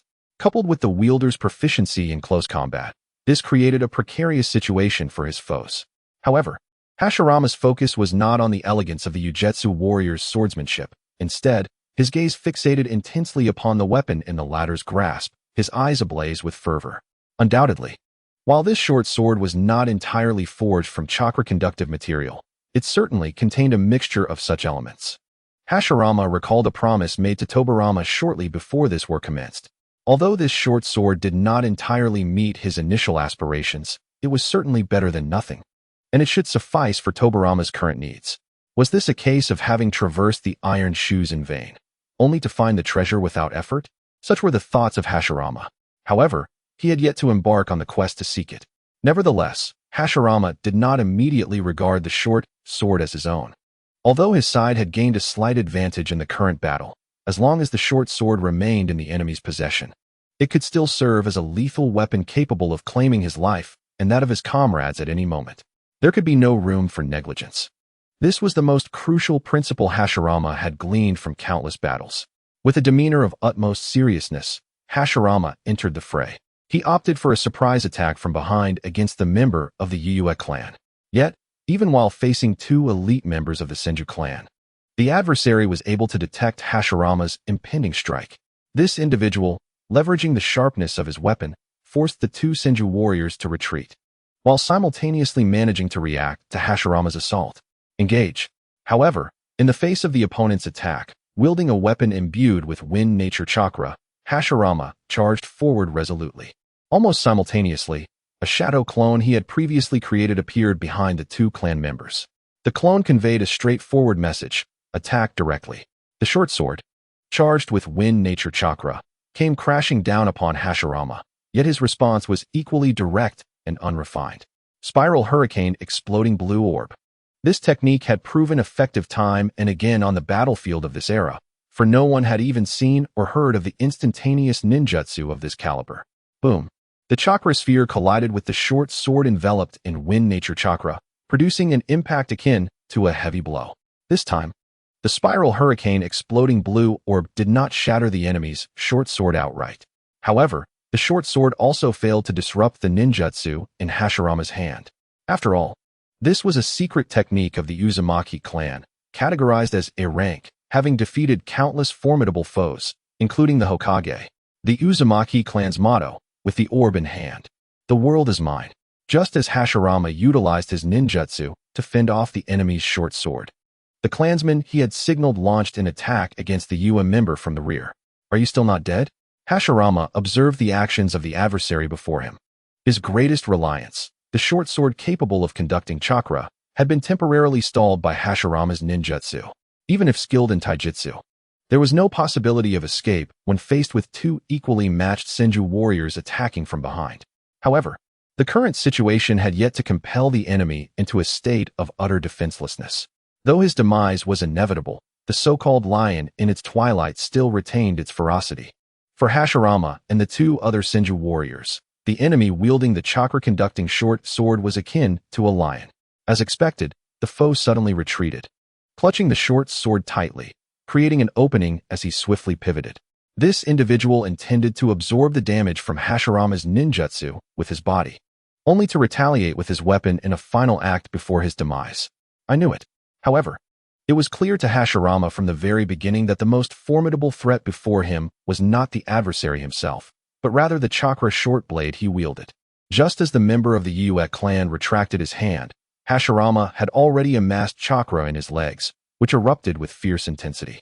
The opponent was also preparing to pivot, providing ample opportunity for the smaller Hashirama to maneuver through. In a flash, akin to teleportation, he traversed less than 2 meters and appeared alongside the turning foe, unleashing the swirling sphere of chakra in his hand with great force. The impact of the ninjutsu struck the adversary's arm, which grasped the blade, shattering the bone with a resounding force, causing the hand still clutching the chakra short blade to fall to the ground. The Yue clan member, severely injured, briefly contorted his facial expression, but more prominently, a look of sheer horror graced his features. Despite having prepared himself for a desperate struggle when Hashirama's ninjutsu collided with the chakra short blade, the latter's recent actions had undoubtedly rendered all his plans futile. Having lost an arm and his weapon, he was no longer capable of inflicting fatal harm on the two Senju clan members behind him. The reason was clear. This seemingly youthful Senju boy, who appeared to be no more than 10 years old, had seen through all his movements and was prepared for the encounter.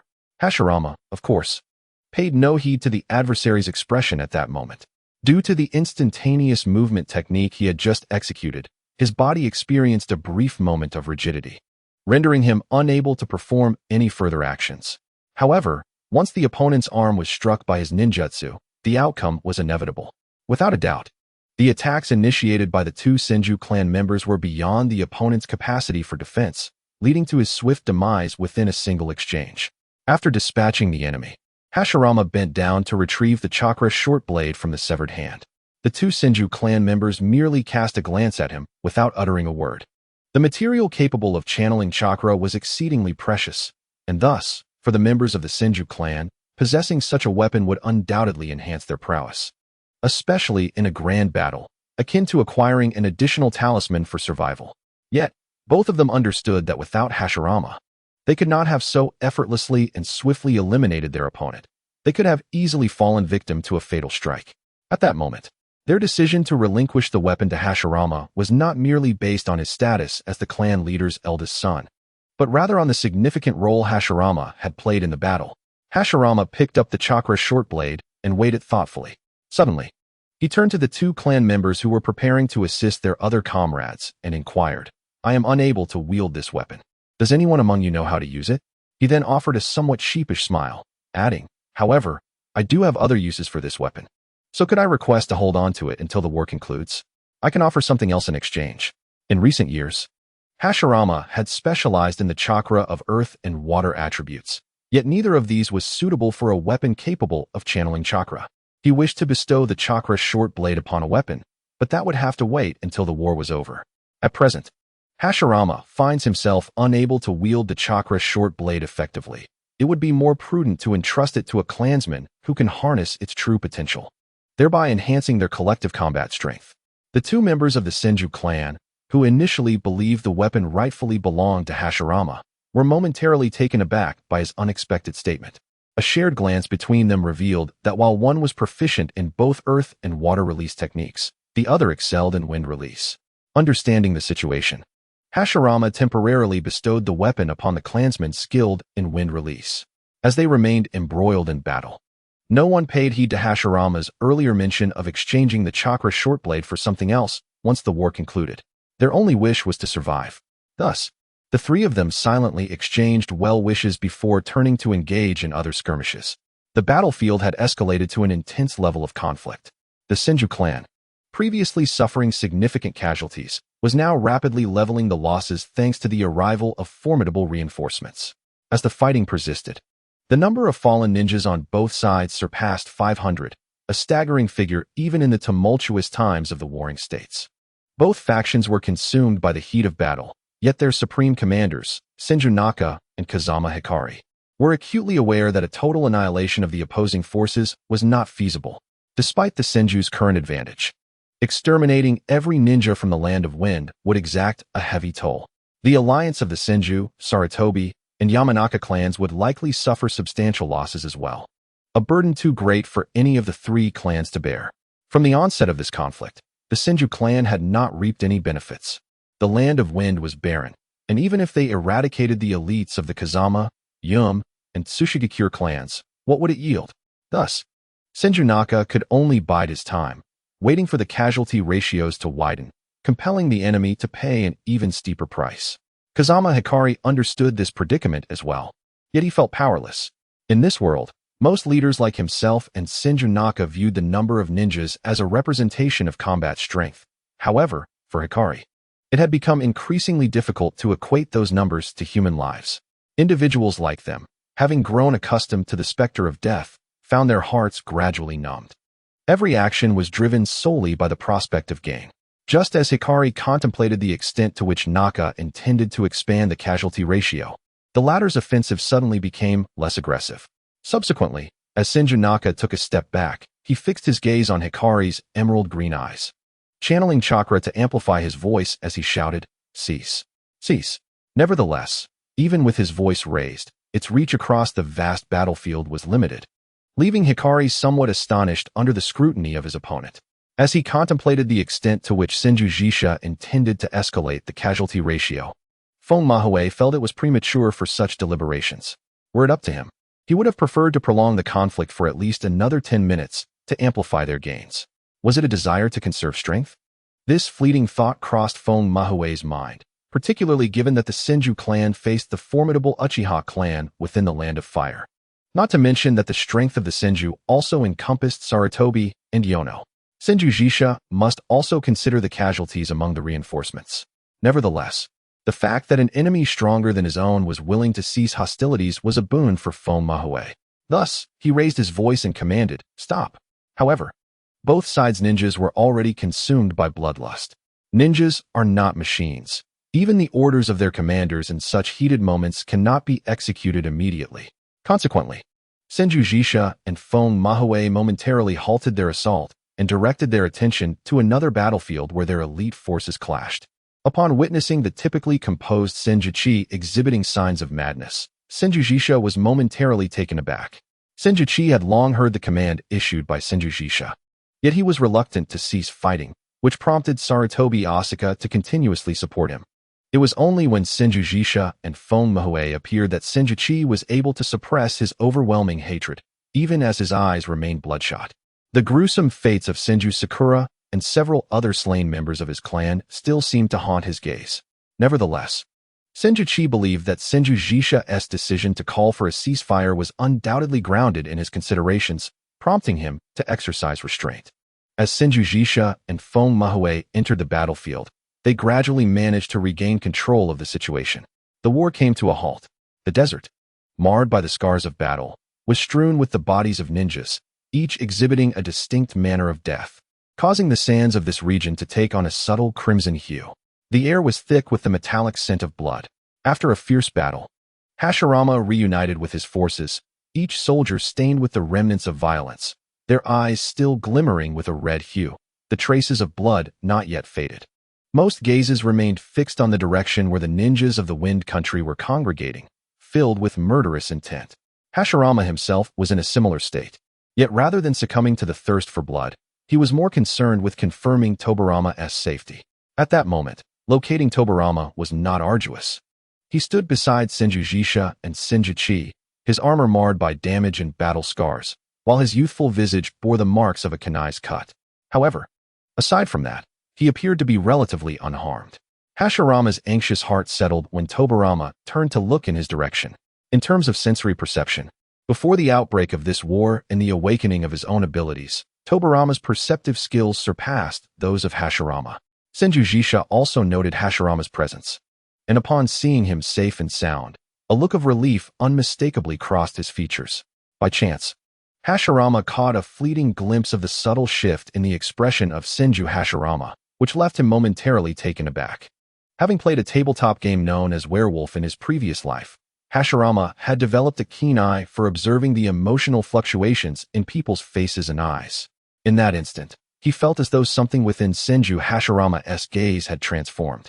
However, instead of immediately pondering the reasons behind this change, he extended his senses, searching for the Senju clan member who had previously taken the chakra shortblade. In such circumstances, his sensory perception proved far more effective than mere sight. Soon, he detected the chakra fluctuations of that clan member, which relieved him, not for the sake of the chakra shortblade, but rather because his comrade, with whom he had just fought side by side, was unharmed.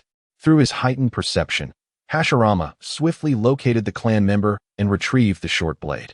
He had not forgotten his earlier words on the battlefield. He genuinely wished to offer something in exchange for the ownership of that blade. Yet, his proposal was firmly declined by the two Senju clan members. Thus, he chose not to dwell on the matter any further, merely committing their names to memory, with the intention of finding a way to compensate them should the opportunity arise. After all, one day, Hashirama would ascend to lead the Senju clan. As Hashirama reclaimed the short blade, the ninjas from the Land of Wind had already assembled, hastily retreating without regard for their fallen comrades on the battlefield. The figures of the enemy ninjas gradually faded into the vast desert until they vanished entirely. The Senju clan members, suppressing their inner fury and hatred, began the somber task of collecting the remains of their comrades who had perished in the war. At that moment, everyone's expression was one of sorrow and desolation. Hashirama felt the same. He finally understood why Minato had once said that in the world of ninjas, hatred is like an entangled chain. So long as the ninja system exists, hatred will never dissipate. This was indeed true. The answer that Jiraiya entrusted to Naruto remained elusive. The prospect of enduring peace and mutual understanding among people was fundamentally unattainable. Despite his deep affection for the story of Naruto, Hashirama, as a time traveler, was not so naive. He understood that the so-called peace was predicated upon formidable strength. Just as the original first Hokage devoted his life to peace and establishing a balance among the tailed beasts. The reason the 5 great ninja countries coexisted peacefully at that time was due to the will of Hashirama, the god of ninjas. His immense power commanded the respect and fear of the higher echelons of each nation, dissuading them from reckless actions. Thus, following Hashirama's death, the first great ninja war erupted.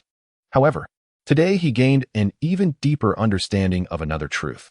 The original first Hokage's journey from a youthful aspiration to transform the ninja world to its eventual realization was fraught with unimaginable challenges. The author presents to the readers Hashirama, a paragon standing at the pinnacle of the ninja world, whose formidable strength elicits awe. Yet, few ponder the harrowing battles and life-and-death struggles he endured prior to reaching this zenith. In Naruto, Nagato articulates a profound truth. A deity must possess experiences unimaginable to ordinary mortals. During the conflict with the ninja from the Land of Wind, the Senju clan suffered nearly 400 casualties, marking one of the most devastating losses in recent years. However, the results achieved were beyond the expectations of Hashirama and his compatriots. After all, they faced the elite from the strongest ninja clans within the Land of Wind. Despite the significant losses, the news of their valiant stand only further solidified the Senju clan's status as one of the most powerful ninja families. Transporting so many corpses back home proved to be a cumbersome task, and thus, the return journey of Hashirama and his companions was not swift. Both Hashirama and Tobirama were still children, hence they were spared the burden of carrying the bodies. In the dense forests of the Land of Rivers, the two brothers walked side by side.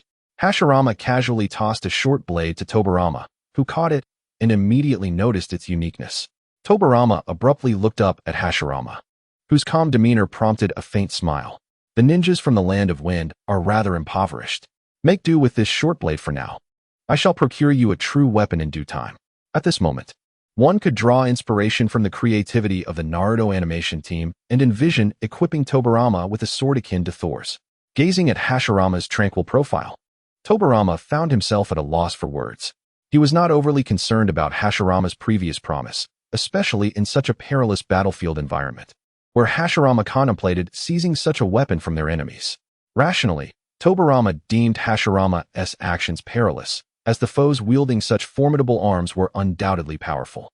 It was improbable that this weapon was scavenged from the battlefield. For other clan members, it was a prized tool, and no one would abandon it after dispatching a formidable adversary. Although Hashirama appeared unscathed, even exhibiting the best spirit among his kin, it was clear he had risked his safety. Thank you, but it would be best not to engage in such dangerous endeavors again, Tobirama expressed, adopting a gentler tone than ever before. From his words, Hashirama discerned that Tobirama indeed thought his actions were not worth the risk. Nonetheless, Hashirama bore no resentment, for this was quintessentially Tobirama's nature. It seemed imperative to devise a means for Tobirama to swiftly develop the Flying Thunder God technique. Hashirama contemplated, recognizing that during the recent battle, the Senju clan had temporarily found themselves at a disadvantage due to tactical circumstances, forced to engage in a numbers game against fewer opponents.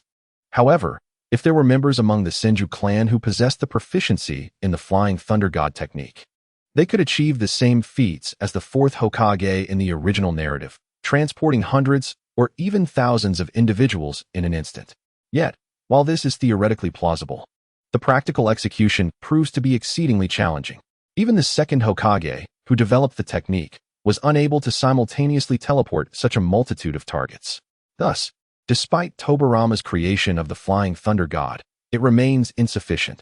Where could Hashirama find a prodigious ninja akin to Minato, capable of refining such an S-rank space-time ninjutsu? It would be far more reliable for Hashirama to strengthen himself to a degree where he could single-handedly alter the course of battle. Although progress was slow, Hashirama and his companions scarcely took any breaks along their journey. It was only upon reaching the border between the Land of Rivers and the Land of Fire that the reinforcements from the Senju, Sarutobi, and Yamanaka clans parted ways. Naturally, Senju Naotake expressed his gratitude to Sarutobi Asuma and Yamanaka Suke for their support.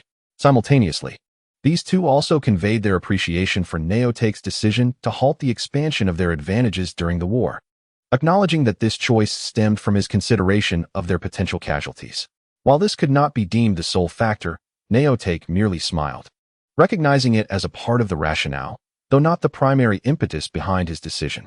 After parting ways with the reinforcements, Naotake glanced back at the not-so-distant figures of Hashirama and Tobirama, a smile unconsciously gracing his face. The foremost concern was to minimize the probability of harm befalling the two brothers. It was only upon the arrival of reinforcements that Naotake truly comprehended the significance of these two children for the future of their clan. Indeed, it was not solely Hashirama. Both brothers were indispensable. A day after the separation from the Sarutobi and Yamanaka clans, Hashirama returned to the Senju clan's encampment alongside his fellow clansmen. Tobirama and Izuna naturally came to welcome him. After affectionately ruffling their hair, Hashirama quickly extricated himself from the crowd, heading towards the river nearby to cleanse himself. He found the lingering scent of blood to be quite unbearable. Although accustomed to the brutality of battle, the stench still made him feel nauseous. Yet, even after washing away the odor, the sensation remained indelibly etched in Hashirama's mind, causing him to perceive an overwhelming aura of bloodiness enveloping him. Upon returning to his tent, Hashirama finally released all his thoughts. Though his body felt relatively unburdened by fatigue, he soon succumbed to slumber, mentally exhausted. During the time Hashirama was in deep sleep, a high-level meeting convened within the grand tent of the Senju clan leader. Naturally, Naotake was reporting the developments and outcomes of the recent conflict. Despite the heavy casualties sustained during the fierce battle, a discernible smile lingered on Naotake's face, akin to one who had stumbled upon a treasure. This sentiment had never manifested in the typically composed Senju Neozuke, yet upon elucidating the intricate developments surrounding the recent conflict, Senju Fugen and several other high-ranking officials comprehended the source of his elation. The strategy employed in this battle was proposed by Tobirama. Fugen turned to Senju Neozuke, who affirmed with a nod, "I have verified it. Indeed, The idea originated from Tobarama. Subsequently, all the high-ranking officials within the tent, including Fugen, displayed expressions of profound delight. For Tobarama had accomplished what these seasoned leaders could not. Even Fugen had predicted that the war would descend into a stalemate prior to its commencement. Yet, he too had been unable to conceive a solution, which Tobarama successfully achieved. Undoubtedly, the swift victory of the Senju clan in this conflict was primarily attributed to the efforts of the two brothers, Hashirama and Tobarama. The shadow clone technique was conceived by Hashirama, while Tobarama adeptly utilized the ninjutsu developed by his brother to alter the course of the battle.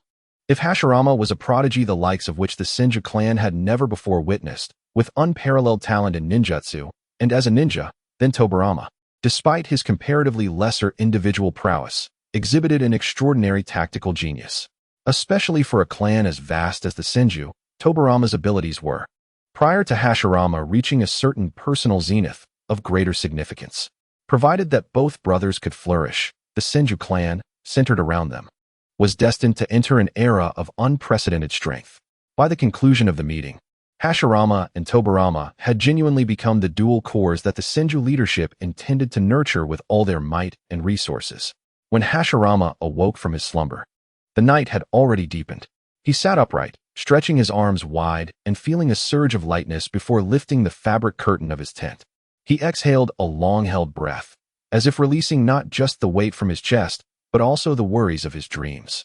Having resided in this world for 6 years, the experiences he had undergone were far more exhilarating than the combined 20 years prior, when he was merely a reclusive otaku and a mediocre online writer in the modern world. In a society governed by law, encountering life-and-death situations was something some individuals might never face in their lifetimes. Yet, these were not the sources of Hashirama's distress. Despite the passage of 6 years, he remained unable to forget the individual of immense significance from another world. Can I return? Hashirama had pondered this question on numerous occasions. He could barely recall how he had arrived in this world, and thus could not conceive a method to return to his original realm. The world depicted in the manga undeniably existed. He had no doubt about that. However, the nature of the connection between it and the real world, and the manner in which they coexisted, remained shrouded in uncertainty, with an abundance of hypotheses to explore. In the quiet of his thoughts, Hashirama found himself reflecting on the experiences of recent years. Should he have the chance to return, he was certain that the trajectory of his life would diverge significantly from its previous course. Gazing up at the luminous moon, his heart was filled with nostalgia for his homeland. As he parted the tent's fabric and beheld the moon's silvery glow, a sudden shift occurred in his complex emotions. There was a beauty residing upon the moon, he mused with a light chuckle, recalling the formidable Otsutsuki Kaguya, still imprisoned at the moon's very core. Kaguya was undeniably striking in appearance. Such whimsical thoughts allowed Hashirama to swiftly escape the melancholic mood that had engulfed him. Did the other time travelers not yearn for home as well? His imagination wandered to other realms. The following morning, as dawn broke softly, Hashirama was determined to persist in his daily training. To his astonishment, after awakening a power akin to the 100 healings technique, he discovered that his chakra had nearly doubled within the span of a day and night. This remarkable growth was astonishing, especially considering that, despite being only 8 years old, his chakra reserves were already comparable to those of most adult ninjas in his clan. The Senju clan's chakra was inherently stronger than that of other ninja clans within the Shinobi world. The enhancement of his chakra did not merely signify the ability to unleash more powerful jutsu. With proper training, it could also significantly augment his foundational abilities. His speed and strength were poised for considerable improvement. Thus, to adapt to this newfound chakra, Hashirama increased his training regimen beyond previous limits. Moreover, his body was still undergoing further chakra enhancement.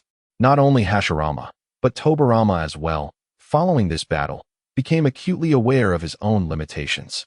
He voluntarily intensified his training, determined to become proficient with the chakra blade. Meanwhile, news of the Senju clan's alliance with the Sarutobi and Yamanaka clans in repelling the Wind Country ninja swiftly spread throughout the ninja world. Within the Land of Fire, the conflicts between the Uchiha and other clans seemed to subside. Although the Senju clan suffered significant losses in this battle, the Uchiha refrained from seizing the opportunity to launch a major offensive. The Senju clan returned to a relatively peaceful period. during which the most significant development involved the clan's leaders accepting Hashirama's earlier proposal to revise their strategy for nurturing newcomers. Hashirama was filled with joy as he eagerly collaborated with Tobirama to devise a training program tailored for Wakana and Ban. The initial concepts were proposed by Hashirama, with Tobirama refining the specifics. Given their ages, the Senju clan did not require them to undertake any particularly challenging missions. After the battle, it appeared that the tasks assigned to the two brothers had diminished. Both Hashirama and Tobirama gradually became aware of this change. The reason for it became clear when they recalled that the clan's leaders had sought confirmation on who had proposed the strategy centered around the shadow clone technique. The higher-ups of their clan were indeed nurturing their potential. In an effort to mitigate risks, they have reduced the frequency of their task execution. 2 weeks later, Tobirama not only reinforced his previous training regimen, but also embarked on a crucial endeavor, mastering the spiral wind burst blue orb technique. Without any external aids or techniques, he successfully completed the initial 2 phases of practice relying solely on his own abilities. Naturally, the final and most challenging aspect of this ninjutsu lies in the 3rd phase. However, with a bit of time, Tobirama is confident he will master it thoroughly. Beyond the training, the brothers, Hashirama and Tobirama, frequently engaged in sparring sessions. Their practice was not limited to combat. They also competed on fundamental skills, such as speed of movement. Hashirama set the distance for their contests quite far, a location that was not close to the Senju clan's territory. This vast forest was situated within the Land of Fire, belonging to none of the prominent clans like Senju, Uchiha, or Hyuga. The reason for selecting that particular spot was Hashirama's keen observation of the terrain, which led him to believe that it would one day become the site of the Hidden Leaf Village, founded by the first Hokage. Although he had encountered Madara on the battlefield, the possibility of meeting him again in a casual manner akin to their initial encounter was implausible. Nevertheless, Hashirama believed that given Madara's character in his youth, a conversation could still be feasible. However, a calm discourse seemed unlikely. Even if they were to meet outside the battlefield, Madara would likely engage in combat without hesitation. This was precisely Hashirama's intention. If a pleasant conversation was out of the question, they might as well brawl first and then talk. If tossing stones could no longer be a light-hearted affair, he would treat the arrogant Madara as one to be cast across the river. Despite Madara's significant role in establishing Konoha, his later betrayal was a consequence of Black Zetsu's manipulation. Hashirama's focus was to remain vigilant against this treacherous figure. By seizing the opportunity to eliminate him, he could then enjoy some playful rivalry with Madara, perhaps even styling his hair into braids for fun. Interestingly, Hashirama had envisioned such a plot in the concluding moments of his last novel, and now he had the chance to bring it to life. The mere thought exhilarated him. Thus, he occasionally wandered near the river by the forest that would one day be Konoha, a strategy devised to increase his chances of an unexpected meeting with Madara. Within the dense woodland, 2 figures darted swiftly, one following closely behind the other, sparing no time on unnecessary movements. The boy with white hair in the lead was Tobirama, with Hashirama trailing closely behind. Despite feeling somewhat disheartened, he dared not make any missteps. Currently, he showed signs of struggling to keep pace with Tobirama, the result of his brother's rigorous training over the past fortnight. Mastering the spiral wind burst blue orb required exceptional chakra control, and Tobirama's proficiency in this regard had significantly improved through his diligent practice of the technique. Despite not having mastered the 3rd stage, he has astonishingly achieved remarkable control over the technique of body flicker. This revelation struck Hashirama after a speed contest with Tobirama today. The essence of the body flicker technique lies in the ability to unleash an instantaneous burst of speed, typically accomplished through either the accumulation of chakra or sheer physical prowess. Both Hashirama and Tobirama, of course, rely on chakra to attain this effect. Given its explosive nature, it is generally unsustainable for extended periods. However, Hashirama discovered that Tobirama could astonishingly maintain this high-speed flicker over considerable distances, defying the very nature of the technique. Indeed, it resembled an advanced iteration of body flicker. Could it be that this fellow is the true protagonist? Gazing at the increasingly distant figure of Tobirama, Hashirama found that no matter how fervently he pursued, he could not close the gap. It became evident that such ninja skills could not be wholly appropriated through mere imitation. Perhaps I should bestow upon Tobirama's refined body flicker a name as elegant as Spiraling Gale to astonish him. Yet, in the midst of high-speed movement, Hashirama's mental faculties felt strained, compounded by the fact that the name he had chosen was rather unwieldy, leaving him tongue-tied. Thus, he had little time to contemplate a fitting name for Tobarama's improved technique. Tobarama surged ahead, racing toward the predetermined endpoint they had agreed upon. Under normal circumstances, their training within the Senju clan would not permit them to stray too far from the clan's stronghold. However, the vicinity within a few hundred kilometers of the Senju's residence was considered relatively safe. Moreover, the clan's elders imposed minimal restrictions on Hashirama and Tobarama's movements, with little oversight to boot. This leniency allowed Hashirama to venture forth with Tobarama. In reality, traversing such distances posed a significant risk of encountering formidable adversaries from rival ninja clans, despite Hashirama's considerable strength. The logic here is indeed perplexing, is it not? Hence, the initial encounter between Hashirama and Madara in the original Naruto narrative feels exceedingly bizarre. After all, when the Senju and Uchiha clans plotted to eliminate Hashirama and Madara, the only companions accompanying them were Tobarama and Izuna, both brothers. Wouldn't it have been wiser to bring along more elite clan members to avert casualties? Furthermore, it appeared as though these two brothers were familiar with one another, despite their stronger elder siblings having never crossed paths with each other. Had they? Such thoughts are best left unexamined. It is simply a matter of narrative necessity. With Tobarama leading the way, he gradually distanced himself from Hashirama, even slowing his pace as they neared the journey's conclusion. This was to ensure his own safety amidst the external world, necessitating a proximity to the stronger Hashirama within a secure support range. However, at this moment, less than a minute remained until they reached their agreed-upon destination. Meanwhile, by the riverbank at the endpoint, a slight figure crouched by the water, a uniquely shaped katana resting beside him. The boy, with delicate hands that bore the marks of labor, gently scooped water from the river, splashing it softly against his fair, youthful visage. In the crystalline waters of the river, the boy's delicate visage was reflected. His features, save for his lips, could be deemed exquisite. His pair of ebony eyes sparkled with vitality, and the singular flaw upon his countenance was his lips, with the upper one notably thicker than the lower. "It is nearly time," the boy murmured to himself, his gaze fixed upon the flowing river. The water was so clear that the stones at the riverbed were clearly visible. Rustle, just as the boy prepared to rise. His keen senses detected subtle movements emanating from the woods across the river, though the sounds were at a distance from his position. Their increasing intensity suggested that the source possessed remarkable speed. In a matter of seconds, the figure would appear before him. Formulating this conclusion instantaneously, the boy grasped the katana at his side, while his other hand deftly picked up several pebbles. Clad in no battle attire today, he bore only the sword, devoid of any additional ninja tools. 5, 4, 3. The boy deduced the approaching figure's speed and estimated the time and distance of their arrival from the accelerating sounds. Ready for combat, he counted silently in his mind. 2. Just as only a fleeting second remained, the rhythmic sounds abruptly paused. Despite the brevity of the interruption, the boy noticed it, not allowing this detail to escape his attention. Swish! In the next moment, a silhouette dashed forth from the trees across the river, prompting the boy to launch the pebbles he had prepared. Whoosh whoosh! The pebbles, propelled by the force of his wrist, soared towards the figure emerging from the foliage like cannonballs. Clang, clang. Yet, the adversary reacted with remarkable swiftness, wielding a shuriken to slice through the projectiles with ease.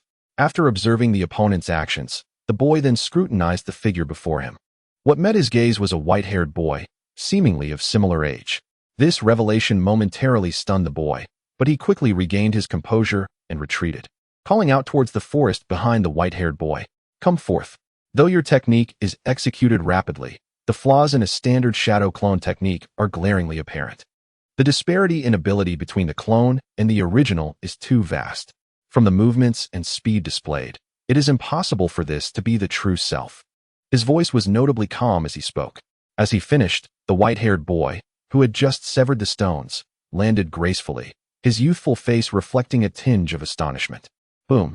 Moments later, the white-haired boy standing on the opposite bank transformed into a cloud of smoke and vanished. What a cautious one, testing with shadow clones. Yet, judging by his appearance and age, he does not resemble the figure of Senju Hashirama, as mentioned by my brother and father. As the boy pondered, the figure of Tobarama, wielding a chakra short sword, emerged from the forest on the opposite bank of the river. I revealed but a fleeting vulnerability. Or perhaps one might argue there was none at all. Yet this individual was able to infer my potential intentions for attack and, after a brief probe, swiftly confirmed and concluded his suspicions. Tobarama cast his gaze toward the boy on the other side of the river, who appeared to be of similar age, with long, straight black hair simply tied back. Were it not for the sound of his voice, one might easily mistake him for a girl based solely on his appearance. Yet, this was of little consequence. The boy, too, was calculating. The precision of his judgment, particularly in discerning that my clone was a mere shadow clone technique, indicated a profound understanding of such jutsu. Clearly, this level of insight could not have been acquired through mere hearsay. Among the ninja clans today, aside from the Senju lineage, only one other clan possesses members adept in the shadow clone technique. Coupled with the boy's distinctive features, although his attire bore no clan emblem, his identity was not difficult to surmise. Tobarama scrutinized the boy across the river. His expression darkened, and his voice took on a more somber tone. A member of the Uchiha clan? Had he seen through me? The black-haired boy, with a strikingly delicate appearance reminiscent of a girl, fixed his gaze on Tobarama's increasingly somber demeanor. Upon confirming that the technique employed was indeed the shadow clone technique, he naturally deduced Tobarama's identity. The Senju clan, unexpectedly present in this locale. The boy, equally vigilant, regarded Tobarama with heightened caution, recognizing that the mutual probing had unveiled their true identities with alarming swiftness. This peer before him was undoubtedly a formidable adversary. What the boy did not anticipate was that within the Senju clan, beyond the already prioritized target of Hashirama, there existed another child of comparable strength. Despite being just a child himself, he now looked at Tobarama with a mixture of wariness and intrigue. Yet, despite these musings, the boy had no intention of lingering here, for it was evident that this individual could not have arrived alone. Given the proximity to the Senju stronghold and the boy's age and attire, he seemed unlikely to be on a solitary mission. It was imperative that he devise a means to notify his elder brother. At that moment, Tobarama harbored thoughts strikingly akin to those of the boy. Though he possessed a keen sense of perception, within the scope of his awareness, apart from his elder brother, he sensed no other chakra. Should this boy be allowed to mature, he would undoubtedly become as formidable as Uchiha Madara. Tobarama had learned from Hashirama and the sage of the Senju that within the Uchiha clan, there was a peer capable of engaging his brother in direct confrontation. The Uchiha boy before him evoked a sense of familiarity in Tobarama, as though he bore a striking resemblance to himself. Although he appeared to lack the ability to perceive, his keen insight, precise judgment, and formidable analytical skills were qualities that Tobarama had never encountered in anyone else besides himself. There were no unusual fluctuations within his perception range, and the arrival of my elder brother and me here was merely coincidental. Thus, the likelihood of the opponent laying an ambush was minimal, especially using the figure before him as bait. Tobarama surveyed his surroundings while continuing to analyze the situation in his mind. At this moment, the only distinction he made from the boy's assessment was the belief that the opponent's presence here was purely by chance. Even if the opponent had accomplices, they would still require some time to arrive, and my brother would soon be able to join me. If my brother and I collaborated, we could eliminate him before his allies arrived. The Uchiha boy before him was evidently regarded by Tobarama as a formidable target, and through his evaluation of the circumstances, he believed there was an opportunity to eliminate him directly. Otherwise, this individual would undoubtedly become a troublesome adversary, potentially even a significant threat to the entire Senju clan. With this thought in mind, Tobarama had already developed a murderous intent toward the boy, despite it being their first encounter. The mere fact that he belonged to the Uchiha clan provided Tobarama with ample justification to strike. In truth, the decision he made in this brief moment was flawless. The boy before him would prove to be the most challenging opponent he would ever face in his lifetime. Meanwhile, the boy had also made his judgment. He did not intend to become overly entangled with Tobarama here. Aware of Tobarama's remarkable speed, he knew he must first create an opportunity to withdraw. Time to test the waters. As he made his decision, the boy stepped forward, landing directly on the surface of the river. Almost simultaneously, Tobarama, positioned at the forest's edge across the river, unleashed his body flicker technique, charging toward him with full force. However, as Tobarama approached like a flash of white light, the boy also began to move across the river's surface, his form darting above the water. Do you intend to restrict my speed in this manner? Tobarama mused. For employing the body flicker technique required a continuous outpouring of chakra. Thus, when on the water's surface, he also had to manage the chakra being released from his feet to maintain his buoyancy. Consequently, although the body flicker technique could be executed on the water, it faced considerable limitations. At the very least, his recently improved version of the technique could not sustain itself on the water's surface. Tobarama could certainly maneuver along the river, ensuring the boy could not easily evade him. But that would serve no purpose. The longer the encounter dragged on, the greater the uncertainty of potential complications. He intended to resolve this swiftly and had no desire to engage in a protracted conflict. Nevertheless, the water's surface could also be utilized by Tobarama. Sheathing his chakra-infused short sword behind his back, he formed hand seals. The first ninjutsu he had learned was lightning release, but his true mastery lay in water release. However, as he raised his hands, the boy on the river's surface bent down and thrust his specially crafted katana into the water, forcefully flicking it, causing a spray of water to erupt, while stones clinging to the water spun before him. With a swift motion, the boy struck the stone with the back of his blade, sending it flying like a thrown shuriken towards Tobarama, aiming directly at his hands which were forming seals. Knowing that Tobarama was a member of the Senju clan, the boy anticipated that his opponent might excel in water-style ninjutsu, which was naturally within his calculations. Yet, the stone he had launched like a shuriken was effortlessly evaded by Tobarama with remarkable speed. The boy was not surprised. The stone struck with the back of his katana could never compare to true ninja tools in terms of speed, power, or angle. Observing this, the boy swiftly retreated. As Tobarama completed his hand seals, the moment the boy departed from where he had been standing on the water's surface, the water began to churn violently, transforming into a towering column aimed straight at him. Swish! The boy landed on solid ground. Watching the rapidly approaching water column, he abruptly pivoted to the side, his speed surging. It was the body flicker technique. Boom! The water column swept past Tobarama, crashing heavily into the nearby forest, the immense water pressure snapping a giant tree in half. Yet, the boy paid little heed to this, for at that instant, Tobarama had already leaped across the riverbank with a speed that surpassed the previous. Tobarama glanced at the massive tree felled by his ninjutsu and murmured, "Indeed. Is he signaling his companions in the vicinity in such a manner? Or is it merely a ruse?" Regardless, Tobarama had closed the distance to the boy, his palm tightly gripping a chakra-infused short blade, azure lightning crackling around it. The boy, witnessing this, swung his katana, which immediately radiated a vivid crimson hue, clearly the manifestation of fire-style chakra. Boom!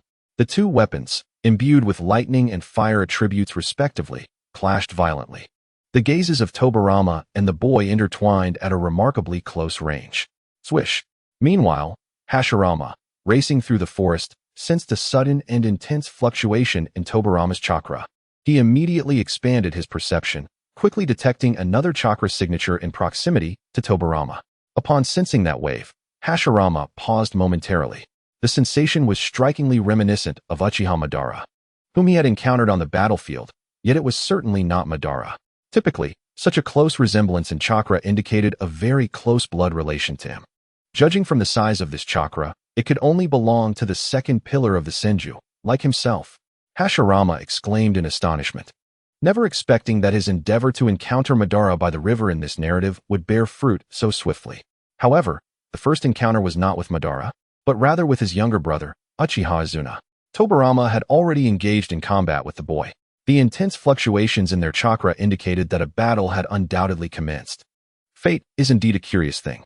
In the era of the Shinobi World War, aside from the rivalry between Madara and Hashirama, the conflict between Tobarama and Izuna also mirrored that of sworn enemies. As the two brothers faced each other, did Tobarama discern the identity of his opponent? Hashirama pondered, considering it unlikely, as Tobarama's cautious nature would prevent him from acting recklessly unless he had identified his adversary. Given Tobarama's intellect, it was certainly within the realm of possibility, though it remained uncertain what circumstances Izuna currently faced. Hashirama vaguely recalled Kishimoto's assessment of Izuna in the original narrative. Uchiha Izuna, to Senju Tobarama, was nearly an invulnerable foe, one whom Tobarama had spent considerable time devising a strategy to defeat. This was likely when the Flying Thunder God technique first manifested on the battlefield. Thus, To be a formidable opponent capable of causing Tobirama such distress, Izuna's abilities should not be underestimated. While lost in thought, Hashirama hurriedly made his way toward the location of Tobirama and Izuna. After traversing approximately a kilometer, a familiar chakra suddenly registered within his perception. Today has not been in vain, Hashirama mused, realizing that he could reach the battlefield before the other. Uchiha Madara. Boom. On the riverbank, Tobirama and the Uchiha boy, Izuna, clashed with their respective weapons. The violent collision of fire and lightning chakra erupted like an explosion. At the moment their blades met, Tobirama's crimson eyes narrowed slightly. For the lightning chakra coursing through his short blade exhibited signs of dispersal upon the initial impact. Fire and lightning. These two chakra elements do not inherently counter one another, indicating that Izuna's prowess with weaponry surpassed Tobirama's significantly. This was hardly surprising, as Tobirama had possessed the weapon for only half a month, and most of that time had not been devoted to mastering its use. Therefore, after this exchange, Tobirama had no choice but to retreat from the onslaught. Yet, Izuna swiftly altered his stance, his blade, now enveloped in flames, sweeping horizontally toward Tobirama. Tobirama was taken aback. The shift in Izuna's movements clearly indicated a form of swordsmanship or technique.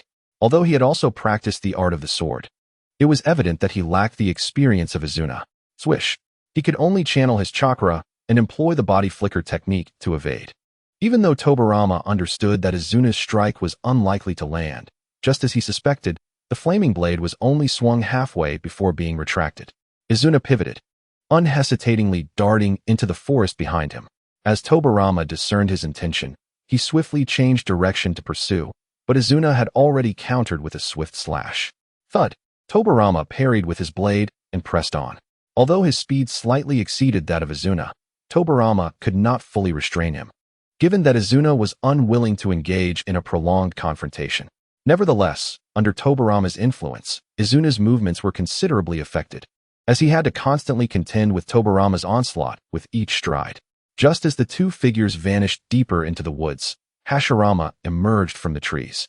He surveyed the remnants of the battle left by Tobirama and Izuna along the riverbank, then crossed to the opposite side and plunged back into the dense forest. Indeed, as Hashirama had surmised, Izuna was not an easy opponent to entangle. Even with Tobirama's skill and speed, he could not suppress him. The direction of Izuna's movements aligned with the chakra signature of Madara, and given the current velocities of Izuna and Tobirama, Hashirama's only miscalculation was underestimating how long it would take him to catch up. Madara's speed, it seemed, surpassed even Hashirama's own. Sighing, Hashirama lamented his lack of proficiency in running. However, he was not overly concerned for Tobirama's safety, for Madara's current position was nearly within Tobirama's sensory range, ensuring that he would be prepared. In the forest, Tobirama, who had been pursuing Izuna, sensed a surge of chakra approaching rapidly from behind Izuna, just as Hashirama reached the riverbank where he and Izuna had previously been. The fluctuations of this chakra bore a striking resemblance to the boy before him. Tobirama furrowed his brow, having not anticipated Izuna's remarkable swordsmanship or his commendable speed and body flicker technique. It seemed he would have to reconsider his approach. Consequently, Tobirama decisively halted his chase of Izuna and turned back in the opposite direction. This shift, however, revealed his intentions. Observing this, Izuna promptly pivoted to pursue Tobirama without hesitation. In an instant, their roles had reversed. Swish! Tobirama's speed was evidently superior, making it difficult for Izuna to hinder his retreat. Yet at that moment, a figure emerged from behind Izuna, accelerating even faster. Recognizing the familiar footsteps, Izuna's face broke into a smile without turning his head. He knew that his elder brother had finally arrived. The newcomer bore a striking resemblance to Izuna, though the older boy's features exuded a more heroic aura compared to Izuna's gentleness. It was none other than his brother, Uchiha Madara. As Madara advanced, he propelled himself off a tree trunk, unleashing a burst of speed that allowed him to overtake Izuna. He still had a distance to cover before reaching Tobirama, but at that moment, Madara began forming hand seals. Izuna was well aware that Tobirama was no match for his brother, even with his remarkable speed.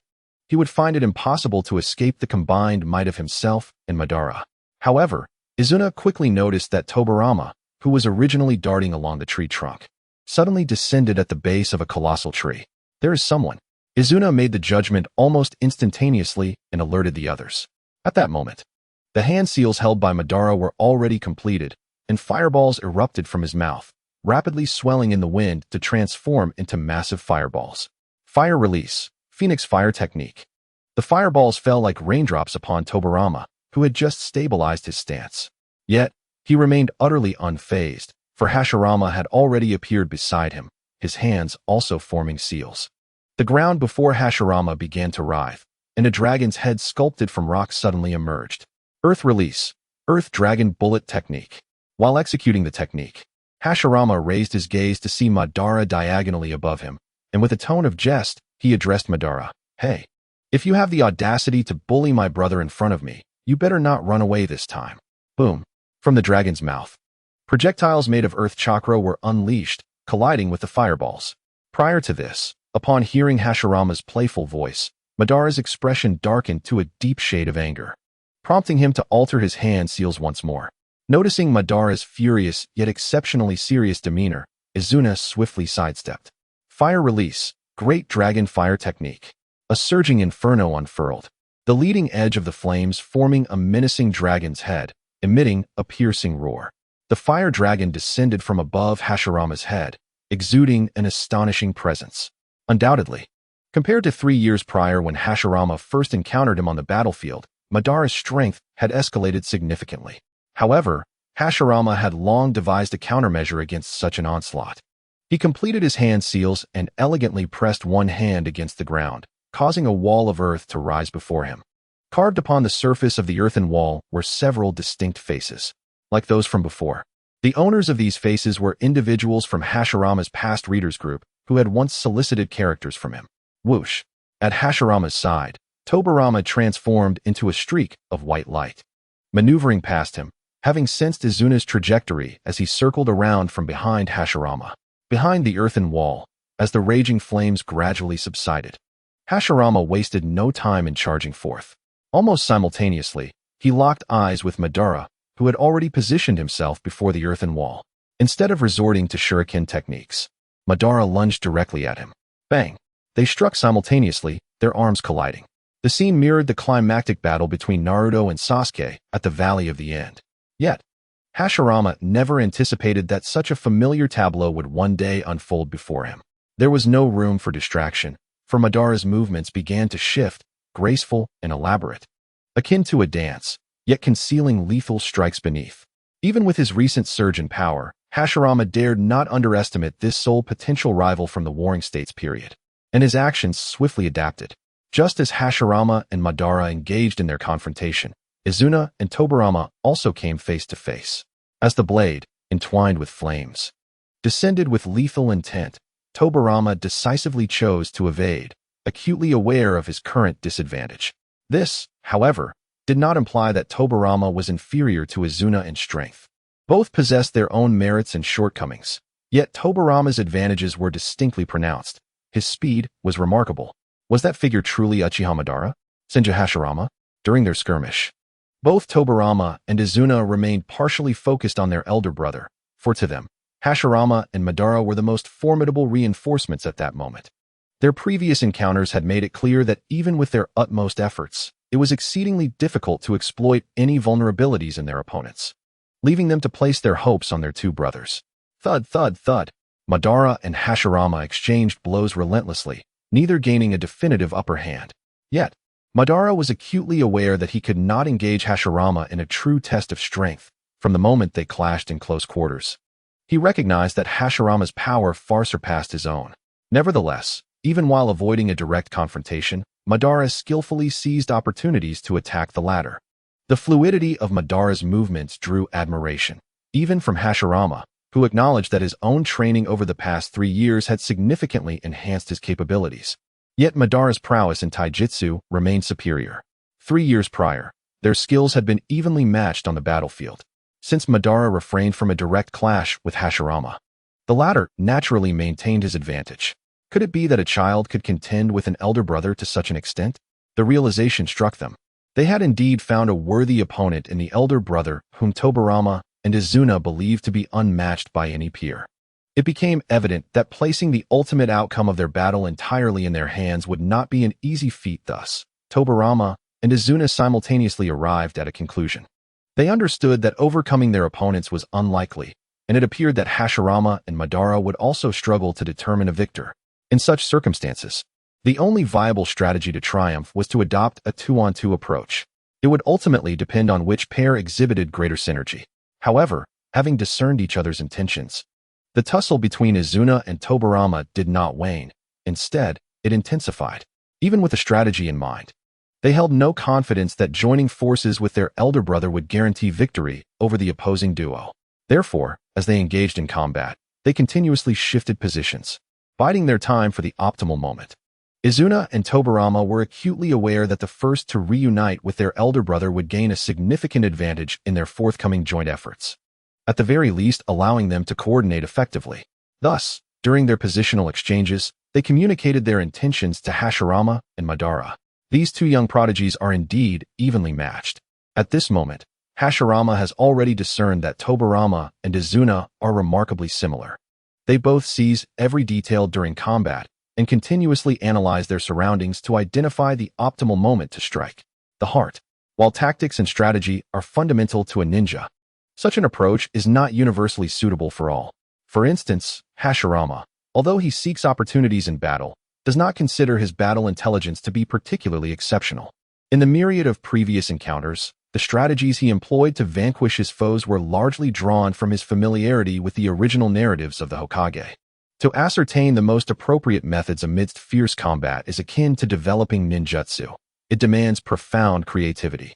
Hashirama observes Madara, who has unmistakably received the signals conveyed by Izuna. Yet he appears disinclined to cooperate with him. Is he succumbing to his pride once more? As they clash again, Hashirama locks eyes with Madara, perceiving an astonishing tenacity within his gaze. Madara is fervently intent on defeating Hashirama, not out of mere belligerence, but in pursuit of surpassing his own limits. For Madara is acutely aware that Hashirama is an exceedingly formidable opponent, rendering the prospect of defeating him all the more valuable. Hashirama cannot help but chuckle inwardly. Since you are Uchiha Madara, you must possess the means to contend with me. With this thought, Hashirama strikes at Madara once more, who continues to evade their collisions. As their arms intertwine, a brilliant azure chakra radiates from Hashirama's palm. Spiraling sphere. The chakra sphere swiftly condenses and begins to rotate at high speed, nearly grazing Madara's shoulder. Naturally, Madara could not have anticipated Hashirama's sudden maneuver at that moment. The azure glow of chakra reflects in Madara's dark pupils. At such proximity, evading this jutsu entirely is virtually impossible. Thus, while Madara's eyes widen in astonishment at the jutsu Hashirama has unleashed, he instinctively makes a decisive judgment without hesitation. Unlike Hashirama's past adversaries, who typically chose to evade the spiraling sphere, Madara boldly leans into it. This reaction momentarily stuns Hashirama. However, this is not the extent of Madara's actions. As he shifts his shoulder, his wrist seizes Hashirama's arm that is projecting the spiraling sphere, and in that fleeting instant, he exerts a tremendous force. As he executes this maneuver, Madara's body leaps into motion. One arm bears the full weight of Madara's strength, and despite Hashirama's might, his outstretched arm is compelled downward slightly. Thus, utilizing Hashirama's arm as leverage, Madara arcs around in a half-circle, the spiraling sphere barely grazing his shoulder. How swift! With a moment of astonishment, Hashirama tilts his head upward, locking eyes with Madara, who is suspended in midair. Both are taken aback, Hashirama never anticipating that Madara could so precisely evade his attack. The Sharingan revealed a sense of relief, for even he could not accurately calculate the nearly imperceptible distance at the limit. He could already feel the ninjutsu of Hashirama brushing dangerously close to his body. Should that chakra have struck him directly, his arm, though it may not have been rendered useless, would nonetheless hinder his ability to execute certain moves in subsequent battles, significantly diminishing his combat effectiveness. In such a scenario, the likelihood of meeting his demise at the hands of Senju Hashirama would be unequivocally certain. Not only would he perish, but Izuna's life would also be forfeited here. Momentarily lost in thought, Hashirama, seasoned by countless battles, acted instinctively without hesitation. At that moment, Madara leveraged his arm for support, leaving his body suspended. unable to mount any form of counterattack. Hashirama would not grant him the opportunity. First, he withdrew the ninjutsu from his palm, then swiftly gripped with the intention of seizing one of Madara's arms. Anticipating this reaction from Hashirama, Madara immediately released, clashing his palm against Hashirama's approaching hand, hoping to utilize the recoil from the impact to retreat.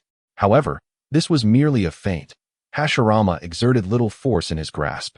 As Madara's arm fully separated from Hashirama's, he promptly raised his right leg, channeling potent chakra into it, and delivered a formidable strike aimed at Madara. He had no means to evade. With arms crossed, he shielded himself. A resounding thud echoed as the powerful kick landed squarely on Madara's crossed arms, propelling him like a cannonball deep into the forest. A thunderous crash followed, as a massive tree trembled violently, its lush leaves rustling and cascading down. Madara's back collided with the tree trunk, leaving a shallow dent, cracked and splintered. A muffled cough escaped his lips, suppressing the turmoil within. Yet blood began to froth in his mouth. Meanwhile, Izuna and Tobirama, who had been searching for an opportunity to approach their elder brother, were struck by a drastic change in expression upon witnessing the scene. Tobirama was overwhelmingly pleased, for Madara's current state indicated he had sustained considerable injury. Yet, more crucially, Hashirama was stronger than Madara. "Brother," Izuna exclaimed, his tone filled with astonishment and deep concern. In his moment of distraction, Izuna's movements faltered. Tobirama seized this opportunity without hesitation. Although Izuna quickly attempted to rectify his error, in a battle where the disparity in strength was already minimal, any lapse would become a critical vulnerability, potentially leading to an irreversible defeat. Unless the opponent also exposed a flaw, but given Tobirama's meticulous nature, such a possibility was non-existent. Thus, seizing this chance, Tobirama gradually began to overpower Izuna. Having endured numerous battles, Hashirama was not about to relinquish the hard-won advantage he had created. He advanced, re-engaging Madara in fierce combat before the colossal tree. Just moments ago, Hashirama's kick landed squarely on Madara, leaving him unable to respond with the same fluidity and ferocity as before, even though he managed to withstand the blow.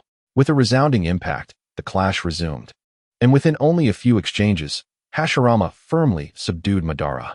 This disparity in their physical conditions was exacerbated by the fact that Madara also had to guard against the instantaneous ninjutsu Hashirama had unleashed without the need for hand seals. If he could bring this man to submission, perhaps they could sit down and engage in a meaningful dialogue.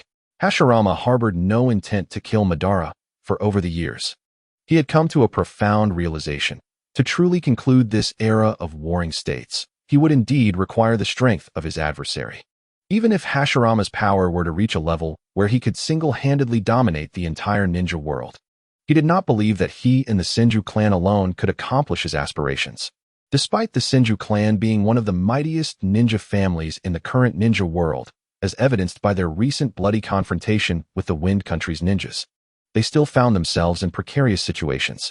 While this reasoning may appear somewhat nebulous, there existed a more direct motivation for Hashirama's desire to engage Madara in earnest conversation: the Otsutsuki clan. The conflicts unfolding in this ninja world seemed trivial, akin to children playing house, when viewed through the lens of that family.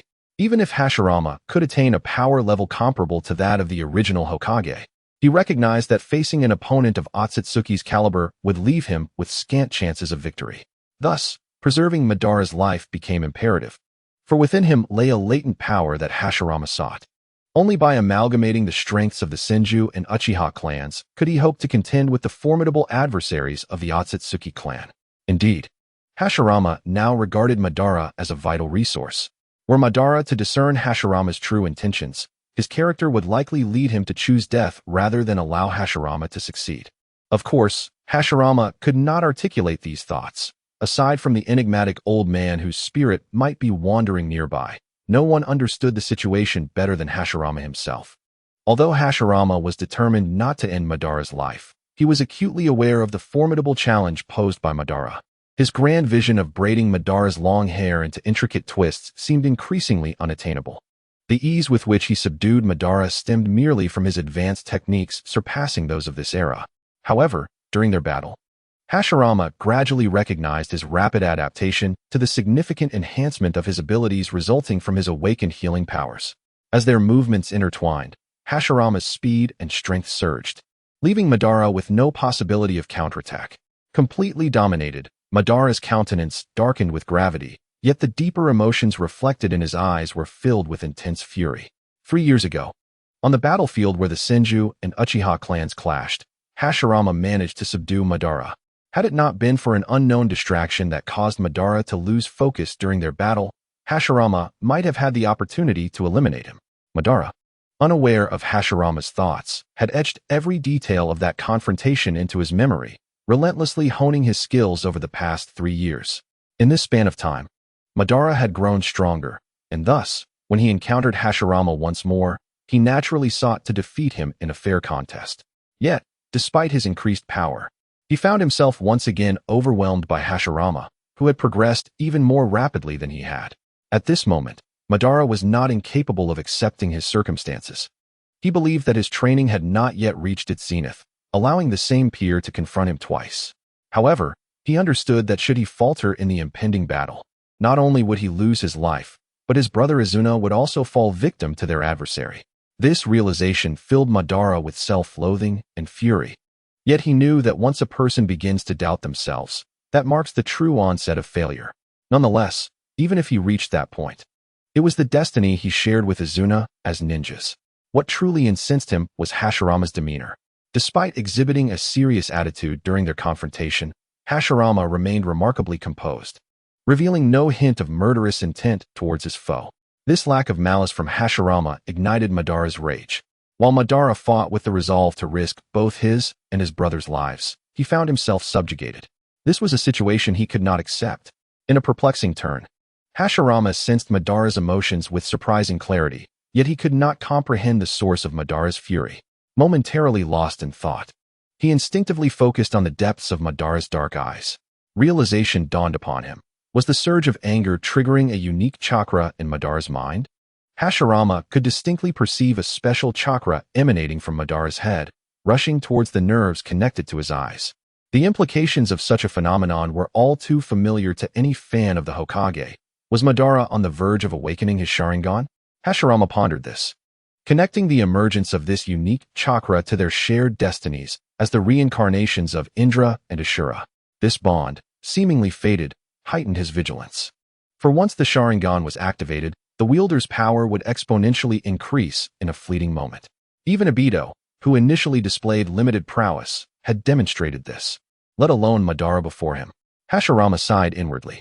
It appeared that trouble was imminent, as perceived by Hashirama. The moment the unique chakra secreted from Madara's brain surged into his dual eyes, they underwent an instantaneous transformation. With a swift motion, Madara's ebony pupils morphed into a vivid crimson hue, each eye adorned with a black tomo that spun languidly. The Sharingan activated. In that very instant of awakening, the chakra within Madara's being experienced a remarkable surge. Chakra, a fusion of spiritual and physical energy, was emblematic of his formidable prowess. Hashirama, gazing at Madara's single tomo Sharingan, couldn't help but remark with a hint of jest, "Look at Tobirama." He opened his eyes to reveal dual tomo. Yet, had Madara activated his dual tomo at that moment, Hashirama would likely have found little humor in the situation, as he would be the one facing impending defeat. Alas, who is the true protagonist here? Hashirama observed Madara, who seemed oblivious to his own newfound abilities, with a bemused expression. The activation of the Sharingan bestowed upon its wielder a pronounced enhancement in perceptual acuity. What was once Hashirama's rapidly accelerating movement now appeared to slow dramatically in Madara's eyes. Furthermore, Madara sensed he could faintly discern the trajectory of Hashirama's impending actions. Could it be? Suddenly, the weight of Madara's injuries seemed to dissipate, granting him a newfound agility. With his astute intellect, Madara recognized this transformation was no mere coincidence. Arriving at a swift conclusion, my Sharingan has awakened. Among the Uchiha clan, the ability to activate the Sharingan is the fundamental prerequisite for ascending to the ranks of the elite. Thus, Madara's emotional state remained relatively unchanged. He promptly began to explore this power that had awakened from his bloodline. Is it here? Observing Hashirama's movements, and aided by the insight of his Sharingan, Madara perceived a flaw in his adversary's actions. Without hesitation, he launched a punch toward that vulnerable spot. Hashirama, noticing the shift, quickly adjusted his stance. While Madara had indeed identified a weakness, Hashirama's reflexes were equally rapid. With a pivot of his foot, he evaded Madara's assault, leaping backward while locking eyes with his opponent. Feigning surprise as he remarked, "The Sharingan? Quite a troublesome ability." Madara's gaze lowered, his eyes fixated on Hashirama, who remained composed. His clenched fist emitted a cracking sound from the force of his grip. As a member of the Uchiha clan and the eldest son of its leader, Madara understood the essential conditions for awakening the Sharingan, the pressure exerted by an external force. This signified that, whether he wished to acknowledge it or not, Hashirama had indeed imposed upon him an unprecedented sense of pressure. One must devise a means to evade these two little rascals. As Hashirama gazed at Uchiha Madara, whose blood-red eyes were fixated upon him, a sense of urgency welled within. He had no desire to engage in combat with the latter here.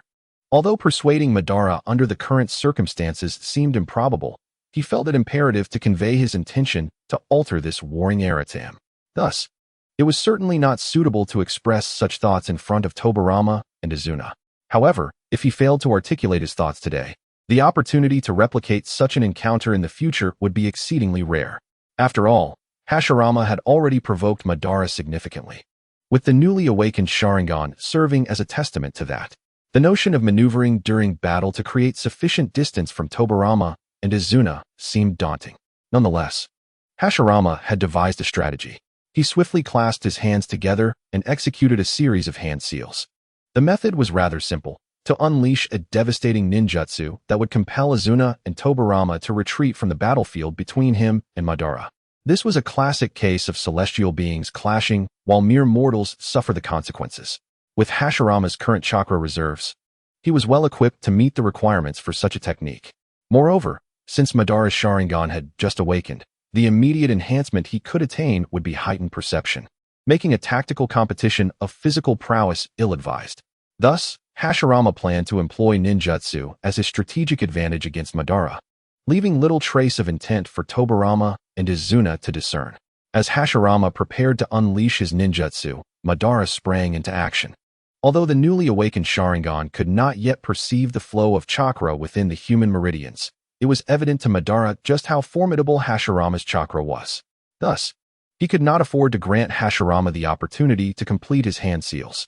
For if it came down to a simple clash of ninjutsu, Madara understood that even with the Sharingan, he would not hold a significant edge.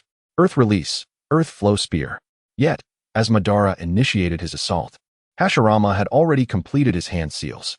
He crouched down, placing his palm upon the ground, from which sharp earth spikes erupted before him. The Earth Flow Spear, the very first earth ninjutsu Hashirama had mastered upon his arrival, had a straightforward hand seal sequence, allowing him to execute it before Madara could reach him.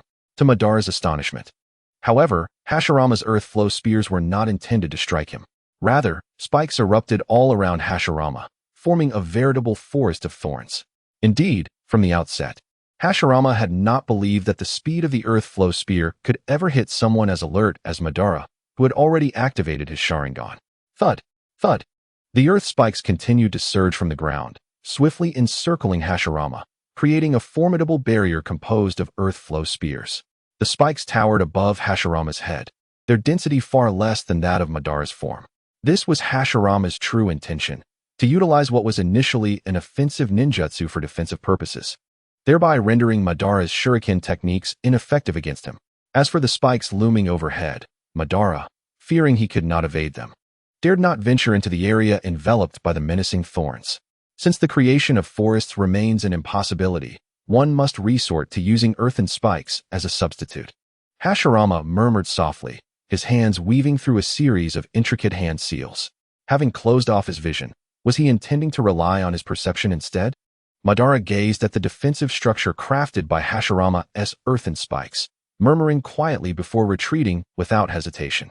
Unable to see the hand gestures Hashirama was forming, he could not ascertain the nature of the jutsu being employed. However, the considerable chakra accumulating within Hashirama indicated that the ensuing jutsu would be formidable. Though Madara possessed a degree of confidence in his own speed, he too began to form hand seals.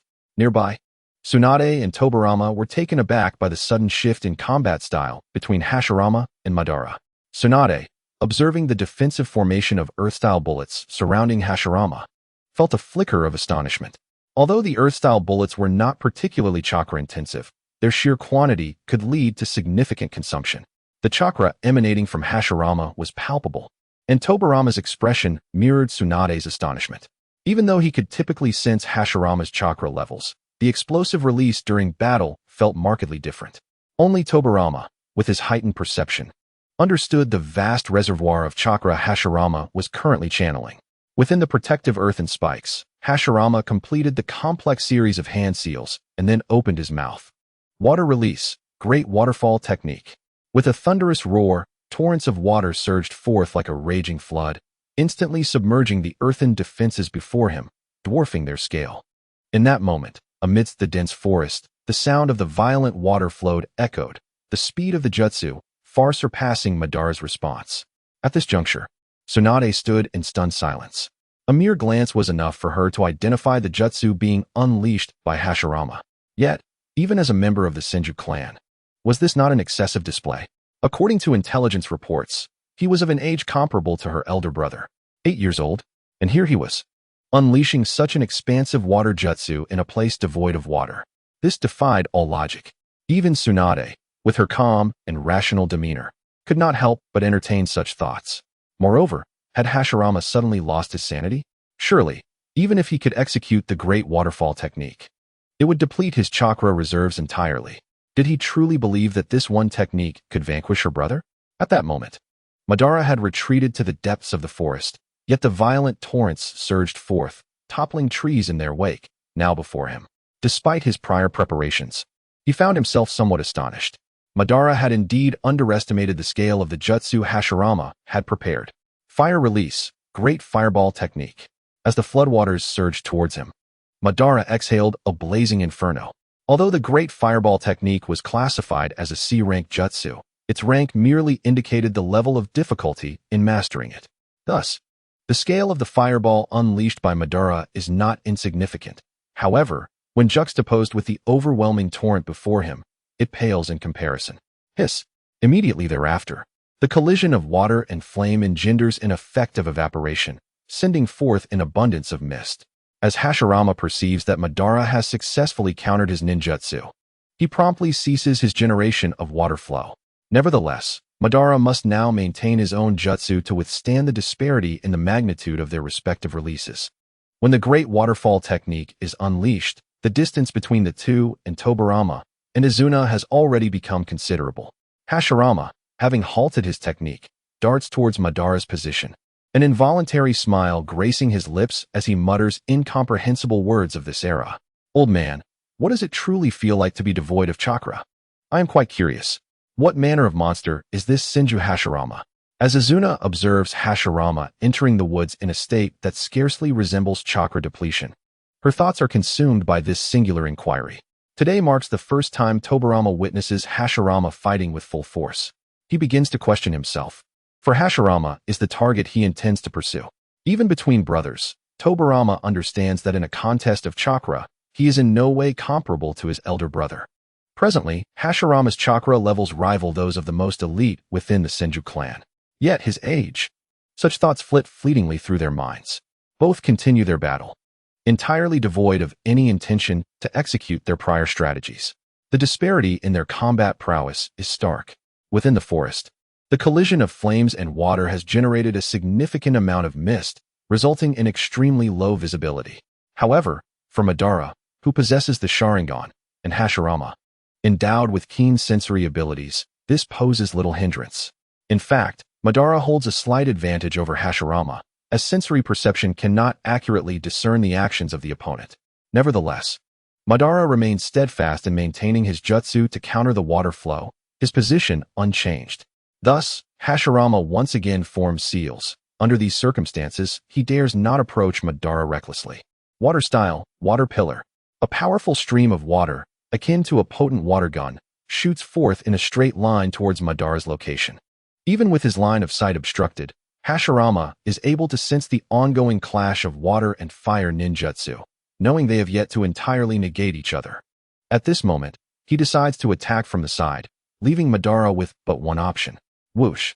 In an instant, a brilliant flame erupts before Hashirama's eyes. Faced with this situation, Madara is compelled to forcibly redirect the fireball technique to counter the incoming water stream. Hiss! The water stream is extinguished by the flames. However, he finds himself with no means to counter the subsequent flow of water. Fortunately, the Great Waterfall technique, unleashed in a fleeting moment by Hashirama, has already been largely negated by Madara's fire techniques, rendering the remaining water flow incapable of inflicting harm upon him. Yet, under the relentless onslaught of water, Madara finds it increasingly difficult to maintain his footing, gradually being pushed away by the current. As Hashirama swiftly approached, he was resolutely determined to achieve his objective. Despite Tobirama and Izuna possessing exceptional hearing, at this distance, unless he shouted at the top of his lungs, they would remain oblivious to his forthcoming words intended for Madara. By the time Hashirama arrived, Madara had forcefully steadied himself, already pushed beyond the veil of steam. Thus, he could no longer rely on the advantage of his Sharingan's insight. Suddenly, Madara turned sharply, for Hashirama had closed in beside him, charging directly towards him. This unexpected move sparked a flicker of surprise in Madara's eyes, as he believed this individual should comprehend the limited advantage of engaging in close combat with him in his current state. After painstakingly gaining the upper hand through the use of ninjutsu, he seemed to relinquish it so easily. As Hashirama's fist came crashing down, Madara deftly dodged and retaliated. Amid their intertwined movements, Hashirama inquired, "Do you find any significance in this struggle between us?" Madara felt a jolt of surprise within. Yet he understood that in the heat of battle, one should not be swayed by the words of the adversary, so he continued to strike without pause. Hashirama evaded his counterattack and continued, "Well then, perhaps you believe that the battlefield we encountered previously has turned us into foes. But what about your brother? Just an hour ago, they were essentially strangers, yet now they stand as enemies, fighting for their lives. Do you consider that normal?" As Hashirama exchanged blows with Madara, he persistently spoke, aware that mere words would not easily sway him. "Is it because of the animosity between the Uchiha and Senju clans? Is it necessary for children like us to engage in mortal combat upon meeting? Has this life, from the moment of our birth into the Senju and Uchiha clans, been predestined?" Hashirama posed these questions, and while Madara's actions remained uninterrupted, Hashirama noticed a flicker of emotion in his eyes. He was acutely aware that Madara had four brothers, one of whom had tragically passed away not long ago. Surely, you yearn to alter this unjust world, where even children must serve as warriors, sacrificing their youthful lives. At this juncture, Hashirama's emotions surged as well. Being a time traveler, he found it increasingly difficult to accept a reality where children were compelled to undergo combat training from such a tender age. In the world he once inhabited, he would have only just begun elementary school at his current age. Tobirama, Kawarama, and Asuma should still be in the bloom of childhood, just as Madara and his brothers ought to be. Even in a world dominated by ninjas, where strength dictates the law and no explicit rules exist, such a reality felt profoundly unnatural. "What exactly are you trying to convey?" Sensing the fluctuation in Hashirama's emotions, Madara finally spoke, furrowing his brow as he asked in a low, steady voice. As the words fell, Hashirama eased his offensive stance and remarked, "I believe that our conflict is entirely unwarranted, for it serves no purpose other than to perpetuate the so-called hatred, leading to the demise of more of our kin, more innocent children. I am loath to lose my family and brothers. Thus I desire a resolution that transcends not only the Uchiha and Senju clans, but encompasses the entirety of this ninja world." These words from Hashirama were sincere, and he was acutely aware that deep within, Madara shared a similar aspiration, albeit they differed in their methods of achieving it. Sensing the diminishing hostility from Hashirama, Madara paused, hesitating slightly as he retreated and lifted his gaze to Hashirama, inquiring, "So, you are attempting to persuade me? What is your rationale?" "Because I firmly believe that the future you will grow exceedingly powerful, just as I shall, strong enough to alter the course of this world," Hashirama replied. "You truly are a naive fellow, thinking you can sway your adversary," Madara retorted, a smirk gracing his lips as he shook his head with a light chuckle. "So, does that imply you are prepared to lead the entire Senju clan in submission to my Uchiha clan?" Despite lacking any sense of racial pride and showing little interest in power, viewing Madara's words as youthful bravado, Hashirama had no intention of yielding to Madara. He understood Madara's nature, recognizing that their approaches to conflict were fundamentally different. Most importantly, Hashirama knew that even though this individual before him would become formidable in the future, he could still treat him, along with the strongest tailed beast, the Nine Tails, as a mere subordinate. I am the god of ninjas. Do I lack pride? Whether in this moment or throughout my life, you shall never surpass me. Why should I submit? Even if you are Madara Uchiha, what does that matter? Hashirama fixed his gaze on Madara, silently questioning, do you deserve this? No, Hashirama declared firmly, observing the insufferable expression on Madara's face, laden with arrogance. He resolutely dismissed the notion of being subjugated by Madara, aware that even the collaborative approach taken by the first Hokage in the original narrative bore significant drawbacks. For at his core, Madara was an arrogant individual. During the Warring States period, as the leader of the Uchiha clan, he allied with Hashirama, the leader of the Senju clan, to restore peace. Their statuses were equal. However, with the establishment of the ninja village system and the emergence of the concept of a leader, or Hokage, envisioned by both Hashirama and Madara to govern the village, complications arose. Perhaps the original Hashirama genuinely wished for Madara to become the first Hokage of Konohagakure. Yet the current Hashirama could never allow someone with authority over him to exist in the future. For if these matters were entrusted to Madara, the ninja world would likely descend into chaos. Thus, Hashirama resolved to maintain a position above Madara, though given Madara's nature, this ambition would prove increasingly challenging. Fortunately, the Madara before him was still a young mind, not yet fully matured. The essence of cultivation lies in nurturing from a tender age. Since the original portrayal of Hashirama left an impression on Madara as a rival worthy of respect, both as an adversary and a friend, it is imperative that from this moment onwards, Hashirama seeks ways to consistently undermine Madara's pride. He must instill in him the understanding that he, Senju Hashirama, surpasses Uchiha Madara in strength. However, such a declaration cannot be made in the current context, lest Madara rally the entire Uchiha clan against Hashirama in a bitter feud. This scenario is untenable. Yet, should the Senju and Uchiha unite, their collaboration could indeed transform the ninja world, rendering the impossible achievable. Hashirama, adopting a mindset that refrains from stooping to the level of a petulant child, maintains his composure in response to Madara's brazen demeanor. In truth, he finds himself not so different from Black Zetsu at this moment. While Black Zetsu schemes against Madara, Hashirama employs a strategic approach. Madara, observing Hashirama, gazes upon him with an expression reminiscent of a caregiver tending to an innocent child. Soon after, Madara reignites his fighting spirit, his crimson eyes fixed upon Hashirama, having decided he no longer wished to engage in dialogue. This outcome aligns with Hashirama's expectations, for the bond he shares with Madara diverges significantly from that of the original narrative. To anticipate a foe whose thoughts have yet to fully mature to contemplate his own suggestions during battle is a feat achievable only by Naruto. What are you so arrogant about?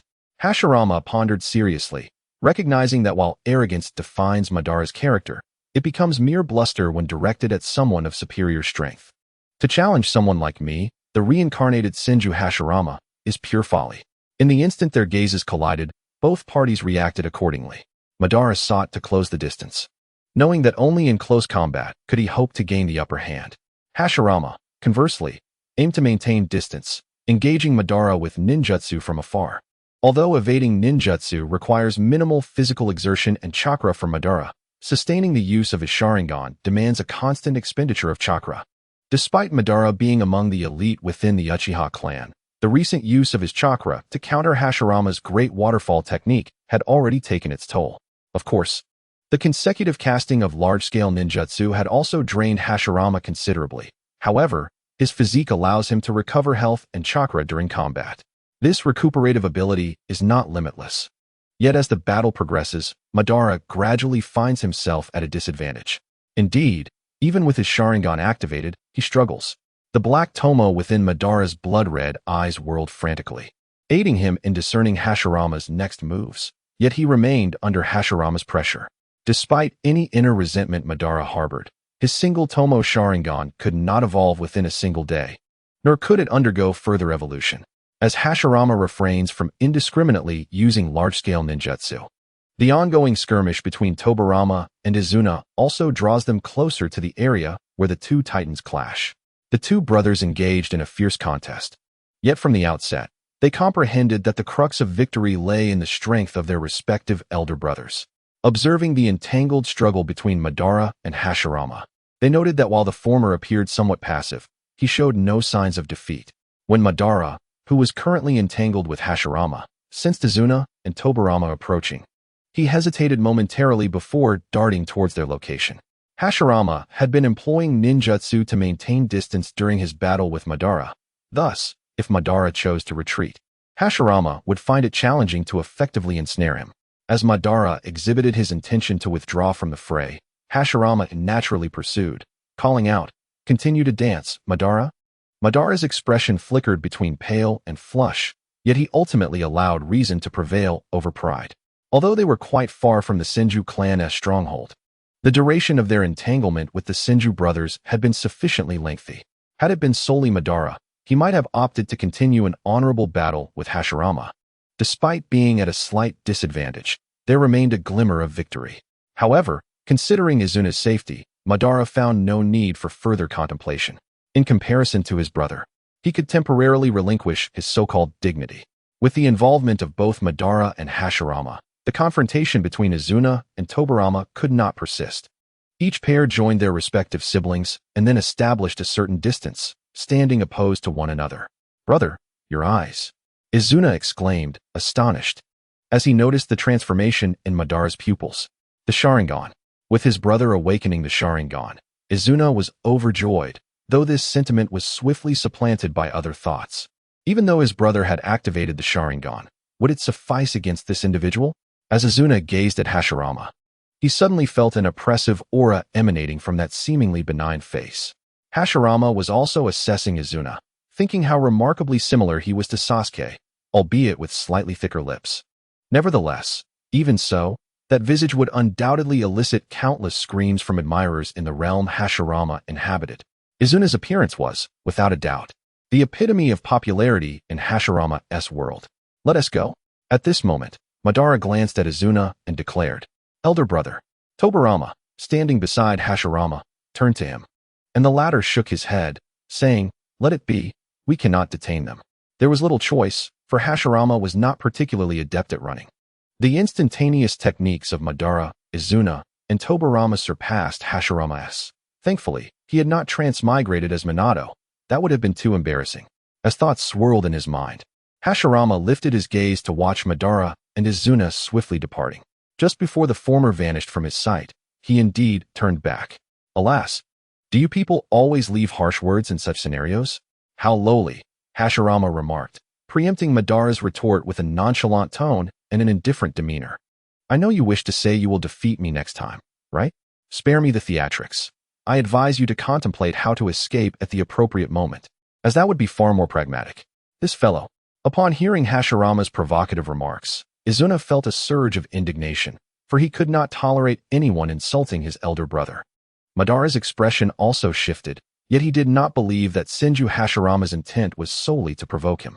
From a certain perspective, Hashirama's words did ring true. He had been thoroughly suppressed in both encounters with him. Rather than venting his frustrations, it would be more in line with Madara's character to silence him with genuine power the next time they crossed paths. "Very well, I shall await that moment." Thus, Madara locked eyes with Hashirama, leaving behind a few weighty words. Izuna, standing beside Madara, turned to Tobirama and inquired, "Uchiha Izuna, what is your name?" "Senju Tobirama," came the reply, as their gazes met. Not only were Hashirama and Madara rivals, but Tobirama and Izuna also regarded each other as formidable opponents in this battle. The two shared many similarities, granting them a deeper understanding of each other's formidable strengths. Soon after, Madara and Izuna vanished from the sight of the Senju brothers. What a dilemma, Hashirama pondered, reflecting on Madara's departure with a hint of vexation. Madara was evidently unfazed by his provocations, suggesting a deviation from the character depicted in the original narrative. Perhaps their early encounter was the cause of this divergence, as he aimed to mold the most imposing Uchiha Madara of the original story into his envisioned version. The road ahead was indeed arduous. However challenging it may be, Hashirama would not relent. Since Madara had made such a statement, he would simply have to shatter his pride during their next meeting. It seemed he needed to devise alternative methods to enhance his strength. Hashirama mused that Madara had already awakened the Sharingan during their battle. And once he fully mastered the abilities of the single Tomo, his power would inevitably increase significantly. Although this might not allow Madara to surpass the current Hashirama, he was still Uchiha Madara, and Hashirama could not afford to be complacent. In his mind, Hashirama had already formulated several strategies for strengthening himself. For instance, he had nearly adapted to the changes brought about by the substantial increase in chakra during this battle. With the amount of chakra he possessed now, he was beginning to practice some of the more advanced jutsu of the Senju clan. The A-rank waterfall technique had become one of the strongest techniques he had mastered thus far. Let us depart. With the objective of their visit accomplished, Hashirama spoke to Tobirama, and the two began their journey back toward their clan's residence. On their way home, they encountered members of the Senju clan. It was hardly surprising, for although their previous position had been quite distant from the Senju stronghold, the commotion caused by Hashirama's jutsu would surely have alerted the clan's sensory ninjas. Otherwise, the Senju would not dare claim to be one of the two strongest ninja clans of the era. If possible, Hashirama would certainly prefer to conceal his encounter with Madara and Izuna, yet it appears that such a wish is no longer feasible. Soon, he would hand over the report to Tobirama. Observing Tobirama, who was lost in contemplation, Hashirama understood that the existence of the Uchiha brothers would undoubtedly impact him. Izuna was, without a doubt, Tobirama's lifelong rival, while Madara loomed over him like a psychological shadow in the original narrative. In stark contrast to Hashirama and Tobirama's path, Madara and Izuna hastened back to the Uchiha clan's stronghold without delay. The journey was marked by silence, and after a prolonged pause, Madara turned to Izuna and inquired, "What do you think of the Senju, Tobirama?" Izuna's expression was grave as he replied, "He is quite a formidable opponent. He nearly perceives all my actions." Madara, taken aback by this revelation, recognized Izuna's prowess. Although their combat capabilities might differ, when it came to creating openings in battle, Izuna surpassed even Madara. However, I will not be outdone. When we meet again, I shall use him to sharpen my blade. Due to the upbringing within the Uchiha clan, Izuna's demeanor remained composed. Yet pride resonated in his tone. Until today, among his peers, only his elder brother had earned Izuna's admiration. Yet, whether Izuna acknowledged it or not, the undeniable truth was that Hashirama Senju, already esteemed by the clan's leader and elders, surpassed even Madara in strength. Throughout their journey, Izuna observed Madara's demeanor. Though appearing calm, Izuna was acutely aware that after their encounter with Hashirama, Madara had been grappling internally with the challenge posed by him, particularly regarding the outcome of their battle. Even if Madara did not necessarily face defeat, he perceived the situation as a loss. Just as Izuna sensed that Madara's emotions were beginning to stabilize, their ascent onto the trunk of a great tree was abruptly interrupted when Madara halted his steps.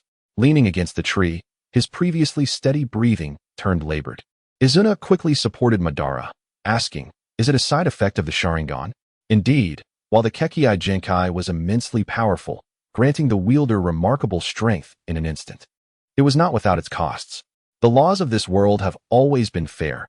Every form of power comes with a price or a weakness. Even though Madara was recognized as a prodigy within the Uchiha clan, activating the Sharingan during battle and utilizing it for an extended period naturally imposed a strain on his body. Moreover, he had set the record for being the youngest to awaken the Sharingan in his clan's history. "I am fine," Madara said, regulating his breath. "I did not expect that besides Hashirama Senju, his brother would also be such a challenging adversary." Izuna spoke solemnly. "That is an undeniable truth. Much like we both understand our own potential." Spot nodded slightly, his gaze lowered, and within his jet-black eyes flickered a tumult of emotions, unnoticed by Izuna. It was astonishing that this individual shared his thoughts. At that moment, a surge of joy arose within Spot, as he had believed that in this era, he was the sole exception capable of transcending the shackles of familial hatred to contemplate the unreasonable laws governing this world. Even Izuna, who stood beside him, had failed to align with his perspective. Thus, Spot's feelings were intricate. While he was grateful to encounter someone who resonated with his thoughts, he simultaneously realized that this individual was the very target he had determined to eliminate years prior. Contemplating this, Spot smiled faintly to himself, acknowledging that it would not be so straightforward. With regards to Hashirama Senju, Spot desired his demise, but the reality of executing such a plan was far from simple. Perhaps, however, this was preferable. for Spot has never been fond of endeavors that could be effortlessly achieved. At the Senju clan stronghold, Hashirama and Tobirama emerged from the clan leader's tent. After their confrontation with Spot and Izuna, their return to the clan was inevitably met with a series of inquiries. Most questions posed by Hashirama were addressed by Tobirama, who excelled in such matters. Of course, Hashirama did not remain entirely silent. He could not evade discussions concerning Uchiha Spot. Therefore, aside from his conversation with Spot, Hashirama recounted the details of their battle, including the moment Spot activated his Sharingan. As was customary, the interest of Hashirama and the other high-ranking officials of the Senju clan in the 8-year-old Uchiha Spot, upon learning of his Sharingan awakening, undoubtedly intensified. Spot's awakening at such a tender age shattered the previous record for the youngest member of the Uchiha clan to unlock the Sharingan. However, to Hashirama, this development was hardly astonishing. Records merely serve to determine the starting point of a strong individual. The endpoint remains unbound by any such limitations. For instance, Sasuke realized he awakened his Sharingan at 12 during his first mission in the Land of Waves, during his battle with Haku. His elder brother, Itachi, had achieved this feat at the mere age of 8. Both brothers were undoubtedly prodigious, having evolved their Sharingan to the 3-tomo form by the age of 13. Meanwhile, Obito, once deemed the clan's underachiever, exemplified that records are inherently meant to be surpassed. The name Izuna Uchiha had also entered the purview of the Senju upper echelons alongside Spot. However, much like Tobirama overshadowed Hashirama, Izuna's talents were largely eclipsed by Spot. Nonetheless, due to the dual-core training strategy proposed by Senju Taijima, Izuna Uchiha had begun to attract the attention of the Senju high ranks. Hashirama wore a troubled expression for his encounters with Tobirama, Spot, and Izuna that day would inevitably impose strict limitations on his future actions, although he may not reach the level of the Jinchuriki overseers from the original work. The value demonstrated by Hashirama has inevitably drawn the attention of all the high-ranking officials. True strength should not be constrained. Hashirama sighed deeply since his arrival in this world. He has spent the majority of his time within the Senju clan. Although he has accompanied his clansmen on various missions, he has had little autonomy in his actions.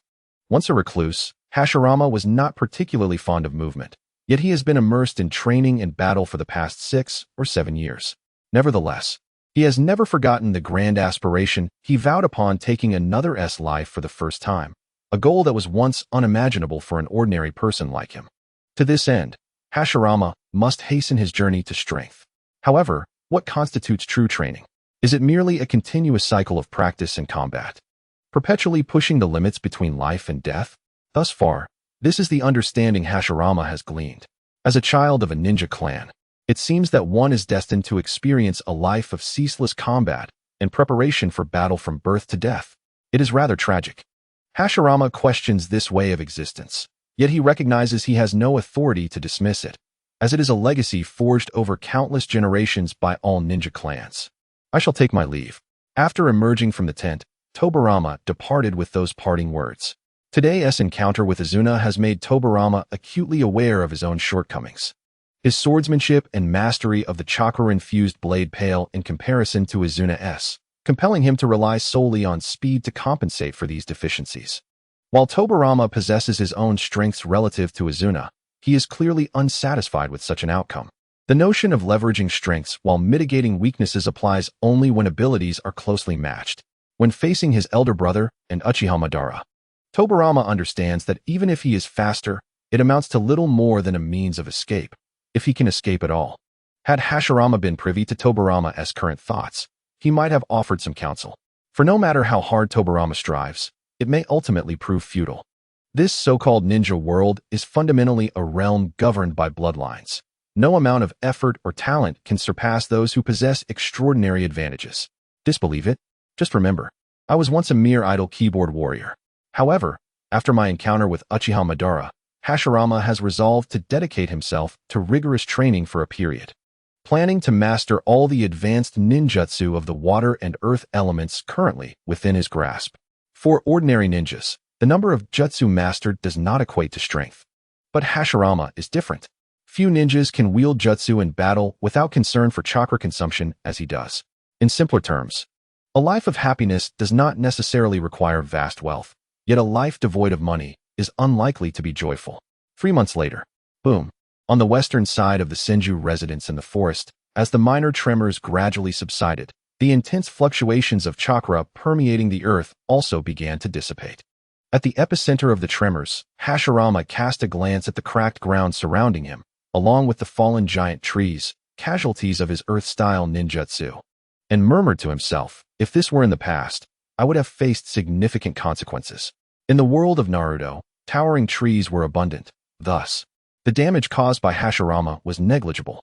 After dedicating 3 months to his training, Hashirama had finally mastered the advanced ninjutsu within the Senju clan, though true mastery would require far more time. Moreover, he had engaged in little practical combat, having spent those months practicing solely on lifeless trees. Subsequently, Hashirama settled down cross-legged and unfurled several scrolls before him. These scrolls contained all the advanced ninjutsu known to the Senju clan, covering not only earth and fire styles. Acquiring these scrolls had demanded considerable effort on his part, particularly due to the pivotal role his shadow clone technique played during his last encounter with the Wind Country ninjas. Otherwise, despite being the clan leader's son, obtaining such invaluable ninjutsu scrolls would have proven exceedingly difficult. As he spread the scrolls across the ground, resting his elbows on his legs and cradling his head in his hands, he pondered. It was quite normal not to possess sage arts. But did the Senju clan truly lack even a contract with the summoning beast?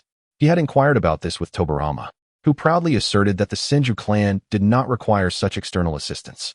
Yet, Hashirama understood that in this era of warring states, where personal strength dictated everything, ninja clans would go to great lengths to enhance their foundational power. Forming contracts with formidable summoning beast clans was undoubtedly a coveted aspiration for all clans. However, thus far, only the Sarutobi clan, allies of the Senju, had achieved such success. In this tumultuous era, the Sarutobi clan's leader, the Monkey King Enma, was recognized as the most powerful summoning beast among all ninjas. He murmured the names of the 3 revered locations, Mount Myaboku, the Dragon's Cave, and the Wet Bone Forest. These were regarded as the 3 great sacred lands by later generations of ninjas, each home to formidable summoning beast clans. Mount Myaboku was most frequently depicted by authors, while the Dragon's Cave was showcased in later narratives. The most mysterious of the 3 was the Wet Bone Forest, which had scarcely been described directly. Many readers speculated that Tsunade received her legacy from the first Hokage at the Wet Bone Forest. However, Hashirama was uncertain, at least in this Warring States period. The names of the 3 sacred lands were unknown to most. In fact, during Naruto's era, few ninjas were aware of the so-called 3 sacred lands. There were also claims that Hashirama's sage mode was derived from the Wet Bone Forest, a point the author never clarified in the supplementary materials.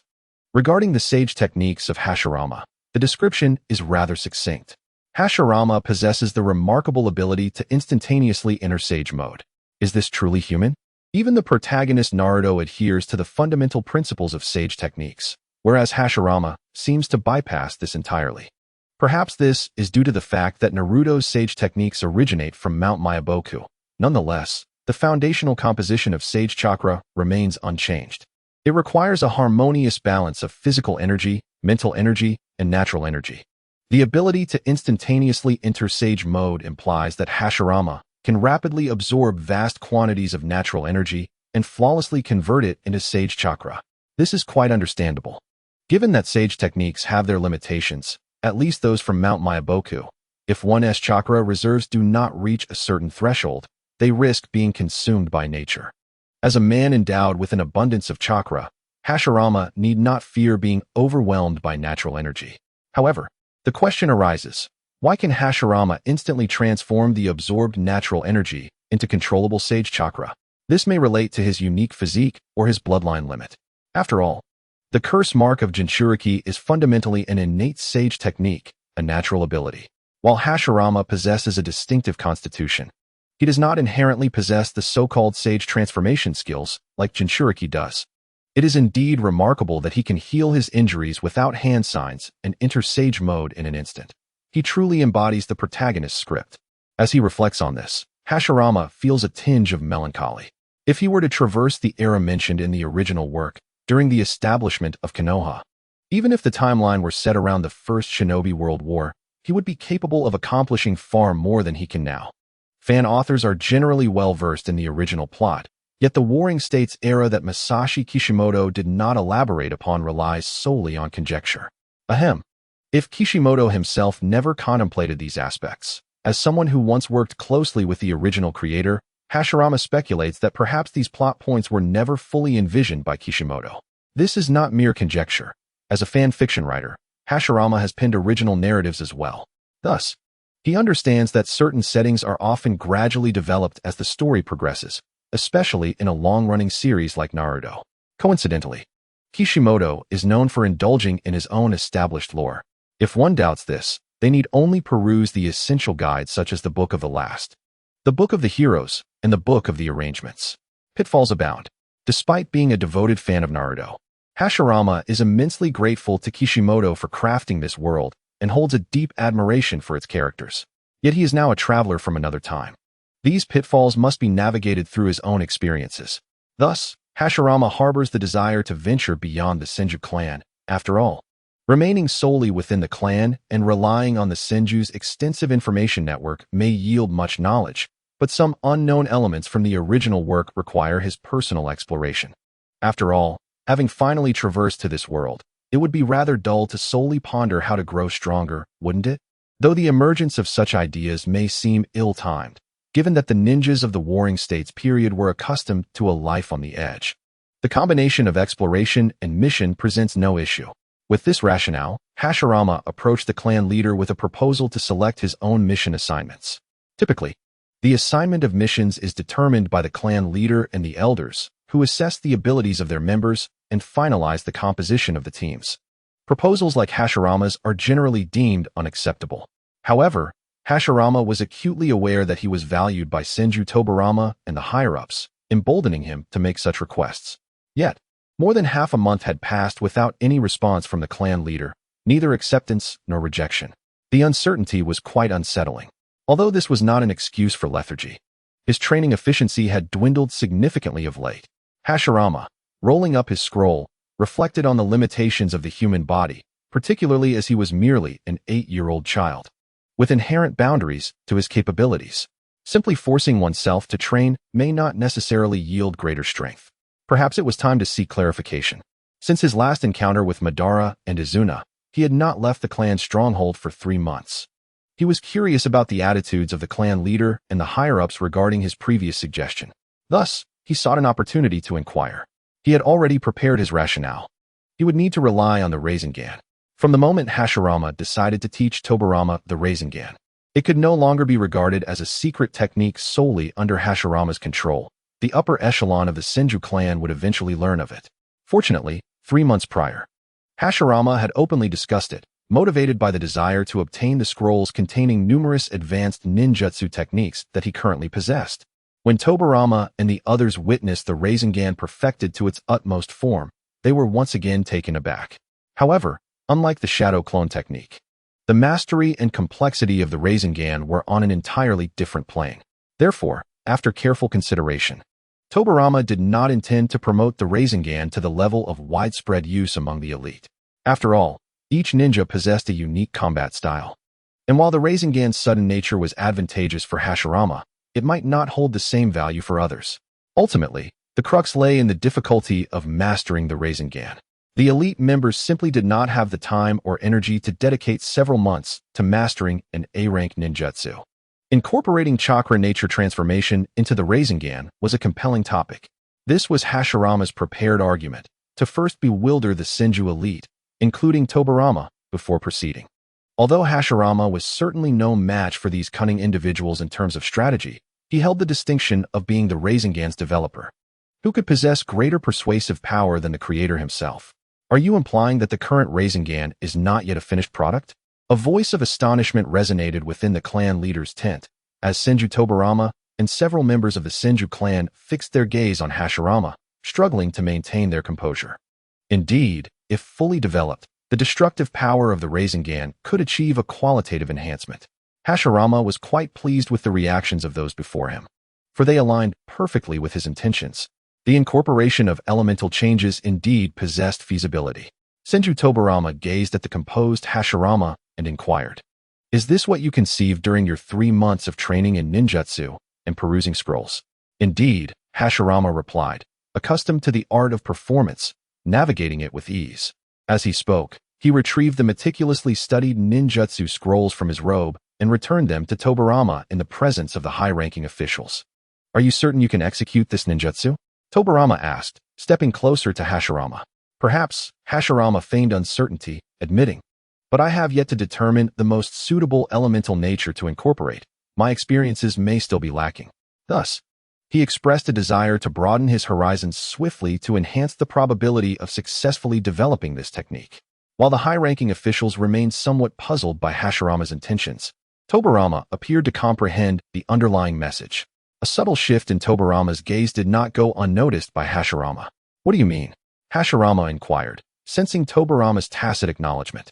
Upon realizing that Tobarama was offering him a way out, Hashirama paused briefly before stating, although our Senju clan boasts experts proficient in various elemental ninjutsu, what I seek is the understanding of chakra properties among the ninja of different nations. This statement held a kernel of truth, while the other half was a fabrication conjured by Hashirama. The comprehension of chakra properties varies not only between nations, but also among individual ninjas of the same affinity. From a perceptual standpoint, while chakra within the human body is categorized into 5 elemental types alongside the unique yin-yang properties, each individual's chakra is distinct. No two people possess identical chakra, even if they are related by blood. I wish to encounter the elite from various nations, as this will expedite my completion of the technique. Hashirama feigned the demeanor of an ardent researcher of ninjutsu, though there was an element of sincerity in his pretense. Given the opportunity, he genuinely aspired to experiment by integrating 3 additional chakra natures into the Rasengan, beyond just wind and lightning. Although the original work had thoroughly articulated the combat system of the first Hokage, it was evident that Hashirama had diverged from that path. Mastery of the most formidable wood release was paramount. Yet, as a reincarnation of Ashura, he could also employ Naruto's combat techniques, even seeking ways to amalgamate the 2 styles. For instance, he envisioned utilizing the wooden clone technique to simultaneously execute a Rasengan infused with diverse chakra properties, rather than solely relying on the physical destructive force of the clone's size. With such a technique unleashed, even Uchiha Madara, with his Susanoo, might meet his demise. However, upon articulating this thought, it became clear not only to Tobarama, but also to the other Senju high-ranking officials.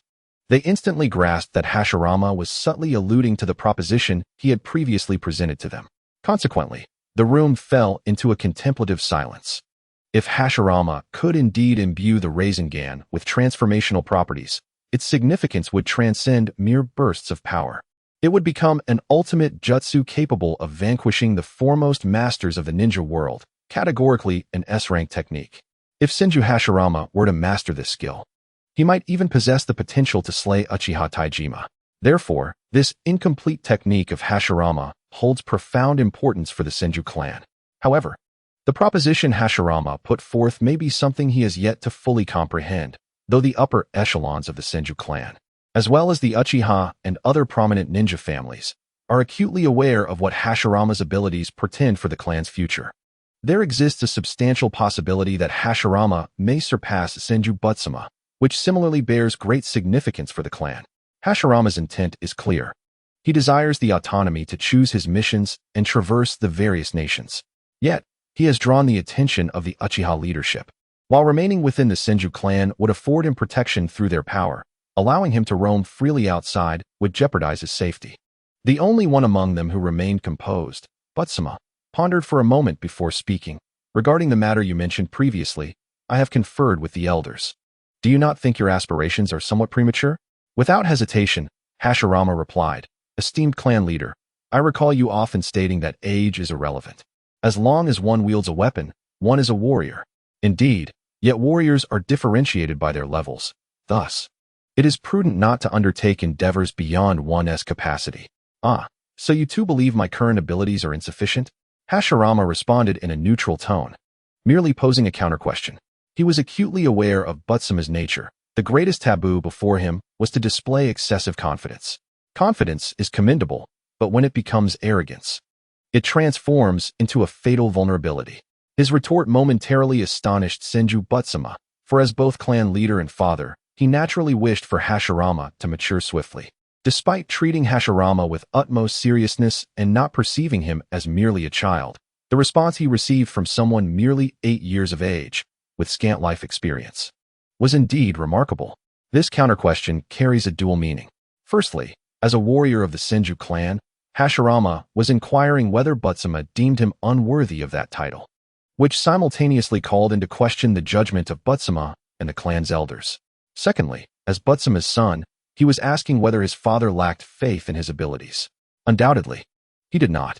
Recognizing this, Butsuma felt a flicker of joy, for Hashirama's retort indicated that his earlier proposal was not born from youthful arrogance or overconfidence, but rather a conclusion reached through careful contemplation. Buddha Jin smiled, this time without concealing the expression on his face. His intense, oppressive gaze fell upon Zhu Jian as he slowly spoke. In that case, let us conduct a test. Engage me in combat, and should you earn my endorsement and that of the higher-ups, I shall acquiesce to your proposal. As his resonant voice echoed, an immediate silence enveloped the grand tent. An atmosphere so still one could hear a pin drop. Zhu Jian, momentarily taken aback, felt the weight of Buddha Jian's scrutinizing gaze, sending a chill down his spine. The method was reminiscent of a richly woven fantasy narrative. Are you serious, esteemed clan leader? Zhu Jian suppressed his urge to voice his skepticism, though the thought lingered unspoken. Generally, such scenarios are tropes often employed in fantasy literature, where one proves their worth through the crucible of battle. Despite having penned similar tales in his earlier fanfiction, Zhu Jian had initially ventured into writing through the lens of fantasy, a stylistic choice. How could Buddha Jian, a native ninja of the Senju clan, adopt the same narrative flair? Yet, in truth, the worldview of Naruto can be likened to foreign fantasy. The conceptual essence of the fictive energies in those tales bears striking similarity to chakra. However, the unique combat style of Naruto stands apart, enriched by emotional expressions beyond mere fighting, a dimension most fantasy novels fail to capture. Regardless of its perceived cliches, Buddha Jin's approach proved effective. As the other higher-ups of the Senju clan fell silent, eager to discern how he intended to assess Zhu Jian. A genuine confrontation? Absurd. It was inconceivable. For even 100 Zhu Jians combined would not stand a chance against Buddha Jian. The disparity in strength was colossal. Buddha Jian continued, your every thought pertains to ninjutsu. Thus, let us engage in a contest of ninjutsu. If you can withstand the techniques I employ, that will suffice. Is this assistance? Zhu Jian mused, contemplating that if this were a chapter in a fantasy novel, it might aptly be titled One Strike or One Palm. He recognized the vast chasm separating him from Buddha Jian. For Zhu Jian, competing in any arena against Buddha Jian seemed futile. However, ninjutsu was a different matter. The potency of ninjutsu is inherently tied to the user's proficiency, yet to a certain extent, it also hinges on the volume of chakra possessed by both parties. In the original narrative, how many formidable ninjutsu users had an abundant chakra reserve? Even Kakashi, often perceived as having a chakra deficiency, was considered so relative to other elite practitioners. After awakening his self-healing abilities, Zhu Jian experienced a significant enhancement in chakra and among his clan. Only Buddha Jian surpassed him in this regard. There was potential here. This was not arrogance on Zhu Jian's part. The worst outcome would merely be defeat. For Buddha Jian would surely not harm him fatally. There was little to lose and much to gain. To decline would be foolish. Yet, the expression displayed by Hashirama was one of hesitation. Otherwise, if Madara sensed his change of heart, it would be quite troublesome. His reluctance to give a direct answer stemmed from a desire to gauge the reactions of the other high-ranking members of the Senju clan. Clearly, Madara had made a hasty decision without prior consultation with them. However, at that moment, the high-ranking members had no objections. Even if they had, they would not dare voice them. That would be tantamount to slapping the clan leader in the face. Of course, some could comprehend why Madara acted in such a manner. For Hashirama, it was not only an opportunity to showcase his strength, but also a chance for personal growth. To think he could withstand Madara's ninjutsu assault merely by relying on chakra alone was indeed a gross underestimation. Madara was, after all, one of the most formidable ninjas acknowledged by all during this Warring States period. Would you accept such a condition? Madara continued to exert his pressure. A ninja of his caliber could intimidate even the feeblest of opponents with mere presence. Hashirama's garments were drenched in sweat as he pondered the situation. However, as a time traveler, he was not one to succumb to fear, unless, of course, he could not contain himself. Under Madara's piercing gaze, Hashirama struggled to lift his head and said, "I am immensely grateful to the clan leader and the elders for this opportunity, which I shall cherish deeply." As his words echoed, the oppressive aura that had made his voice tremble dissipated. "Do you require time to prepare?" Madara inquired further. After a moment of contemplation, Hashirama shook his head, responding, "If this is a genuine battle, I likely won't have much time to think, so no need." The underlying truth was that he had no idea what techniques Madara would employ, and even if he did, it would be of little consequence. The disparity in strength was too vast. Any form of preparation would be futile. "Then let us proceed to the river near the clan," Madara declared. Turning to one of the Senju elders, he said, "Elder Ray, please maintain order within the clan for the time being." "Understood," the elder replied, aware that Madara's use of large-scale ninjutsu would undoubtedly draw the attention of the clan members. Truly, he was like a father figure. Hashirama rose to follow Madara and the others as they exited the tent. Madara had chosen the riverbank as the testing ground, presenting two extreme possibilities. On the positive side, Madara had selected a location favorable to Hashirama. On the negative side, if Madara were to utilize the river for large-scale water ninjutsu, Hashirama would surely be in distress. Based on Hashirama's past experiences, he knew that this old man was quite unpredictable, and he suspected that today's trial would not be easy. Nevertheless, having already agreed, he resolved to test the waters and see how it would turn out. The small river near the Senju clan's encampment was approximately 5 to 6 meters wide. Upon reaching the riverbank, Hashirama stood alongside Madara, while several high-ranking members of the Senju clan lingered in the shade of nearby trees, observing intently. From a distance, the oddly proportioned figures of Hashirama and Madara stood in confrontation, creating an undeniably peculiar sight. How did Lord Hashirama intend to respond? Among the spectators, Senju Ki was present, having distinguished himself in battle several months prior. His remarkable achievements, coupled with his innate prowess, positioned him favorably within the ranks of the Senju clan. Though he had yet to attain the status of elder due to his relatively recent induction, he might be the only individual present who harbored faith in Hashirama's capacity to withstand the onslaught of Butsuma. This belief was not entirely unfounded. During Hashirama's instruction of the clan's elite in the art of shadow clones, Senju Ki had already discerned the truth behind the inexplicable shuriken that had eluded his understanding 2 years earlier. That shuriken had, in fact, been launched by a shadow clone hidden behind the trunk of a tree. Hashirama had mastered the shadow clone technique by the tender age of 3. Although initially, Senju Ki found his own conclusions somewhat implausible, subsequent events affirmed that what seemed impossible in Hashirama's presence might merely be commonplace. Perhaps even Hashirama himself had not anticipated the depth of Ki's perception. At the riverbank's edge, Hashirama suddenly retreated, his hands clasped in preparation for a seal. Simultaneously, he sensed a formidable chakra emanating from Senju Butsuma. Instantly alert, he focused intently on Butsuma's hands, which were poised to form a seal. What technique could this be? To his astonishment, Hashirama could hardly contain himself as he observed the staggering speed at which Butsuma was forming the hand seals. His keen eyes could scarcely discern the intricate gestures involved. By the time Hashirama fully registered Butsuma's actions, the latter had already completed a series of hand seals. Butsuma opened his mouth, his chest heaving, and unleashed a torrent of water. The colossal wave surged forth, cascading towards Hashirama with a roaring intensity, reminiscent of a dragon's cry. The water dragon bullet technique. A water dragon measuring over 10 meters in length surged toward Hashirama with ferocious momentum. When the jutsu fully materialized, it was merely a few meters from him. This is serious, Hashirama thought, realizing that Butsuma had unleashed a water-style jutsu. However, the swiftness of his opponent's actions left Hashirama with little time to react. It was not until the dragon's head was clearly visible before him that he fully grasped the situation. The current circumstances far exceeded Hashirama's expectations.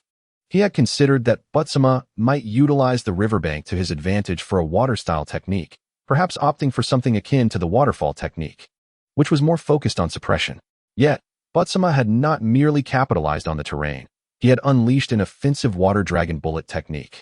Despite being classified as a B-rank jutsu, its destructive potential when wielded by a ninja of Butsuma's caliber, was nothing short of formidable. In truth, had Hashirama been allowed to fully prepare and exert himself, he could have withstood this jutsu without significant difficulty. But Butsuma's rapid execution left him with scarcely any opportunity to form seals. Evading is simply not an option, as there is no time for it. The senior members of the Senju clan, witnessing the scene, furrowed their brows. They were unaware of the extent of Hashirama's power. If he were unable to withstand the onslaught, even if Tobirama could swiftly retract his jutsu, such a large-scale water dragon jutsu would undoubtedly cause Hashirama severe injuries. At that moment, the shrill roar of the water dragon could even shatter Hashirama's eardrums, and his entire body was nearly drenched in sweat. However, despite the unexpected circumstances, no matter what jutsu Tobirama intended to employ, Hashirama's response would remain consistent. He interlaced his hands and formed the ram seal. The ground before him began to writhe rapidly, and a doppelganger crafted from earth release, identical in stature and appearance to him, emerged, standing resolutely before him. At this instant, the water dragon was perilously close to the earth release doppelganger. Had this doppelganger been any weaker, it might have been obliterated before it could react. Yet, facing the formidable Tobirama, Hashirama dared not be reckless. Thus, the doppelganger possessed nearly half of his chakra reserves.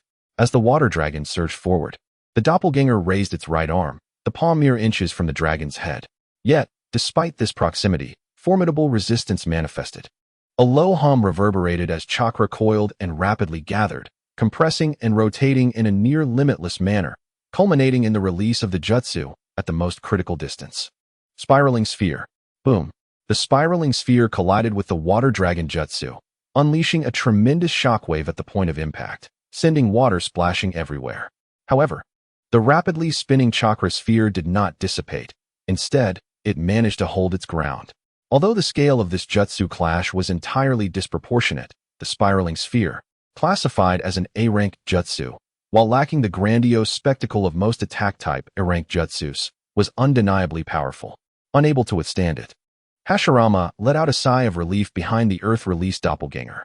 The water dragon jutsu unleashed by Tobirama could not be entirely countered by the spiraling sphere alone. However, taking advantage of the momentary standoff, even Hashirama's mastery of body flicker technique would allow him to evade the current attack range. In straightforward terms, it was as such. Yet, although Hashirama could not see Tobirama's movements at this moment, he could distinctly sense the turbulent chakra fluctuations within his opponent, clearly indicating a transformation of jutsu was underway. With a swift motion, Hashirama accumulated chakra in his legs, propelling himself forward while simultaneously forming hand seals. Meanwhile, Tobirama was also performing hand seals. As his seal changed, the once menacing water dragon jutsu, which had exuded an aura of malice, suddenly weakened, causing the entire dragon body to disintegrate. However, at the same time, a massive torrent surged forth from behind the dragon's remnants, merging with the water left in the wake of its collapse. A vast azure deluge cascaded forward, crashing onto Hashirama's earth-released doppelganger.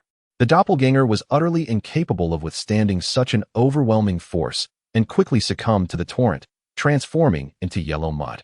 Has it turned into the great waterfall technique? As Hashirama gazed at the colossal waterfall technique surging toward him like a torrent breaching a dam, his heart trembled. The waterfall technique employed by the Buddha's realm was undoubtedly grander than the one he had utilized during his battle with Madara 3 months prior, and its pace was considerably swifter. However, due to the intricate hand seals required for the waterfall technique compared to other jutsu, even the Buddha took a moment to execute it. If the opponent were to behave like Terumi-Mei, I fear there would be little chance of survival. Observing the massive waterfall technique, which needed only a few more rolls to reach him, Hashirama pondered that the impression left by this jutsu on the audience of Hokage was indeed profound, not because of its strength, but due to the flamboyant hand seals displayed during the early confrontations between Kakashi and Zabuza, particularly the water dragon technique and the waterfall technique. During the Fourth Great Ninja War, the Fifth Mizukage, Terumi-Mei could transform the water column technique into the water dragon technique with a mere hand seal, a feat that previously required dozens of seals. This illustrates how the elite ninjas of later generations continuously advanced their mastery of ninjutsu. Then let it be a contest. As the waterfall technique approached Hashirama, now merely 5 meters away, an insignificant distance given its vast scale, he completed his hand seals. The river beside him began to surge, and Hashirama opened his mouth, releasing a torrent of water. The two currents converged before him, forming an astonishing deluge. Water release, great waterfall technique. Although Hashirama had mastered numerous high-level earth and water release techniques, in this moment, the jutsu he could wield to its fullest potential was indeed the great waterfall technique. As the massive currents clashed, what initially appeared as harmless water, when endowed with sufficient speed and scale, revealed an immense power. The great waterfall technique Hashirama unleashed, augmented by the terrain, rivaled the might of the jutsu employed by the Buddha of the Thousand Hands. While maintaining his ninjutsu, Hashirama finally caught his breath. And in that instant, he comprehended the intention behind the Thousand Hands actions. He slightly lowered his gaze, acknowledging that while it was indeed as I had previously stated, there was no need to display such techniques in this manner. Nevertheless, Hashirama had truly witnessed the prowess of a master who had nearly perfected the manipulation of water chakra. Boom! The massive torrents collided, and anyone caught at the center of this clash would undoubtedly be crushed into fragments by the force of the water. Hashirama had nearly drained the river's flow beside him, resulting in a disruption of the river's current. Although the water would eventually return to its course, it would take considerable time for the river to regain its normal state. The current manifestation of the great waterfall technique was certainly not the limit of what the Buddha could achieve. As long as he possessed chakra, he could continue to amplify the scale of his ninjutsu. However, that would merely become a contest of chakra volume, rendering the so-called test meaningless. With a serene smile, Buddha Jin retracted his chakra, having met the expectations he had set for himself. In the presence of a formidable opponent like him, the latter stood unfazed by the overwhelming aura, responding with swiftness and precision. The prowess of a ninja is not contingent upon age, and now, Hashirama had proven himself to be exceptionally capable. The tremendous force of the water flow diminished significantly, and the perspiring Hashirama could not help but breathe a sigh of relief. His breaths were noticeably labored, marking the first instance since awakening his self-recovery ability that he felt his chakra was insufficient. After all, despite his remarkable physique, he was still only 8 years old. Meanwhile, the chakra reserves of Senju Buddha Jin were likely comparable to some tailed beasts, excluding the 9 tails. Of course, since arriving in this world, Hashirama had never encountered a tailed beast. Before the first Hokage established a balance among the tailed beasts, they seemed to remain in a wild state. Although their size was imposing, they were elusive, and even with the intelligence network of the Senju clan, the latest information on the tailed beasts had been gathered years prior. Tailed beasts, being pure manifestations of chakra, did not require sustenance. No ninja had yet conceived of utilizing the Jinchuriki system to wield the power of tailed beasts, primarily because the techniques of sealing were predominantly mastered by the Uzumaki clan. Perhaps the Night Moon clan's assault on the Uzumaki clan a few years ago was related to this matter. However, that remained merely Hashirama's conjecture. With a rush of water, both Hashirama and Buddha Jin ceased their ninjutsu, and the once tumultuous waters became tranquil, dispersing significantly, with a considerable portion flowing into the adjacent river. The previously dry riverbed witnessed a notable rise in water levels within a short span. Buddha Jin landed before Hashirama, and at that moment, the observing members of the Senju clan, including Senju Ki, revealed themselves. Excellent, Buddha Jin remarked as he regarded Hashirama, nodding in satisfaction, though his demeanor remained unchanged. He then turned his gaze to the senior members of the Senju clan. Naturally, they were at a loss for words, as they were well aware that during Buddha Jin's earlier invocation of the first ninjutsu, he had not held back in the slightest. Even they would not dare claim they could have entirely withstand it.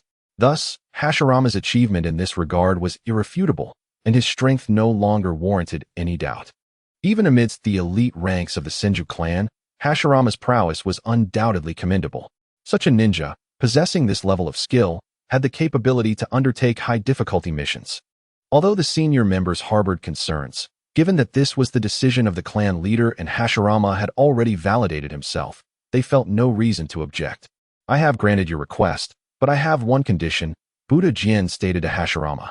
"Regardless of the task you intend to undertake, you must form a team with Senju Ki." Understood. Hashirama readily accepted without hesitation. Buddha Jin's implication was clear. He intended for Senju Ki to serve as Hashirama's protector. For Hashirama, having an additional powerful ally was a welcome boon. a most desirable arrangement indeed. The prowess of Senju Ki over the years is beyond dispute. Even when compared to the leaders of various ninja clans, he stands unimpeached. This assurance allows the higher echelons of the Senju clan to rest easy. For with Senju Ki's protection, the likelihood of harm befalling Hashirama is nearly non-existent. However, it does seem a bit of a squander, as Senju Ki's strength is of significant importance to the Senju clan. Naturally, Hashirama would not select the inappropriate timing of a mission when the clan is in urgent need of manpower. The evaluation conducted by Butsuma upon Hashirama was not publicly disclosed by the higher-ups of the Senju clan. Nevertheless, many clan members possessed a keen perception, allowing them to infer certain circumstances merely from the fluctuations of chakra. For reasons unknown, the clan leader engaged in a brief confrontation with Lord Hashirama, which the Senju members interpreted as a form of guidance from Butsuma to Hashirama. This is hardly surprising, as it has become evident over the years that the clan's leadership has been nurturing Hashirama's abilities. Hashirama undeniably possesses such talent, a fact acknowledged by all members of the Senju clan. After completing Butsuma's evaluation, Hashirama returned to his tent, reflecting on the recent exchange with the latter. Although Butsuma primarily showcased mastery over the transformations of water-type chakra, the ability to convert an offensive technique like the Water Dragon Jutsu into the Great Waterfall technique necessitates nearly perfect control over the nature of water chakra. What form might the Rasengan take if infused with water-esque properties? In the future, Hashirama intends to explore this aspect of training. However, the foremost priority now is the opportunity to leave the Senju clan and explore the outside world. Recently, the ninja clans within the Land of Fire have been in a relatively stable state, prompting Hashirama to refrain from further delay. The following day, he sought an audience with the clan leader. As one of the most formidable ninja clans of the present age, the Senju clan's missions originate not only from the Land of Fire, but also from various surrounding nations. When Butsuma placed the scrolls representing missions before Hashirama, the varying patterns on the scrolls indicated different geographical assignments: the Land of Earth, the Land of Lightning, the Land of Wind, the Land of Iron, the Land of Rain. Each task selected by Butsuma for Hashirama was far from simple, since Hashirama's objective is to encounter the masters of other nations. Ordinary tasks would fail to achieve such an effect. Indeed, Butsuma shows no leniency. Hashirama sighed softly. The missions inscribed within these scrolls, if evaluated according to the later classifications of the ninja world, would scarcely fall below an A-rank difficulty. Although Butsuma permitted Hashirama to choose a mission, he could not select based on the content of the scrolls, as each mission involved confidential matters. The specific details of the task would only be disclosed upon Hashirama's selection. With a cursory glance, Hashirama picked up one of the scrolls from the table and addressed Butsuma. "Esteemed clan leader, I shall choose this one." Although the specifics of the task remain shrouded in mystery, its nature can still be discerned. The task selected by Hashirama is the only one among these scrolls that appears to require no excessively brutal means for execution. "Open it," he urged. Buddha nodded, and Hashirama promptly unfurled the scroll. The intricate patterns upon it revealed that the task's location lay in the distant Land of Water, far from the Senju clan. Buddha was already acquainted with the scroll's contents. Thus, as Hashirama began to fully unfold it, Buddha commenced imparting the essential details of the task. "Before embarking on this mission, you must travel to the Land of Whirlpools and locate a member of the Uzumaki clan who is well-versed in barrier ninjutsu." Hashirama listened attentively while perusing the scroll's contents. The nature of the task was rather straightforward.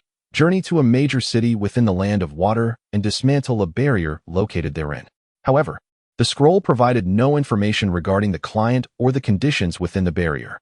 This absence of detail elucidated why Buddha emphasized the necessity of finding an Uzumaki proficient in barriers prior to undertaking the mission. While it is indeed possible to breach the barrier through sheer physical force, such an approach poses significant challenges and would inevitably generate considerable commotion. Thus, the crux of the matter lay in Buddha's explanation. With a grave expression, Buddha stated, "This mission pertains to the internal affairs of the Land of Water, hence, utmost discretion regarding your identity is paramount during its execution." Indeed, Hashirama nodded in agreement. From this, he inferred that within the barrier he was to dismantle, there existed something or someone of great significance to the Land of Water. The client must hold a prominent position within the nation, rendering even Hashirama, the executor of the task, unaware of their identity. The rationale behind assigning this mission to the Senju clan is equally straightforward. Akin to the daimyo of the Land of Fire, the politicians in the Land of Water are naturally leveraging the ninja clans within their territory for mutual checks and balances. Thus, entrusting this task to a ninja clan under his command would likely arouse suspicion. Although the Senju clan harbors no fear of any ninja clan, the involvement in internal disputes within the Land of Water necessitates a degree of discretion regarding their identity. Aware of this complexity, Hashirama's brow furrowed as he contemplated the difficulty of concealing one's identity in such a task. Given that the mission's focal point is the dismantling of a barrier, the assistance of an Uzumaki adept in sealing and barrier ninjutsu is indispensable. Yet, therein lies the predicament. Should the barrier be breached too effortlessly, the ninja clans of the Land of Water would inevitably draw connections to the Uzumaki clan. The Senju clan, too, would find it challenging to remain inconspicuous. Fortunately, as long as no conclusive evidence is presented to the contrary, even if the ninja clans of the Land of Water are aware of the truth, they would hesitate to act against the Senju clan. However, this circumstance may incite resentment from the Uzumaki clan towards those ninja clans. In the annals of history known to Hashirama, the Uchiha clan ultimately faced annihilation, perhaps linked to the very elements tied to his current mission.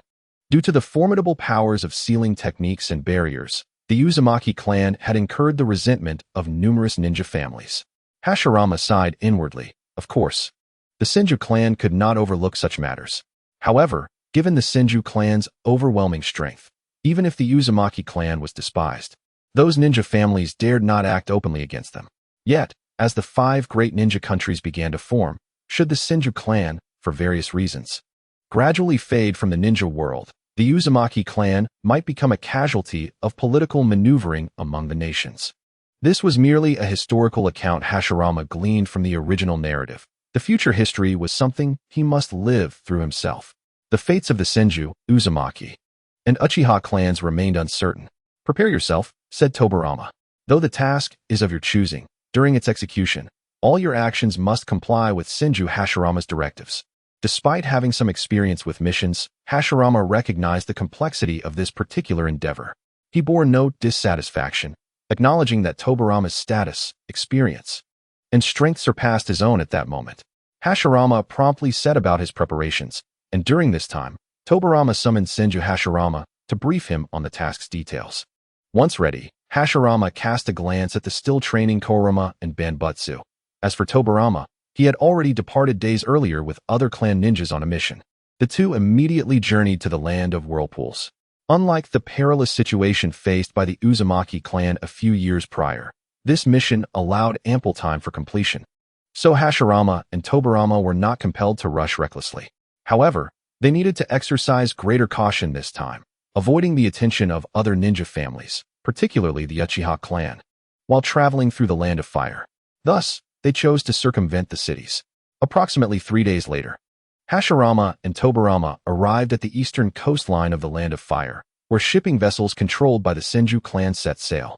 They briefly disguised themselves as crew members aboard a cargo ship bound for the Land of Whirlpools. In this era, trade between nations was virtually non-existent, with few exceptions. One being the connection between the Land of Fire and the Land of Whirlpools.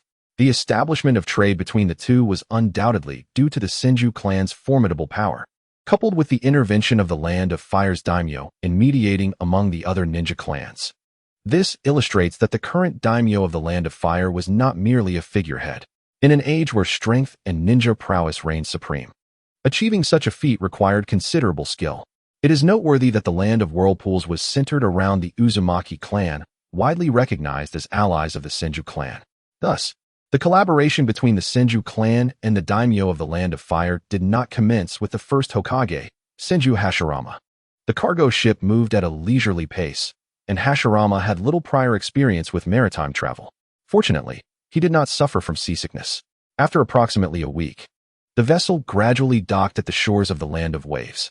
With a swift motion, Hashirama and Senju Ki disembarked, swiftly penetrating the island's interior.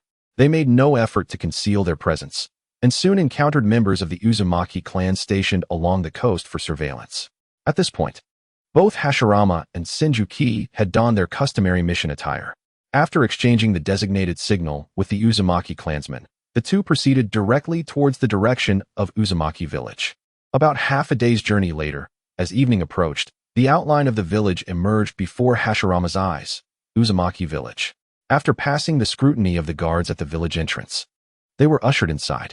The size of the village, of course, paled in comparison to the future Kanahagakure, yet, in contrast to the relatively modern architectural style of Konoha, Uzumaki village emanated a profound sense of antiquity from the very outset. This ancient aura was entirely unfamiliar to Hashirama. After all, even if it was ancient, it belonged to a bygone era of the Neon Age. The village imparted a peculiar feeling to Hashirama, perhaps due to the Uzumaki clan's expertise in sealing techniques, as the structures were often adorned with intricate black patterns. There were also ominous masks reminiscent of the grotesque faces he had seen near Orochimaru's old site of the Uzumaki clan in Konoha. Each visage was horrifyingly ugly. Nevertheless, the atmosphere in the village was quite pleasant, with the striking red hair, once nearly extinct in the ninja world, standing out prominently. Uzumaki village seemed to be an aging community. On the path to the residence of the clan leader, Uzumaki Isama, Hashirama encountered many elderly individuals. Yet, without exception, they exhibited vibrant spirits, their chakra pulsating with remarkable vitality. Guided by the Uzumaki clansmen, Senju and Hashirama finally arrived at the leader's quarters. Entering through the entrance and traversing a long corridor constructed of wooden planks, they came before a spacious room. As they approached the door, Hashirama sensed the presence of chakra within, more than one person. It was her. Hashirama momentarily paused. Although he had not yet mastered chakra perception in those days, he could still discern the identity of individuals he had encountered through their chakra signatures. After a brief fluctuation of emotions, he regained his composure. The door swung open, revealing the interior. The clan leader, Uzumaki Isama, sat at a table deep within the room, while a girl stood confidently before her. Her long, cascading red hair was strikingly prominent, instantly capturing Hashirama's attention. They have arrived. Both Uzumaki Isama and the girl, Uzumaki Mizuho, turned their gaze towards Hashirama and Senju, clearly aware of their presence, as the Uzumaki clan members were exceptionally skilled in chakra perception. Uzumaki Mizuho had undergone significant changes since 3 years prior. Girls tend to mature earlier than boys, and Mizuho was already taller than her peers. Her entire figure exuded an impressive height, and a pair of lovely eyes scrutinized Hashirama, seemingly recognizing him. However, it is worth noting that Hashirama had not left a significant impression on her back in the day. At this moment, Mito was examining Hashirama for quite different reasons. To be precise, she was scrutinizing him. Hashirama was not particularly accustomed to being gazed at for prolonged periods, yet he could tolerate it when the observer was a charming young girl. Nevertheless, he had not forgotten the important matter that had brought him here. Thus his primary attention remained on Uzumaki Namikaze. He slightly inclined his head in respect towards Senju Kage. Namikaze smiled as he rose. While the lore suggests that members of the Uzumaki clan often possess fiery temperaments, as the clan leader, he was remarkably gentle. "You are Hashirama, aren't you?" "Yes." Hashirama nodded. As Uzumaki Namikaze, he was certainly aware of Hashirama's status as the eldest son of the Senju clan leader. Though it wasn't technically his first encounter with Hashirama, the circumstances 3 years prior had been far too urgent for Namikaze to recognize the boy amongst the reinforcements as the eldest son of Senju Tobarama. This time, however, it was evident that Tobarama had made prior arrangements for their arrival. Standing nearby, Mito gazed at Hashirama with a puzzled expression, questioning why the clan leader would pay particular attention to him rather than the evidently stronger Senju Tobarama at his side. Hashirama's identity as the eldest son of the Senju clan was of some significance within the clan. Thus, while it was not a closely guarded secret, Uzumaki Namikaze would not casually disclose it, as it bore little relevance to their current mission. After a brief exchange of pleasantries, Namikaze steered the conversation back to the matter at hand, addressing Mito as he introduced her to Hashirama and Tobarama. "This is Uzumaki Mito. Although still quite young, her expertise in sealing techniques and barrier arts is exceptional, and her combat abilities are equally impressive. She will assist you in accomplishing this mission." "Mito, do you remember what I just told you?" "Yes." Mito's eyes remained fixed on Hashirama, yet when the clan leader posed his question, she promptly lowered her gaze in response. "Thank you very much," Tobarama said, as it was his responsibility to handle the handover with Namikaze, given that he was the one in charge of this mission. He too assessed Mito, displaying no discernible emotional reaction. Despite her youthful appearance, in this era of warring states, there were many ninjas of her age who could stand on their own. I am Senju Tobarama. Tobarama introduced himself, for it seemed that prior to his and Hashirama's arrival, Namikaze had already briefed Mito on the mission and their identities. Hello, Mito replied politely, and just as Hashirama was about to speak, the girl interrupted him. I remember your name, Senju Hashirama. You two know each other? Namikaze inquired, somewhat astonished. Hashirama, with a slightly awkward smile, explained, actually, I was also present during the battle with the Yazuki clan a few years ago. The Whirlpool clan leader, Uzumaki Ashina, suddenly comprehended the situation. Although he held the esteemed position of clan leader, the impressive credentials of a ninja like Hashirama did not necessitate extensive familiarity. However, given that it was the Senju clan that had once aided the Uzumaki clan, Ashina offered a slight nod of acknowledgement towards Hashirama. In response, Hashirama returned the gesture, but soon noticed Mito's unwavering gaze fixed upon him, her expression suggesting a hint of discontent. Raising an eyebrow, he began to deduce the reason behind Mito's reaction. Mito, do you have a question? Ashina inquired, having sensed the peculiar tension in the air. Mito scrutinized Hashirama with an inquisitive gaze and a tone of inquiry, demanding, How old are you really? As anticipated, Hashirama felt a pang of realization. He had misrepresented his age during their first encounter for reasons unbeknownst to him. While he admired Mito's sharp memory, he also began to analyze her character. This girl was refreshingly forthright in conversation and appeared to harbor a strong aversion to deception. Yet, he found himself puzzled as to how she had discerned his earlier fib. Due to his unique physique, Hashirama was slightly taller than his peers. Although he still fell short of 12 or 13-year-old boys, he recalled that Mito had previously accepted his stature as that of a boy who neglected his meals. Hence, there was only one plausible explanation for the current predicament, as Ashina had suggested. Could a boy's age be so casually fabricated? For Hashirama, who had been reborn into this world, Mito was merely a young girl from the perspective of lived years. With his mental fortitude, he would hardly be affected by such matters. Thus, with a hint of nervousness, he replied, almost 9. The exchange between Hashirama and Mito left Ashina and Senju Ki momentarily astonished, yet they gleaned some understanding from Mito's words. Hashirama had initially presumed that Mito's character would lead her to be outraged upon realizing she had been deceived. However, she merely whispered a soft acknowledgement.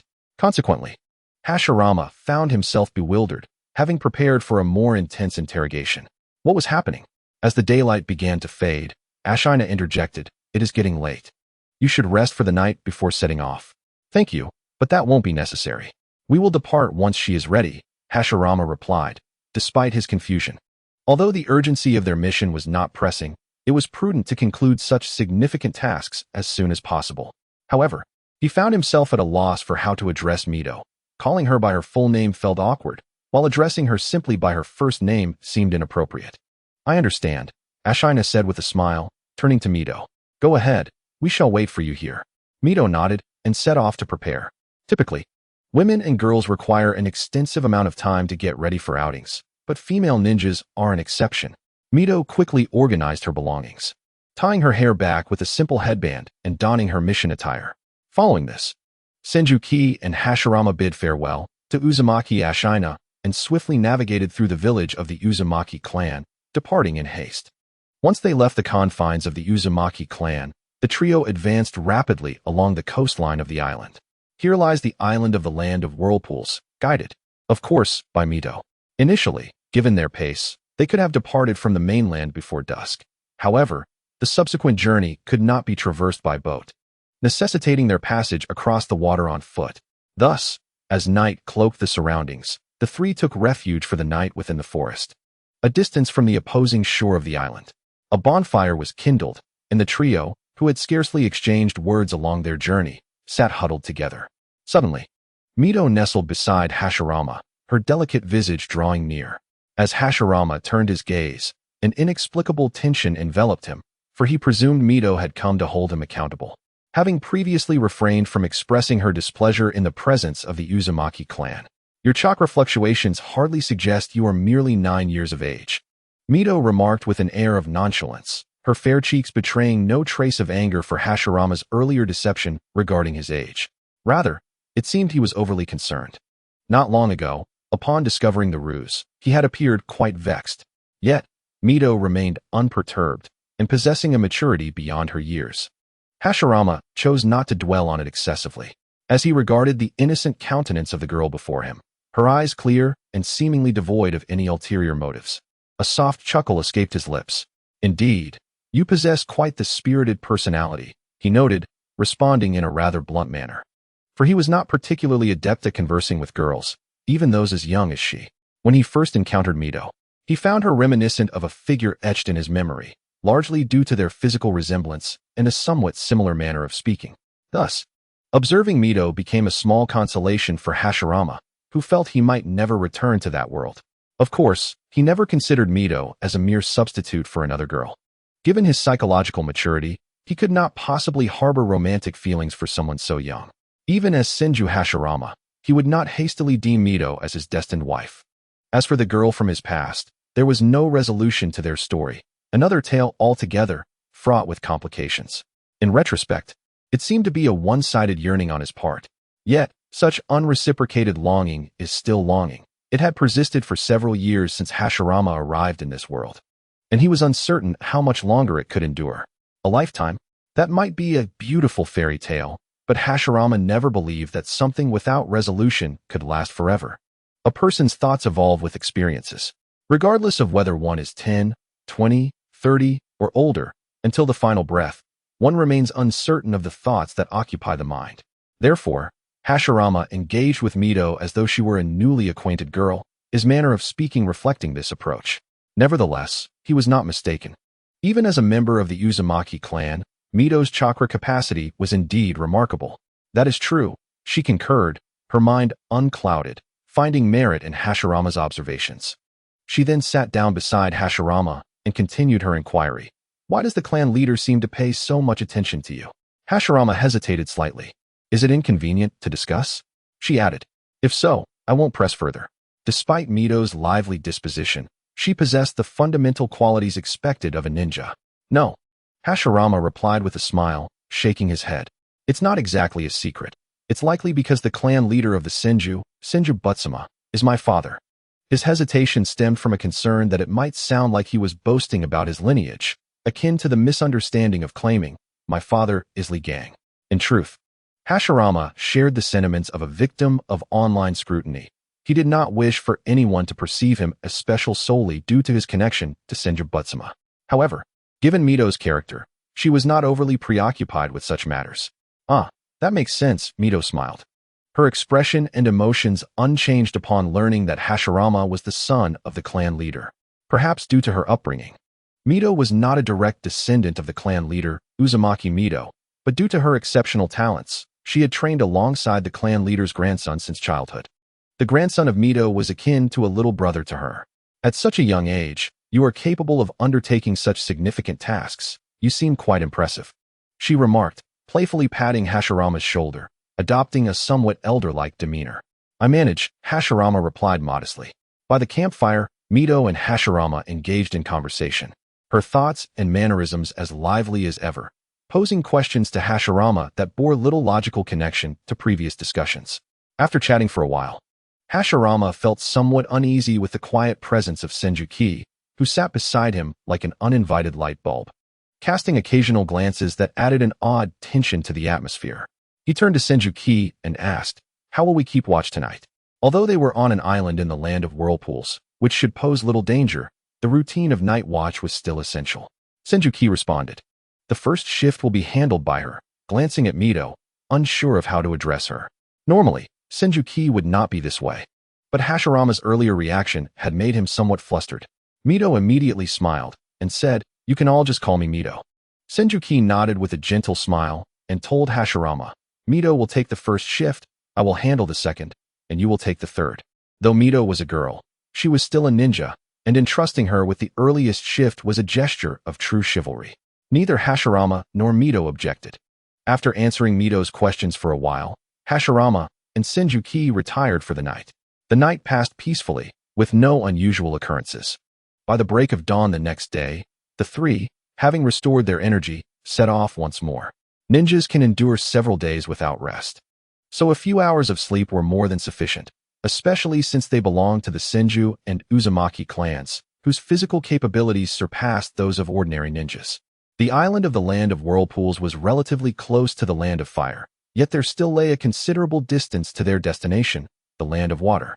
Though the vast expanse of the Azure Sea stretched endlessly before them, the trio of Hashirama, Senju Kanzuya, and Mito remained vigilant, continuously alternating their sensory perception of the path ahead. The ninja clans of the Land of Water, ever wary of incursions by such a small contingent of ninjas, were undoubtedly prepared. Their cautious approach, maintaining a state of awareness from the outset, was prudent. After all, the ocean was boundless, and the reach of the clans could only extend so far. Upon confirming there was no immediate threat, the three would occasionally halt their journey, standing upon the water's surface to take brief respites. During these moments, Mito would often share whimsical thoughts and flights of fancy, her bright eyes and innocent countenance seemingly untouched by monotony. This lightheartedness provided a welcome relief to both Hashirama and Senju Kanzuya, as traversing the unchanging horizon of the sea could become rather tedious. At a leisurely pace, after approximately 3 days, they approached the main island of the Land of Water, with the fog thickening around them like a shroud. They skillfully utilized this mist to obscure their presence, and under Senju Kanzuya's guidance, they adeptly evaded the vigilant guards of the Water Nation's ninja. In such low visibility, reconnaissance relied heavily on their sensory abilities. Being adept in perception, Hashirama, Mito, and Senju Kanzuya were also capable of masking their own sensory presence. Upon reaching the main island, they still had a considerable distance to cover to their targeted city. Given that they were now in foreign territory, they proceeded with utmost caution, inevitably slowing their pace. After covering a certain distance, Senju Kanzuya would instruct Hashirama and Mito to halt while he ventured ahead to assess the surroundings. They navigated through the territories of numerous ninja clans, encountering only one notable family, the Yuki clan, known from the early narrative of the Hokage saga as the family of the boy named Haku, who accompanied the rogue ninja Zabuza Momochi from the Mist Village. The supplementary materials clearly identified Haku as a descendant of the Yuki clan. Indeed, he was a youth. The so-called Mizuno Kuni clan was merely a fabrication from earlier fanfiction of the Naruto series. Thus, Hashirama held a particular fascination for the Yuki clan. On the 5th day of their expedition on the main island of the Land of Water, Senju Kanzuya returned from his reconnaissance and cautioned Hashirama and Mito that they were approaching the territory of the Kagaya clan. They were to exercise extreme caution while circumventing its sense. Although the clan was not adept in perception, their reflexes were exceptionally sharp. Hashirama nodded in acknowledgement. However, he and Senju Kanzuya soon found it peculiar that Mito, usually the most responsive, remained eerily silent. Casting a glance at her, Hashirama was momentarily taken aback. It was the first time he had witnessed a shadow of darkness on Mito's typically vibrant face. Her eyes were filled with a palpable fury and murderous intent. "Are you all right?"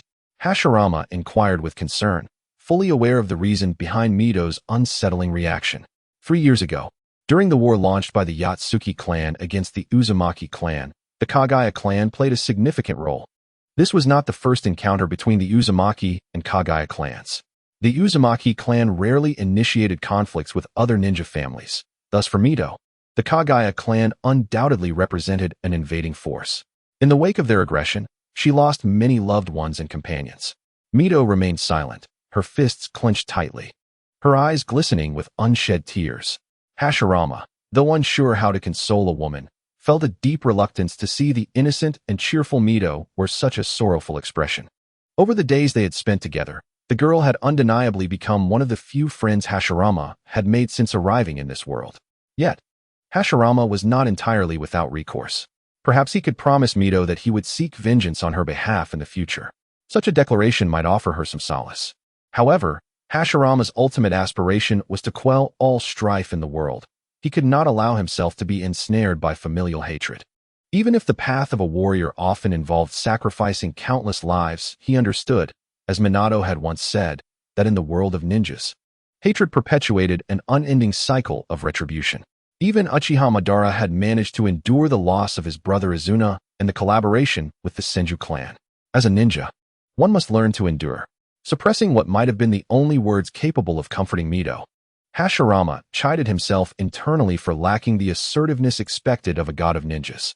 "You long for revenge, do you not?" he inquired, recognizing that allowing Mito to suffer in silence was not a viable solution. Mito, her eyes still red-rimmed, paused at his question. It was evident to Hashirama that she harbored a desire for vengeance. Yet, the next moment, the girl shook her head vigorously, declaring, "While I do wish to slay those madmen, doing so would only result in the deaths of more innocents. I refuse to take lives to fill the void within myself." Mito's heartfelt words revealed that her concern lay not with the fate of the Kagaya clan members, but with the lives of her remaining companions and family. Her response left both Senjuki and Hashirama momentarily stunned. Although this notion is fundamentally simple, how few are truly capable of embodying it. The anguish of losing someone dear often fuels the flames of hatred, and Hashirama's ability to remain unbound by such feelings was due to the fact that he had yet to experience such profound loss. "Thank you, I'm all right now. Let us go," Mito said, her spirits gradually lifting. She possessed a temperament that did not linger long in negativity. "Indeed," Hashirama replied, feeling a twinge of shame for realizing that he had yet to exhibit the same level of resilience as the girl before him. The trio continued their journey. Under such careful advancement, Hashirama and his companions took 5 full days to reach their destination. At last, on the evening of the 10th day, they arrived at the outskirts of their target city. During this time, they had not merely pressed onward, they had also gathered a wealth of information regarding the city. Although the intelligence network of the Senju clan is formidable, the land of water, situated overseas, is naturally shielded by the vast ocean, rendering intelligence gathering exceedingly challenging. The Senju clan has ascertained that this area falls entirely within the territory of the Kirigakure clan. Hence, it is only natural that ninjas from the Kirigakure clan inhabit the city. Swiftly, 3 figures alighted upon the trunk of a great tree on the outskirts of the city, utilizing the shade to conceal their presence while observing the urban expanse before them. The first sight to capture their attention was the imposing moat encircling the entire city. Within the moat, they could sense fluctuations of chakra. Beside Hashirama, Mito murmured that the ninja clans of the land of water excel in water techniques, while the Kirigakure clan possesses even more unique abilities. The members of the Kirigakure clan can transform their bodies into water, rendering them nearly immune to the majority of physical attacks. For Hashirama and his companions, the most daunting aspect of this water transformation technique is that the Kirigakure clan can silently infiltrate the moat, patrolling along its banks. Thus, the prospect of stealthily entering the city ahead proves to be an arduous task. Yet, this predicament was somewhat anticipated, as the mission pertains to the internal affairs of the land of water, and it would naturally not be as simple as merely breaching a barrier within the city. It seems they must infiltrate from below the ground. Hashirama turned his gaze towards Senju Kazashi. Among the earth techniques, there exists a superior ninjutsu capable of traversing through the ground over medium to long distances, akin to an enhanced version of the decapitation technique. However, even with such an infiltration from the ground, they must inevitably pass through the moat's vicinity. Though the moat is not particularly deep, the earth technique cannot delve too far beneath the surface. Senju Kazashi nodded and looked at Mito. Is there a way to obscure the enemy's perception? With his proficiency in earth techniques, he could guide Mito in stealth, while Hashirama, having studied this technique, understood that employing ninjutsu would inevitably emit fluctuations of chakra, which ordinary perception shielding would struggle to negate. Not a problem, Mito responded with remarkable composure, a gentle smile gracing her lips as she began to form a specific hand seal. Extend your hand. She then turned to Hashirama, who complied. Mito gently placed her palm on the back of Hashirama's hand. Hashirama distinctly felt her chakra enveloping the back of his hand, where intricate black patterns coalesced into a wondrous design, manifesting a particular technique. The chakra's flow was entirely filtered through it. Hashirama gazed intently at the patterns adorning his hand. Subsequently, Mito imprinted the same technique onto Senju Kazashi's hand. Hashirama exchanged a glance with Senju Kazashi, only to be astonished to discover that even at such close proximity, they could not perceive each other's chakra. Impressive, Hashirama exclaimed, genuinely astonished by Mito's effortless execution of such a feat. He marveled not only at the sealing techniques of the Uzumaki clan, but also at Mito's remarkable talent. In the original storyline, The sealing techniques of the Uzumaki clan had fallen into obscurity, with only a minuscule portion of their full scope revealed through Minato and Kushina. Then, Mito inscribed the technique onto her own body. "Leave the perception to me. They will not detect me." Mito smiled and raised her fair hand. The sensory techniques of Hashirama and Senju Kiyoshi would be discovered if they came into contact with the sensory ninjas of the enemy. However, Mito possessed a unique method to circumvent this issue. She could perceive the enemy's sensory techniques while simultaneously masking her own. "Your chakra is too strong. This technique won't last long," Mito urged. Hashirama and Senju Kiyoshi nodded. They needed to act swiftly, with the vortex seal on the back of their hands. Even if the two used earth release techniques to burrow underground, they would remain undetected. Next, they merely had to avoid the members of the Akatsuki clan while crossing the moat. Their positions would be pinpointed by Mito, beneath the surface. With Mito's sealing technique providing cover and leading the way with her perception, the movements of Hashirama and his companions proceeded remarkably smoothly. In a remote corner of the city, an area once paved with even stone blocks gradually transformed into a quagmire. The land of water was enveloped in mist, and the future village of Kirigakure would likely derive its name from this very phenomenon. Thus, the fog in the city would only thicken.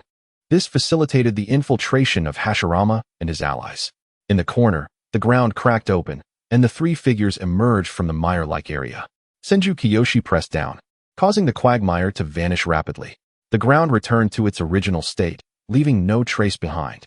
Meanwhile, Hashirama and his companions, who had just crossed the moat and were drenched, found their clothes, bodies, and hair completely dry. The ninjas possessed the skill to rapidly evaporate moisture from their skin and clothing using chakra. Otherwise, appearing drenched in the city would have been disastrous. Although visibility was extremely low in the current environment, even for ninjas, they could barely see clearly beyond 10 meters. Just right. Hashirama observed the technique on his hand, which was about to fade, and immediately concealed his chakra fluctuations. "Let us first survey our surroundings," Senju Kiyoshi suggested. The intel provided by their employer had indicated the location of the barrier they were to destroy, yet details about its composition and the guards were unclear. Hashirama exchanged a glance with Mito. At that moment, they appeared somewhat unfamiliar with each other's attire and appearance. Since this was an infiltration, altering their clothing and appearance was essential, especially for Mito, whose long red hair was quite conspicuous in a crowd. After changing her appearance, Mito now had black hair and eyes, dressed in loose, coarse cloth typical of commoners. Although her small face was not as delicate as her original visage, she appeared refreshingly beautiful. Her long, straight black hair cascaded over her shoulders. Despite the many years that had passed, Hashirama had gradually become accustomed to the visual style of the characters in the world of the Hokage, yet at this moment, the girl's image was the most pleasing to his eyes. There was no other intention behind it, merely a pure appreciation of beauty. Relatively speaking, the changes in Senju Q and Hashirama are rather minimal. However, the latter does not possess the same bowl-cut hairstyle as depicted in the original work of the first Hokage's childhood. At the age of 8, he has already adopted the hairstyle of the adult first Hokage. To be frank, a man sporting such long hair was initially quite unconventional for Hashirama. Coupled with his rather handsome features, he appeared somewhat feminine before his transformation. Naturally, within the city, it is impossible for there to be guards at every corner. With the prowess of Hashirama and his companions, they easily blended into the throng of pedestrians. Perhaps due to the mist, the number of passers-by was not particularly high. Yet the atmosphere was lively, as this city is one of the largest in the land of water. Each city in the world of Naruto possesses its unique customs and characteristics. Since his arrival in this world, Hashirama has spent most of his time within the Senju clan, though he has also visited the land of fire and several neighboring nations. Despite the heavy fog, the city's ambience remained vibrant, especially as evening approached. The houses lining the streets were aglow with light, creating a bustling scene. Mizuhito, having seemingly never left the land of whirlpools since her birth, was filled with curiosity about the roadside stalls. However, due to their mission, she could only observe her surroundings while momentarily pausing her gaze on the intriguing sights. Hashirama thought to himself that he would allow her to explore to her heart's content when the opportunity arose. This would serve as a form of compensation for his previous lack of response to the events involving the Kagaya clan. The trio feigned a casual stroll as they made their way toward the barrier location provided by their employer. Among them, only Mizuhito could freely utilize her sensing abilities. Although her attention was somewhat diverted by the novel objects around her, she diligently noted the stationary chakra signatures that remained undisturbed. These chakra signatures likely indicated the checkpoints established by the Kirigakure clan within the city. As they approached the barrier's vicinity, they observed a marked decrease in pedestrians, and Mizuhito sensed an increase in the chakra signatures from the checkpoints. "Daddy, I'm hungry. Let us go eat." Mizuhito suddenly halted, pointing to a nearby establishment as she spoke to Senju Q. This was her signal to indicate to Q and Hashirama that it would be best not to advance any further. What would you like to eat, yo?" Senju Q immediately responded, then turned to Hashirama and inquired, "What about Hiro?" Feigning fatigue, Hashirama remarked, "Let us just go inside first." He then turned to Mizuhito, who was masquerading as Yo, and complained, "It's all your fault for wanting to keep spinning around. What is so interesting? I'm nearly exhausted." Mizuhito approached him with a feigned expression of irritation, wrapping her arm around his neck while playfully admonishing him. "Is that any way to speak to your elder sister?" Hashirama found himself at a loss for words, recognizing that Mizuhito was using their conversation as a cover. Yet, he couldn't shake the feeling that when she referred to herself as his sister, it felt more than just a casual remark. However, upon reflection, he couldn't identify anything amiss. At present, Hashirama is indeed no more than 9 years old, which renders Mizuto's comments, being 12 or 13, entirely reasonable. Upon entering the establishment, they ordered a modest selection of food, ensuring that their choices mirrored those of the other patrons to avoid arousing suspicion in the proprietor. Such an elaborate guise for reconnaissance could only be executed in a bustling metropolis. Elsewhere, a ninja's remarkable memory could potentially allow them to recall the appearance and voices of every individual in the vicinity. This would only heighten the difficulty of their covert operations, relegating them to the shadows. After their meal, Senju Kazashi settled the bill. Hashirama was perplexed as to why, despite the absence of a complete unification in this world, both the great nations, such as the Land of Water and the Land of Fire, as well as smaller realms, utilized a single form of currency, silver. Although he was the eldest son of the esteemed Senju clan leader, he found himself perpetually without pocket money, as all rewards from prior missions had been absorbed by the clan. Thus, at the age of 8, he remained utterly penniless. As they departed the eatery, Hashirama, Mizuto, and Senju Kazashi feigned their return home, retracing their steps. On this dimly lit path, Hashirama's tendency to lose his way resurfaced. Were it not for Mizuto's constant grip, he surely would have strayed. As night enveloped the sky, the trio vanished around a corner of a sparsely populated street. Mizuto had previously sensed the absence of any ninja in the vicinity. Under the cover of darkness, they swiftly approached the city area where the previously unvisited barrier was located, preparing for the second round of their investigation. With the dual concealment of fog and night, the three gradually drew near the site of the mission's barrier. Thanks to Mizuto's heightened senses, they adeptly evaded the ninjas of the Akagami clan. Hashirama glanced at Senju Kazashi, realizing that he had played little role in their successful infiltration of the Land of Water's main island, relying heavily on Kazashi's guidance. Their seamless entry into the city was primarily due to Mizuto's abilities. It seemed that when it came to breaching the imminent barrier, they would also depend on Mizuto's prowess. Reflecting on this, Hashirama felt that his worth might only manifest in his role as a muscle when it came time to escape after dismantling the barrier. Soon, they approached the precise location of their target barrier, concealing themselves in the shadows, having reached the limits of their proximity without revealing themselves. The structure shielded by the barrier was unremarkable, barely noticeable. The barrier effectively obscured perception. Even Mizuto's keen senses could not penetrate it to discern the interior. However, this was of little consequence, for they did not require knowledge of its contents, merely the destruction of the barrier itself. How shall we proceed? Senju Kazashi communicated with Mizuto through sign language, as he possessed no understanding of barrier techniques. The barrier, shrouded by the fog, was nearly invisible to the naked eye under these conditions. Mito smiled lightly and replied simply, "No problem, just give me 10 seconds. 10 seconds? Both Senjuketsu and Hashirama were taken aback. Though they were aware that the sealing and barrier techniques of the Uzumaki clan surpassed those of other ninja families. Could Mito truly be so confident without having seen the complete form of the barrier? It's a bit complicated to explain, but please trust me, it will be fine, Mito said with an air of confidence. Despite their surprise, neither Hashirama nor Senju Ketsu doubted Mito's abilities. Shall we prepare to act now? Mito inquired. Senju Ketsu pondered for a moment before shaking his head. We should continue observing for a while. Even though breaking the barrier may be simple, we first need to understand the opponent's defensive patterns to ensure a successful escape after completing our mission. Clearly, the Kirigakure clan had established formidable defenses in this city.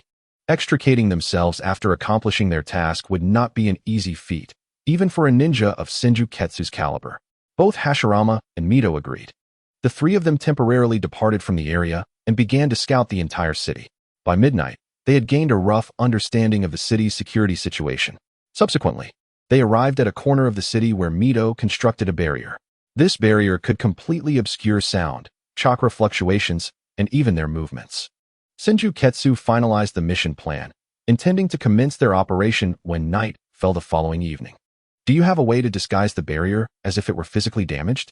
Hashirama asked Mito. He believed she could render the opposing barrier ineffective within 10 seconds.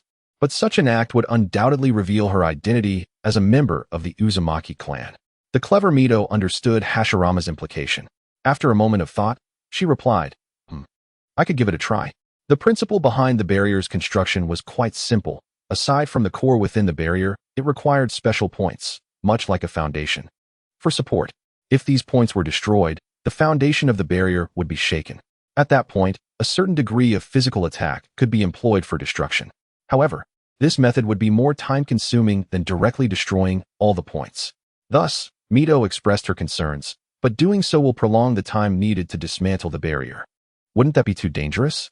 Through her perception, she sensed at least 10 powerful chakra signatures hidden near the barrier. Although Senju Ketsu and Hashirama should be capable of handling them, there was still a degree of risk involved. It's just a brief moment. It will be fine, Hashirama smiled. Turning to Senju Ketsu, we can first use a large-scale lightning release technique to prevent those fellows from approaching. While not every member of the Kirigakure clan could wield the water transformation technique, for those who could, lightning release was indeed their Achilles heel. Although Senju Ketsu excelled in earth release techniques, he was also quite proficient in lightning release. Indeed, Senju Ketsu nodded. He was well aware of the Kirigakure clan's weaknesses, and even without Hashirama's suggestion, he would have acted similarly.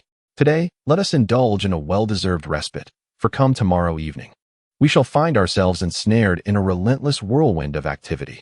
To flee from this city, for those such as Hashirama and his companions, who find themselves amidst the Water Nation's main island, is merely the initial peril they must confront. The threat shall undoubtedly persist until they have departed from the borders of the Water Nation. Awaiting Hashirama, Mito, and Senjuki are the relentless pursuits of numerous ninja clans within the Water Nation. After all, the mission undertaken by the trio directly pertains to the internal affairs of the Water Nation.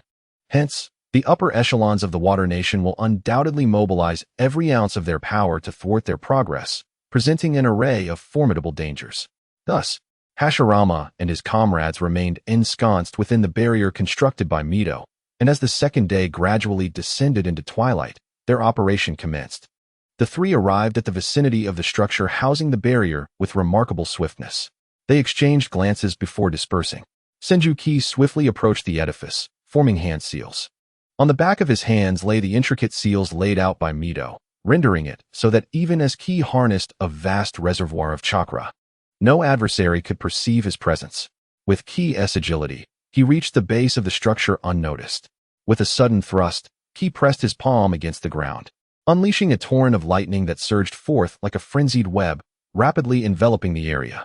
At the moment the lightning erupted, the guards of the building, hailing from the Akatsuki clan, finally sensed the disturbance. Yet, before they could approach, the lightning ascended the structure, only to be thwarted by a concealed barrier before it could make contact. The lightning triggered the protective barrier surrounding the building.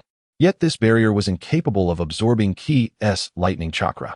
In an instant, the brilliant light filled the entire barrier, standing out starkly in the fog-laden darkness of the city. The barrier's form became starkly visible. Encased in the lightning, it resembled an inverted bowl, safeguarding the entirety of the structure. The lightning spread, enveloping all within a 10-meter radius of the edifice. Just as Hashirama and Ki had anticipated, Upon witnessing such an overwhelming surge of lightning chakra, several members of the Akatsuki clan dared not approach. Suddenly, from within the barrier, a figure darted forth with remarkable speed, targeting Senju Ki. Just as this individual lunged towards Ki, another figure appeared, interposing itself between them. It was none other than Hashirama, who, in an effort to conceal his identity from the enemy, employed a transformation technique, rendering him seemingly taller than Ki. The adversary, a ninja adept in taijutsu, launched a powerful punch, wielding no weapon. Hashirama, observing the attack, swiftly deduced the opponent's fighting style. Consequently, he spread his palm to meet the assault. A taijutsu practitioner was perhaps the very opponent Hashirama had longed to encounter. Due to his unpredictable nature, he possessed the ability to deliver a devastating blow to his adversary in an instant. As the fists of both parties were about to collide, a radiant chakra blossomed from the palm of Hashirama. In that fleeting moment, the ninjutsu took shape, Rasengan. Hashirama had whimsically dubbed it with an eccentric name to tease Tobarama. But indeed, Rasengan rolled off the tongue more smoothly. Even a taijutsu-focused ninja would be grievously injured if struck directly by the Rasengan.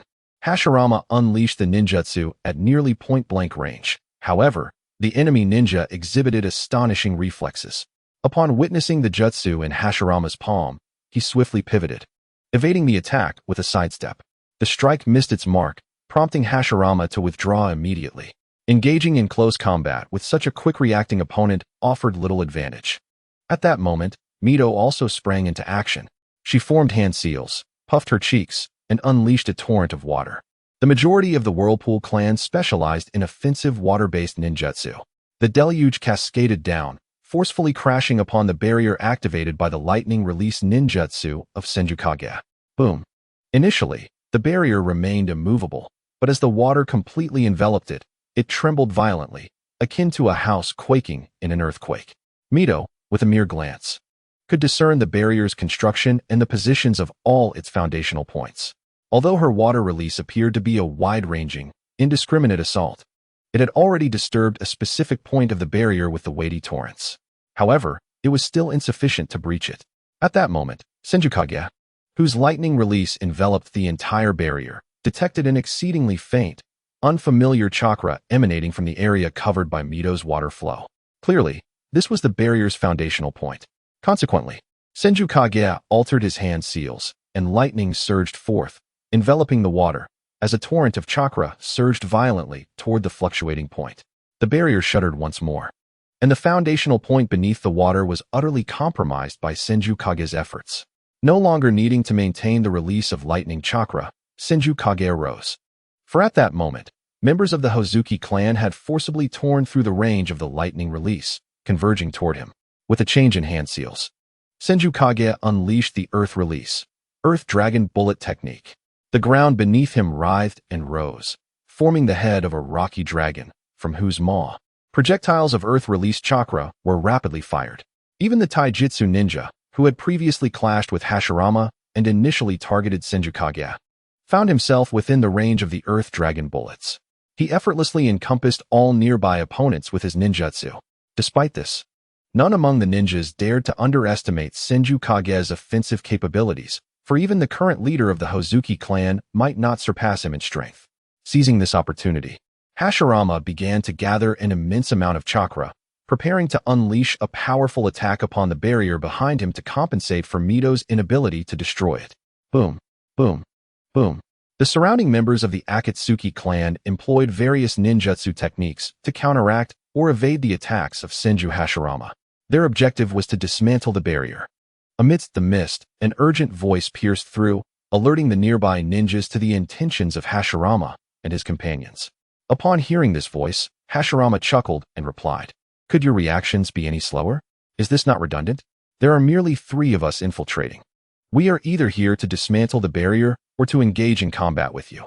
With such intellect, are you truly deemed fit to safeguard such a crucial barrier?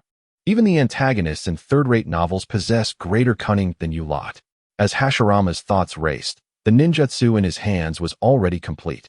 He crouched down, gazing at the quivering barrier before him, and from his palm, a massive surge of chakra swiftly spread into the earth. Earth release, rock collapse. Boom. The barrier, designed with physical protection, caused the ground within its encompassing range to tremble violently. However, the barrier's primary function was to withstand such assaults. Had the barrier remained intact, even Hashirama's ninjutsu would have been unable to breach it. Yet, Mito and Senju Kazashi had already collaborated to dismantle a foundational point of the barrier, akin to a table losing one of its legs, resulting in a precarious imbalance that rendered the barrier nearly impossible to stabilize. Even if someone attempted to mend the barrier, stabilization would be a prerequisite. Yet, this alone did not suffice to bring about the barrier's complete collapse under the veil of lightning. The barrier manifested intense ripples akin to water's surface. How troublesome. Hashirama rose, now adjacent to the barrier, within arm's reach. He extended his hand, and the Rasengan once again materialized in his palm. Boom. In the next instant, the Rasengan struck the barrier, causing it to tremble uncontrollably. The barrier could no longer maintain its form, and cracks spread from the damaged foundation like a spider's web, initially extending toward the area Hashirama had attacked. Then, similar to shattered glass, portions crumbled first, followed by the remaining sections rapidly fracturing. This signified that the barrier could no longer be repaired, save for a complete reconstruction. Success! Hashirama exclaimed, finding the task of dismantling the barrier more straightforward than anticipated. Naturally, the barrier techniques possessed by the ninja of the Land of Water were not much more formidable than those of the Uzumaki clan, especially in the presence of Mito, who was well versed in their secret arts. Had it not been for Hashirama's intention to protect Mito's identity as a member of the Uzumaki clan, the foundational point of the barrier would have been completely obliterated by Mito long ago. Although initially, they had merely clumsily damaged one point of the barrier. That mattered little now. The task was complete. Hashirama and Mito, along with Senju Kazashi, were prepared to make their swift exit. The moment the barrier began to crumble, Hashirama darted toward Mito, and the two joined forces in preparation for their withdrawal. Yet, there were still a dozen members of the Akatsuki clan surrounding them. However, with Senju Kazashi present, these individuals were incapable of hindering the trio's advance. After a brief entanglement, Hashirama and his companions broke through the encirclement. Then the three of them surged forth at full speed, having carefully surveyed their route. At that moment, within the perceptions of Hashirama, Senju Kiyoshi, and Mito, the chakra fluctuations of the entire city were converging towards them, given the recent commotion had been substantial. A formidable chakra is approaching us, Mito remarked, her tone shifting subtly. Hashirama and Senju Kiyoshi nodded in agreement, yet they themselves had not sensed it. However, if Mito deemed it powerful, the identity of the individual was easily surmised, the leader of the Kirigakure clan. What is their exact location? Senju Kiyoshi inquired gravely. If their opponent was indeed a figure of such caliber, entanglement with them would render escape exceedingly difficult. Although he might manage to extricate himself, it would be far more challenging for Hashirama and Mito. 3 kilometers to the northwest. Their speed is quite remarkable, Mito reported. They are utilizing some method to conceal their chakra, yet it cannot elude my perception. Understood, Senju Kiyoshi replied. At present, Hashirama and the others were roughly 5 kilometers from the nearest city wall. Given the 3-kilometer distance to their adversary, if they did not take action, it was highly likely they would be caught before they could exit the city. Assist me in pinpointing their location, Senju Kiyoshi commanded, forming hand seals while still addressing Mito by her alias. Mito nodded in response. Accompanying the two, Hashirama felt somewhat like a mere shadow. However, while Senju Kiyoshi and Mito were on guard against the clan leader, Hashirama was not idle either. For besides the troublesome adversary, there were already other members of the Kirigakure clan encroaching nearby. Hashirama identified an enemy approximately 100 meters away and began to weave hand seals to cast a technique.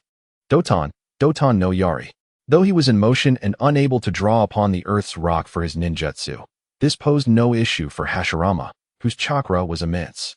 Rocks began to erupt from his mouth, transforming into a formidable spear of stone. Whoosh! In an instant, the spear hurtled towards the enemy ninja 100 meters away. The speed of the spear rivaled that of bullets fired from rifles in Hashirama's past life. Thus, even for a ninja, it was challenging to react in time. The Kirigakure clan member evidently noticed Hashirama's technique. As the first spear approached, he evaded, having the distance to react. Yet, immediately afterward, a second spear followed swiftly. The individual was caught off guard. Though he managed to avoid a fatal blow, the spear pierced his shoulder. However, The shoulder that had been impaled by the spear instantly transformed into a puddle of water, with no blood flowing from the wound. Mizu Henge no Jutsu. Hashirama contemplated the necessity of acquiring this technique for himself. Observing the Kirigakure clan member who had withstood his Doton attack, he could not help but harbor thoughts of appropriating their water transformation technique. Naturally, he possessed self-healing abilities, which rendered it unnecessary for him. Yet it would be invaluable for Tobarama, Ban, and Kawarama to train in. It was undoubtedly a life-saving skill. As the trio found themselves surrounded, it was evident that they were not alone in the vicinity of the Ghost Lantern clan member. However, when the adversaries closed in, Hashirama and Mito employed their ninjutsu to launch long-range attacks. Senju Kiyoshi maintained a posture of hand seals, channeling a formidable chakra within. The moment the clan leader of the Ghost Lantern approached, he would obstruct his advance with ninjutsu. Yet, during the skirmish with the enemy ninjas, both Hashirama and Mito diligently sought to ensure their techniques did not endanger the innocent civilians within the city. Fortunately, the route they retreated upon was sparsely populated, and with dusk settling in, there were hardly any passers-by. Before long, Hashirama, Mito, and Senju Kiyoshi found themselves less than a kilometer from the nearest city wall. At their pace, they could traverse this distance in mere seconds. However, atop the towering wall, there was a notable surge of potent chakra. As the chakra surged, it manifested into various ninjutsu aimed at enveloping Hashirama and his companions. In this moment, Senju Kiyoshi, preoccupied with the approaching clan leader, was unable to counter. Yet, as the ninjutsu from the wall descended, both Hashirama and Mito had amassed astounding amounts of chakra. Despite their youth, the eruption of their chakra caused the surrounding air to tremble lightly. In terms of chakra volume, Hashirama and Mito even surpassed Senju Kiyoshi. Water release, water burst, water release, water dragon bullet technique. Hashirama brought his palms together, and a torrent of water emanated from his being, initially forming a protective ring around himself, Mito, and Senju Kiyoshi. In the next instant, a more substantial flow of water erupted from within the ring, transforming into a colossal water tornado that rapidly ascended, reaching the height of the entire city wall. Mito, too, unleashed an impressive torrent of water, which coalesced into a sinuous water dragon, soaring upwards towards the enemy ninjas stationed atop the wall. At this juncture, Hashirama's ninjutsu had not yet fully taken form. The rising water, now at the height of the wall, suddenly expanded downward, cascading like a waterfall. With a resounding crash, the combined water techniques of the two swiftly negated all ninjutsu unleashed by the enemy ninjas on the wall, enveloping them entirely. The mist within the city was rich with moisture, and as Hashirama and Mito summoned their techniques, they drew upon this moisture, rendering the mist within their range exceedingly thin, thus clarifying their line of sight significantly. In this almost unimpeded manner, the three rapidly approached the city wall, now within a mere 100 meters. Just as they were about to reach the wall, an astonishing roar erupted from behind them. The trio turned to behold a massive surge of water emerging, which engulfed the buildings, seemingly transforming into a gigantic water beast. The water beast opened its mouth wide, as if intent on swallowing the three whole. At the sight of the water beast's head, a middle-aged man with white hair stood, his lower body seemingly merged with the creature itself. This scene was not unfamiliar to Hashirama. Was it not the signature move of Eagle Water Moon? Hashirama murmured, recalling a mobile game he had played in a previous life based on Naruto. At that moment, he and his companions leaped from the nearest rooftop onto the city wall. Senju Kiyoshi glanced back at the imposing water beast approaching them and placed his palm against the wall. Boom! The entire city wall trembled violently, and immediately, cracks began to spread from his hand. In the next instant, a significant portion of the wall collapsed, yet the falling stones quickly reformed under Kiyoshi's chakra, transforming into a colossal rock tiger of equal stature to the water beast. Kiyoshi altered his hand signs. Roar! The massive rock tiger, formed from the wall's debris, let out a fierce roar and charged forward, colliding heavily with the water beast. Boom! The water beast and the rock tiger crashed together at the sight of the crumbling wall. Let us go. After accomplishing this, Kiyoshi urged Mizuhito and Hashirama, aware that his jutsu could not withstand the Water Lamp clan leader's water-based techniques for long. Understood, both Hashirama and Mizuhito nodded, then swiftly exited the city through the breach created by the collapsed wall. As the trio crossed the moat, The rock tiger that had held back the clan leader was already riddled with cracks before it finally shattered with a resounding thud. However, Kiyoshi's intention to delay had been fulfilled. A water beast of such size would face considerable mobility limitations in a dry environment. The middle-aged man emerged from the water beast. His lower body formed from flowing water. He glared menacingly at Kiyoshi and his companions, who were nearing the edge of the forest, and began forming hand signs. Suddenly, the water in the moat surged dramatically. The water churned, rising like a tidal wave. Water release, water shark. From the surging waves, numerous streams of water coalesced into the shapes of sharks. The torrent propelled these water sharks forward, unleashing them like raindrops upon the trio of Hashirama, Kiyoshi, and Mizuhito, who had reached the forest's edge. Earth release, earth flow wall. In response, Hashirama and Kiyoshi simultaneously unleashed their jutsu, as their palms pressed against the ground. Two walls of earth rose up overhead. The foremost wall, conjured by Hashirama, towered like a city wall, showcasing the visage of an exceptionally handsome youth. Given its immense scale, the Water Lamp Clan leader could see the boy's face quite clearly. Upon recognizing the boy's playful gesture of sticking out his tongue and rolling his eyes, his expression darkened. Yet, he could certainly not identify that face. Boom, boom, boom. The water sharks relentlessly crashed against the earthen walls. But Hashirama and the others had already darted into the dense forest. This was a taunt from a century hence. With a triumphant smile, Hashirama carved the face of the Ghost Lantern into the earthen wall, yet at this moment, the leader of the Ghost Lantern clan could hardly recognize him. Before the crumbling city wall, though the man was filled with fury, he refrained from pursuing further. He had already realized that the protective barrier, which required the safeguarding of the Ghost Lantern clan, had been compromised by Hashirama and his companions. Should he choose to chase them now, he would unwittingly fall into the trap set by the malevolent. The safety of those within the barrier was far more paramount than that of the invaders. It was evident that these sudden intruders had come solely to dismantle the barrier, indicating imminent danger for those residing within. Glancing at the battered earthen wall, ravaged by his ninjutsu, the man swiftly turned and dashed toward the city. With his gaze lowered, he murmured, "The chakra and skill demonstrated by those ninjas is astonishing. They have managed to breach the barrier so swiftly." Despite Hashirama's attempts to conceal the details, any efforts at obfuscation are ultimately futile. Have other factions hired the Senju ninjas? His eyes glinted with cold resolve as he whispered, "Even the Senju clan, now that they have ventured into the land of water, shall not escape so easily." Swish, swish. After the battle, the thrill of their escape invigorated him. In the dense forest, Hashirama, Mito, and Senju Ki moved rapidly. Hashirama glanced at Senju Ki.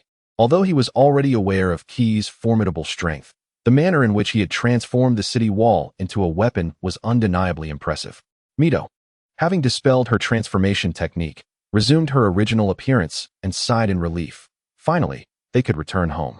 Though she had grown up on an island nation, the environmental differences between the land of water and the land of whirlpools were considerable. This was not the time to let down their guard. Observing Mito and Hashirama's seemingly relaxed demeanor, Senju Ki offered a wry smile. He knew that soon, the ninja clans of the Land of Water would likely receive orders and commissions to hunt down the three of them. While the Land of Water was vast, their skills would allow them to remain hidden, making it difficult for the united ninja clans to track them down. Thus, it was highly probable that these clans understood the futility of a manhunt and would instead lay ambushes along the coastline. Although the coastline was extensive, the presence of sensory ninjas would simplify the task of encompassing them. Even if Hashirama and the others understood the importance of concealing their presence, they could not afford to be careless. Hashirama, contemplating, declared, "We must make every effort to reach the nearest coastline. The longer we delay, the more prepared the ninja clans of the Land of Water will become." Indeed, Senju Ki concurred. In that case, to expedite our progress, the matter of sensory perception should be entrusted to Mito. Hashirama turned his gaze toward her. He and Senju Ki's chakra might easily be detected by the enemy's sensory ninjas, and the potency of their chakra could be a double-edged sword. The stronger the chakra, the more easily it could be sensed if not properly concealed. "No problem, leave it to me," Mito assured them. Mito offered a faint smile. Although she was a woman, she possessed a competence and capability that rivaled that of male ninjas, evident from their current mission. Undoubtedly, without Mito's presence, this task could not have been accomplished solely by Senju Hashirama and Senju Tobarama. Reflecting on the recent mission, Hashirama felt a tinge of discomfort. For despite being the one who had chosen the mission, he played a rather inconsequential role aside from thwarting a few enemy ninjas. Though this was due to the task's overwhelming difficulty, he bore the illustrious name of Senju Hashirama. It was somewhat humiliating to have his teammates overshadow him. Yet, he overlooked the fact that this earnest demeanor was hardly characteristic of the legendary Senju Hashirama. Neither Senju Tobarama nor Mito paid any heed to such trivialities. In the following days, under Mito's keen sensory awareness, Hashirama and his companions successfully evaded the few enemy ninjas scouting for them, making their way toward the nearest coastline. Upon arriving at the mist-shrouded shore, Hashirama and his companions found themselves in a perilous situation. Mito sensed that the area was rife with enemy ninjas, and fortuitously, it was the members of the Kagaya clan who had set up an ambush. To their surprise, the clan leader, Kagaya Hanfu, was also present. Our luck seems rather fortuitous, Hashirama mused. However, upon realizing that they faced the Kagaya clan's adversaries, both Hashirama and Tobarama exchanged knowing smiles. The Kagaya clan was indeed formidable in combat. Yet their sensory abilities were lamentably lacking, with Mito's prowess and the concealment afforded by their surroundings. Circumventing the Kagaya clan's ambush would likely prove to be a simple endeavor. Let us proceed, Tobarama suggested, and with Mito's guidance, they swiftly located the periphery of the Kagaya clan's interception. After advancing a short distance further, they quickly approached the surface of the sea through the mist. Upon reaching the shoreline, the trio chose to submerge themselves, intending to advance a distance underwater before resurfacing to depart. As envisioned by Hashirama and Tobarama, it was remarkably easy. However, the moment they submerged, Mito, who maintained her sensory awareness, suddenly changed her expression. Unable to communicate underwater, Mito gestured frantically to Hashirama and Tobarama. The two noticed her urgent signals but were perplexed by her sudden reaction. They followed her pointed direction and gazed downward into the depths of the ocean. Hashirama stared into the abyss, momentarily taken aback. An unsettling sensation surged within him, prompting him to instinctively expand his sensory perception. The moment he did so, his expression shifted dramatically. Such an overwhelming chakra. In that instant, he comprehended Mito's alarm, for from the depths of the ocean emanated an astonishingly powerful chakra fluctuation. This chakra was the most formidable Hashirama had sensed since arriving in this world, even surpassing that of Senju Tobarama. Could it be? Hashirama marveled inwardly. As bubbles began to rise from the once silent ocean floor, he had just realized how effortlessly he had evaded the obstruction of the Kagaya clan. Was this truly a case of joy turning to sorrow? Flee. With the threat of choking on seawater looming, Hashirama managed to utter a single word before he swiftly seized Senju Ki and Mito, propelling them toward the surface. Splash. Soon enough, the three figures emerged from the depths of the ocean. Due to the urgency of the situation, Hashirama did not even bother to conceal his chakra perception. And as a consequence, his chakra was detected by the sensing ninja stationed along the shoreline. At 7 o'clock, a sensing ninja shouted toward Hashirama, Mito, and Senju Ki, prompting the Kagaya clansmen in the vicinity to hasten towards their location. Despite sensing the chakra of these individuals, Hashirama remained unfazed, coughing as he urged Mito and Senju Ki to flee swiftly across the water. At that moment, Senju Ki, too, felt the astonishing chakra emanating from beneath the sea, his expression shifting in alarm. This was not a level of chakra that could belong to mere humans. Do you know to whom this chakra belongs? Mito inquired of Hashirama. For the latter's reaction clearly indicated he was privy to some knowledge. With a grave countenance, Hashirama responded, "This chakra is more potent than that of my father. There is no ninja of such caliber among us. Thus the owner of this chakra is certainly not human. It is a tailed beast." Although the Uzumaki clan was renowned for their sealing techniques capable of restraining tailed beasts, these creatures had long since faded from the public eye. Hence, even upon hearing of them, Mito could not immediately connect the dots. As Hashirama gazed toward the approaching Kagaya clansmen, a faint smile unexpectedly graced his serious visage. "While I cannot simply eradicate you, soon a formidable ally shall do the job for me. Arise, Three Tails." Though he had never encountered a tailed beast before, Hashirama was certain that the entity capable of lurking in the depths of the sea, only now coming to their awareness, could only be the Three Tails. Meanwhile, on the surface of the ocean where Hashirama and his companions had just vacated, a massive shadow began to manifest, obscured by the mist hovering over the water, rendering the unsuspecting Kagaya clansman oblivious to its presence.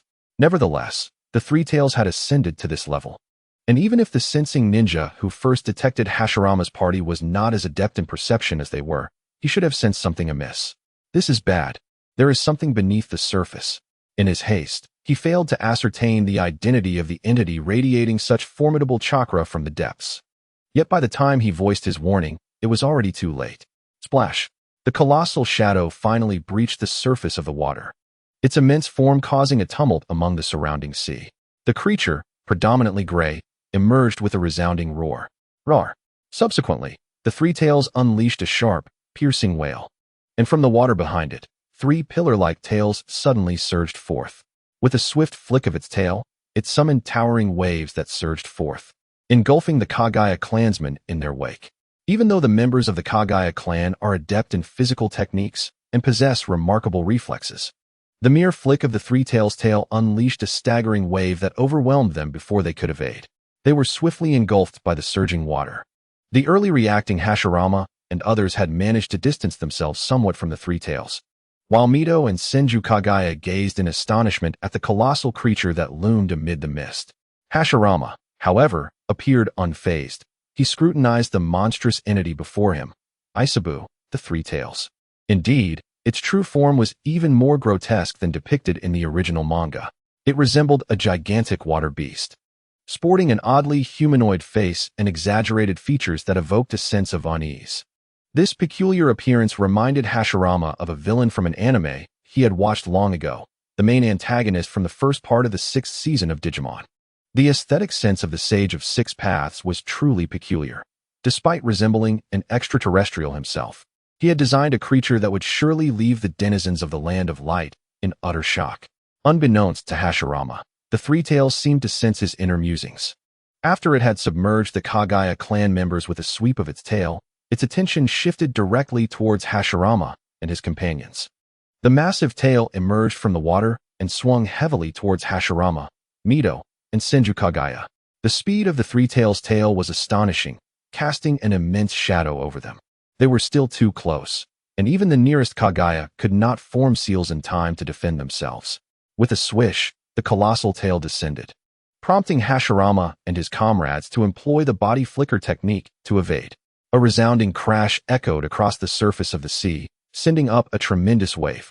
Though they successfully dodged the Three Tails' assault, Hashirama was still propelled backward by the residual force of the ocean surge. He plunged into the water, finding himself unable to muster the chakra needed to keep afloat in such circumstances. As he submerged, he choked on a mouthful of seawater. Although the Three Tails' attack did not inflict direct harm, it left Hashirama in considerable discomfort. The briny taste of the ocean filled his mouth, while the choking agony in his throat and chest caused him to curse vehemently in his mind. Just wait until I grow stronger. I will bind you and hang you from a tree. Bubbles escaped from Hashirama's mouth as he struggled against the unpleasant sensation of choking.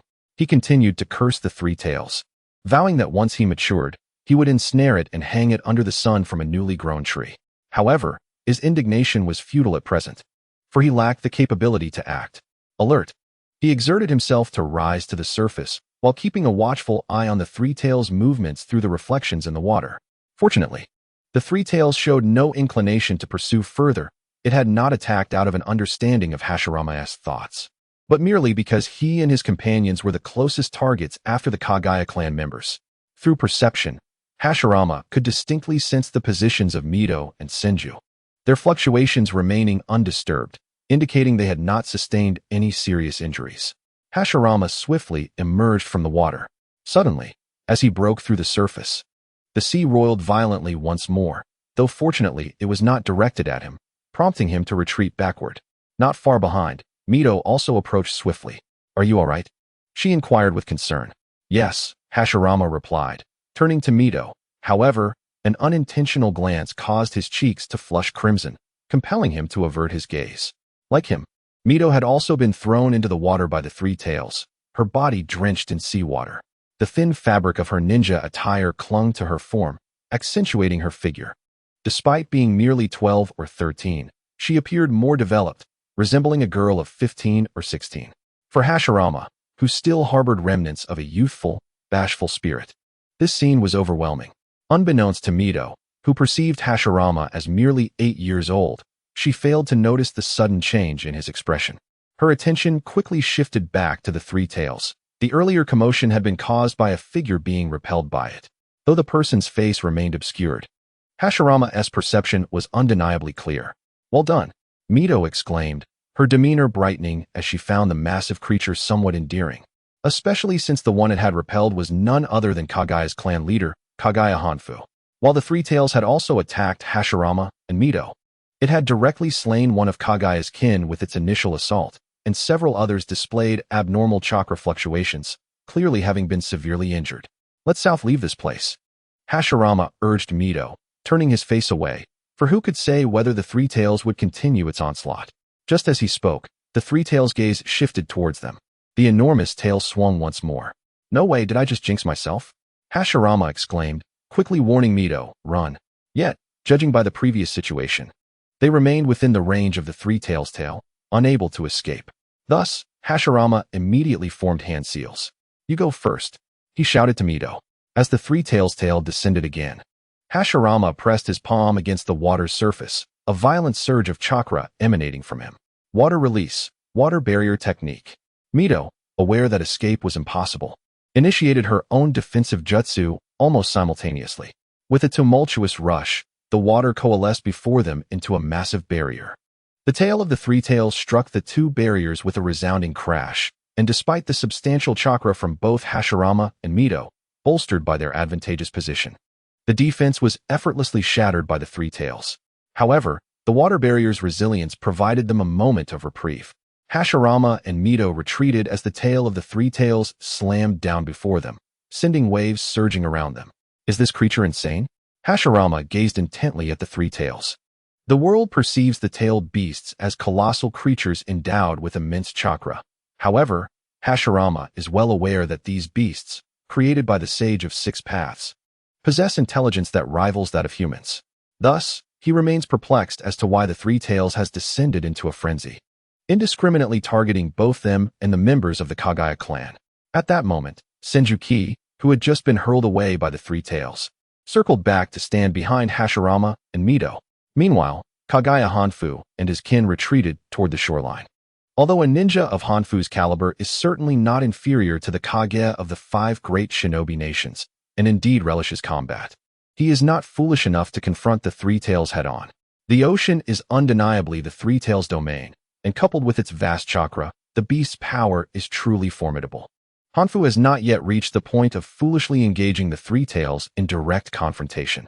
Their primary objective here is to intercept Hashirama and his companions. Thus they need not entangle themselves with the beast. Judging by the three tails' actions, it appears that even if Hashirama and the others attempt to evade, the creature has no intention of letting them go easily. The dilemma is straightforward. As long as Hanfu and his clan maintain their distance from the three tails, Hashirama and his companions face only two choices. Should they wish to retreat to the main island of the water country, they would be ensnared by the Kagaya clan. Otherwise, they must confront the three tails directly. Upon sensing the retreat of the Kagaya clan, Hashirama, Senju, and Mito swiftly grasped the intentions of these brash individuals. Hashirama mused, finally employing some intellect, as the emergence of the three tails has thrust him, Mito, and Ki into a predicament where every path seems to lead to certain doom. It appears that their only recourse is to force their way through the three tails. He cast a glance at the beast, and as he spoke, the three tails roared in their direction. "Goodness, do not provoke it," Hashirama thought, feeling a sense of helplessness, as Ki was oblivious to the fact that the three tails possessed intelligence. His recent words had inadvertently provoked the beast. "Run toward the Kagaya clan," Hashirama shouted as the three tails began to exhibit signs of agitation. He had already considered Ki's suggestion, realizing that attempting to force their way past the beast in its territory was unrealistic. Furthermore, the Kagaya clan could easily circumvent this body of water while engaging with the three tails. Even if Ki, Hashirama, and Mito managed to break through, they would soon find themselves under siege by the Kagaya clan once more. Thus, the only feasible strategy that came to mind was, if they could not defeat it, they might as well perish together. After all, the Kagaya clan outnumbered them. Just as Hashirama finished speaking, the three tails swept its tail, summoning its immense chakra to stir the surrounding waters, creating a catastrophic tidal wave that surged toward the three of them at an alarming speed. This was the three tails' response to Ki's earlier remark. Let us not overstep our bounds, my brother. As Hashirama gazed at the relentless waves that offered no means of evasion, he summoned every ounce of his chakra to form seals, with Senju Ki and Mito following suit. He believed that only the likes of the Senju Buddha and Senju Shui could wield a water release of such magnitude to counter it. With a thunderous crash, the three of them unleashed an impressive water release technique. At first glance, the scale of their jutsu appeared to rival that of the three tails. However, the chakra of Hashirama, Senju Ki, and Mito was not unified. Thus, in terms of potency, it paled in comparison to that of the three tails. Nevertheless, the four waves of varying sizes clashed, representing the combined might of the three, and it was not so easily subdued by the three tails, temporarily fending off the creature's assault. Hashirama surged forward towards the direction of the Kagaya clan members. Senju Ki and Mito, trusting in Hashirama's judgment, followed closely in his wake. Upon witnessing their unexpected resilience, the three tails let out an even more ferocious roar and lashed its tail at Hashirama and his companions, who were swiftly making their way to the shore. Go on ahead, Senju Ki called out, positioning himself behind Hashirama and Mito as he formed hand seals. He exhaled a torrent of rocks that coalesced into a colossal hand. With a resounding crash, the stone hand intercepted the sweeping tail of the three tails. Although cracks immediately formed along its arm, it did not shatter at once. This diversion allowed Hashirama and Mito to gain considerable distance, while Senju Ki could momentarily evade the beast on his own. In this manner, the trio hastily approached the location of the Kagaya clan. They're coming this way, remarked a sensing ninja to Kagaya Hanfu, who bore a face marred by grotesque scars. His expression darkened slightly. As the leader of his clan, he had survived in the power struggles of the various ninja clans in the Land of Water, far from a mere brute focused solely on battle. In this regard, Kagaya Hanfu was undeniably superior to the clan leaders of the era of Kinshiki. Are they attempting to divert the tailed beast's attack? Kagaya Hanfu murmured, observing the three tails offensive, which was evidently directed at Hashirama and his companions. Hashirama's intention was clear. He aimed to draw the danger away. Such an obvious trap would not ensnare Kagaya Hanfu, for even if he failed to capture Hashirama and the others, the blame would be minimal. After all, the Akatsuki clan had managed to infiltrate their territory silently, disrupting their barrier and leading them here. Retreat to the island and ascertain their chakra as much as possible, Kagaya Hanfu instructed his clan members and the sensing ninja. Though the Kagaya clan members were notorious for their battle frenzy, they perceived their foes as monstrous entities impervious to chakra. Even the dullest among them would refrain from courting death with reckless abandon. Leading his clan back to the main island of the Land of Water, Kagaya Hanfu sensed their movements, causing Hashirama's heart to tighten. This was not in line with the reckless persona they were known for. In the impression of Hashirama, the Kagaya clan was nothing more than a mindless warrior race that dared to assault the hidden mist village with the strength of their lineage. He could not recall how Kishimoto had crafted this particular narrative. Yet, it was evident that the adversary had seen through his thoughts. The Kagaya clan could nonchalantly retreat to the island's interior, biding their time while the three tails went on a rampage. However, Hashirama and his companions could not afford such luxury. As they approached the land's edge of the island, Hashirama turned around. Senju Kiyoshi was already drawing near, and the colossal form of the three tails was advancing toward them. Should I try to reason with it? Hashirama contemplated, realizing that even with his power combined with Kiyoshi and Mito, a confrontation with the three tails would only lead to mutual destruction, a scenario to be avoided at all costs. Thus, he recalled another aspect of his identity. Within Hashirama flowed the chakra of Azura, the second son of the Sage of Six Paths, and from the original narrative, it was evident that the tailed beasts could sense this chakra. Perhaps I could speak to it in the name of the sage? It was worth a try. Yet with Kiyoshi and Mito still present, some words would be less than prudent to utter. He glanced at Mito and Kiyoshi, who had just arrived and appeared somewhat fatigued from fending off the three tails' attacks, and gritted his teeth in determination. I must try. Resolute, Hashirama stepped forward to confront the three tails. Kiyoshi and Mito were taken aback by Hashirama's sudden action, but by the time they reacted, he had already covered a considerable distance. Lord Hashirama, Come back, what are you doing? They shouted in unison, hastening to follow him. However, the three tails had already gathered a vast amount of chakra, its tail preparing to strike. Though Hashirama intended to negotiate, he did not seek to endanger his life. Thus, as he sensed the fluctuation of the three tails chakra, he swiftly formed hand seals to prepare for defense. With a tremendous roar, the three tails swung its tail, causing the surrounding waters to surge violently, the cacophony of crashing waves echoing ominously. Seizing the opportunity, Hashirama shouted, "Isabu, do you remember the Otsutsuki village?" Kiyoshi and Mito heard his voice, but the tumultuous environment rendered them unable to discern his words. Yet, the three tails seemed impervious to Hashirama's call. With a deafening crash, it unleashed its three tails, stirring up an even more formidable torrent of waves. Thus, Hashirama was deprived of a second chance to speak. Fortunately, he had prepared the ninjutsu he intended to unleash. Kiyoshi and Mito caught up, and the three of them joined forces to execute their most potent water release techniques.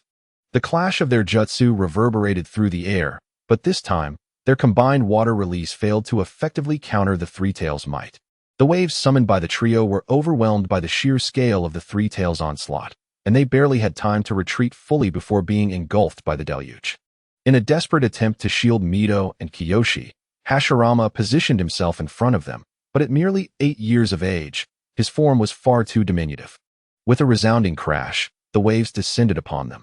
Then, the three were simultaneously swept away by the tidal wave, propelled directly onto the solid ground of the island behind them. Fortune smiled upon them, as Hashirama was violently choked by the seawater. Yet their location was not too distant from the island, significantly diminishing the destructive force of the three tails' tidal assault. Had they been directly engulfed by the ocean, they might have suffered grievous injuries from the water pressure. Could it be that this creature was unaware of the Sage of Six Paths' true name? As Hashirama silently rejoiced, he pondered why the three tails had not reacted to his earlier words. That seemed implausible, even if it were oblivious to the sage's name. The name Kagaya should be known to no other human besides itself, correct? It must have simply not heard him. Are you playing a game of selective deafness with me? Hashirama could not help but shout, as the three tails had clearly understood what Senju had just said. However, at that moment, Hashirama remained unaware that, upon being struck by the tidal wave unleashed by the three tails, the tailed beast chakra embedded within the wave had silently merged into his body. The tailed beasts, composed solely of pure chakra, possessed a power that could be regarded as a legacy of the Sage of Six Paths, preserved in this peculiar form. This power was precisely what activated the special chakra hidden within Hashirama's cells,